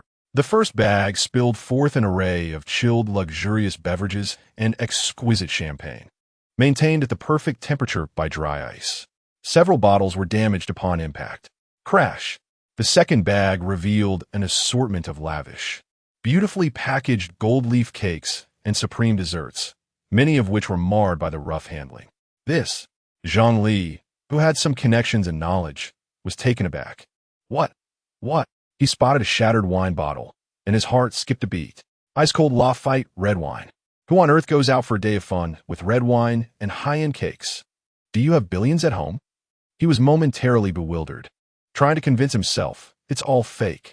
It must all be fake. Yet he knew the chances of that were exceedingly slim. Enough. There's no need to itemize everything. I'll be generous and give you a discount. For this damaged assortment, I shall require 5 million, proving you are indeed a fool, Yang remarked casually. Gasp. 5 million? Is this real? The nearby tourists were equally stunned. 2 bags of food and drink valued at over 200,000? Yang shrugged, as he had merely brought along items from his Bentley Mulsanne. These goods had been prepared for him by Yamomo, and he had no exact idea of their worth, casually stating a figure. Even Yi Xiaozi was taken aback, covering her mouth in disbelief. Meanwhile, Li Wanru, hailing from an aristocratic background, began to calculate. This is ice-cold Lafite, approximately 170,000 yuan per bottle. This is Brazilian coconut water, about 50,000 yuan. This bottle is original champagne from Rando, roughly 350,000 yuan. And this is Baisher Sorafii beverage, approximately 670,000 yuan. Her gaze shifted to the other side. As she quoted the prices, Zhang Li's legs grew weak, the last remnants of his hope fading away. The gold leaf kilo cakes are valued at 300,000 yuan each. The ones you ruined likely amount to over 5 million. Other miscellaneous damages pushed the total to around 5 million. Yigu is only asking for 5 million, which is already quite benevolent.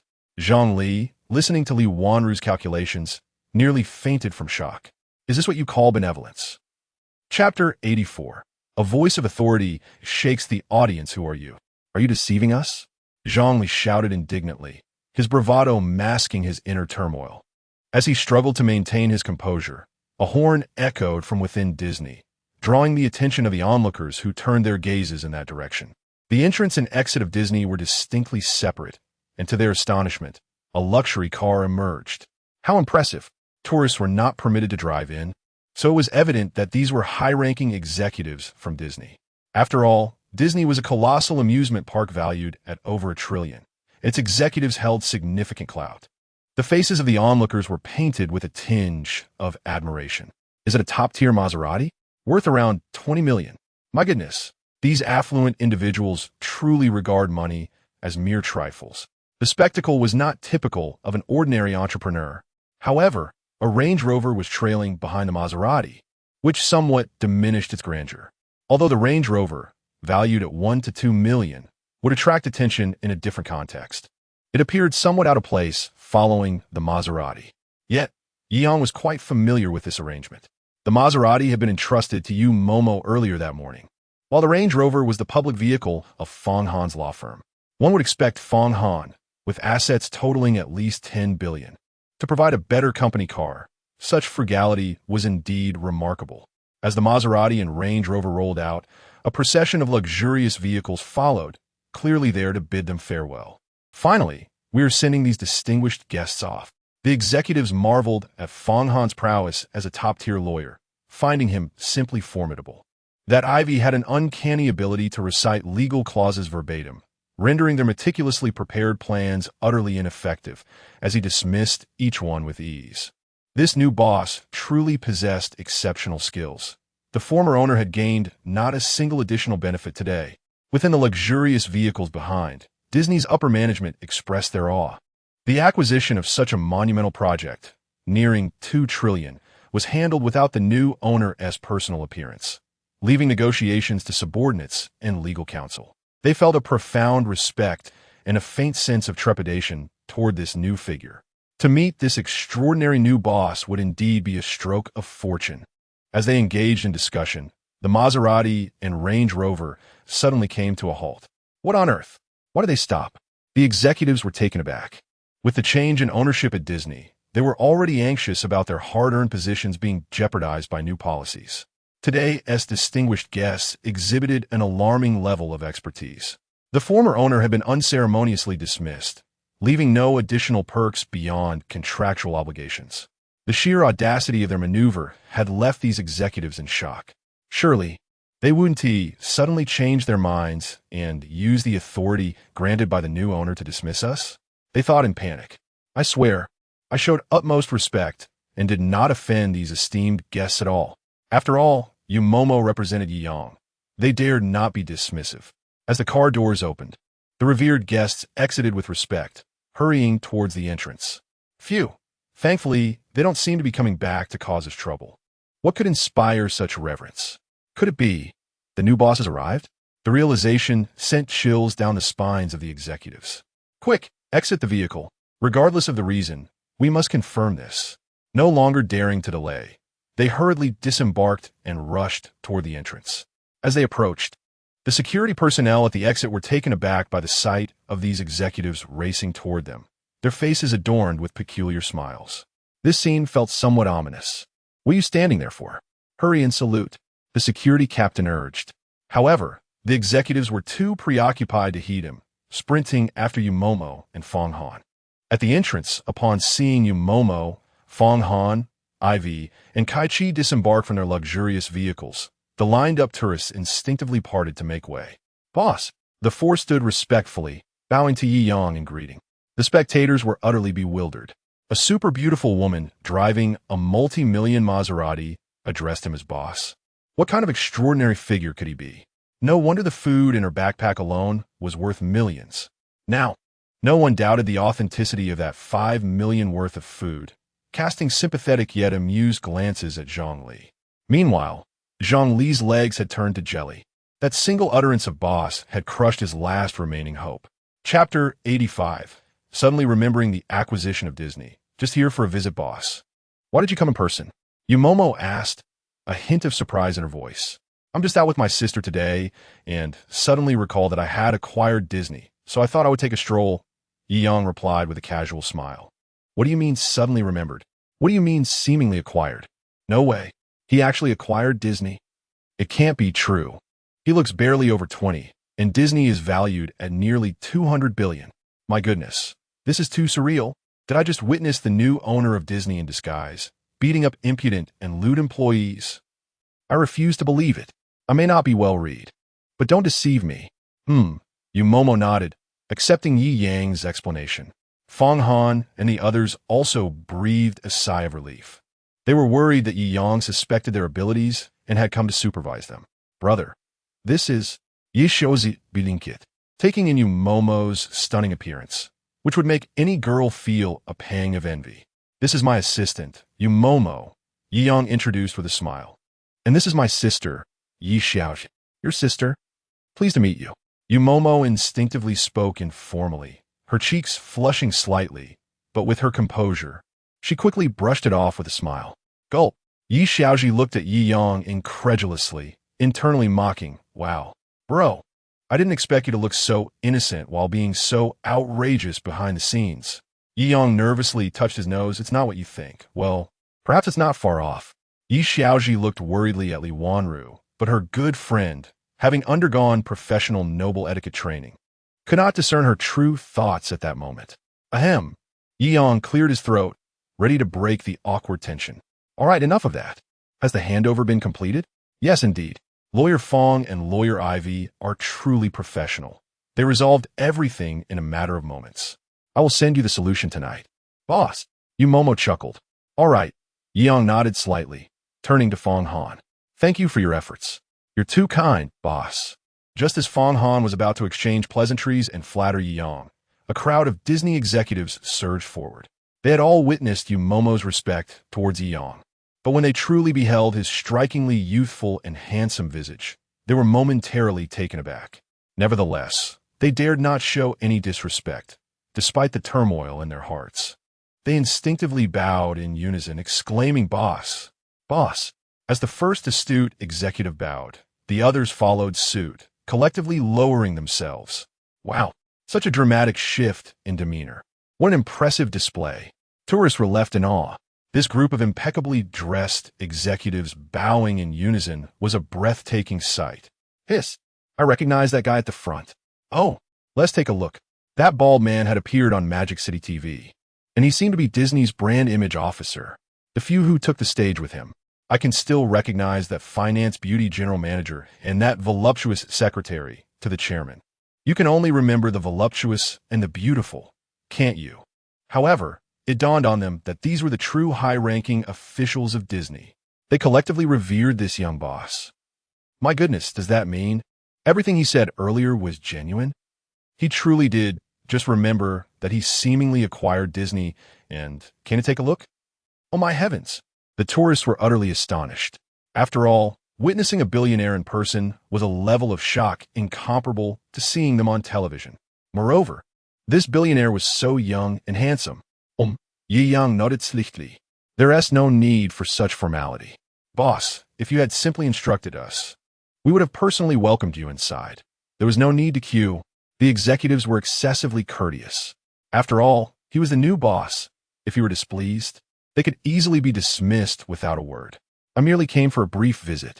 I was in good spirits, but unfortunately, the security personnel seemed a bit unreasonable and ruined several million worth of my snacks. Yi Yang shook his head, expressing his regret. What? Which fool dared to block our boss? Are their eyes blind? One executive, eager to showcase himself, exclaimed angrily. Ahem. Uncle, it was me. Zhongli responded with a quavering voice. Uncle Sun Fuyin was bewildered. It's you? How can it be you? He glanced at the beautiful women behind Yi Yang, and in an instant he comprehended, feeling his heart sink. Moments ago, he had been contemplating how to please the new boss, and now his foolish nephew had landed him in such a predicament. He felt an overwhelming urge to bury Zhongli in a pit of despair. Zhongli was thoroughly terrified, kneeling on the ground. Boss, I truly didn't know. Please, show mercy and spare me. Chapter 86. Indeed, Boss Yi is an extraordinary individual. The female employee and the crowd of tourists nearby were utterly astonished at the unfolding scene. Just moments ago, he had been making life difficult for others, attempting to take advantage of someone else's sister. Yet now, he found himself in a precarious situation, having offended a significant figure. His job was undoubtedly at stake, and the millions in compensation would likely be beyond his means. All that remained for him was to kneel in disgrace and plead for forgiveness. What on earth happened? Please clarify, inquired the general manager, his voice tinged with urgency. Yes, it's like this. The female employee, witnessing such high-level interactions for the first time, appeared quite flustered, her words tumbling out in a stammer. Nevertheless, she managed to convey the details quite thoroughly. The general manager nodded, his heart racing with anxiety. This debacle had left a rather unfortunate impression of the new boss, who had just arrived. They certainly did not believe that Yi Yang's earlier claim of merely coming to have some fun was sincere. Having navigated the business world and climbed to their positions, they had honed their ability to discern the intentions of their superiors to an art form, a figure of immense wealth and influence. Every word and deed from such a tycoon was deliberate. Clearly, Boss Yi was incognito, seeking to understand the genuine state of affairs. Only through personal experience could one grasp the reality of the situation. How astute! No wonder he was capable of amassing billions. Compared to him, we are but mere novices, lacking in vision and ambition. Boss Yi appeared nonchalant, yet beneath that facade lay profound wisdom. Truly, he is a master. The senior executives felt a pang of guilt, each lamenting their own shortcomings. If only Yang could comprehend their thoughts, he would be utterly bewildered, for he had merely recalled that he owned an amusement park and had come to enjoy himself. How could your nephew tarnish the commendable image Disney has cultivated over the years? He has left such a poor impression on the boss. Old son, they lamented. The blame was swiftly cast upon Sun Fuyan. Indeed, you must handle this. One misstep, and the boss might dismiss you. You would have brought this upon yourself. Sun Fuyan seethed with frustration, feeling the weight of their backstabbing. Yet, he recognized that appeasing Yang was paramount to resolving the crisis. With a forced smile, he addressed Yang.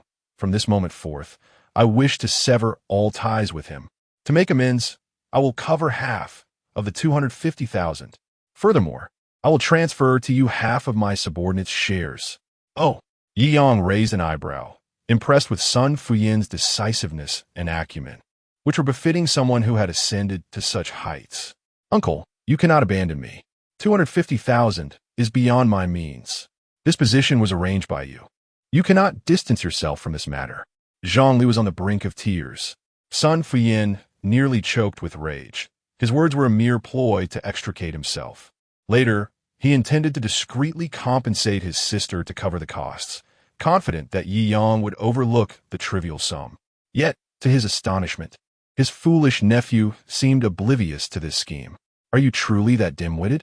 He roared, delivering a kick to Zhang Li, who had already been in a pitiful state thanks to Yi Yang.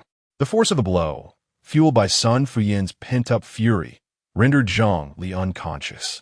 The surrounding executives could hardly contain their laughter. Sun Fuyan indeed had a remarkable nephew, especially the two rivals, who were on the verge of bursting into laughter. All right. We don't want anyone to get hurt. This isn't worth it. Yi Yang waved his hand dismissively. Let him transfer the funds to my account later. My time is precious. Sun Fuyan, while appearing to be consumed by rage, understood that silencing his incompetent nephew was the best course of action. With Yi Yang no longer pursuing the matter, he felt an immense relief wash over him. Indeed, Boss Yi is correct. Such trash is unworthy of your valuable time. I will summon security to restore order immediately. I will transfer the funds to your account shortly. Very well, Yi Yang replied, losing interest. By the way, have a few people bring some food and drinks to my car. Of course. Sun Fuyan nodded vigorously. Yi Yang's selection of exquisite gourmet delicacies would be difficult to procure on short notice. Soon, the atmosphere was efficiently restored to normalcy through the efforts of the executives. Shall we? Yi Yang smiled at the four women behind him. Boss, what about us? Yumomo blinked, inquiring. Return to fetch a car and drive to the entrance of Linjiang Community. I will send you the specifics via WeChat shortly, Yi Yang replied with a grin. Oh. Yumomo pouted slightly, appearing a bit disheartened. Yi Yang, sensing her feelings, affectionately patted her head, chuckling, I spend ample time with you every evening, don't I? Understood, boss. Yumomo blushed and hurriedly returned to the Maserati to prepare as instructed. Third update, one more to come. Chapter 87, An Exhilarating Journey. A day filled with delight under Yi Yang's guidance. Yumomo and Feng Han attended to their respective tasks. You need not accompany me. I am merely here for leisure. You should focus on your work, Yi Yang remarked as he entered the park, noting the respectful demeanor of the managers behind him. They were taken aback, reflecting on the implications of his words. Surely, they had diminished the essence of his incognito visit. He must desire an authentic experience. How foolish of me not to grasp Yi Yang's intention earlier. After much contemplation, the executives believed they had deciphered Yi Yang's thoughts. Understood, boss. We shall take our leave, they exclaimed. Once they had distanced themselves, Yi Yang summoned a few staff members. Ensure the boss is well looked after at all times. If anything like earlier occurs again, you will all be dismissed. The executives, still shaken, were determined to provide Yi Yang with unparalleled VIP service, ensuring he felt the utmost hospitality of our Disney park. With their hearts heavy, the executives returned to the office, silently wishing for Yi Yang's enjoyment to lighten their own burdens. As the day unfolded, Yi Yang savored the warm hospitality of the Disney park. Beautiful staff dressed as princesses gently crafted itineraries for them, granting access to all attractions free of charge. So, we can choose between the fairy tale route, the adventure route, and the sweet route? Yi Yang inquired. Indeed, the park offers a variety of experiences, and it's challenging to complete them all in a single day. Hence the different route recommendations. The two elegantly attired princesses responded with smiles. What shall we embark upon? Yi Yang asked. I want the adventure route, exclaimed Xiaoji, bouncing with excitement. Having been cooped up in school, she was eager for thrills. Besides, if Ro-Ro's sister were to feel frightened, perhaps she and her brother could share a passionate embrace. How delightful! Xiao Xiaozhu and Xiao Qingxian found the other routes uninviting and naturally opted for the adventure route as well. Li Wanru added, when I was a child, my family took me on the fairy tale route. It's the perfect opportunity to try the adventure route now. Very well, it is settled. Yi Yang replied with a smile. Following the princess's guidance, they ventured onto the exhilarating route, beginning with the Tron Light Cycle Power Run, followed by the jetpack flight, interspersed with a golden fairy tale celebration performance. Then onto the Seven Dwarfs Mine Train, the Crystal Grotto, the Rope Challenge, and concluding with a wild ride through the Caribbean Treasure Battle Room. Each attraction was a blend of thrill and excitement. However, Xiao Xiaozhu and Xiao Qingxian were no strangers to grand spectacles. Riding the light cycles and drifting on the boats, they found the experiences rather juvenile, even laughing along the way. For them, these thrills posed no real danger, standing in stark contrast to their usual tasks. Consequently, they were thoroughly delighted. Though Xiao Ji and Li Wanru were not typical girls, they too felt a tinge of fear amidst the adrenaline-fueled moments, often seeking refuge in Yi Yang's embrace. As the day drew to a close, Yi Yang felt exhilarated, his senses heightened to the point of nearly bursting. Although Li Wanru appeared to be a sweet, demure girl, the reality of her curves was quite captivating when she drew near. As they disembarked from the pirate ship, Yi Yang felt a lingering desire for more. Despite the final attraction being water-based, he found himself parched and exhilarated. That was thrilling, Xiaoji exclaimed. Indeed, this embodies the essence of an amusement park. The fairy tale route we enjoyed as children pales in comparison. Li Wanru concurred, exhilarated by the day's experiences. Considering the cost, it was truly worth it, Yi Yang remarked. If not for the minor inconvenience of a search, the overall experience was nearly flawless and certainly worth a visit. Hee. Bossy never misses an opportunity to promote his enterprise. No wonder he is a business magnate. Li Wanru desa playfully. After a day filled with thrilling adventures and intimate moments, the bond between them deepened, allowing for easy banter. Huh? Ha! I was merely sharing my thoughts. Yi Yang chuckled, scratching his head. It seems that once one attains wealth, those around them inevitably begin to conjure fantastical notions. End of the 4th update. Gratitude to the reader Blackwing's Nest, Dreamlike, and the 336-1516 Mooncake. Chapter 88. The cruise is not expensive. Is it not just a matter of buying? A full day of amusement clearly takes a toll on one's stamina. After enjoying various activities and performances, Yi Yang and the 4 ladies were escorted by the princesses to the cruise restaurant. This establishment is renowned as Disney's most luxurious and exclusive fairy tale dining experience. The evening banquet, aptly named the Starlit Sea Feast, is accompanied by a canopy of candlelight and the gentle caress of ocean waves throughout the dining experience. The princesses smiled warmly as they made this introduction. Is this banquet truly for just 1 table per ship? That seems quite a bargain. Yi Yang exclaimed in surprise. The cruise ship was sizable, with the open-air deck transformed into an opulent dining hall. A dedicated band played soothing melodies that exuded a fairy tale ambience. The princesses, while smiling, neither confirmed nor denied his statement, yet internally they were bemused, exclaiming, "How is that even possible? This cruise was specially remodeled just for you. It is a unique offering from Disney." However, the higher-ups had instructed them to discreetly provide Yi Yang and his companions with the utmost VIP treatment, ensuring that the owner perceived it as standard treatment for any guest. Thus, as the princesses observed Yi Yang's earnest belief, they silently shed tears, pondering the incomprehensible world of the affluent. Dining aboard the cruise was indeed a luxurious experience. Yi Yang marveled at the gentle rocking of the ship, the enveloping mist, and the elegant dining atmosphere paired with exquisite cuisine. It was sheer indulgence. "This is simply delightful. Yishawazide market. I wish I could dine on a cruise every day to relish such beauty." Yi Yang raised an eyebrow and smiled. "That is not entirely impossible, should you desire it." Yi Xiaozi blinked. "What do you mean?" Yi Yang rubbed his chin thoughtfully. "Your words have reminded me that I too rather enjoy this sensation." With that, he promptly dialed Yu Momo's number. The nearby waitstaff and the princesses attending to Yi Yang were momentarily taken aback. What was he about to do? Even Li Wanru tilted her head in confusion at Yi Yang's actions. "Momo, could you assist me in acquiring a Disney-style dining cruise ship?" Yi Yang stated. Yu Momo on the other end was momentarily stunned by Yi Yang's request. However, her professional demeanor quickly regained composure. "Boss, even for a small cruise ship on the river, the price, well, you understand, the price is not an issue." Yu Momo hesitated, remembering how Yi Yang treated a car exhibition as casually as grocery shopping, spending billions on cars in a single evening. In comparison, the cost of a small dining cruise ship was likely negligible.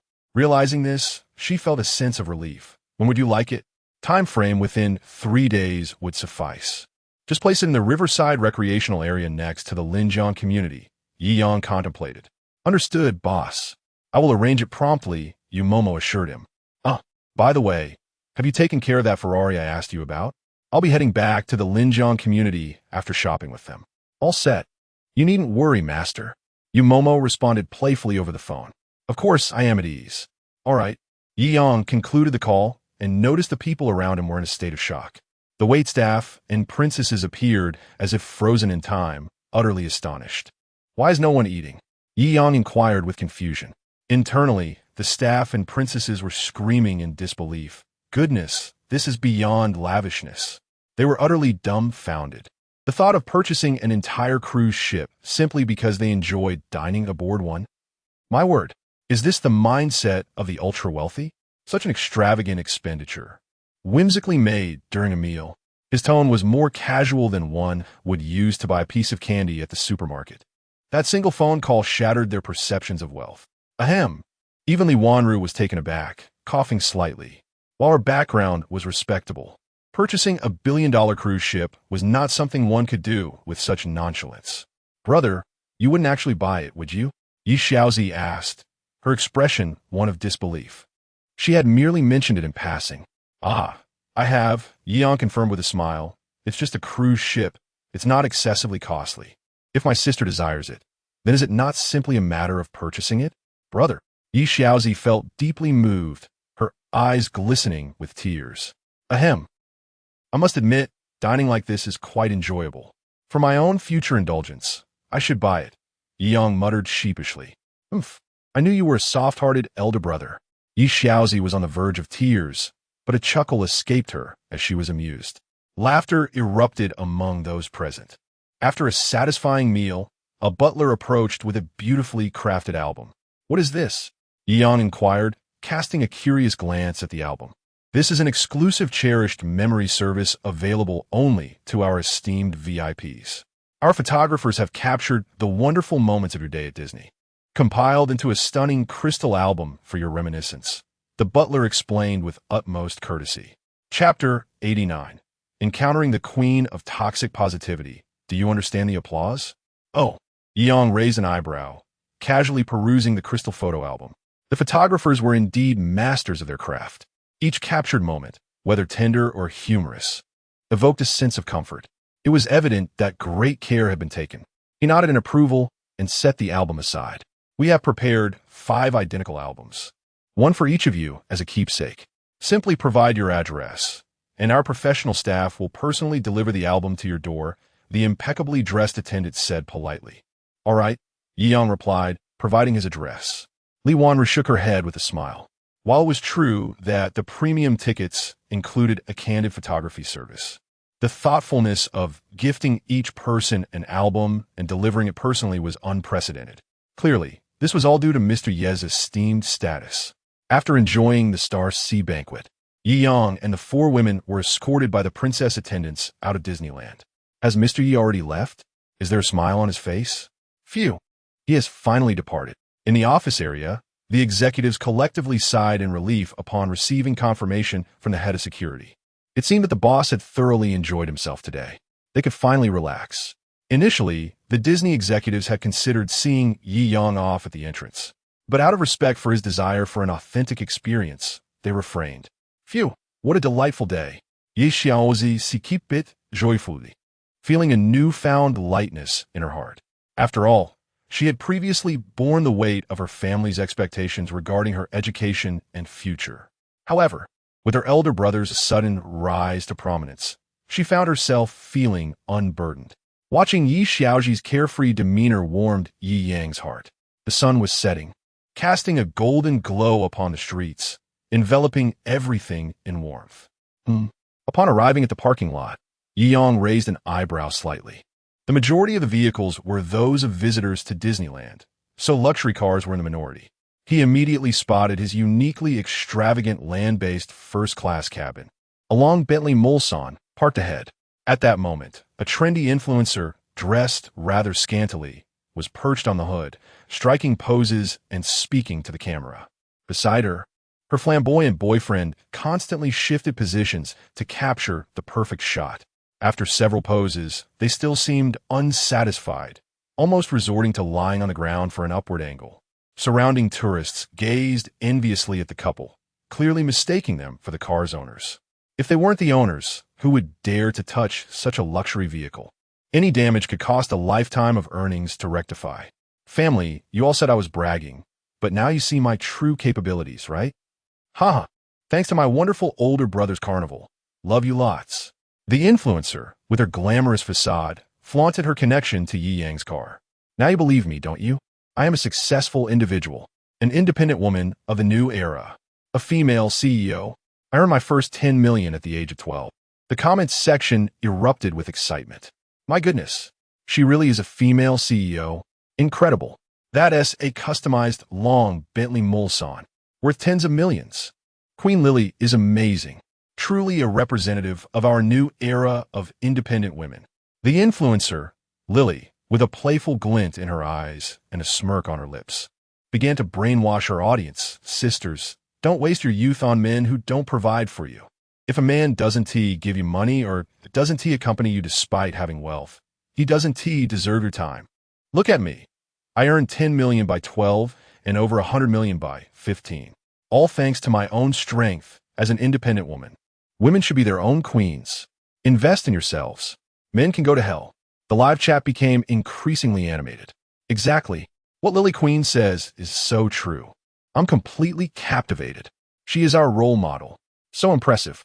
I need to record this and send it to my useless boyfriend, who delivers takeout every day and barely makes 1,000 a month. The audience's emotions were stirred. Seizing the moment, influencer Lily pressed on. Sisters, want to know why I'm so successful? Just click the cosmetics link below, purchase 100 items, and I'll privately share my success secrets with you.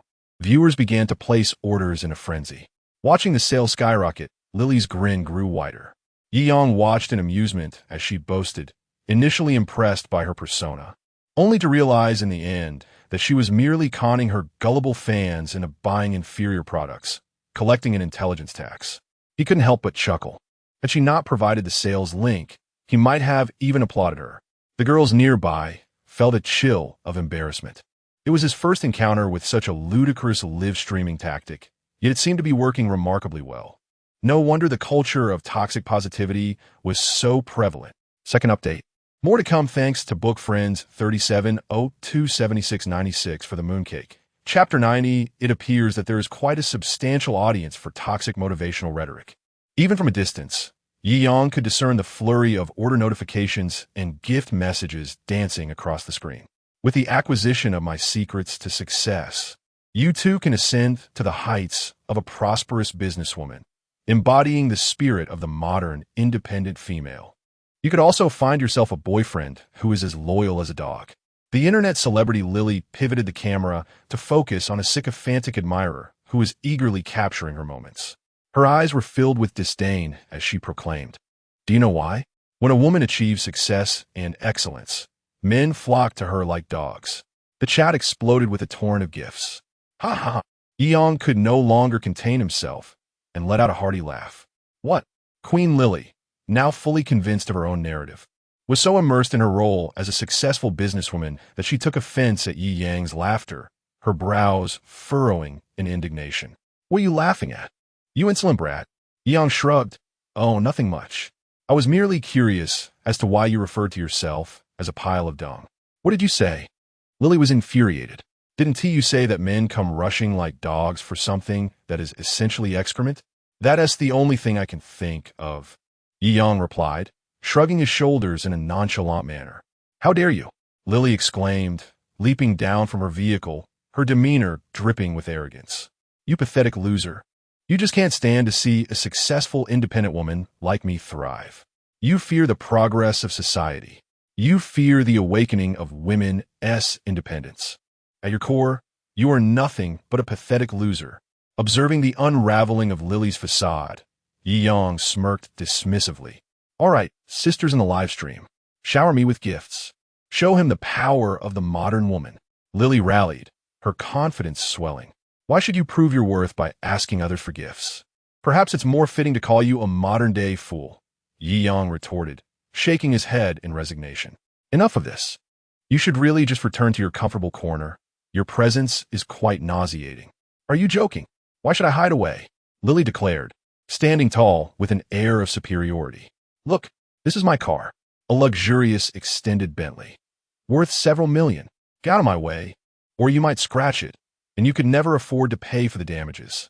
The audience in the live stream, captivated by Lily's audacity, began to shower her with gifts once more. "Yes, this is my goddess's car. She is breathtakingly beautiful and accomplished. You should all step aside and not disturb her aura." Meanwhile, the sycophantic admirer jumped in excitement, seemingly unfazed by Lily's public humiliation of him. Such a person, utterly devoid of dignity, had devolved into nothing more than a mere dog in human form. "Are you dreaming? Wake up. Je zou ze exclaimed, hertiet knenchit in frustration. This is my brother's car." What? A twist of fate? Bystanders perked up, drawn to the unfolding drama.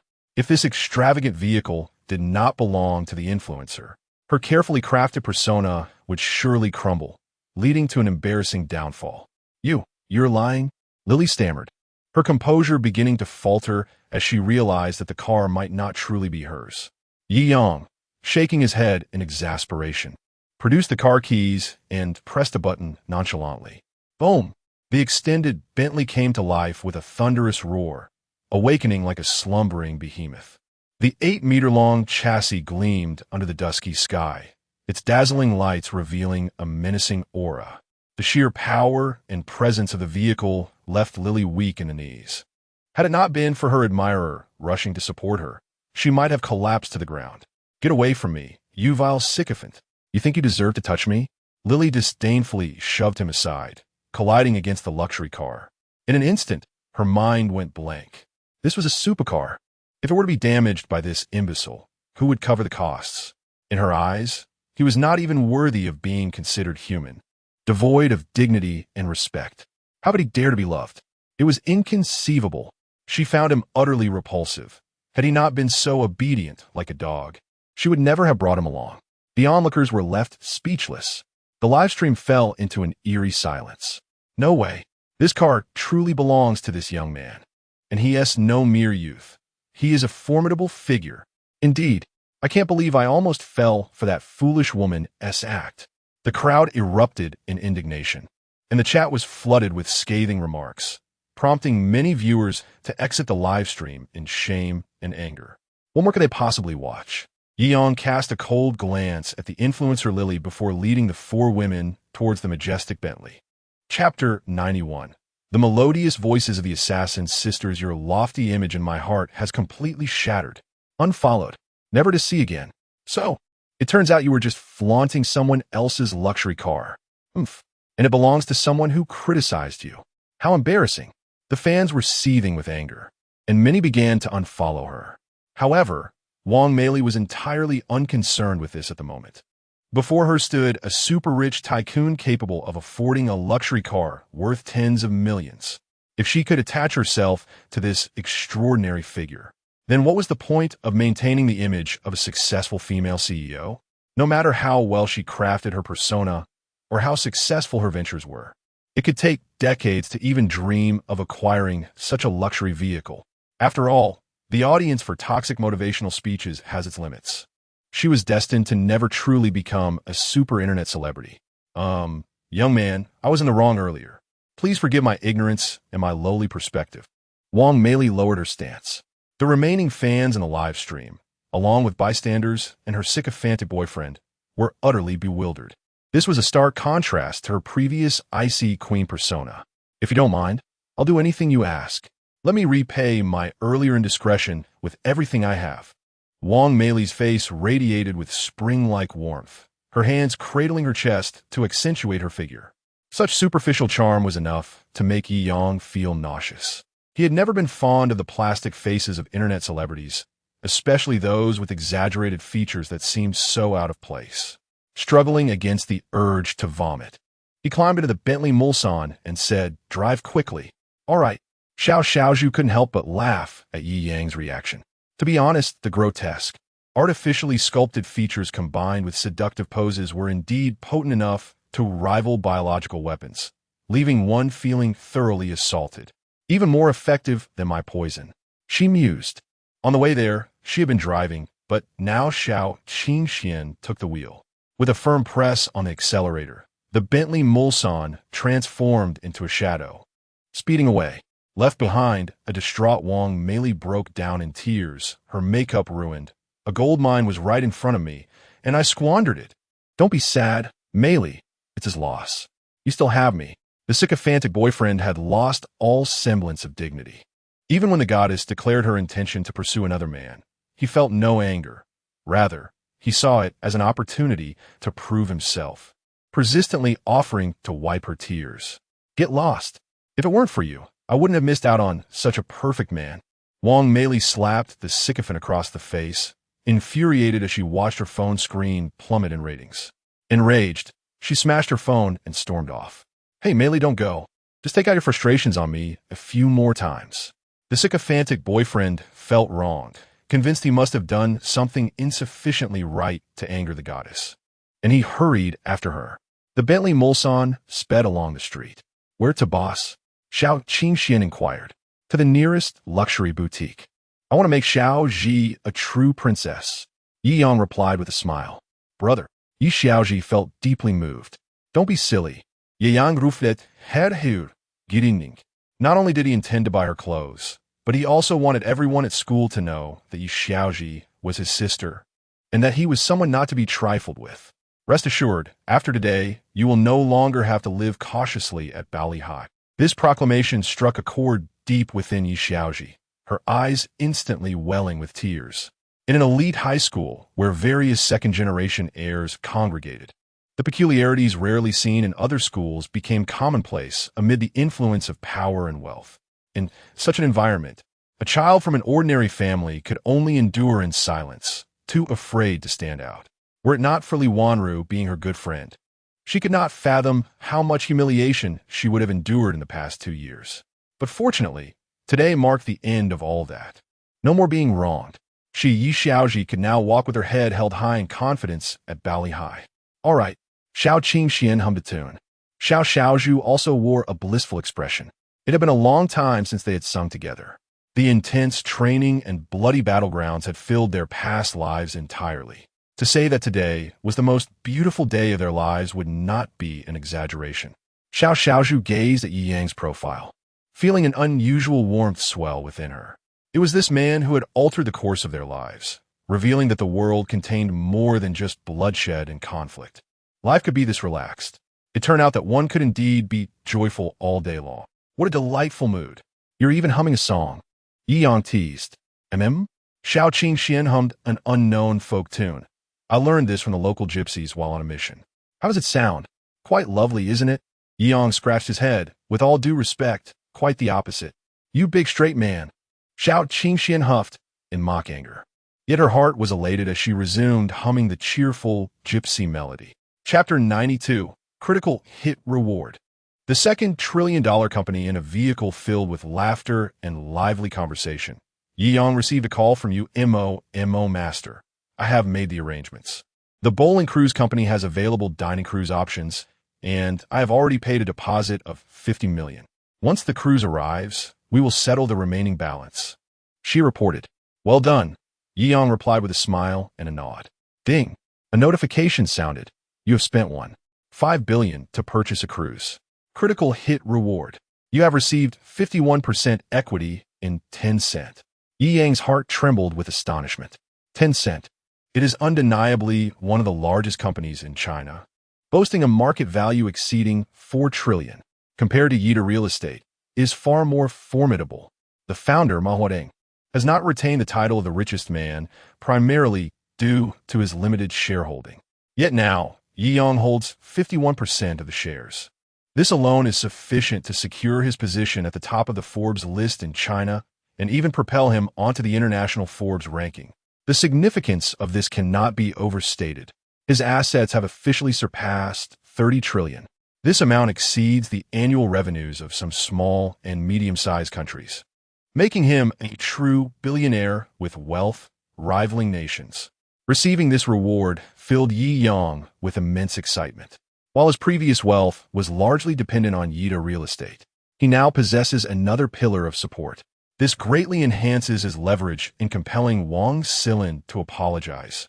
Truly remarkable. A grin of uncontainable joy spread across Yi Yang's face. What are you grinning about? Yi Xiaozi, sitting beside him, looked at her brother's sudden, foolish smile with curiosity. Yi Yang was taken aback and quickly composed himself. Cough, it's nothing. Just keep driving. Acquiring over 100 billion in assets is not particularly frightening. However, if he were to openly declare that he had just acquired 51% of Tencent shares, it would likely elicit incredulous reactions from everyone. After all, this company is among the top-tier super trillion-dollar enterprises in China. The Bentley Mulsanne sped along. Baoguang Bay, the nearest luxury shopping district to Disneyland, hold a modest reputation in Modu. Yi Yang surveyed the surroundings of Baoguang Bay, slightly furrowing his brow. It feels smaller than Demon No. 6 and Rainbow District. Of course, Demon No. 6 and Rainbow District are the top luxury areas in Modu, while Baoguang Bay is rated second. It simply cannot compare in size or quality, Li Wanru explained with a smile. Now I understand. Yi Yang nodded, acknowledging her aristocratic background and extensive knowledge about luxury goods. This is the closest luxury area to Disneyland, and the other two are too far away. With the day drawing to a close, we opted for this location. Indeed, we'll have to make do with what we find here. Yi Yang agreed, albeit reluctantly. Li Wanru chuckled. Though it's only second tier, it's still quite impressive. Some first-tier cities lack even a single second-tier luxury area. From your tone, it seems like you're feeling a bit aggrieved about shopping here. All right then. Yi Yang pointed to the entire street ahead. Tonight, this will be our shopping venue. Feel free to pick whatever catches your eye. Sound great. The women all nodded cheerfully. Wanru, with your keen eye and experience, could you help my sister put together a suitable outfit? Yi Yang invited with a smile. It would be my honor, Li Wanru replied, clearly enthusiastic about dressing her good friend. After a quick glance, she headed straight for the Chanel boutique. From hats to bags to shoes, she meticulously curated an entire ensemble. Li Wanru understood Yi Yang's intentions. He was not concerned about the expense, and she had noticed his affection for his sister. Thus, she focused solely on selecting beautiful items that complemented each other. Yi observed with satisfaction. A person is defined by their attire. His sister was already beautiful, and with these exquisite clothes, her elegance was elevated to a new level. From now on, she would transform from a common goddess into a true super goddess. Xiaozi, you look stunning. You might just top the school beauty rankings when we return. Li Banro exclaimed, admiring the well-dressed Yi Xiaozi. He, Wanru, don't just flatter her. Yi Xiaozi internally reveled in the compliment. What girl doesn't adore beautiful clothing? Out of consideration, they wouldn't openly express their feelings, especially Xiaozi, who would claim that her more affordable clothes fit well and were comfortable.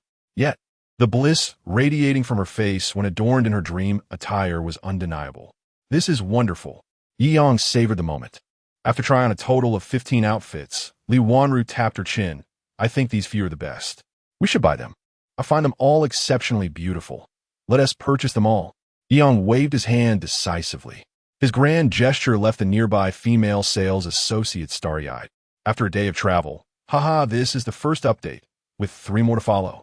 Gratitude to book friends 29683305, 10639620, Bing Sheen, 88365062, Gene AI, Man2, 1048, 3875, 404, 14354 for their mooncakes.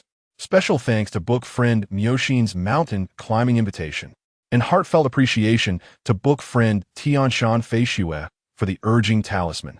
Chapter 93. How expensive can it be? Attendiditsum? Cough cough. Li Wanru smiled gracefully, nearly forgetting just how extravagant Yi Yang truly was. Brother, these dozen or so outfits together amount to several million at the very least. It's exorbitant. Yi Xiaoji was taken aback. She initially thought acquiring one set would suffice, yet Yi Yang intended to purchase them all. Do not concern yourself with such trivial matters. Yi Yang chucklet, affectionately ruffling Yi Xiaoji's hair. Tonight, I wish to tell you that henceforth, you shall live as a true princess. Everything else pales in comparison. Yi Xiaoji's eyes glistened with unshed tears. Brother, you are being overly sentimental today. You might just make me cry. I've seen you weep profusely since childhood. You can cry to your heart's content. Yi Yang teased with a mischievous grin. You scoundrel. Even with all this wealth, you still act so cheeky. Yi Xiaozi rolit hideous. Cough cough. Yi Yang touched his nose and waved his hand. In any case, let us wrap these all up. Brother, my dormitory wardrobe cannot accommodate so many garments. Really, it's unnecessary. Yi Xiaozi weakly protested. Who said these would be delivered to your dorm? Yi Yang replied with a mysterious smile, withholding further details. After swiping his card, he provided the store manager with the delivery address. Once wrapped, send everything here. Understood, understood. The manager responded with a series of obsequious smiles. This patron was indeed a genuine super-rich individual, purchasing garments worth millions without batting an eye. Such a significant customer must be handled with care. Indeed, Yi Yang nodded slightly, turning to Xiao Qingxian and Xiao Xiaozhu. Why are you two standing there like fools? Hurry and choose your outfits. Us? The assassin's sisters responded, somewhat incredulously. Of course. Today, everyone has a share. Ye Yang Smiled et Li Wanro. You've worked hard assisting my sister with her outfits. As a token of gratitude, feel free to take a few sets for yourself as well. Very well. Li Wanru accepted without hesitation. The day's camaraderie had melted away any barriers between her and Yi Yang, and they now felt a sense of missed opportunity in their earlier acquaintance. Yi Yang did not carry the unpleasant aura typical of the wealthy elite. Instead, he exuded an incredibly warm and approachable presence. All right, off you go. After an extensive selection process, Yi Yang also swiped his card and provided the delivery locations for each individual. The manager meticulously noted everything, understanding that patrons of this magnitude were quite rare. Ding! The system detected a purchase of 25,848,569 for garments, rewarding the host with 100 billion in cash, now deposited in the underground vault of Yunding Mountain. Cash? Indeed? Yi Yang raised an eyebrow. Yet whether cash or deposits, it was all currency, and he had no objections. Having completed his clothing purchases, He decided to explore jewelry and watches next. Yang waved his hand, continuing his shopping spree at Baoguang Bay. Upon reaching the final jade store, aside from Li Wanru's attire not undergoing a substantial change, the other three women had undergone a remarkable transformation, akin to ugly ducklings blossoming into swans. Although Xiao Qingxian and Xiao Xiaozhu's previous outfits were commendable, they paled in comparison to their current selections. Especially for Yi Xiaozhi, the contrast was striking. Upon returning to Bali High, she would undoubtedly dazzle the entire campus. How much for this bracelet and earring? Yang inquired. This jade bracelet is priced at 500,000, and the platinum earrings at 288,000, the sales associate cheerfully explained. Yang frowned sleekly. Sir, the piece you are holding is on the pricier side. If you find the cost too steep, we have several other styles you might. The sales associate evidently misinterpreted Yi Yang's intent and continued her explanation. Is there anything more expensive? Yi Yang promptly returned the jade bracelet and earrings to their display. The sales associate was momentarily speechless. My goodness, those are pieces valued at nearly $1 million. You just said they were too cheap? She opened her mouth in disbelief, exasperated yet amused. It seemed there were indeed many super-rich individuals in this metropolis. She hurriedly led Yi Yang and his companions to the treasure section. These are genuine super jewels, each priced no less than $1 million, belonging to the aristocracy of gemstones. Yi Yang smiled and nodded, casually picking up a sapphire necklace to measure against Yi Xiaozhi. How much is this? Ahem. Sir, this guardian blue piece was worn by the British royal family in the 18th century. It is one of our store's most exquisite treasures. What you're holding is a replica. If you wish to purchase the authentic item, we must retrieve it from the vault, though the price is quite steep. The sales associate chuckled awkwardly, bewildered at how this attractive gentleman had immediately grasped the most expensive item. Steep? Yi Yang laughed. Are we talking 10 digits here? Cough, cough. Of course not. Certainly not. The sales associate, shaken by Yi Yang's audacity in mentioning a 10-digit figure, felt her legs weaken, approximately in the later part of the 8-digit range. If you are genuinely interested in acquiring this guardian blue, I am not qualified to assist you. I will fetch our chairman immediately. Go quickly. Yi Yang nonchalantly waved his hand. Brother, this. That night, Yi Xiaozhi thoroughly reveled in the experience of being a super shopaholic, feeling somewhat dazed. Do you think it looks good? Yi Yang inquired with a smile. Of course it looks good. But, Yi Xiaozhi replied repeatedly. If it looks good, then wear it.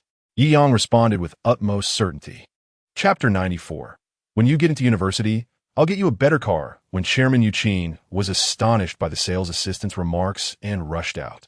She discovered that Yi Yang had already grabbed a large handful of exquisite imitation jewelry. With a wave of his hand, he said, Please bring me the genuine pieces as well. Yuqin merely cast a fleeting glance at the jewelry in Yi Yang's hands and was nearly brought to her knees in shock. The least expensive among these jewels was worth over 10 million. This entire collection was worth several hundred million at the very least. The entire jewelry chain might not even sell such high-value items in a year. Yet today, a young man had gathered them all in his hands, casually stating that he would buy them. Sir, you've practically cleared out our prize collection. After a moment of composure, Yuqin managed to steady her emotions and said with trembling lips, Well, I just took what looked good to me. Yi Yang replied with a smile. It seems my taste is quite commendable, as I've picked out some rather fine pieces. What do you mean by rather fine? Yuqin internally wailed.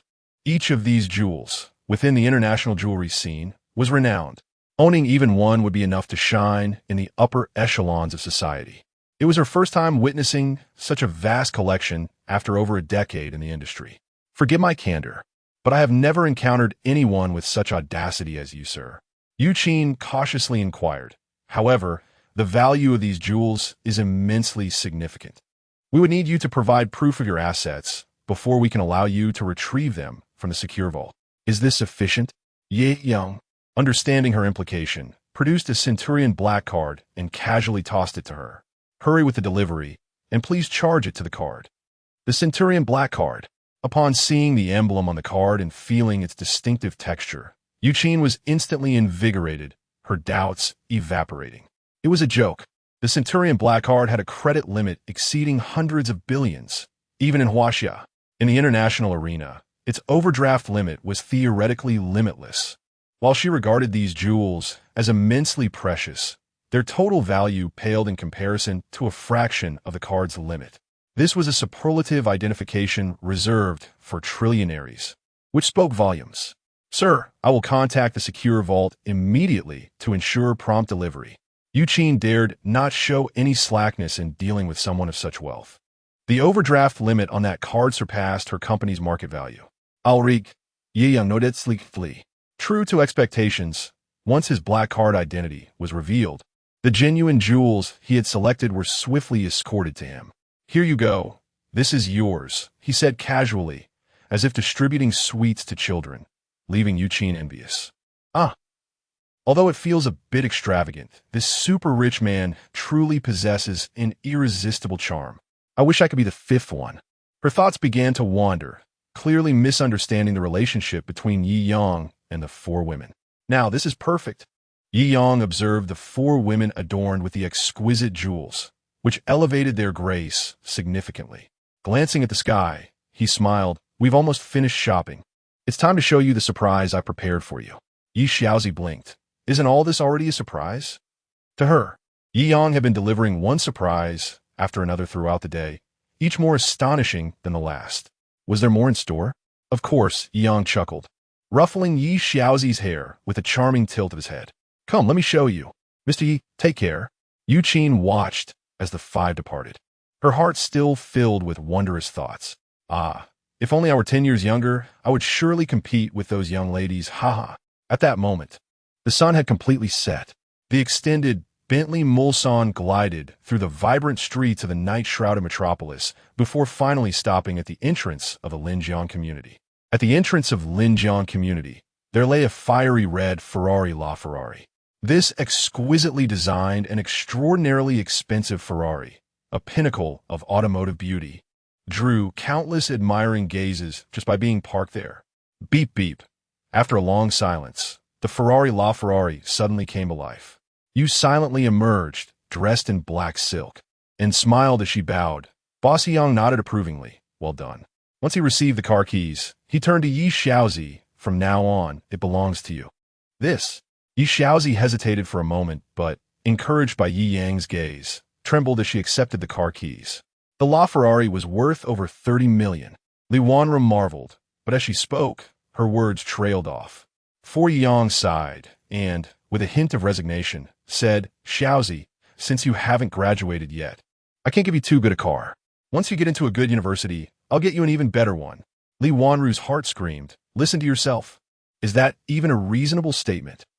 Chapter 95, Young man, do not overthink. The ant is a respectable person. Thank you, brother. Yi Xiaozi embranged Yi Yang deeply. As soon as she released him, she was eager to hop into the car for a test drive.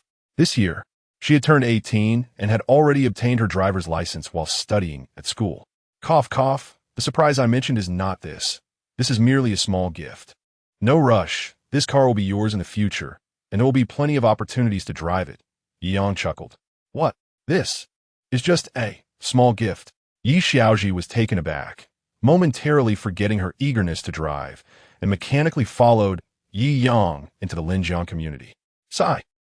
How enviable. Even Li Wanru, born into wealth, found herself utterly envious of Yi Xiaozi for having such an impressive and doting brother. Though her family was powerful, the resources available to her personally were rather limited. The depths of affluent families are often obscured. They do not appear as carefree as they seem. Though she held a respectable position, at only 18 and still in high school, she could not afford to be overly aloof.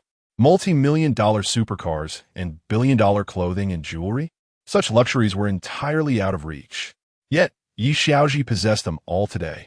Previously, Yi Xiaozi often envied Li Wanru's superior material conditions. Today, however, the roles had completely reversed. Upon entering the Linjiang community and walking along the landscape path, they encountered a group of figures emerging from the entrance of Building C. Yi Yang immediately recognized the leading figure. The individual's physique and aura were striking, unforgettable once seen. Boss, you have time to come personally today. Fang Xixin's eyes lit up at the sight of Yi Yang, her heart filled with joy. However, when she noticed the 5 stunning girls behind him, a hint of gloom flickered in her eyes, though it vanished almost instantly. The moment she fell for this man, she understood that it was an inevitable reality.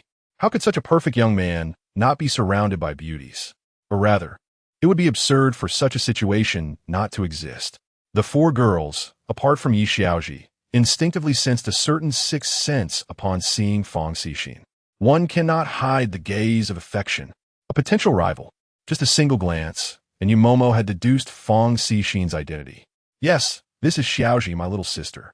Today, I'm bringing her to see the spacious apartment we tidied up for her that day, Yi Yang explained, oblivious to the peculiar intuition among women. Fang Xixin felt a sense of relief, realizing they were not all competitors. Hello, hello. She greeted Yi Xiaoji, shaking her hand repeatedly. By the way, why are you still here so late? Yi Yang inquired with a smile. Oh, you see, with over 1,000 listings, all in school districts, the demand is immense. I'm currently working 3 shifts a day, accompanying these tenants to view properties and barely keeping up. Fang Xixin replied cheerfully. Truly industrious. Yi Yang gave a thumbs up. If I were your boss, I would certainly award you a top sales rating. Though Fang Xixin maintained a mature and capable image in front of others, she unconsciously shed her facade in Yi Yang's presence, returning to the bashfulness befitting her age. Oh my, who is this young man? So handsome. Some affluent ladies behind her brightened at the sight. This is the sole owner of the entire Linjiang community, Mr. Yi Yang, as I mentioned before. Fang Xixin introduced with a smile. Gasp! Not only the tenants, but even Yi Xiaoji and Li Wanru inhaled sharply. The entire Linjiang community. To purchase Disneyland, one merely needs to make a standard commercial acquisition, but acquiring the entire Linjiang community? That requires more than just wealth. It demands an almost terrifying network and background. Otherwise, it would be utterly impossible. Oh my, how impressively young and ambitious. The affluent ladies exclaimed, expressing their admiration. Ahem. Yi Yang felt a tightening sensation. Cough. Young man, do not misunderstand. I prefer young men like you as sons-in-law. Haha. Indeed, indeed. Do not misinterpret us, dear ladies. The wealthy women hurriedly clarified. Yi Yang's expression darkened. Their explanations only seemed to make matters worse. Clearly, these ladies led vibrant and colorful lives. How many have been rented out so far? Yi Yang inquired. In recent days, nearly 100 units have been rented out, Fang Xixin replied proudly. Well done. Keep up the good work. Yi Yang encouraged with a smile, leading Yi Xiaoji and the 5 ladies towards the spacious apartment in Building A. This young man is truly remarkable. Alas, it seems my daughter has many competitors. I must act swiftly. The affluent ladies mused. If an ordinary young man were surrounded by so many girls, he would have been labeled a scoundrel.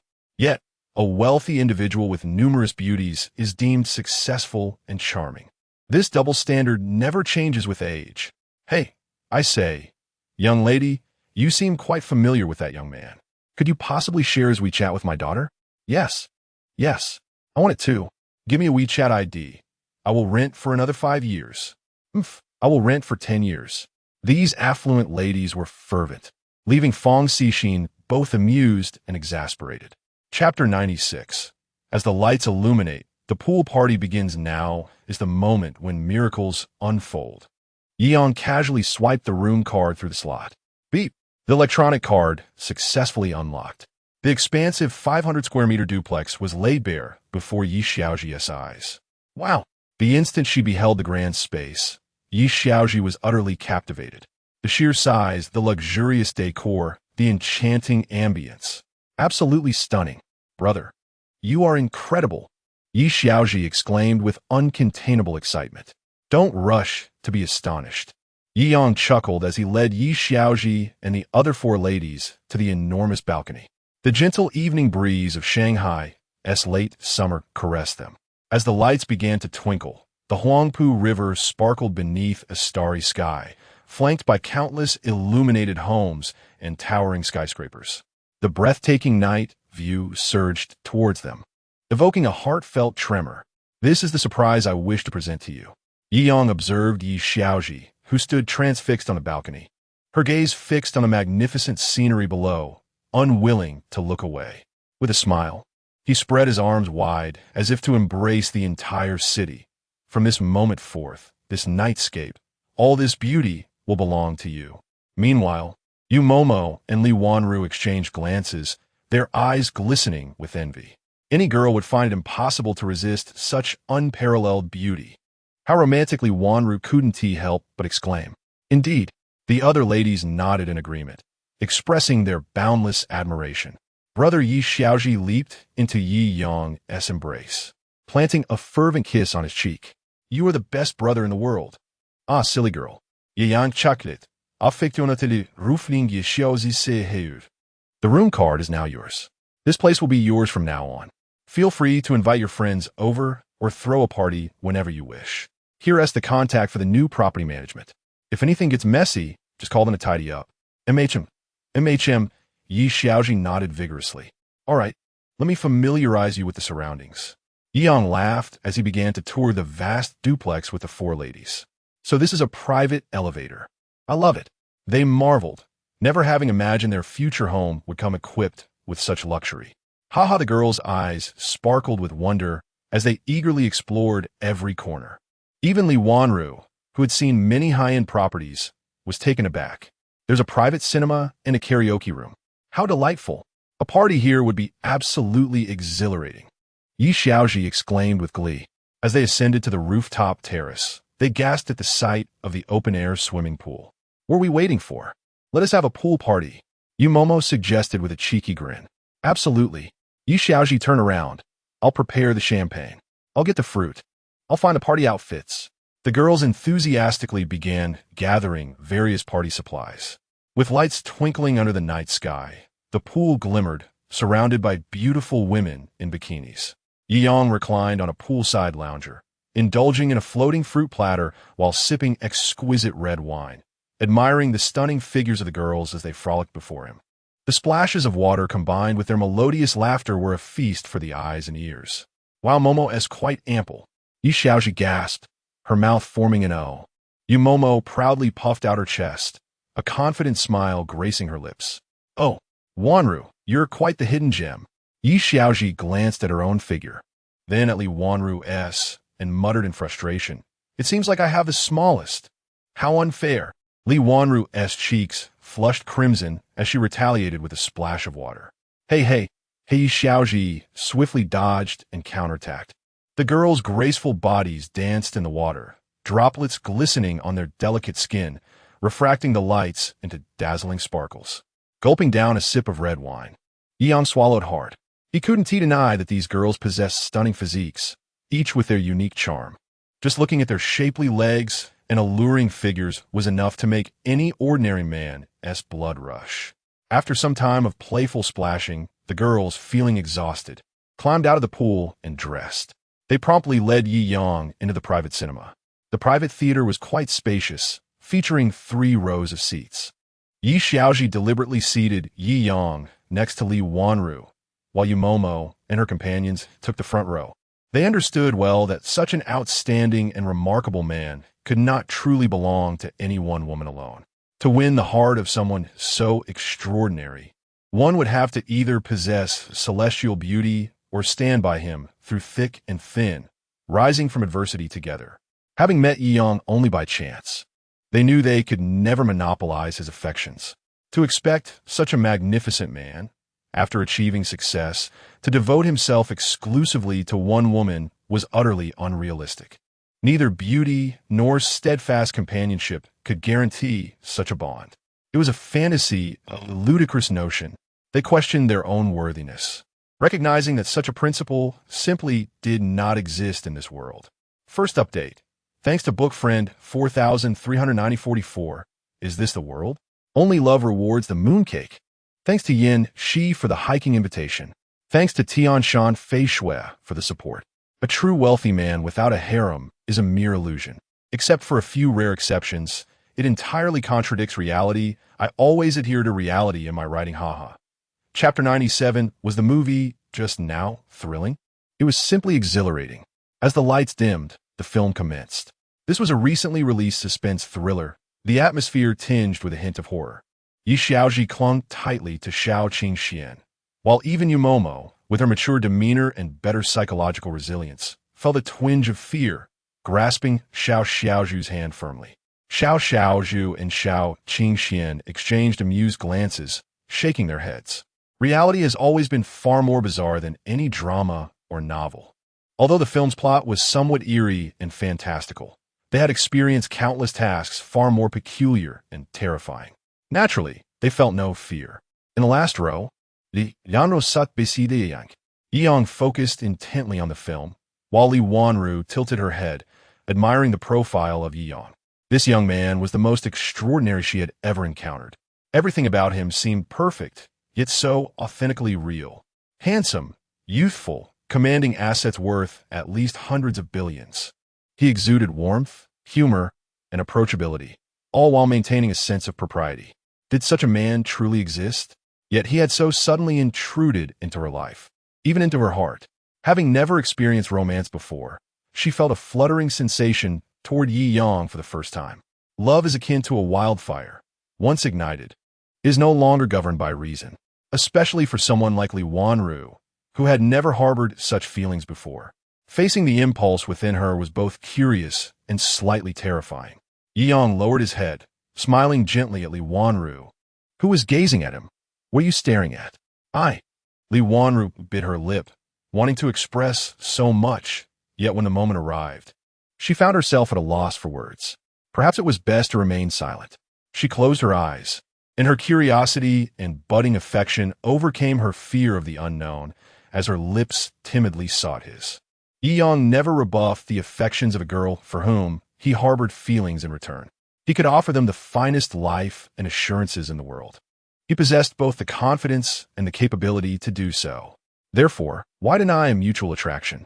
In their first kiss, Li Wanru appeared somewhat clumsy, but gradually, as she became accustomed to the warmth of the moment, she found clarity within herself.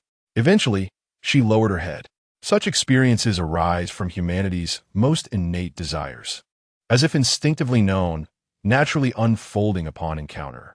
The latter half of the film transformed from mundane to thrilling, culminating in an exhilarating finale. As the movie concluded, everything came to an end.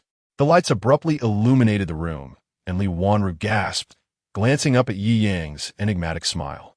Instantly, her face flushed crimson as she hurried out of the cinema, fearing that the others might notice her flustered expression.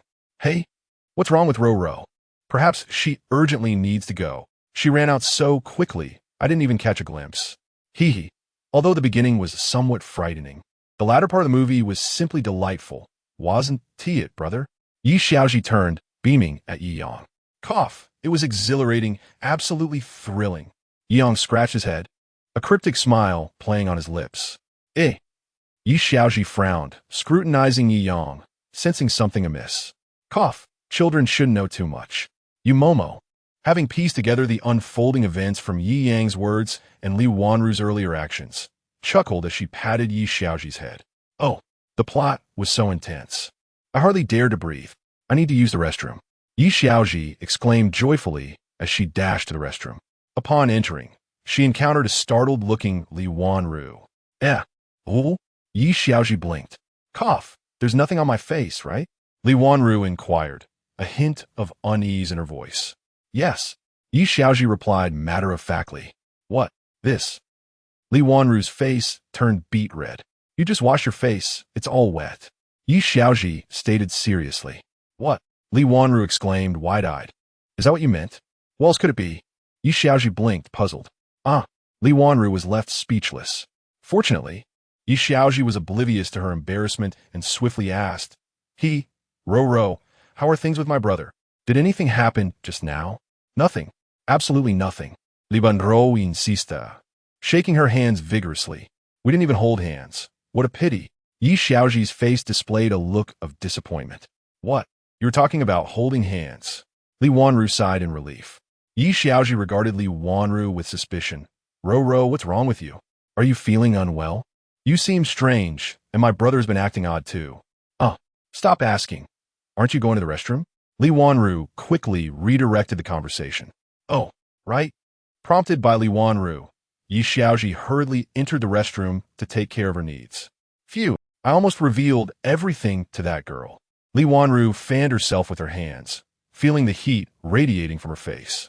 After washing her face again and ensuring there was nothing amiss, she let out a long sigh of relief, recalling the earlier encounter.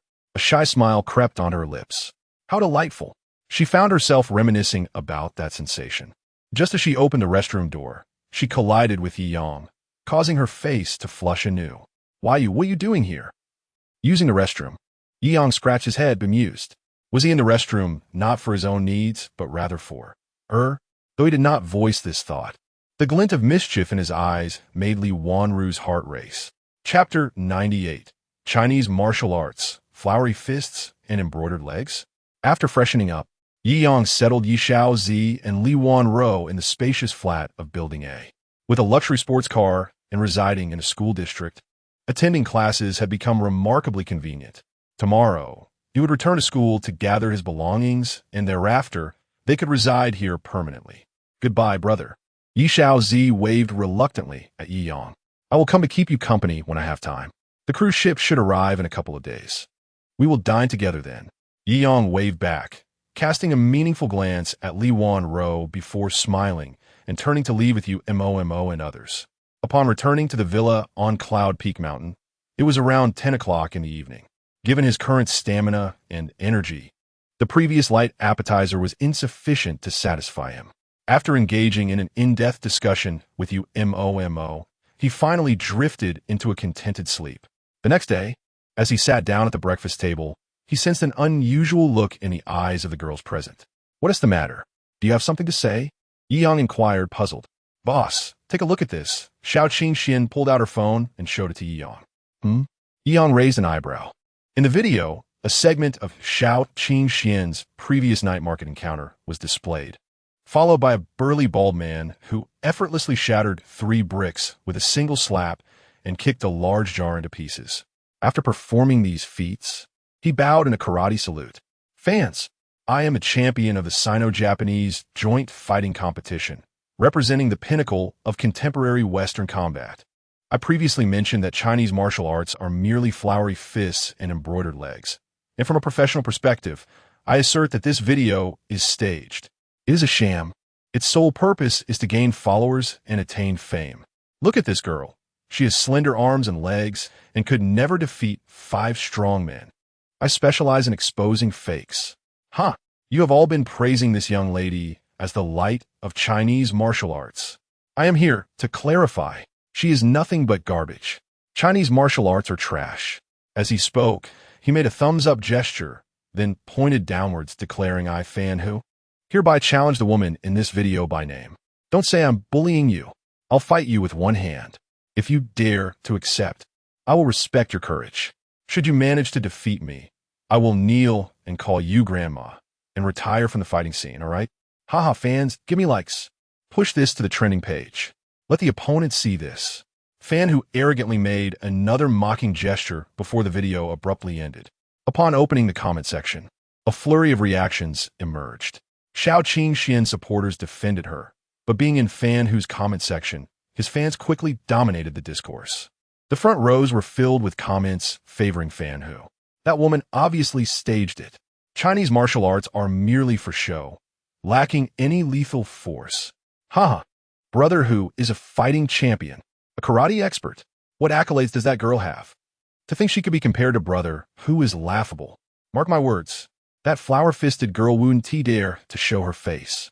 If she responds to this video, I will live stream myself eating excrement while standing on my head.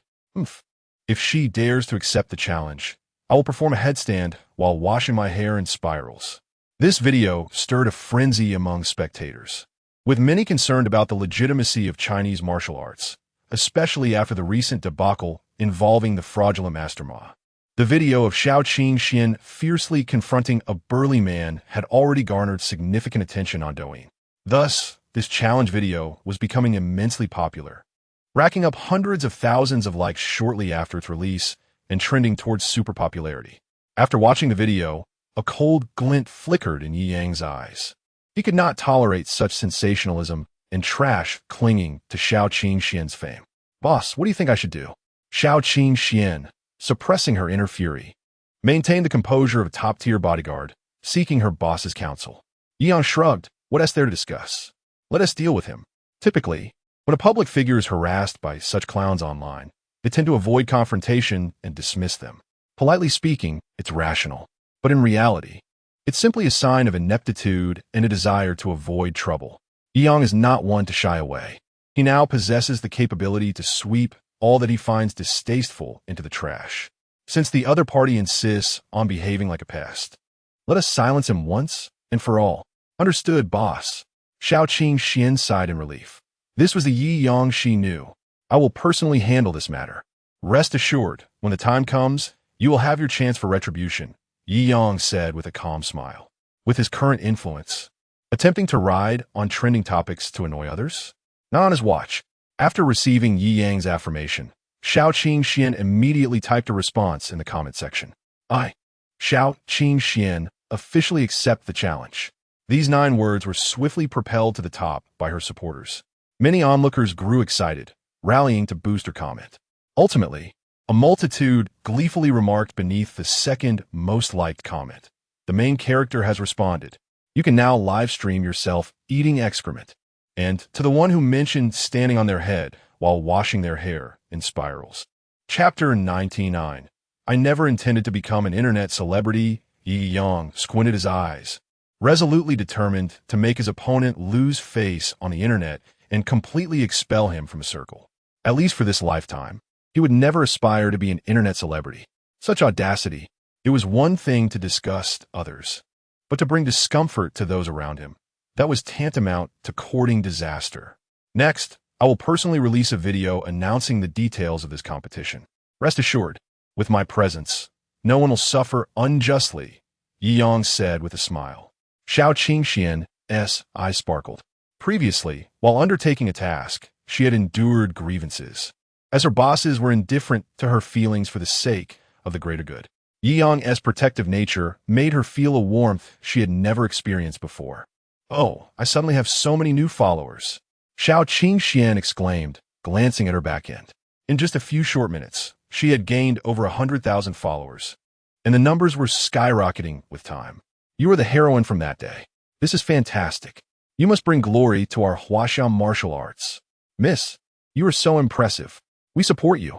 These comments were all left by her newfound fans. Yi Yang chuckled and remarked, it seems you're on the path to stardom, destined to become a grand internet sensation. Xiao Qingxian rolled her eyes. Don't think I don't know. You already have over 8 million followers. Yi Yang scratched his head sheepishly, realizing he'd been caught. During the intense competition in Lin Schwecker's livestream, he had earned the title of Yi the Magnificent, gaining over 5 million followers overnight. Following that, the piano video from Ziguang Pavilion had attracted even more followers. Now, his account boasted over 8 million followers, solidifying his status as a super internet celebrity. He was the only one on Douyin who had amassed such a following without posting any videos or going live. Just the name alone had drawn 8 million followers. Today, Yang finally uploaded his first video. I am Yang, and I will oversee all processes for this friendly exchange martial art competition. This succinct video instantly created a sensation. Yi the Magnificent has finally posted a video. A while later, Yi Yang perused the trending comments.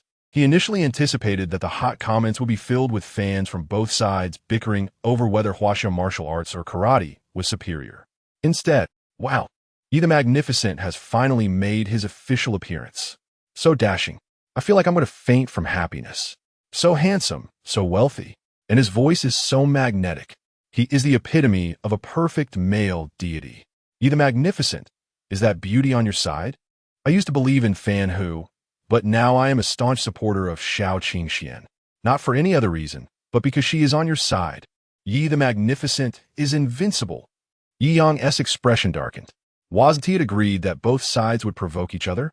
How did the narrative change so dramatically? The focus had completely shifted.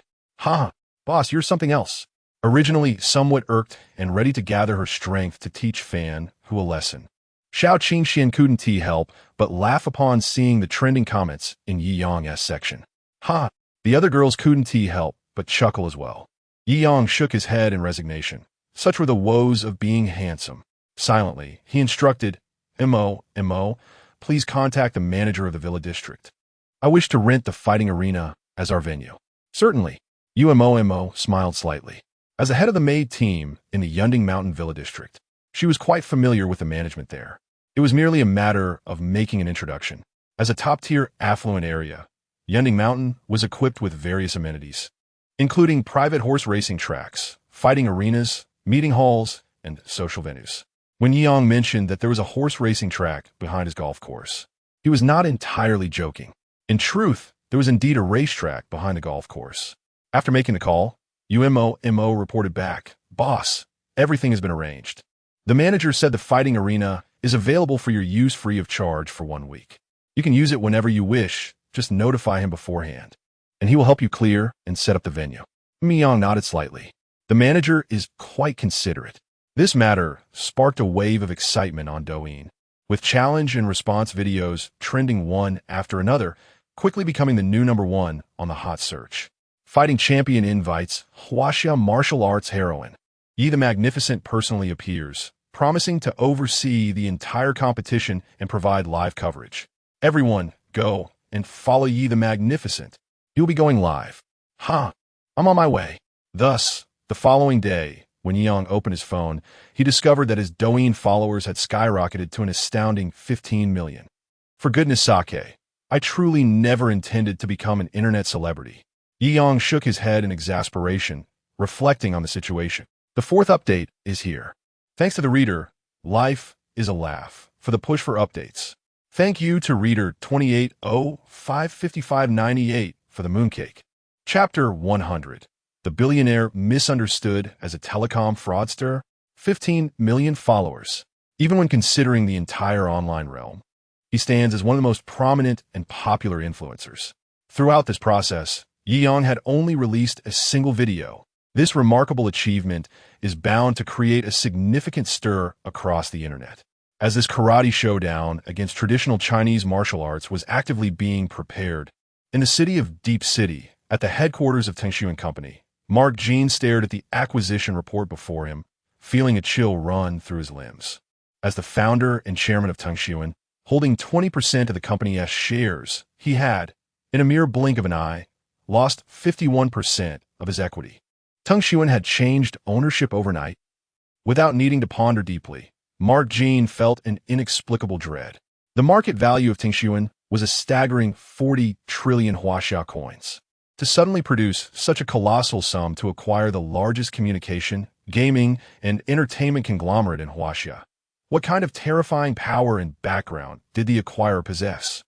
Thus, he refrained from contacting Yi Yang immediately. Instead, he ordered his subordinates to investigate information regarding Yi Yang. 22 years old. Recently graduated? Absurd. Mark Jean chuckled, unable to believe that the young man depicted in the document before him was the same individual who, just yesterday, had audaciously wielded trillion-level assets to forcibly acquire 51% of Tengshuan Group. However, as he continued to read, his initial doubts began to dissipate, even as his astonishment grew exponentially. The Disney Resort in Magic City, the Empire Financial Building, the sole owner of the entire Linjiang community, the proprietor of Lafite Winery, the actual shareholder of Vacheron Constantin, even Jiangjing Real Estate. By the end, beads of cold sweat trickled down Mark Jin's brow. He and Wang Silin occasionally met, having developed some camaraderie. Yet, even his company had been directly acquired. And recently at that, this was terrifying. This individual was undoubtedly a superpower beyond his imagination, someone he could not afford to offend. And he must find a way to cultivate a relationship. Having attained such heights, Mark Jean understood the importance of seizing opportunities. Yi Yang's assets spanned both domestic and international horizons, across numerous industries, each boasting substantial value. Even he could not harbor thoughts of confrontation against such a colossal figure. "Chairman, what shall we do next?" The secretary and several executives appeared somewhat flustered. The other party had expended a fortune to seize Tengshuan, perhaps intending to execute some grand maneuver. "I'll personally call Mr. Yi for inquiries," Mark Jean sighed softly, his face etched with concern. All right. The senior executives of Tangshuan gathered around, holding their breath in anticipation. At this moment, a single word from Yi Yang could determine their fates and life trajectories. Beep, beep, beep. Yi Yang glanced at the unfamiliar call and casually answered. Hello, is this Mr. Yi Yang? Came the inquiry from the other end. Are you looking to sell me insurance, or are you a telecom fraudster? Yi Yang furrowed his brow, immediately assuming the caller was a scammer. Ahem. Mr. Yi, you've misunderstood. I am Mark Jean from Tangshuan Group. You just acquired our company yesterday. Mark Jean found himself at a loss. It was the first time his identity had been mistaken for a telecom fraudster. Yi Yang suddenly recalled. He had indeed purchased a cruise ship and rewarded Tangshuan Group. Right, I remember now. That indeed happened. At Tangshuan headquarters in Deep City, Mark Jean nearly spat out a mouthful of blood. What do you mean I think that happened? You just spent several billion, and today you've forgotten it. Your ambition and vision are truly extraordinary. What can I do for you? Ye Yang inquired. Mark Jean managed a bitter smile. The thought process of this super magnate was indeed extraordinary. In exasperation, he could only explain, I wanted to ask about your future plans for the company, to see if you have any important strategic directives. Yi Yang pondered for a moment and replied candidly, I acquired you merely to make an investment. As long as you don't lose money for me, just keep doing as you have been and inform me of any significant decisions. All right, we will certainly live up to your expectations. Mark Jean felt an abrupt sense of relief wash over him. Then, that's settled. I'll visit the headquarters when I have time, Yi Yang concluded, hanging up the phone. After Mark Jean ended the call, he was filled with myriad emotions. He had already established himself as one of the most successful entrepreneurs in Huaxia, standing at the pinnacle of his industry. He had even competed for the title of richest person. Yet, in the eyes of a true super magnate, the acquisition of his company was merely a whimsical investment made during their leisure time. First update. Celebrating Chapter 100. Planning to add more updates tonight. Gratitude to book friend Ren Sheng Yishao for the urging talisman and mooncake. Thanks to book friends 6,329 1598. You are truly a generous yet impoverished soul. 32, 36, 55, 23, 33, 60, 4, 15, 16, and 11, 07, 76, 57 for the mooncakes. Thanks to book friend B1 for the mooncake and urging talisman. Thanks to book friend mountain climbing enthusiast for the climbing invitation. Thanks to book friend Yun Long Tianzun for the invincible mooncake. Thanks to book friend 76 48 69 10 for the 3-month mooncake. Thanks to book friend 11 08 13 57 for the praise. Chapter 101. Within 10 seconds. She will fall to the ground after hanging up the phone. Yi Yang promptly informed Fang Han to liaise with the legal department of Tangshuan regarding the relevant terms. Upon receiving the notification, Fang Han nearly dropped his phone in shock, exclaiming, Boss, are you referring to Tangshuan? Yes. Is there a problem? Yi Yang inquired, puzzled. And no problem. Fang Han stammered, wiping the cold sweat from his brow. Just days prior, they had secured a deal with Yida, and now he was being instructed to negotiate with Tangshuan. His boss was indeed a formidable figure. At that moment, he felt an overwhelming sense of fortune to be under the guidance of such a powerful individual, envisioning a bright future ahead. After a brief pause, Fang Han gradually accepted this reality. By the way, come to my place tonight to pick up the company car, Yi Yang said with a smile. I'll arrange a Rolls-Royce for you. Fang Han was taken aback, quickly realizing that accompanying a magnate like Yi Yang in a Range Rover would indeed diminish his stature. Boss, I can't let you incur such expenses. I insist. What I say goes, Yi Yang replied firmly. Then thank you, boss. Fang Han felt immense gratitude. Spending tens of millions on a company vehicle was quite a burden for Jiangjing Law Firm. All right, that's settled. Yi Yang nodded and ended the call. After Yi Yang put down the phone, Yu quietly entered the room. Boss, the venue has been prepared. Good. Yi Yang had initially considered investing some money to generate more buzz around the incident, but it seemed unnecessary now. The attention this matter garnered was far beyond his expectations. The debate surrounding whether Huaxia martial arts could hold their ground had surged to the forefront once again, even surpassing the fervor of Master Ma's infamous defeat. Have you heard? The heroine from that night has accepted the challenge. She is set to face last year's Asia-Pacific Fighting Championship winner. What? When did this happen? Are you living in a desert without internet access? Does Yi Shenhao know? He even released a video responding to this, claiming he will oversee the entire event. Furthermore, this will be an unrestricted fight, broadcast live. Finally, we have unrestricted combat. Huaxia Kung Fu is inherently unconfined, filled with lethal techniques that continuously accumulate points in the arena. It's no trivial matter. The excitement was palpable. The discussions intensified, with countless influencers releasing videos to ride the wave of this trending topic, further amplifying its reach. Soon, it transcended the confines of Douyin, igniting debates across platforms like Bihu, Bilibili, Chindu, and Tianya. Bihu, what are your thoughts on the Huaxia heroine's response to the championship challenge? Bilibili, Huaxia Kung Fu versus championship fighter incredible. Chindu shocking. A muscular man provocatively confronts a lady in public, only to discover, within 2 days. Similar posts amassed tremendous popularity, as millions eagerly anticipated this so-called friendly exchange aimed at vindicating Huaxia Kung Fu. As the plane landed, Fan Hu, accompanied by his wealthy benefactors and a group of burly men, made a grand entrance at the entrance of the Modu Grand Hotel. A throng of reporters rushed forward, their cameras flashing furiously at Fan Hu. Mr. Fan, what is your perspective on this friendly sparring that has ignited the fervor of Huaxia Kung Fu? What do you think your chances of winning are? Do you believe you have already secured victory in this match? The reporters clamored excitedly, with an air of arrogance. Fan Hu tilted his head back, sneering, no need to ask such chaotic questions. Fan Hu, will respond collectively. Within 10 seconds, I will have that woman on the ground, unable to rise. This match is devoid of any suspense. No, it cannot even be termed a match. I am merely here to educate this garbage on what true fighting is, what real karate entails. Flowery fists and embroidered legs have no place to flail before me. With that, he made a dismissive gesture across his neck, contemptuously performing his signature move, thumb pointing to the ground, before ignoring the reporters and, surrounded by his bodyguards, entered the Modu Grand Hotel. The buzz generated by this incident was substantial, attracting several wealthy sponsors eager to support Fan Hu's endeavors. It appeared that Mr. Fan was brimming with confidence. Whether events unfold as he claims remains to be seen.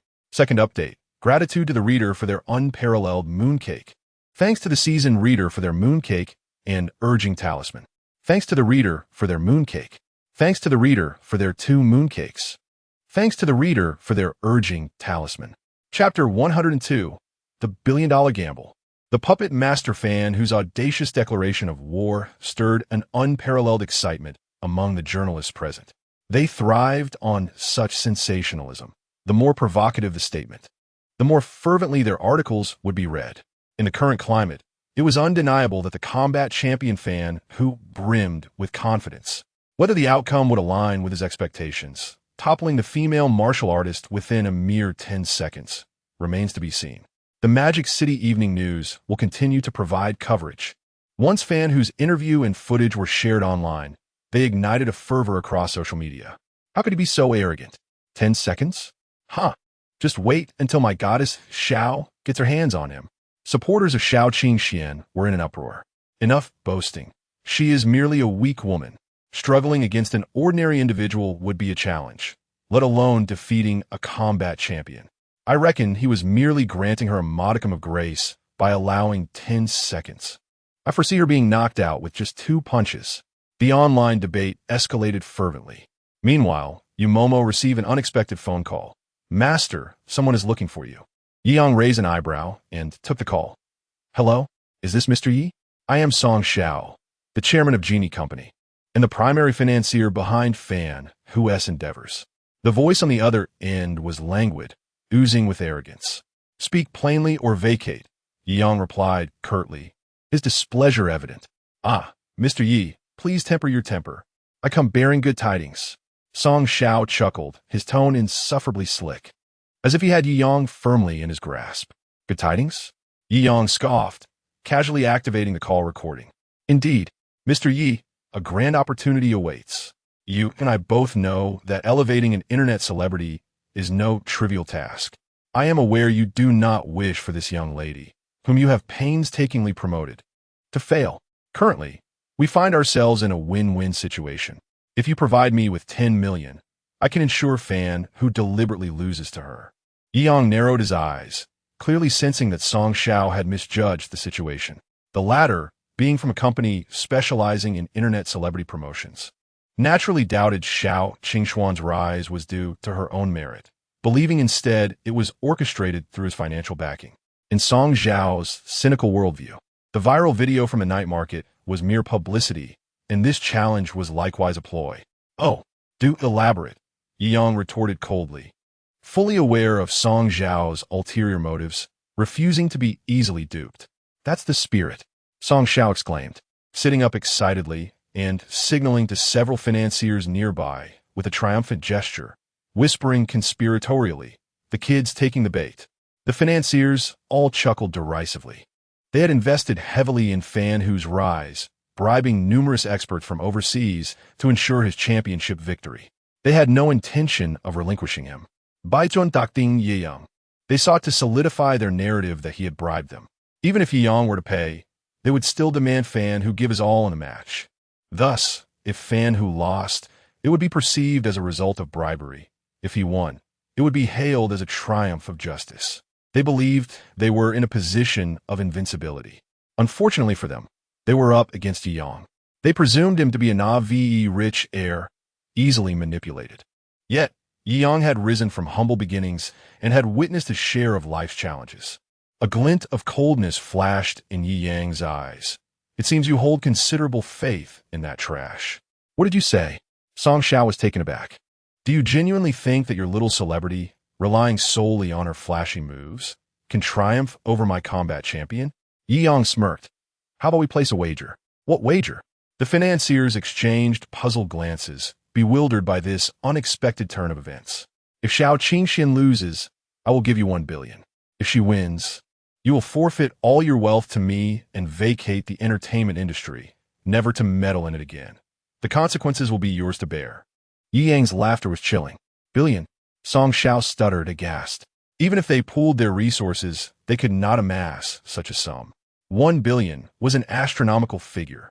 The enormity of the wager hung in the air, causing the financiers to hold their breath, their eyes glistening with greed. This offer is only for those betting against me. I am aware there are others listening in. Will you join? Yi Yang's smile was laced with mockery. I, Zheng Han, will join. And I, Zhang Ying. What about you all? Song Xiao seethed inwardly. Did he truly think he could monopolize this billion? Zheng Han and Zhang Ying had not even considered the possibility of Fan Hu losing. After all, how could a mere girl defeat a seasoned fighter? Then it is settled, Yi Yang concluded, ending the call with a chuckle. A small stratagem had revealed all the puppet masters behind this scheme, sparing him the effort of further investigation. Fan Hu, as an internet celebrity, undoubtedly acted under corporate directives. From the outset, this was a setup, and now he had unmasked all those pulling the strings. Chapter 103, Is This a Competition? Is clearly a grand fan meeting. Anyone who dares to reach out to me, I shall ensure that their hands are utterly severed. Yi Yang's eyes glimmered. Attempting to ensnare me? How naive. The recording of the recent call has been preserved. At my level of status, I no longer require irrefutable evidence. Mere proof suffices for the Jiangjing law firm to transform this verbal agreement into reality. Merely a social media fighting champion, yet they truly believe themselves invincible. Yi Yang chucked softly. This billion-dollar gamble is, in truth, a trap set by me for them. Moreover, it is a conspiracy. There is no doubt regarding Xiao Qingxuan's combat prowess. The true warriors who have battled between life and death are worlds apart from those fighters who merely score points in competitions. It is akin to the disparity between a tiger hunting in the jungle and a husky practicing at home. In the crucible of blood and fire, every strike from Xiao Qingxian can be lethal. Thus, the odds of victory on my side are 100%. The opponent's wealth barely exceeds 10 billion. It may appear that my 1 billion is a reckless gamble, but the reality is far from it. After all, victory is assured on my end. And no matter how many chips I add, it equates to having incurred no cost whatsoever. Song Xiao and the others are likely still in the Genie Entertainment office, mocking Yang for his youthful arrogance. The mere thought of this scene brings a hint of sardonic amusement to Yi Yang's lips. Preserving this recording, I shall make it public once the outcome of the match is revealed. Yi Yang returned the phone to Yumomo. The initial intent behind Song Xiao's call was to frame Yi Yang, luring him into a trap of bribery. My retaliation will leave them no room for survival. I intend for Genie Entertainment to be utterly erased from this world.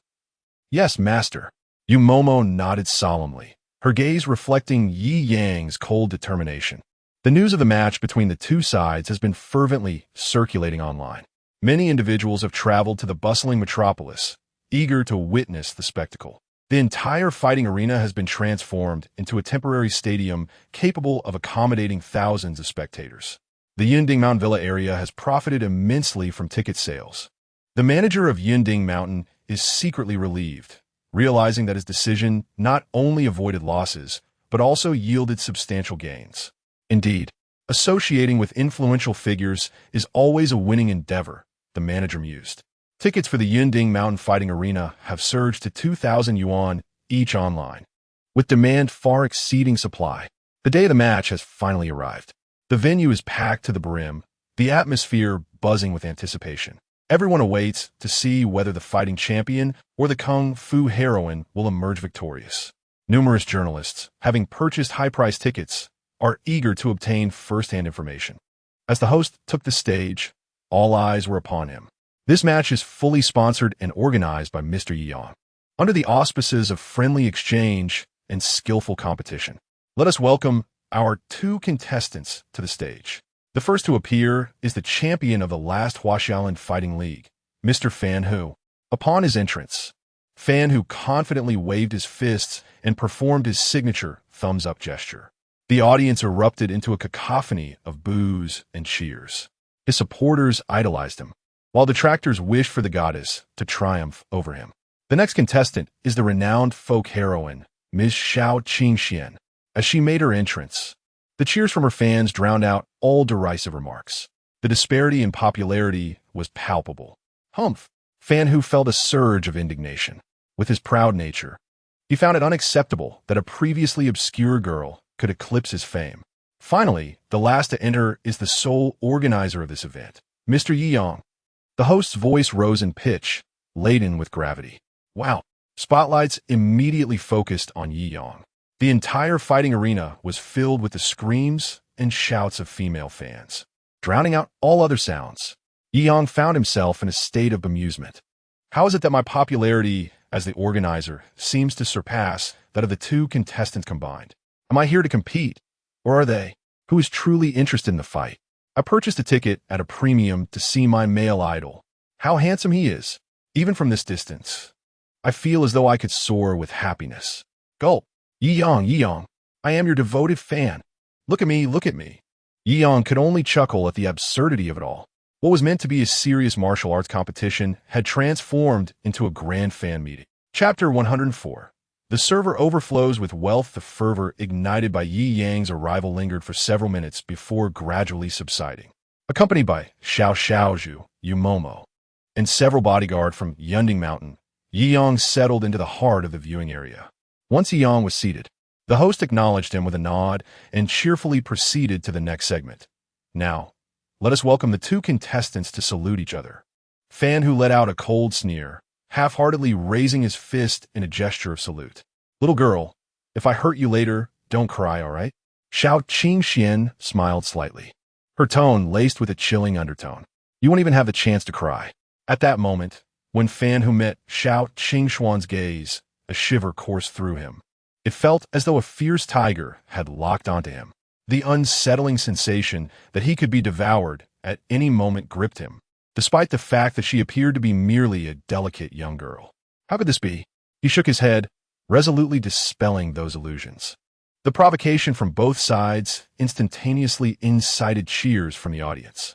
Supporters of both Xiao Qingxian and Fan Hu raised their placards, rallying for their favorite contestants. Yi Yang glanced at his phone. The live stream had commenced. Viewers who were following the event began to flood in, with online attendance skyrocketing to nearly 1 million within a mere half hour. Such figures were astonishing. Many internet celebrities with tens of millions of followers, without paid promotions, would only attract a maximum of a few 100,000 viewers. Nearly 1 million viewers online was an extraordinary feat. Unlike other streaming platforms, TikTok displayed real-time viewer counts. And unless one resorted to purchasing bot views, the numbers were authentic. Yet this was still insufficient.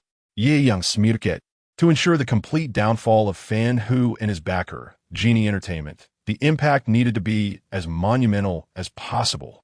Just 2 days prior, Momo had invested millions to secure TikTok's opening screen advertisement for today. Whenever users opened TikTok during this period, they would be greeted with a video of this match. When the heat was lacking, gifts would fill the void. Yeong promptly injected tens of millions and began to shower the live stream with festival gifts. Each time, he sent at least 100, depending on his mood, tapping the screen intermittently. Within 3 minutes, he had already hurled out a couple of thousand gifts. The various live streams were overwhelmed by the barrage of festival gifts. The onlookers, still oblivious to the situation, were left in shock. What on earth? Were festival gifts being distributed like cabbages? Sending out hundreds at a time? My goodness, it just kept coming. Was TikTok experiencing a bug? I can't believe. It must be over 1,000 already. Each gift valued over 5,000, totaling nearly 10 million Chinese yuan. In just a few minutes, over 10 million yuan was extravagantly spent. This was truly terrifying. The viewers in all the live streams were astounded. The sheer impact of 2,000 festival gifts was overwhelmingly impressive. I knew it. It was the wealthy Yeong. Yeong? I just registered my account. I haven't heard of him. Is he famous? How can you not know Yeong? Are you even watching the live stream? He's a newbie with a newly registered account. Someone, please enlighten me. Is this Yeong really that rich? Rich? He's extraordinarily wealthy, to say the least. Just a few nights ago, he spent hundreds of festival gifts in one go. He made it to trending topics without even posting a video, gaining 5 million followers overnight. Wow, that's incredible. I thought it was just a marketing stunt, but he genuinely has 8 to 9 million followers without posting videos or monetizing. He must be the real deal. And now, with today's extravagant display, I am utterly impressed. Who in their right mind would casually throw tens of millions around in mere minutes? I suspect Yeong's fortune has already surpassed 100 billion. Wow. Today, I have witnessed what it truly means to be wealthy. He looks so young in his videos. It's simply enviable.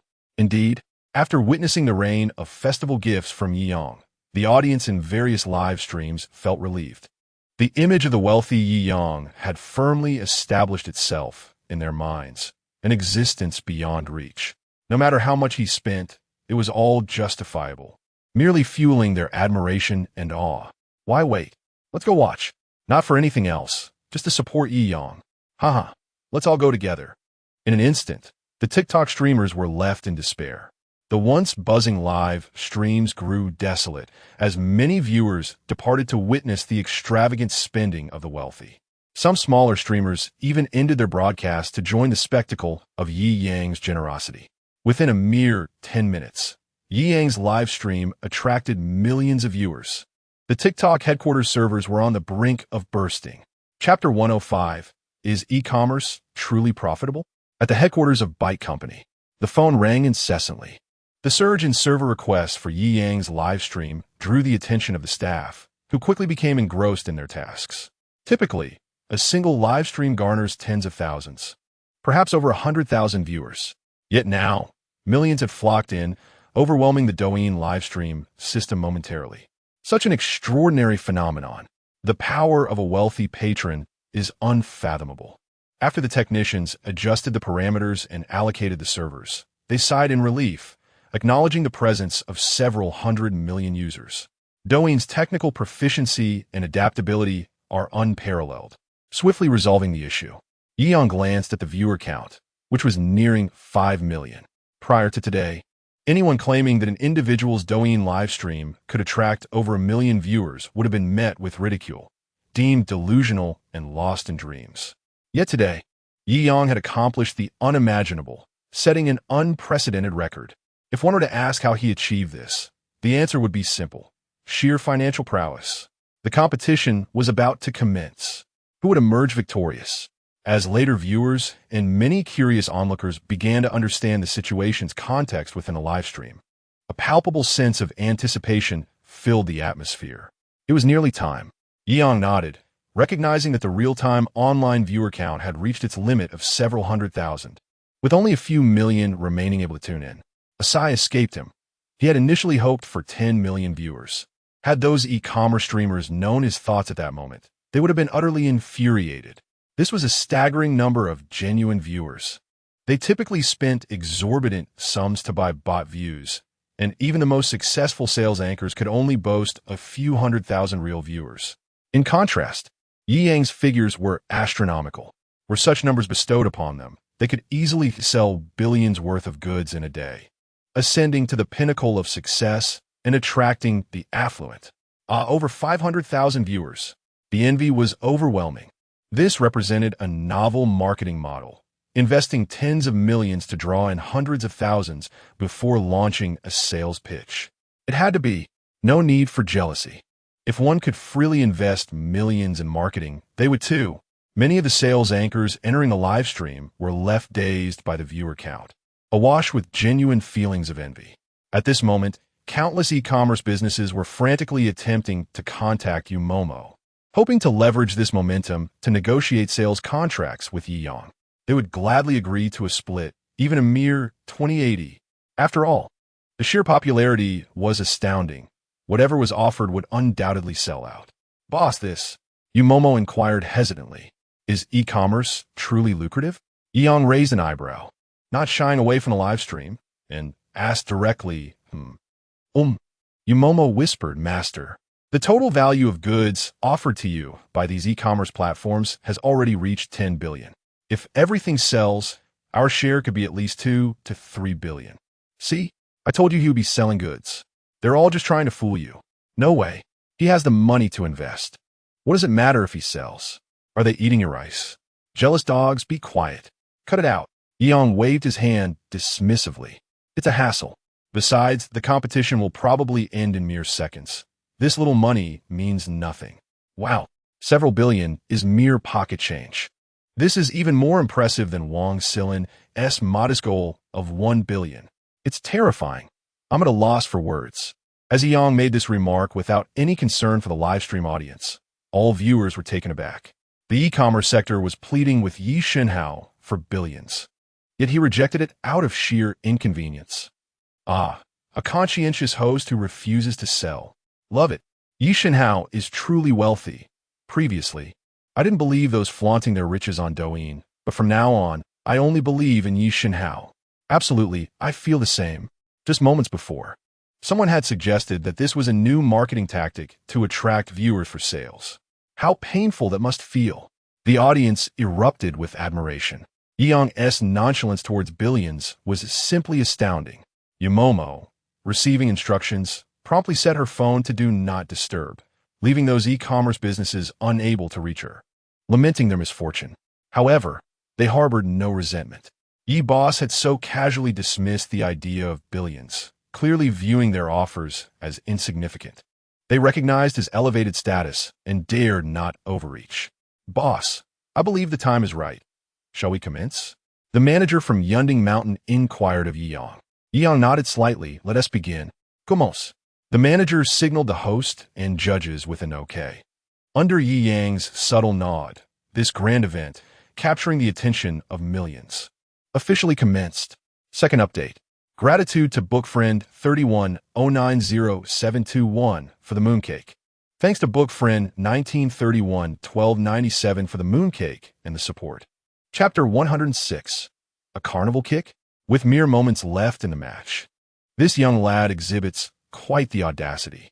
The representatives from Genie Entertainment, seated around the live broadcast screen, exchanged sardonic remarks. Surely, they were alluding to that girl being knocked down by Fan who in just a few seconds? The other investors joined in the laughter. It's starting, look. They all focused intently on the unfolding event. After all, this match was entwined with a monumental wager amounting to hundreds of billions. If they emerged victorious, they would reap the rewards of that staggering sum. For these individuals, 1,000 billion was an astronomical figure, inciting their envy. Inside the Yunding Mountain Fighting Arena, the referee entered and sounded the whistle to commence the match. Fan Hu abruptly dashed forward, having proclaimed to the media that he would achieve a 10-second knockout. He felt the weight of expectation. As a social media influencer, he was bound to deliver. Otherwise, he would be met with ridicule. A boxing champion failing to dispatch a frail woman within 10 seconds? Xiao Qingxian let out a cold chuckle as she deftly evaded Fan Hu's straight punch. Transforming her fist into an open palm, she struck with such swiftness that she appeared as a mere shadow, targeting Fan Hu's throat with lethal precision. Such velocity, such reflexes. Fan Hu's hair stood on end. In that fleeting moment of engagement, he recognized his grievous underestimation of her capabilities. The earlier encounter was no mere performance. It was a manifestation of her genuine prowess. Like a bolt of lightning, Xiao Qingxuan's palm connected with Fan Hu's throat. Had it not been for Yi Yang's admonition to maintain restraint in public martial arts displays, this strike could have shattered Fan Hu's windpipe, leading to dire consequences. Gasping, Fan Hu clutched his throat and stumbled back, his complexion suddenly flushed. The impact rendered his mind momentarily blank. His respiratory system faltered, enveloping him in a suffocating sensation that instilled a profound fear in his eyes. Thud! The abrupt deprivation of oxygen disrupted his equilibrium. His footing faltered, and he collapsed to the ground, gasping for breath with his tongue lolling out, desperate for air. Instinctively, Xiao Qingxian moved to deliver a finishing blow, only to be halted by the referee. The referee, a confidant of Yi Yang, had been instructed to keep a close watch on Xiao Qingxian to prevent any accidental fatalities. Rest assured, I shall exercise discretion, Xiao Qingxian replied with a serene smile. After a moment's contemplation, the referee stepped aside. In a typical ring match, once knocked down, the fighter cannot continue to attack. If unable to rise within 10 seconds, it constitutes a loss. However, Shi and Fan Hu had agreed to a no-holds-barred fight without protective gear. This was a predicament of his own making. A hint of excitement graced Xiao Qingxian's lips. With determination, she delivered a swift kick to Fan Hu's abdomen. The force expelled the bile from his stomach. Yet, the sensation of breathlessness was alleviated, if only slightly. Are you not so formidable? 10 seconds to knock me out? Why can't you even stand? With each inquiry, Xiao Qingxian landed another punishing kick. Soon, Fan Hu's visage was a tapestry of bruises. Just as he struggled to rise, she sent him sprawling once more. Continuing her relentless assault, Xiao Qingxian targeted the human body's most vulnerable yet non-fatal areas: the ribs, lower abdomen, sternum, arms, and joints. Fan Hu's anguish cries echoed throughout the arena. Silence enveloped the crowd. Everything transpired too swiftly. They were left bewildered. In a mere exchange, they witnessed Xiao Qingxian extend her hand, only to see Fan Hu clutching his throat and collapsing, subsequently rolling on the ground under her relentless kicks. It was only when Fan Hu's cries of agony pierced the air that the audience began to comprehend the gravity of the situation. What sorcery is this? Is this what you call a match? It is blatantly a one-sided thrashing. Oh dear, this fellow is utterly pathetic. I can scarcely bear to watch, exclaimed one viewer. Damn it, what a well-deserved beatdown. It serves him right for his prior arrogance. Haha, traditional Chinese martial arts truly pack a punch. And you thought the 5-move whip was merely a novice's practice. As reality set in, the audience engaged in fervent discussions. Yet, only Fan Hu's original supporters expressed discontent. This is a fixed match. There is no way one could be incapacitated by a single strike. It defies the laws of physics. Indeed, he is a champion fighter. How could he be so frail? Impossible. Defeat is defeat. He has been reduced to crawling like a dog, and yet he still refuses to concede? Is this how fixed matches are conducted? It's utterly laughable. The fans on both sides erupted in conflict once more. In a live broadcast room, gifs flooded the screen. Beat him up. I'll send 100 carnivals to ensure that arrogant fool is knocked out. How dare he insult the martial arts of China? I'll send a carnival kick his way. Finally, the authentic prowess of traditional Chinese martial arts was on display. I am utterly moved. The audience in the live broadcast room erupted in jubilation. showering the event with carnival gifts. Yang chuckled and shook his head. It seemed that he might soon recoup the funds he had spent on those gifts. Chapter 107. Astonishing Revelation. The crumbling financial backers of Genie Entertainment, with a sudden impact, Fan Hu found himself propelled backward. The force of Xiao Qingshuan's kick sending him crashing to the ground 3 meters away. "Stop! I concede! I concede!" he cried, desperation tinging his voice. Xiao Qingxian merely smirked, retorting, "In the fighting agreement we signed, conceding holds no weight." It dawned on Fan Hu that only a complete knockout or being forced out of the competition area could end the match. He relinquished any hope of standing, instead crawling toward the edge of the ring. In the upper echelons of Genie Entertainment, the investors, who had prepared champagne to celebrate the acquisition of 100 billion, were left in shock as they witnessed Fan Hu being swiftly subdued. What had begun as a jubilant occasion turned into a scene of chaos as Fan, who was relentlessly pursued and beaten, left in a pitiful state. With a shatter, the champagne flute in Song Zhao's hand met the floor, splintering into pieces. His mouth agape, he stared incredulously at the live feed. This was beyond belief. His hands trembled. The stakes were not merely the 100 billion wagered by Yang. They had risked their entire fortunes, even the company itself. Could it be that Fan Hu had accepted a bribe? How could he possibly lose so swiftly? Just one blow. Had Fan Hu heard their thoughts, he would have surely been infuriated. Although Xiao Qingxian had tempered her strength somewhat, a strike from her could easily prove fatal to an ordinary person. That he had survived was a miracle, especially after enduring a barrage of kicks. At this moment, he was utterly incapable of resistance.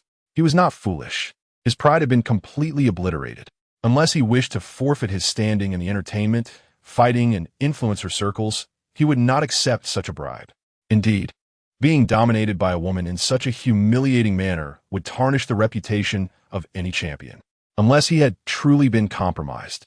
A flicker of astonishment crossed the eyes of the investors. Could that seemingly frail woman possess such formidable combat prowess? Inside the fighting arena, Fan Hu cried out, "Please, spare me. If you keep hitting me, I might actually die." I spoke recklessly, but I was merely following orders to generate buzz. Xiao Qingxian, with her superior technique, could easily prevent him from losing consciousness or exiting the competition area. "Isn't this the rule you set? Why are you wavering now?" she mocked, with a cold laugh. She prepared to deliver another blow. No, no, no. The very motion instilled dread in Fan Hu, prompting him to instinctively kneel and plead for mercy. His mental defense is crumbling. "I confess, I am backed by Genie Entertainment. It was Song Xiao, the owner, who instructed me. He told me not to hold back and to thoroughly torment you before rendering you unconscious. He even set a trap for your boss, Yang, intending to extort him after the match with the evidence of our conversation. This way, I gain fame while he profits from your boss's money." As Fan Hu divulged the details, shock reverberated through the audience. The truth behind this affair was indeed scandalous. These entertainment companies were truly despicable. In this day and age, such malevolence still existed. The viewers erupted with a flurry of insults directed at Fan Hu and Song Xiao of Genie Entertainment. In the upper levels of Genie Entertainment, the investors sat in stunned silence. Could this young man truly be only 22? His actions were so calculated and decisive. Let us not rush to praise him. This fool has left us in the lurch. We need to consider our next steps carefully. What can we do? We've wagered our entire company. There's nothing more to be done. Words alone lack proof. Without evidence, we can simply deny everything. Do you think a titan capable of wagering such vast sums is an easy target? The investors of Genie Entertainment, their faces ashen, sank into their seats. The champagne pooling at their feet, its sweetness a mockery of their current despair. Chapter 108. 30 million red envelopes. Rewards for the Hong Kong Martial Arts Academy. Once Fan Hu disclosed everything, he became utterly useless. With a swift kick to the back of his head, Xiao Qingxian rendered him unconscious, leaving him motionless on the ground. The victor was clear. Xiao Qingxian had triumphed. The referee, relieved to see Fan Hu finally succumb, declared the result. He had never witnessed such a one-sided beating in his many years as a referee and had genuinely worried that Xiao Qingxian might inadvertently cause serious harm. The audience erupted in laughter. Hadn't the outcome already been decided? With the match concluded and gifts pouring in, it was time for some rewards. Jiangjing, unreserved, directly initiated a distribution of several tens of millions in red envelopes. Red envelopes are being distributed in the live stream. Thank you all for your support. A total of 30 million is up for grabs. What? 30 million in red envelopes. I have never even seen what a million looks like. And here is a single envelope worth tens of millions. Jiangjing is truly extravagant, majestic, invincible. Mother, I've made it. I'm actually vying for tens of millions in red envelopes. The live stream went into a frenzy once more. Everyone was astounded by Jiangjing's generosity. Ding! Your total recharge spending today has reached 50 million. You are rewarded with ownership of the Hong Kong Martial Arts Academy. The mention of a martial arts academy piqued Jiangjing's interest. Today's expenditures were indeed related to martial arts, and being granted a martial arts academy aligned perfectly with his expectations. The 30 million red envelopes attracted over 1 million viewers into the live stream, creating a sensational event on Douyin. Tens of millions in red envelopes. Who has ever heard of such a thing? Who has ever witnessed it? With the viewership peaking, Jiangjing smirked. It's time. Concerning what fan who had mentioned earlier about Genie Entertainment bribing and setting traps, I will provide recorded evidence here. This matter will be handed over to my legal team. Rest assured, no malevolent individuals will escape justice. Jiangjing was unabashed as he played the recording of the extortion. Isn't that right, bossy? I am Song Xiao, the chairman of Genie Company, and the primary financier behind Fan Hu. The moment Song Xiao's voice emerged, the viewers in the live stream were left feeling utterly repulsed. How could he speak like that? Is this the infamous Yang Yanine person? If you continue to speak nonsense, I shall ensure you remain silent for the rest of your days. Upon hearing Jiangjing's warning, the audience felt a sense of relief. Boss Yi is truly commanding. Subsequently, Song Xiao proposed $1 million language trap to fix the match and revealed that Fan Hu, the supposed champion, was merely a marketing gimmick. This incited a wave of indignation among the viewers. This man is downright despicable. How about we place a bet? Jiangjing's suggestion immediately captured everyone's attention. Curiosity surged about what wager Jiangjing intended to propose. If Xiao Qingxian loses, I will give you 100 billion. If she wins, you shall forfeit all your assets to me and exit the entertainment industry forever. Dare to meddle in this realm again, and you shall face the consequences. The entire live stream seemed to fall silent for a moment. Is this what a wealthy individual does? To wager 100 billion outright? A bet of such magnitude is simply terrifying. This will undoubtedly be the hottest topic tomorrow. If I were not busy shopping, I would be all in. 100 billion on the line. How wealthy must Boss Yi be? Previously, people claimed he had only a few billion, merely flaunting wealth. They should come forth and apologize. Jiangjing smiled and nodded as he observed the reactions in the live stream and the venue. Regarding the authenticity of this conversation, I will have the relevant personnel present evidence. Rest assured, none of you shall evade the appropriate penalties. At that moment, several financiers from Genie Entertainment began to gather their belongings. Some prepared to flee, while others contacted lawyers to prepare for legal battles with Jiangjing. Only Song Xiao slumped on the couch, acutely aware of the formidable nature of the young man before him. This individual was meticulous and ruthless towards his adversaries, leaving no room for mercy. No amount of struggle would prove fruitful. What was I thinking?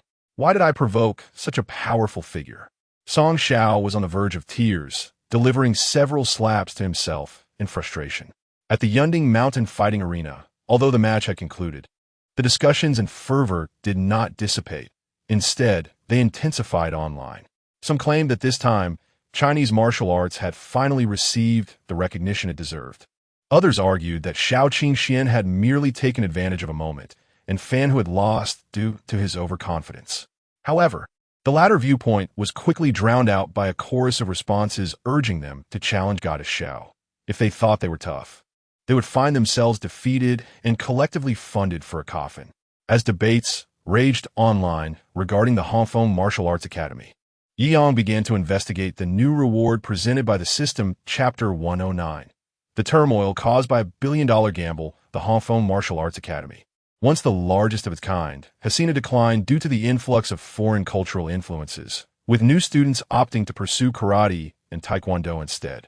Nevertheless, even in its diminished state, the academy still generates several $100 million in revenue annually. After perusing the introduction to the Hongfeng Martial Arts Academy, Yang nodded slightly, contemplating a visit when time permits. In recent years, there has indeed been a surge of individuals enamored with foreign cultures, believing that everything foreign is superior, the air is sweeter abroad, and the moon shines more roundly. This mindset has contributed to the decline of martial arts, leading to a loss of traditional culture. With the competition just concluded, Yang still needed to reach out to the Jiangjing law firm to pursue legal action against Genie Entertainment. There was no rush to reclaim the Martial Arts Academy. Boss Yi, we are already aware of your situation. With this recorded evidence, you can rest assured that we will handle this matter. We guarantee they will honor the contract they have made. There was no need for Yi Yang to seek out Fang Han. Fang Han had directly messaged him, already preparing a preliminary negotiation plan. Such efficiency was commendable. Yi Yang chuckled and shook his head, remarking how his suggestion to provide him with a good car had spurred such diligence. Upon returning to his villa in Yunding Mountain, it was still afternoon. The competition had proceeded at an exceedingly rapid pace, having begun only at noon and concluded shortly thereafter. Fan Hu's bold declaration of knocking out his opponent within 10 seconds turned out to be prophetic. Boss, you must be exhausted. Upon his return, a line of maids welcomed him enthusiastically. Exhausted? Not all. I merely distributed some gifts and red envelopes. Yang rolled his eyes. The heavy lifting is all done by Qing Xian. If she hadn't ensured Fan Hu addressed everything in the arena, the situation wouldn't have garnered such influence. Qing Xian, you've worked hard. The maids playfully stuck out their tongues, teasingly welcoming Xiao Qing Xian. Over time, they had come to fully understand Yi Yang's character. He was quite affable. As long as they fulfilled their duties, he would treat them kindly, occasionally even engaging them in thrilling games. It's not tiring at all. I've loved fighting since I was a child. Xiao Qing Xian chuckled. Big sister, you merely enjoy tormenting others, don't you? Yi Yang thought to himself, rolling his eyes internally. After enjoying a sumptuous dinner, the relevant reports and trending topics were compiled, swiftly ascending the ranks of various video and media platforms. Billy. Men remained silent, women shed tears. Chinese martial arts finally reclaim their rightful name. Jihu, can we conclude from this competition that Chinese martial arts can triumph over the strong with the weak? Chindu, the corrupt entertainment industry, the filthy nature of humanity, a gamble for wealth. Weibo trending, the billion-dollar gamble between Genie Entertainment and God Yi. Penguin Insight, shocking. I actually snatched a 30 million red envelope today. This incident was rife with numerous memes and sensational points, generating an incredible amount of traffic. Following the competition, the discussions became even more fervent than before. The names these silly editors come up with are absolutely hilarious. Xiao Xiaozhu exclaimed, rolling on the sofa with laughter. Qing Xian, you're becoming a legend online. They say you can kick an elephant to death with one kick. One punch can take down Tyson. Some even claim you're a master of transformation with the legendary 18 dragon-subduing palms, yet to be unleashed. They've definitely been reading too many martial arts novels. UMO was equally amused by the entertainment news, laughing uncontrollably. Xiao Qing Xian rolled her eyes. Her skills have been honed through life-and-death experiences, representing the pinnacle of human capability. Defeating an inflated champion was hardly surprising, was it? Although the online chatter continued to ebb and flow, for Yi Yang, the matter was essentially resolved. He simply awaited the results that Fang Han would bring. That evening, when Fang Han came to collect the Rolls-Royce, he reported that they had nearly reached an agreement with Genie Entertainment, and the transfer of ownership to Yi Yang's name should occur within a week. While Fang Han spoke casually, Yi Yang understood that he was after the entirety of those individuals' fortunes and the companies under their names. It was evident that Fang Han had exerted considerable effort to persuade them. Well done. Yi Yang nodded appreciatively, then transferred another 10 billion to Fang Han. Consider this your operational funds. I have many matters to attend to that will require significant expenditure. Fang Han's hand trembled slightly upon seeing the amount transferred. Boss, you transferred 10 billion without batting an eye. However, Fang Han was well aware of Yi Yang's vast resources. Such a lavish gesture was thus understandable. Very well. He accepted the funds. Having come to understand Yi Yang, he knew refusing would only displease him. After bidding farewell to Fang Han and his associates, Yi Yang headed to the private hot spring at the foot of the mountain, joining the maids for a relaxing soak. Just as he began to indulge in the warmth, his phone rang. What the? Why is it her? Yi Yang's heart skipped a beat upon seeing the caller ID. Chapter 110. Lu Qianqian returns the call was from none other than Lu Qianqian. In Yi Yang's heart, his feelings for her were distinctly different from those he held for others. Back when he was still searching for work and renting a place, Lu Qianqian had taken great care of him after he found Aunt Zhang's rental. Although he had never truly accepted her kindness, he felt a deep gratitude towards her. He was also aware that Lu Qianqian harbored feelings for him. For Yi Yang, a girl who had shown him such kindness before he had any wealth held a significance far beyond that of an ordinary girl. Cough, Qianqian, weren't you studying for your master's abroad at Ivy League? What prompted you to call me all of a sudden? Yi Yang inquired as he answered the phone. Yi Yang, I told you I would come back to find you after you moved out, didn't I? Lu Qianqian replied matter-of-factly. Oh, Yi Yang suddenly recalled. Lu Qianqian had indeed mentioned her intention to return to visit him. At the time, he had thought she was merely joking, believing it impossible for her to return so soon. Yet here she was having truly flown back from America in such a short period. Qianqian, where are you now? He asked. I've already arrived home. When will you be free to go out for a meal? Lu Qianqian asked eagerly. I have no plans for the next few days. Tomorrow would work, Yi Yang affirmed after a moment of contemplation. Great. Once I'm ready tomorrow, I'll give you a call. I'll be waiting. Lu Qianqian responded with glee. All right. Yi Yang hung up the phone, feeling that he was finally in a position to reciprocate her kindness. It was, after all, a positive development. Master, who was that on the phone? Yu Momo inquired, drawing close as the warm spring water bubbled around them. Her soft touch bringing Yi Yang a sense of comfort. An old friend. Tomorrow, I need to go out to handle some matters regarding Genie Entertainment. You and Fang Han should go instead, Yi Yang said with a smile. Oh, all right. A flicker of disappointment crossed Yu Momo's eyes, but she ultimately accepted the situation. The following day, Yi Yang spent considerable time in the garage, deciding to maintain a low profile. He selected a Calman King SUV, which, priced at around 20 million, was the most affordable option in his collection. Additionally, this brand was not widely recognized among those unfamiliar with automobiles. He wished to avoid giving Lu Qianqian, an old friend, the impression that he had become a show-off after acquiring wealth. Lu Qianqian was by no means a materialistic girl. Her values were sound. He certainly did not wish for her to misunderstand him. With a rumble, the 6.8-liter V10 engine roared to life as the nearly 6-ton luxury vehicle sprang into action. This time, Yi Yang did not bring along Xiao Xiaozhu and Xiao Qingxian, as Xiao Qingxian was occupied with the aftermath of yesterday's excitement. After confirming the time and place, Yi Yang set off in the Calman King toward their meeting point. On North Street Avenue, Lu Qianqian awaited Yi Yang's arrival. Isn't that Qianqian? Long time no see, came a voice filled with surprise from his side. Is that you, Xiaohong? Lu Qianqian replied, somewhat astonished. What a coincidence. Li Weihong was a high school classmate with whom Lu Qianqian had maintained a close relationship, even while abroad. What a coincidence. Qianqian, what brings you back to the country? Are you here to see your little boyfriend? Li Weihong teased with a grin. Stop it. Don't say such things. Yi Yang hasn't agreed to anything yet. Lu Qianqian blushed and retorted shyly. Hey, you're blushing. Li Weihong simirkit, strukin herchin. Since I'm out shopping and feeling bored, as your good friend, I can accompany you. Lu Qianqian scratched her head, forcing a bitter smile. Her friend was still as oblivious as ever. She had intended to create a romantic atmosphere for just herself and Yi Yang. Why are you butting in? Are you trying to be a third wheel? What if Yang thinks I'm just a girl who brings her friend along for free meals? Despite her internal struggle, seeing Li Weihong's eager expression made it difficult to refuse, so she reluctantly nodded in agreement. Just as she was about to remind Li Weihong to be cautious about a few things, A sleek black SUV came to a stop before them.